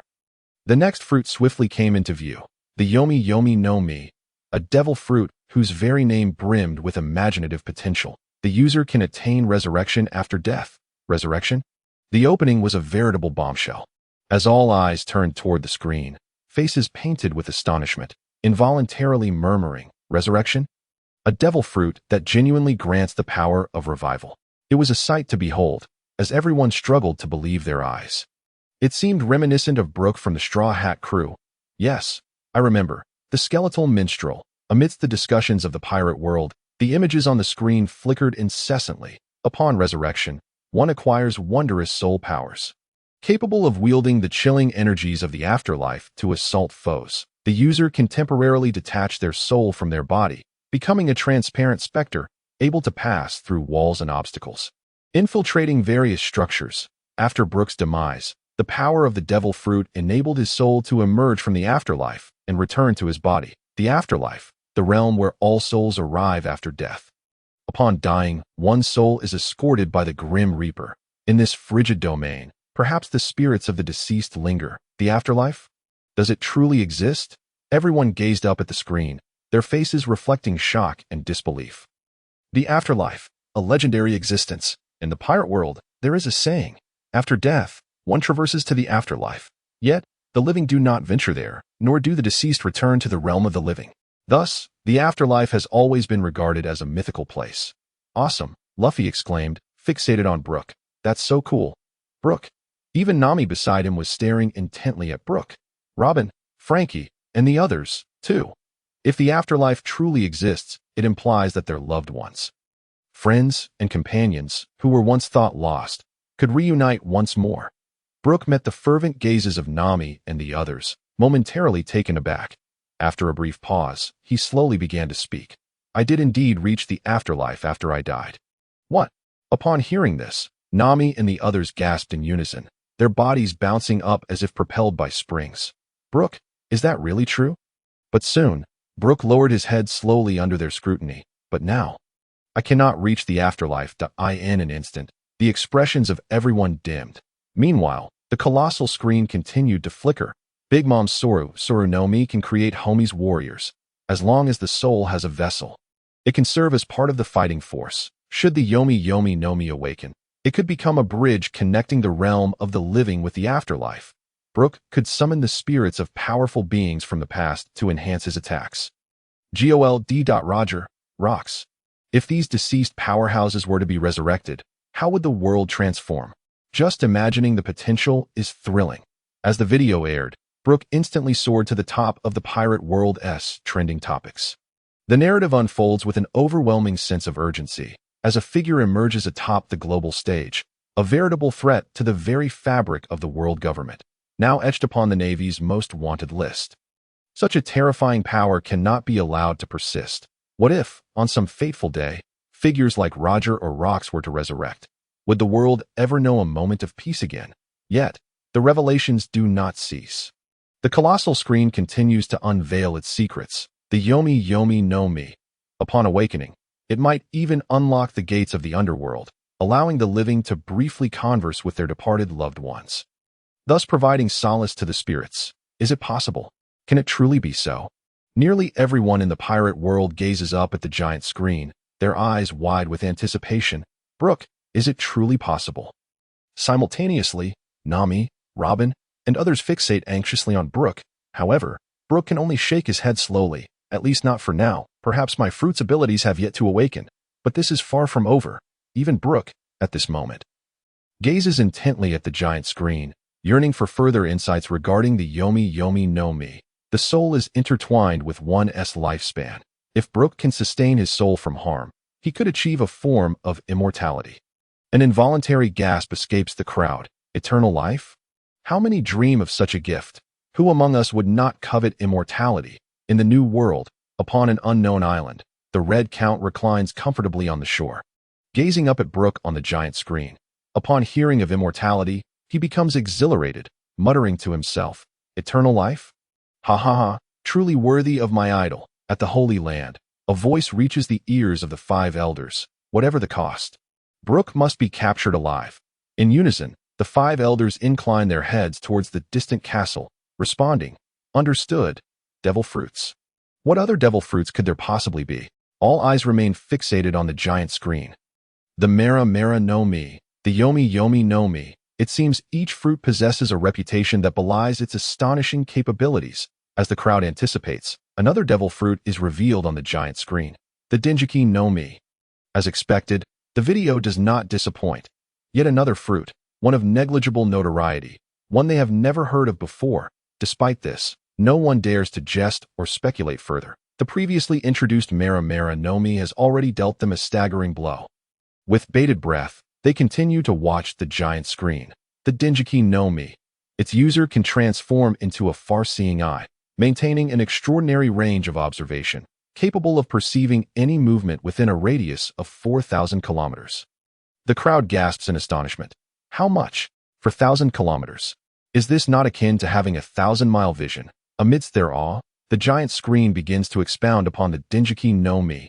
In theory, possessing this ability would make locating or evading someone a simple task. Yet, this is not even the most extraordinary aspect of the Dengeki no Mi. Its true power lies in its ability to see through opponents. This perception encompasses both the physical and mental realms. The user can directly observe the physical condition of their target, including bones and organs. Whoa! Sanji looks up at the giant screen, taken aback, as he gasps in disbelief. Murmuring, "Does that mean?" Nami and Robin exchange glances at Sanji's reaction, only to see blood streaming from his nose, his eyes filled with hearts as he gazes at Nami and Robin. He exclaims, "Does that mean I can truly appreciate Nami and Robin?" BM. In the next moment, Sanji faces Nami's furious punch. If someone were to ask Sanji at that moment, transparent fruit or Dengeki fruit, he would undoubtedly shout, "Dengeki no Mi," while the transparent fruit offers invisibility. He seeks opportunities for more intimate moments, such as bathing or enjoying a hot spring. The Dengeki no Mi, however, presents a far more enticing prospect, being able to observe whenever one desires. It isn't just Sanji. Many men are now envisioning what it would be like to possess the Dengeki no Mi. Additionally, the user of the Dengeki no Mi can peer into the hearts of their targets. Regardless of the target's consent or awareness, their innermost thoughts are laid bare. Nanny, is this not akin to mind reading? Indeed, a mere glance reveals one's thoughts. This is truly terrifying. Whoa! One cannot help but marvel at the formidable nature of such a devil fruit. Indeed, previously unknown and unheard of, as the crowd gasps in wonder, the imagery on the giant screen continues to flicker. Before the Dengeki no Mi, no one can hide. However, a notable limitation remains. Memories cannot be seized.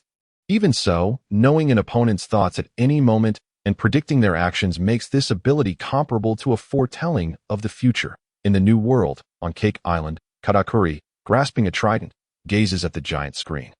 His lips twitching. Dengeki no Mi? Dengeki no Mi? What use is my proud ability to foresee the future now? One after another, these extraordinary fruits take center stage on the giant screen. The Mera Mera no Mi. Yomi Yomi no Mi. Dengeki no Mi. Surely this must be the end? How can there be so many fruits? Yet, to everyone's astonishment, the images on the giant screen do not cease. They continue to flicker. Soon, another devil fruit appears on the screen. The Bibi no Mi. The Bibi no Mi? Another fruit previously unheard of. Why are the Gura Gura no Mi, Yami Yami no Mi, and even the Nika Fruit absent from the rankings? All eyes remain glued to the giant screen, eagerly awaiting the introduction. The Bibi no Mi.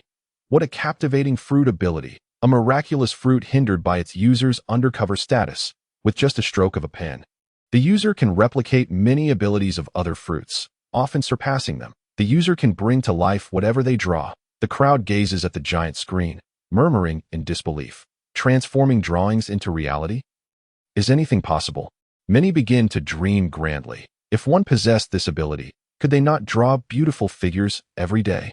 In the New World undercover, Kanjiro stares intently at the giant screen, his gaze fixated on the words undercover.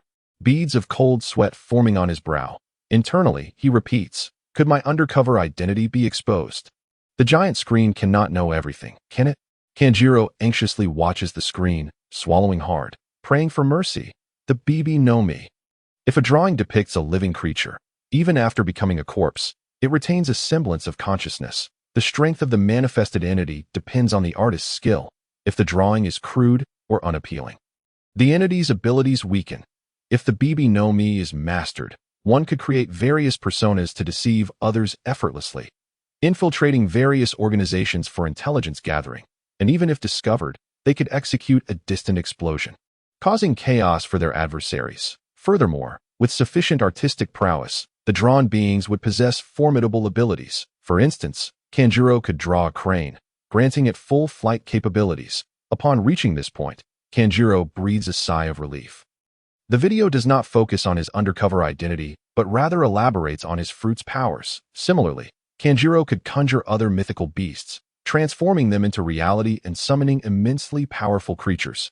If Kanjiro were to catch a glimpse of the design blueprints for the king of the underworld and subsequently create a battleship based on them, what might ensue? Drawing the king of the underworld? Kanjiro lifted his gaze, fixated on the grand screen, almost wishing to slap himself. Such a brilliant idea. Why hadn't he thought of it sooner? If he could mass-produce the king of the underworld, would that not mean he could dominate the entire pirate world, instilling fear in governments, navies, and even the four emperors? The denizens of the pirate realm collectively raised their heads to behold the colossal screen, murmuring incessantly, the Pen Fruit, another terrifying devil fruit ability. Soon thereafter, in the New World, Kaido, Big Mom, and others were transfixed by the screen. The Marine Headquarters, Marineford, Carp, Sengoku, Akiji, Akainu, and others were equally engrossed in the display. They could not help but exclaim simultaneously, no way. Could there be another? And indeed, as they feared, the spectacle upon the screen did not cease, but continued to flicker. The next fruit swiftly came into view, the Book Fruit, a devil fruit of unimaginable potential. The assembled crowd in the pirate world could only gaze at the screen, observing yet another unfamiliar fruit. Soon, a gasp of realization emerged from the throng. I've discovered it. None of the powerful devil fruits are represented on the list. Indeed, many immediately echoed in agreement, while others slowly voiced their astonishment. Thus, it seems, the rumors in the underworld were indeed true. There are no weak devil fruits, only weak users. Suddenly, a voice unexpectedly pierced through the crowd. So, does that mean the abilities shown in the video are all of weaklings? In an instant, no one dared to speak further. Perhaps they were afraid of uttering something inappropriate, yet it seemed the truth was undeniable. Amidst the murmurs of the pirate world, the grand screen continued to flicker. Initially showcasing combat abilities, the user could manipulate special books, allowing themselves or their targets to traverse into the book's world. This virtual realm was entirely defined by the content of the book, appearing akin to an illusion, while the user could navigate through every corner of this literary universe, effectively creating an advantageous battlefield for themselves. Why does it feel like yet another inferior spatial fruit? Indeed, within the confines of the book, the user could traverse freely, making them akin to the creator of that world. Surely, the revelations on the grand screen must be exquisite. When the book closes, the illusion would instantly vanish. By the time the opponent returned to reality, they would have unwittingly fallen into a trap. A low-tier version of infinite space. Some in the crowd howled towards the heavens. Others lamented their fate, while some turned their self-reproach inward. Why was such a monstrous fruit ability not theirs? Indeed, why were these users so incapable of developing their powers? Could it be that there exists a genius in the realm of devil fruit development? In the new world, Cake Island, Charlotte Monter was riddled with questions. Others appeared in the video, either possessing formidable backgrounds or immense strength. What about himself? Was he merely a target for ridicule? Monter, rest assured, in the realm of embarrassment. You are far surpassed by the likes of the ship King Jack. Without comparison, there can be no sense of superiority. Upon hearing this, Charlotte Monter let out a long breath, his countenance visibly softening. However, beyond combat, the book fruit harbors even more astonishing applications. More astonishing applications? Charlotte Monter, pay close attention. Big Mom tossed a large piece of cake into her mouth, directing her gaze towards Charlotte Monter. It should inspire your development. Yes, Charlotte Monter reluctantly acquiesced, lifting his gaze to fixate on the grand screen. How could he dare to disregard Big Mom's words? The book fruit. Anything ensnared within the book's world would attain a form of eternal life.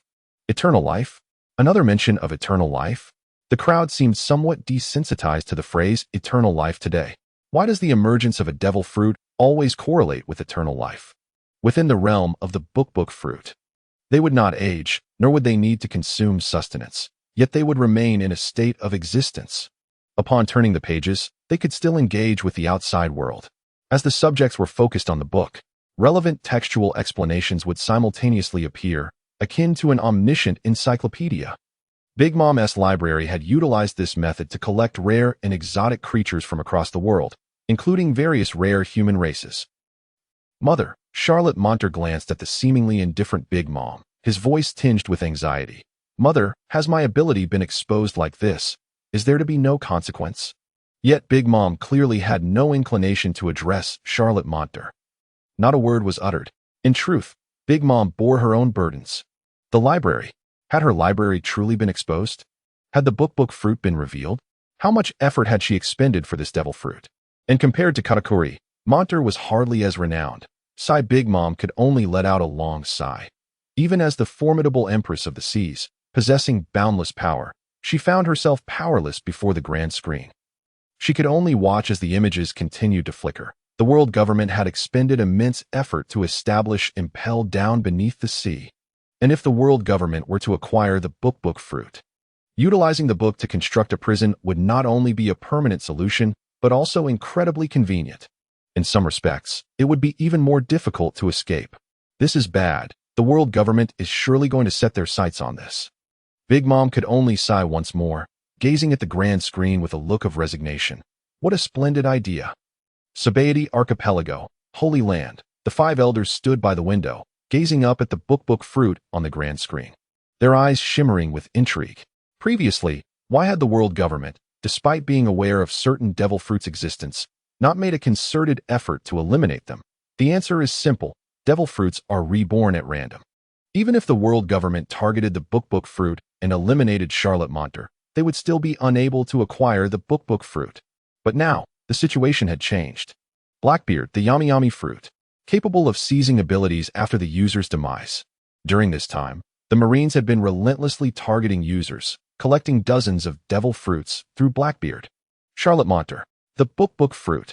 If we were to possess this ability, there would be no need to refurbish Impel Down. Nor would we require so many soldiers.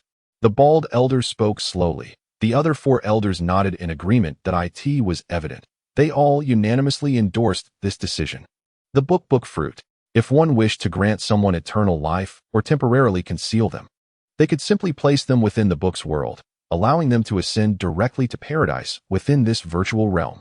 Moreover, those imprisoned within the book world had already existed for decades. However, the book fruit also harbored a perilous weakness. Fire. Should the book be incinerated, the ability would be nullified, and the prisoners contained within would thus be freed. Damn it.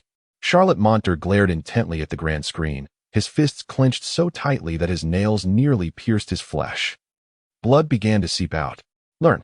Charlotte Monter could not help but mutter angrily. Not a single constructive suggestion was offered. Is this not inviting animosity towards me? Furthermore, it has exposed my weakness. This is splendid. Now, the entire pirate world is aware of how to counter the user of the book fruit. Aside from water, they must also fear fire. And fire, in the world of pirates, is something everyone knows how to wield.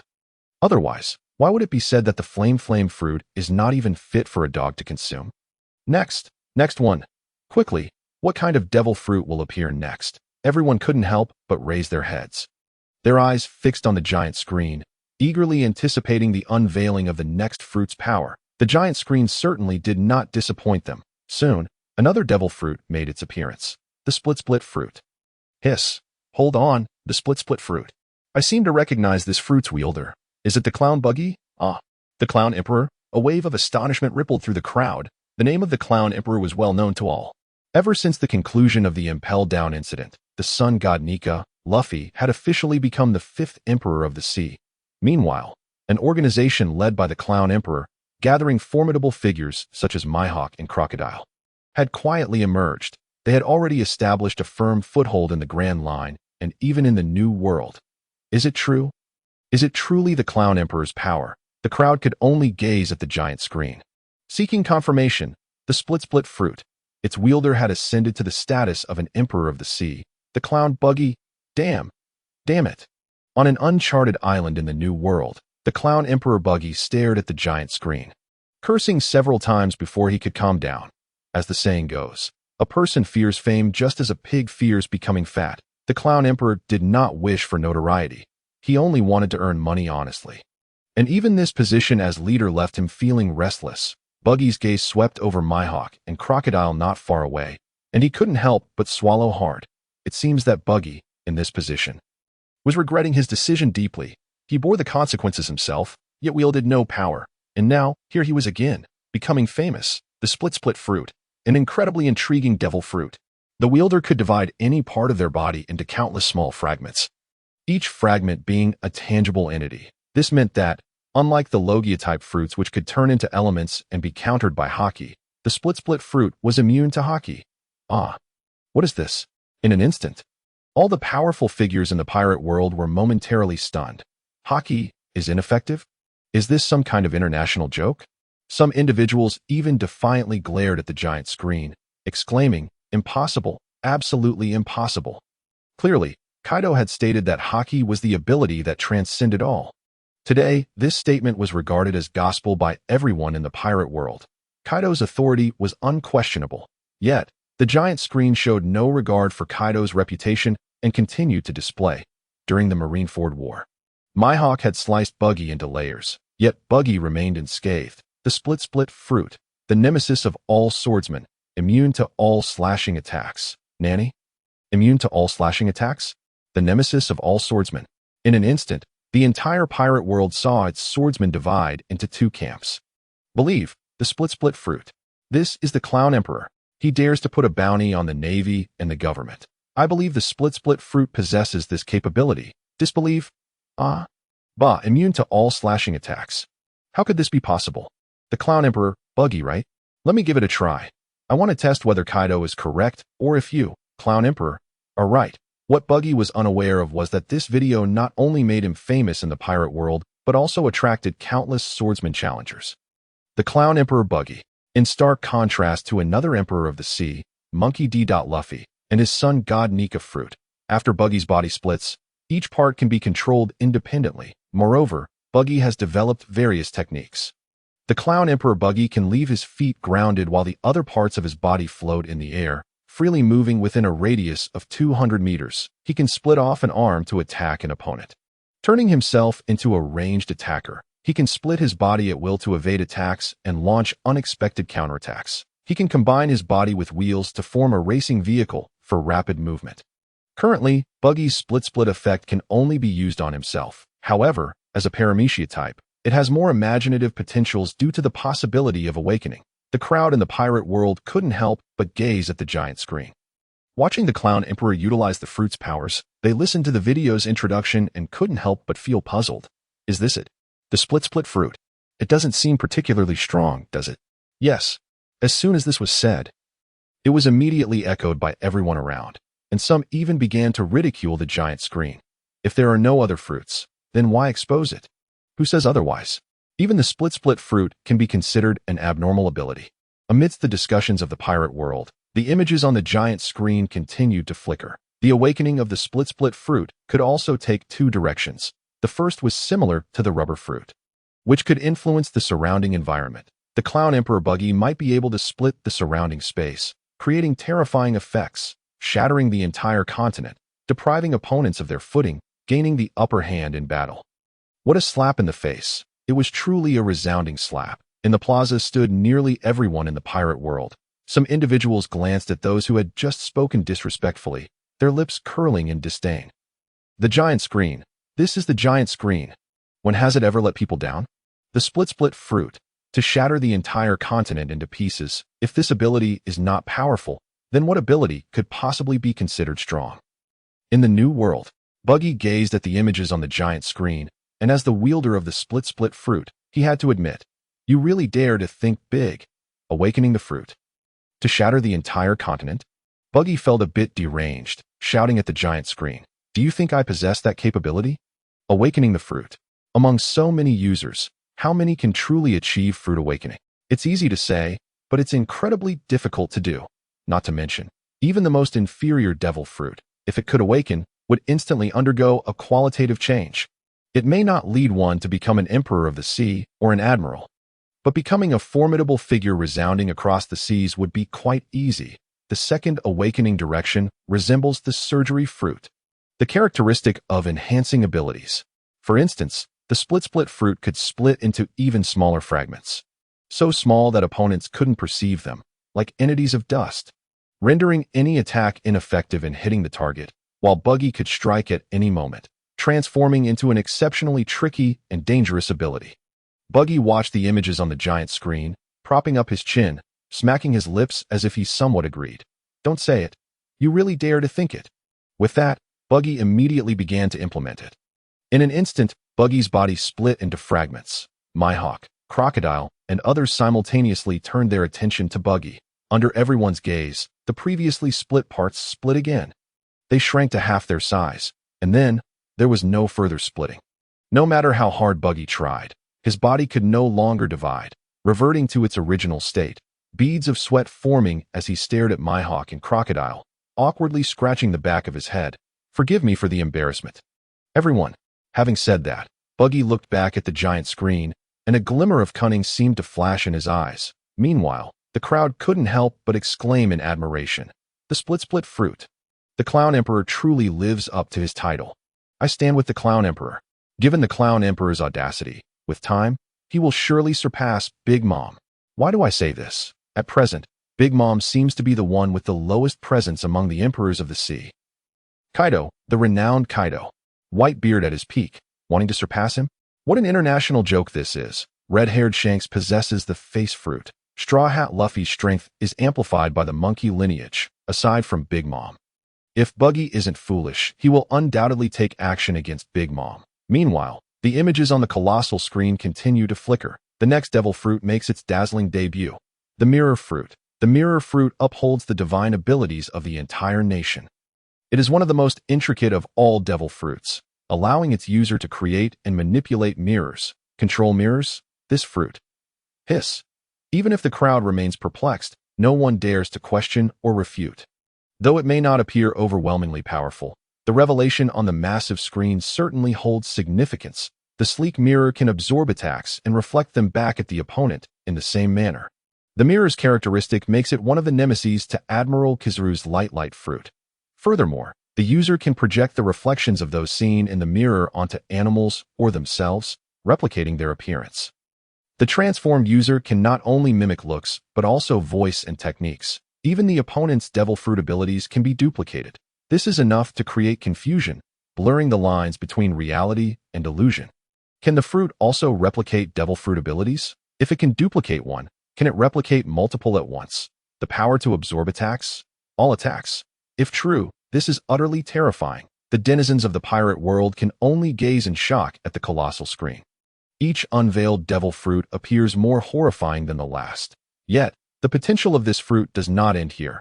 Its true power lies within the mirror world. The user can enter another realm through mirrors. Mirror world? Is this yet another devil fruit capable of creating an alternate dimension? A space fruit? Damn it, another subordinate fruit of space? Space. Alternate space. It now seems as though these are as cheap as cabbage. Undoubtedly, anything associated with the term alternate space signifies absolute strength and abnormality. The mirror world is a completely independent dimension, interconnected with all mirrors in the surrounding reality. For the user, every mirror serves as an entrance, allowing them to traverse freely, while others can enter the mirror world through the user. Crack. In an instant, nearly every mirror in the pirate world was shattered, especially those belonging to Kaido, Whitebeard, the world government, the Marine headquarters, and the Revolutionary Army, to traverse through every mirror. Isn't that akin to placing surveillance devices? What secrets remain? Once the mirror fruit was revealed, the world government immediately issued a death order. Shatter every mirror in all bases, leaving none intact. You ask how to look in the mirror. Go to the riverbank. What time is it to be looking in mirrors and still thinking about reflections when your own underpants are exposed? Moreover, the mirror world possesses even more functions. Individuals within can communicate with the outside world near mirrors. Two mirrors record reflections of people and objects. When someone in the mirror world seeks something, they can verbally search for the nearest mirror to the object, which will indicate its location, endowing the user with formidable intelligence capabilities. Big Mom's informants could easily infiltrate the mirror world, gathering intelligence as long as there are mirrors in the room. When pursued by enemies, they can temporarily hide in the mirror world. As long as the user's effect is absent, outsiders cannot enter, ensuring absolute safety. What the hell? It even has a search function. At the same time, Kaido, the five elders, Sabo, Akainu, Dragon, and others shouted at their subordinates. Have you smashed them? Have you smashed them all? After smashing, throw them into the sea. What the hell? Even the usually composed Big Mom could not help but roar at the colossal screen. The book fruit is revealed. The foresight ability of the future sight of Katakuri is exposed. Now the mirror fruit has been unveiled as well. The unknown is always more powerful than what is visible. Big Mom's pirate crew faces an unprecedented weakening. They were already the weakest of the old sea emperors. Hasn't this just solidified their status even further? Is there more? There shouldn't be any more. Right? The denizens of the pirate world gazed up at the colossal screen, their hearts silently pleading. After so many bizarre fruits have emerged, let there be no more. Yet, the colossal screen continues to play. The next fruit comes into view, the song fruit. As those four words echo the new world, red-haired Shanks looks up at this pink fruit, momentarily frozen in place. Yuta? Meanwhile, the denizens of the pirate world cannot help but begin to murmur. The song fruit? Could it be a devil fruit that enhances the beauty of song? The song fruit. The user Yuta, the child of the Yonko Shanks. Compared to the fruit, this news shocks the entire pirate world. Nanny, Shanks's daughter. Yuta? Who is this divine figure? Logically, Shanks's daughter should have been famous long ago, right? New World Yuta. Luffy, seeing the familiar face resembling that of young Yuta in the video, cannot help but shout excitedly. Yuta. It's Yuta. Yuta? Nami and Robin nearby brim with curiosity. Is she truly the daughter of red-haired Shanks? Luffy nods emphatically. Yes. Everyone stares in astonishment at Yuta on the colossal screen. The overwhelming influx of information is difficult for even Nami and others to digest. Shanks's daughter? On an uncharted island, Yuta gazes up at the colossal screen, clenching her fists tightly. Her expression is icy as she murmurs coldly. Shanks? Shanks? I am not Shanks's daughter. Yuta herself may not be very strong, but her fruit ability is simply invincible. With the power of the Song fruit, Yuta can single-handedly take on a Yonko or a Marine Admiral. What? Single-handedly face a Yonko? A Marine Admiral? Is there such a terrifying ability? Hiss, truly, she is indeed the daughter of the Yonko Shanks. How frightening indeed. The crowd can only look at the colossal screen. Mouths agape. Anyone who hears Yuta sing will fall into a deep slumber, regardless of whether they are an admiral or a Yonko, and be drawn into a spiritual world. It has appeared. Another world has emerged. Book world. The world of mirrors, the world of Yomi, and now another world of spirits. Good. It seems we ordinary folks truly cannot survive. Within the world Yuta creates, she exists as a divine being, omnipotent. Yet, those whose bodies remain in the real world can be freely manipulated by her, while still retaining their original combat abilities. Let us take Kaido as a simple example. Just as Kaido would still unleash his conqueror's hockey techniques and fruit abilities while under Yuta's control. Kaido. New world. On Onigashima, Kaido looks up at the colossal screen. Just seeing the words Kaido makes his teeth grind in anger. I'm going to get you, teacher. Hiss. All the citizens of the pirate world gaze up at the colossal screen. Unlike the prominent figures like the Five Elders, Kaido, and Shanks, these ordinary people can only gape in awe. Swallowing hard, his voice trembled slightly. Control, teacher Kaido? Gurgle, another swallow followed. Is teacher Kaido still able to unleash his full strength? OMG, this world is utterly insane. Yet, this is not the end. The ultimate secret of the Song fruit is to summon a creature capable of annihilating the world, akin to the ancient three great weapons. This is precisely why the Gorosei and Big Mom covet Yuta. It is heralded as the pinnacle of devil fruit abilities in the realm of One Piece. No words left to say. Truly, there are no words left to express. Annihilating the world? A creature capable of world destruction? Comparable to the three ancient weapons? I am utterly flabbergasted. The Gorosei? Big Mom. In stark contrast to Kaido's concern, red-haired Shanks fixated his gaze intently on the Gorosei and Big Mom displayed on the colossal screen. Upon hearing their intentions regarding Yuta, an overwhelming aura erupted from Shanks. Yuta.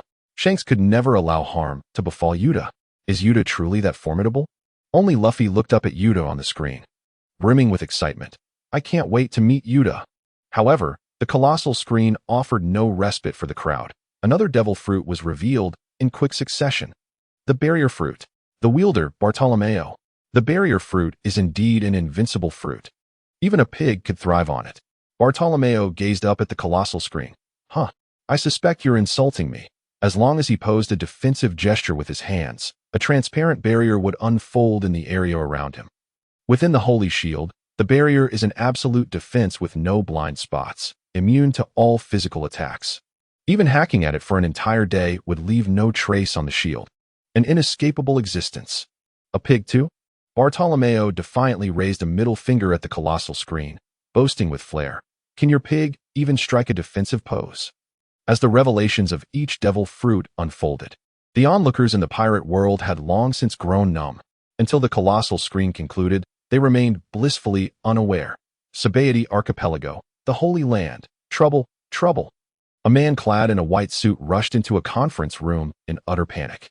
His voice laced with terror. Blackbeard, Marshal D. Teach has vanished. What? The five elders in the room simultaneously turned, a formidable aura emanating from them.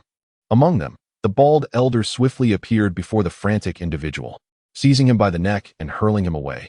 Then go find him. As long as he is still alive, he cannot escape from here. Vanished. It was as if he had simply disappeared into thin air. How is that possible? The other five elders approached, their faces equally incredulous. Where is this place? This is the Holy Land. How could a person simply vanish? Alongside Blackbeard Teach, another user has also disappeared. Another user. The Gorosei murmured softly, and in the next moment, they almost simultaneously exclaimed, not good. Could it be Bruno? The Gorosei exchanged glances, their expressions filled with alarm. In an instant, the five elders vanished from their position, reappearing where Blackbeard was working for free. This is bad. The faces of the five elders turned grim. Blackbeard, Marshal D. Teach, the user of the dark fruit, has slipped away right under their noses? How could they explain this to him? The Grand Line.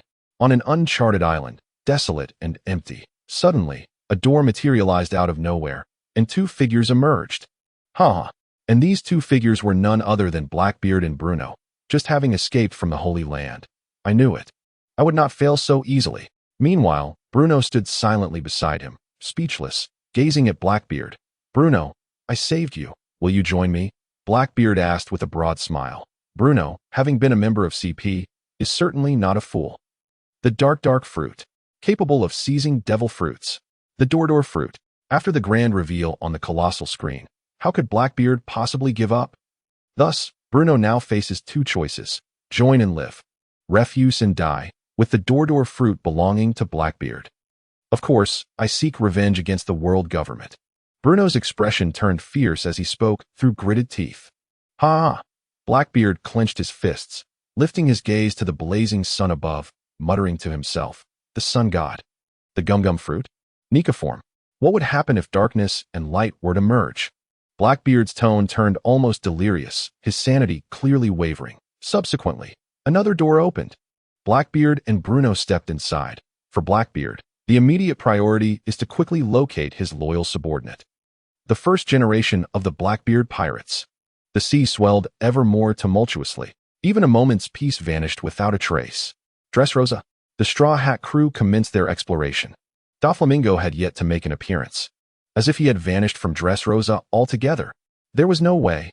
As the strongest in the underworld, Doflamingo naturally wished to avoid provoking the Straw Hats, who possessed strength, status, and connections.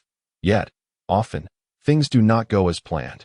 Just as everyone believed the world would enjoy a moment of tranquility, the colossal screen suddenly lit up. In an instant, the pirate world reacted with urgency. No way. Could there be another terrifying devil fruit? Please, no more. My poor heart can't take it. Yet some seemed utterly captivated by the short videos. Smoothly unfolding a folding chair, they retrieved a pack of sunflower seeds from their pocket, eagerly fixated on the colossal screen. Mumbling, bring it on. Let me see what is about to be revealed today. The embodiment of extreme evil, the pink-clad tyrant. The title on the colossal screen simply read these 4 words. Almost everyone in the pirate world looked up at the screen, murmuring, tyrant? In pink clothing? Could it be? Could it be? It can't possibly be Big Mom, right? The embodiment of extreme evil? In pink clothing? Tyrant? It seems only Big Mom fits this description, right? Just as the crowd thought they had deduced the outcome. The visuals on the colossal screen began to flicker. The embodiment of extreme evil, the pink-clad tyrant. Former warlord Doflamingo. Bounty, 340 million. He is the highest bounty among the former warlords. Doflamingo? Is it Doflamingo? Why not Big Mom? I refuse to accept this. Soon, voices of protest echoed among the crowd. However, the most distressed was none other than Doflamingo himself. Dressrosa. Outside a castle, Doflamingo donned his signature pink coat, sunglasses shielding his eyes, staring intently at the colossal screen. His mouth twitching. Good. Why did they target me now of all times? Just when the young master is here, they decide to bring me up. Doflamingo shouted angrily at the colossal screen. Good. I shall see what you have to say about me. Dressrosa. Members of the Doflamingo family scattered across the island, keeping a vigilant watch on the Straw Hat crew, yet the young master's orders were to refrain from intervening, so each hid in the shadows. All eyes turned to the colossal screen. Young master. Look, it's the young master, the pink tyrant? Well said. Look, even the colossal screen acknowledges that the young master is a tyrant. Dressrosa. Nearly everyone gazed up at the colossal screen. Their expressions and voices filled with fervor. It's Doflamingo. It's Mingu. Every individual gazed upward at the image of their savior, their idol. Some even began to vociferously denounce the colossal screen, exclaiming, villain? Who the hell do you call a villain? Indeed, Don Quixote Doflamingo is a hero. Amidst the fervent shouts and curses from Dressrosa, the image on the giant screen began to flicker. Doflamingo appeared like a lowly scoundrel, with a style that was coarse above and slim below, clad in tight-fitting 3/4 pants. His expression brimming with indignation. Though his legs were straight, he insisted on presenting them as bow-legged. This robed demeanor is truly unparalleled, deserving of the title of the world's foremost. In comparison to Mihawk and Crocodile, Doflamingo's aura felt distinctly lacking. Damn. Doflamingo fixed his gaze on the giant screen, his expression swiftly morphing from astonishment to exasperation. Why is everyone else a mentor, powerful, legendary? Yet here I am reduced to a mere scoundrel? Doflamingo glared at the giant screen, his teeth grinding in fury, his entire being trembled with rage. Scoundrel! Slippers! Bow legs! Voices echoed ceaselessly in Doflamingo's ears. If he were to remove his sunglasses at that moment, one might witness the vivid redness of his eyes. Yet, paradoxically, despite his roguish demeanor, Doflamingo exuded an undeniable royal aura, a blend of his wicked charm and a swagger that was truly captivating. Doflamingo raised his gaze to the giant screen, curling his lip, seemingly unfazed, and murmured, I knew you couldn't malign me like this. Wicked charm. Indeed, this phrase aptly describes me. Alas, did you see that? Even the video on the giant screen acknowledged that Doflamingo is an infinitely charismatic being. Indeed, long live Doflamingo. The entire populace of Dressrosa was utterly enthralled, their fervor palpable. Doflamingo possesses two defining features. The first is his unwavering self-importance. The second is his remarkable adaptability. Now, the bewilderment spread throughout the pirate world. Unwavering self-importance? Remarkable adaptability? Can such traits truly coexist within a single individual? At first glance, these two characteristics seem rather contradictory. Yet Doflamingo manages to seamlessly blend tact with individuality. Why do I sense a certain charisma emanating from Doflamingo? A maverick who is both unique and astute? Indeed, why do I find myself somewhat anticipating what Doflamingo will do next? The tragic extent of Doflamingo's childhood would undoubtedly secure him the title of champion on any talent show. Dressrosa, a childhood marred by sorrow? Doflamingo lifted his gaze to the giant screen, his previously softened expression darkening once more. Memories of his childhood, the very recollections Doflamingo most dreaded to confront, let alone reflect upon. Yet the giant screen showed no mercy, flickering on with relentless fervor. Doflamingo's father, Don Quixote Homing, willingly forsook his celestial heritage to live as an ordinary man, only to be ensnared by the hatred directed at celestial beings. Celestial beings? Don Quixote Homing, an ordinary man consumed by hatred for the celestial beings. Doflamingo, could it be that he was once a celestial being? Upon uttering these words, gasps of astonishment rippled through the crowd. Celestial being? Could it be that Doflamingo is indeed a celestial being? Dressrosa. Doflamingo's gaze remained fixed on the giant screen, his entire being swaying with disbelief. The revelation had been made. His identity as a celestial being was now exposed. It was likely that the entire world would soon learn of Doflamingo's origins. It was precisely Homing's reckless decision that led to their family's ruin. And Doflamingo's antisocial tendencies were entirely a result of his father's choices. Homing's decision was indeed ill-considered. He never contemplated the repercussions of exposing their celestial identity. The denizens of the pirate world were left utterly perplexed, merely gazing upward at the images on the giant screen, allowing a torrent of shocking revelations to wash over them. A celestial being. How could such a noble figure descend to such depths? For them, ordinary folk, it was a concept almost unfathomable. Furthermore, why would Homing, a celestial being, willingly choose to live as an ordinary man? Amidst the crowd's astonishment, the giant screen continued its relentless flickering. Yet, Doflamingo bore an undeniable share of the blame. The Don Quixote family had already concealed their identities. So how could their celestial lineage be exposed? This was all due to Doflamingo. Homing had informed Doflamingo, "Son, we are no longer celestial beings." Yet Doflamingo still struggled to find his place, insisting on identifying as a celestial being. It was Doflamingo who had unwittingly revealed their former identity before the masses. Wasn't this akin to lighting a lantern in a haystack, inviting disaster? What? Within the palace, an overwhelming aura erupted from Doflamingo, casting a dark pall over the entire edifice. Doflamingo repeatedly muttered, "Is this my fault? Is it truly my fault?" Why? Had he relinquished his celestial identity, they would not have fallen to such a fate. Sabaody Archipelago, Holy Land. All the celestial beings were likewise fixated on the video playing on the giant screen, their faces devoid of any sympathy. Instead, they were filled with disdain, even reveling in his misfortune. Homing. To them, he was nothing more than an anomaly, a celestial being who chose to live as an ordinary man for thrills. They were all well aware of the events that transpired, silently thinking, he got what he deserved. Marine Headquarters, Marine Fort. Sengoku stared intently at the images of Homing and Doflamingo on the giant screen, his eyes glistening with moisture, his adopted son, also the son of Homing. Yet now, he had been slain by Doflamingo, and as the former fleet admiral, Sengoku could only stand helplessly by. Of course, Homing bore his own share of blame. He failed to educate his son properly, and his lack of understanding of Doflamingo made him a woefully inadequate father. Indeed, it's all his fault. Doflamingo glared coldly at the image of Homing, gritting his teeth and declaring, "You were indeed a dismal failure as a father." The overwhelming majority of celestial beings shared a similar mindset to the young Doflamingo, their primary trait being ignorance. Homing had warned Doflamingo countless times, yet he remained obstinate. This was, without a doubt, a significant issue. Moreover, Doflamingo had demonstrated his ruthless nature by taking his father's life at the tender age of 10. Doflamingo's mercilessness and cold-heartedness are evident. In just 4 brief sentences, the entirety of the pirate world was left in shock. The first, celestial beings are ignorant. Ignorant. The crowd couldn't help but silently give a thumbs up to the giant screen. Well said. So satisfying. Indeed, they are a bunch of fools. Holy Land, ignorant? In an instant, the celestial beings were filled with indignation. Beneath the dome, their faces flushed with rage, pointing at the giant screen and hurling insults. Ignorant? You are the ignorant one. Your whole family is ignorant. Yet what was even more shocking than this accusation of ignorance was, at the age of 10, he killed his own father. Patricide? At 10, a mere child of 10 took his father's life?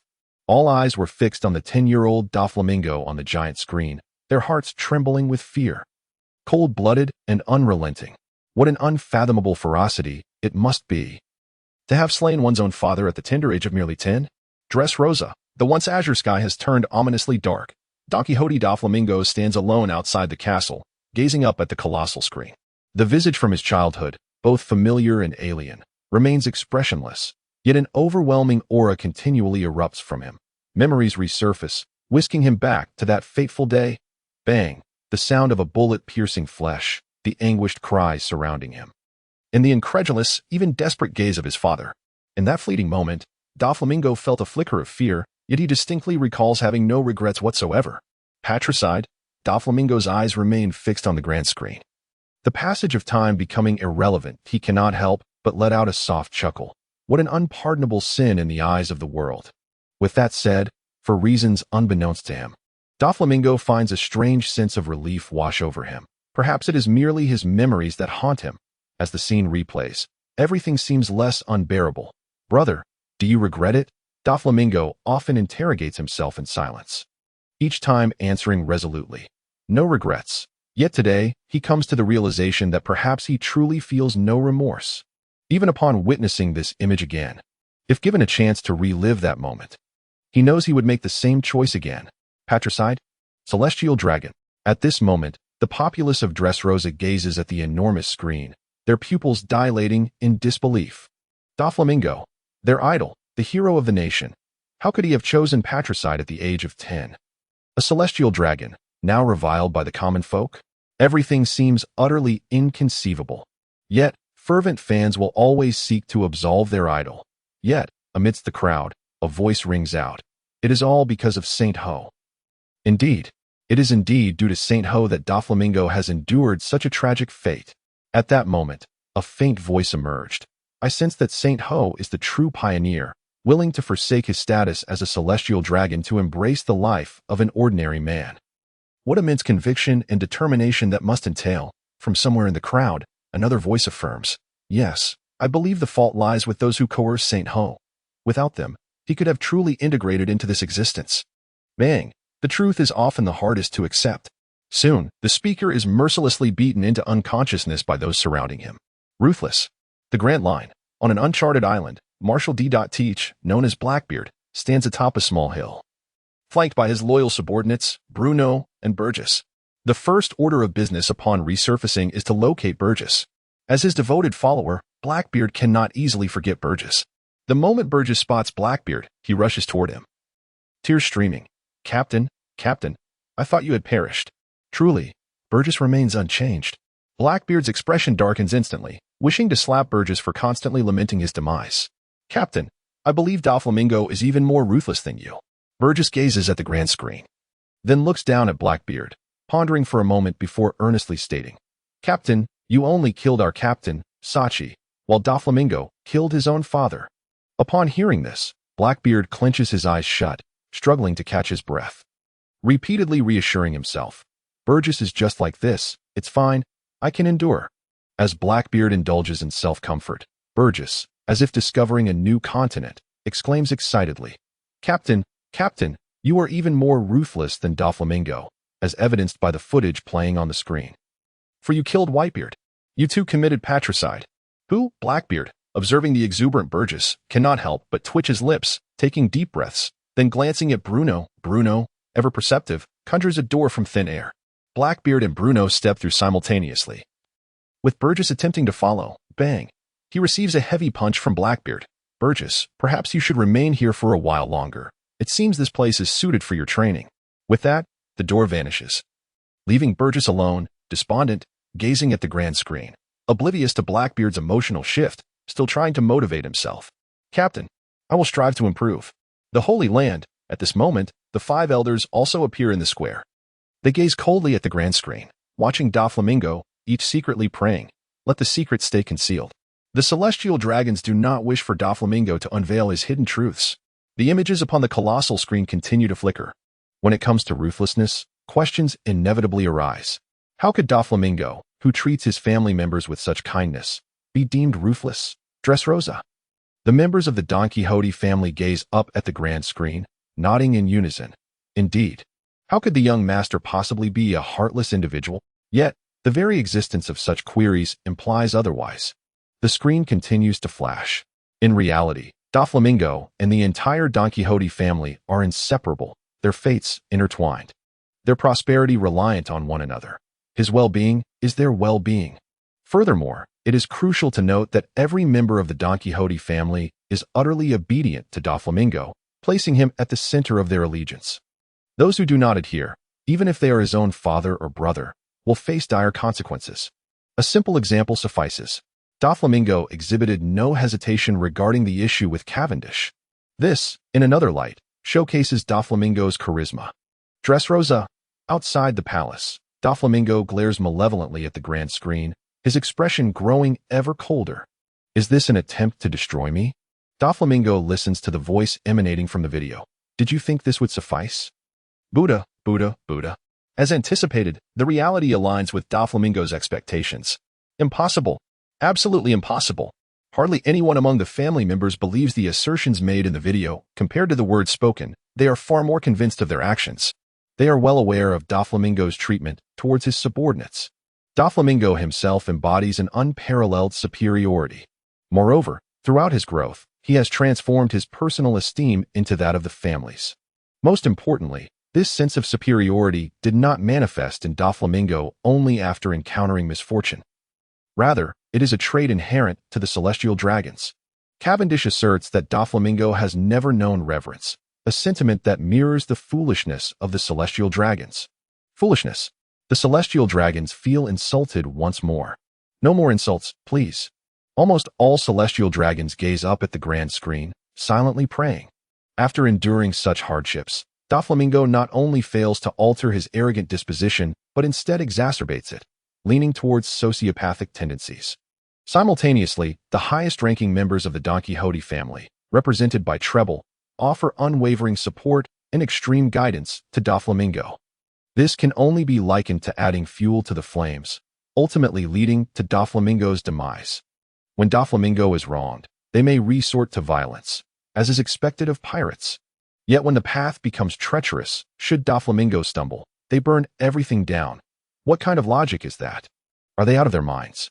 The scene of the Don Quixote family kneeling before Doflamingo mirrors that of the 5 elders kneeling before him. Any man would be stirred by an insatiable urge for control, would he not? The highest-ranking members of the Don Quixote family, represented by Treble, gaze up at the grand screen, perplexed, pointing at themselves. Are we to be blamed now? This inherent superiority in Doflamingo fosters an almost limitless desire for control. Anyone who defies him will face consequences until they submit. Some claim that the string fruit is too weak, greatly hindering Doflamingo's potential. However, It must be said that the string fruit is exceedingly well suited for Don Quixote Doflamingo. Particularly with the birdcage ability, it is a power truly tailored for him. The string fruit manifests all of Doflamingo's controlling tendencies, treating others as mere puppets. This is undoubtedly one of his most iconic abilities. The string fruit. It seems that the inhabitants of the pirate world are now suffering from a sort of post-traumatic stress when it comes to devil fruits. Upon seeing one, they instinctively react. Could it be that another perverse ability has emerged, controlling others, treating them as puppets? Birdcage. What terrifying power does this fruit possess? The string fruit may sound weak, but under Doflamingo's mastery, it becomes an instrument of offense and defense alike. Even boasting extraordinary recovery abilities, to unleash the true potential of a powerful devil fruit is no small feat, but to elevate a seemingly weak one to an almost invincible stature is nothing short of genius. Dressrosa. Mingji. The name of Doflamingo resonates throughout the surroundings of Luffy and his companions, every individual fervently shouting as they gaze at the giant screen displaying Doflamingo's image. In contrast, Luffy stands bewildered amidst the crowd. Luffy, Zoro, Sanji, and others exchange glances, and a voice seems to echo in their minds. Shouldn't we join in the roar? The Grand Line. Aboard a pirate ship, Law, the wielder of the Ope fruit, renowned for his dark circles, also gazes intently at the giant screen, exuding an aura of icy calmness. Yet he softly murmurs, "Mr. Corazon, I will avenge you." Despite Doflamingo's overwhelming desire for control, not everyone falls under his sway. This reveals a second characteristic of Doflamingo, his adaptability. Typically, one who claims absolute dominance easily becomes blind to others, and such arrogance contradicts the notion of adaptability. Nevertheless, Doflamingo deftly navigates this dilemma. When the sound of gunfire erupts from his subordinates, they must heed his command. Before those above him, he kneels. Buddha.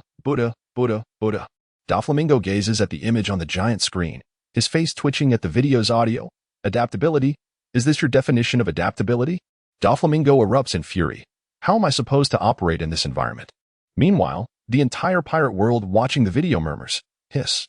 This is hard to assess. Truly difficult to evaluate." Everyone is discussing adaptability. Is this truly adaptability? It feels more like a tendency to bully the weak while fearing the strong. Ha. Heroes share the same perspective. So, who stands above Mingji? It's Kaido. It's the Celestial Dragons. Doflamingo, a prominent figure in the underworld, skillfully maneuvers between the two factions. Kaido. Celestial Dragons? The citizens of Dressrosa stare at the giant screen, momentarily feeling as if the sky is collapsing. An idol? Is their idol collaborating with both the Celestial Dragons and pirates at the same time? This cannot be true. It's impossible. On Onigashima, in Wano country, Kaido gazes at Doflamingo on the giant screen, gulping down a large swig of strong alcohol, silent, merely fixating on Doflamingo's image. Doflamingo? Kaido. Celestial Dragons. Everyone stares at the giant screen, murmuring, "Bridge?" Could it be that Doflamingo serves as the link between Kaido and the Celestial Dragons? Is there a conspiracy between the world government and pirates? This world seems to be in chaos. Has the government, once a protector of the people against pirates, truly lost its identity as one of the 7 warlords of the sea? Doflamingo cannot match Crocodile in demeanor.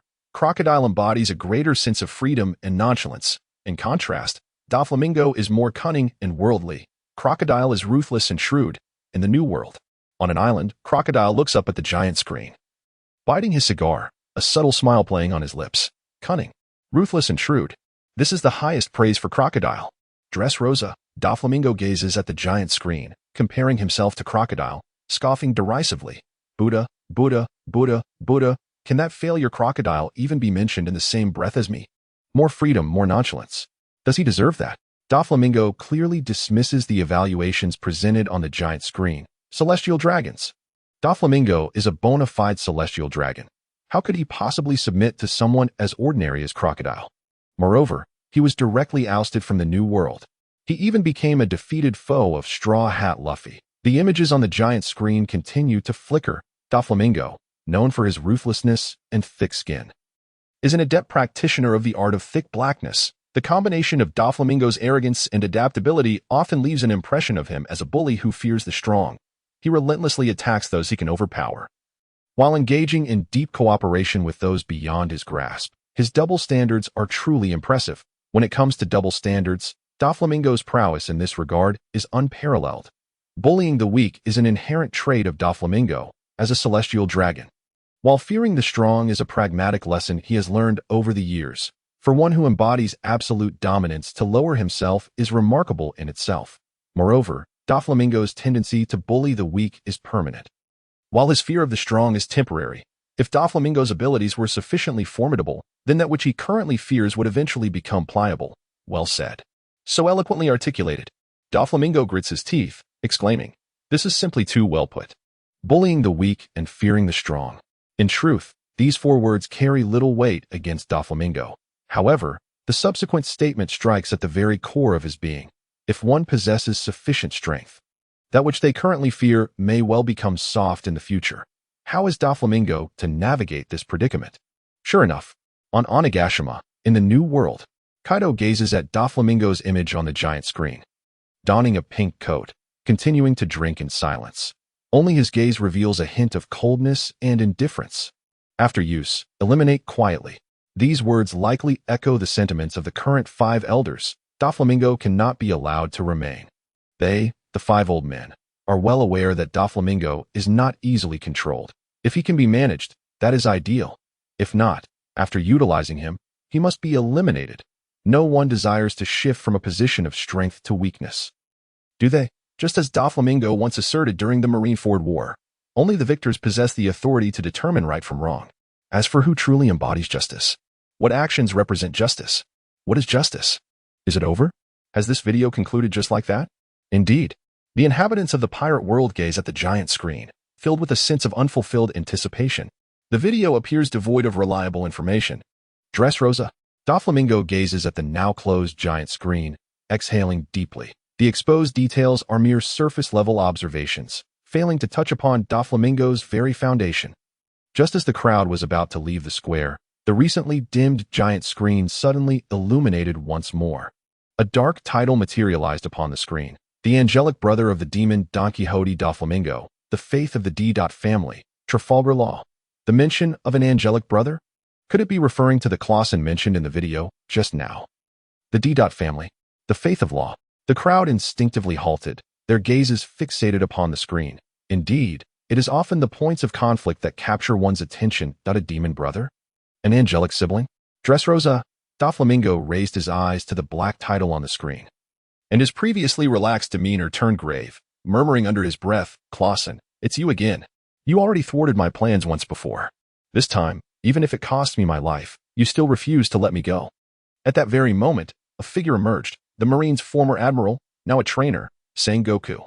As the title appeared, he could no longer contain himself, his entire body trembling uncontrollably. It was as if the events of that fateful day replayed vividly before Sengoku's eyes. "Sengoku, it's not your fault." Carp, standing beside him, gently patted his old comrade's shoulder, offering words of comfort. Carp understood that Sengoku had yet to recover from the death of Clausen. The Grand Line. "Mr. Clausen?" Trafalgar Law gazed at the title on the grand screen, unable to restrain his emotions.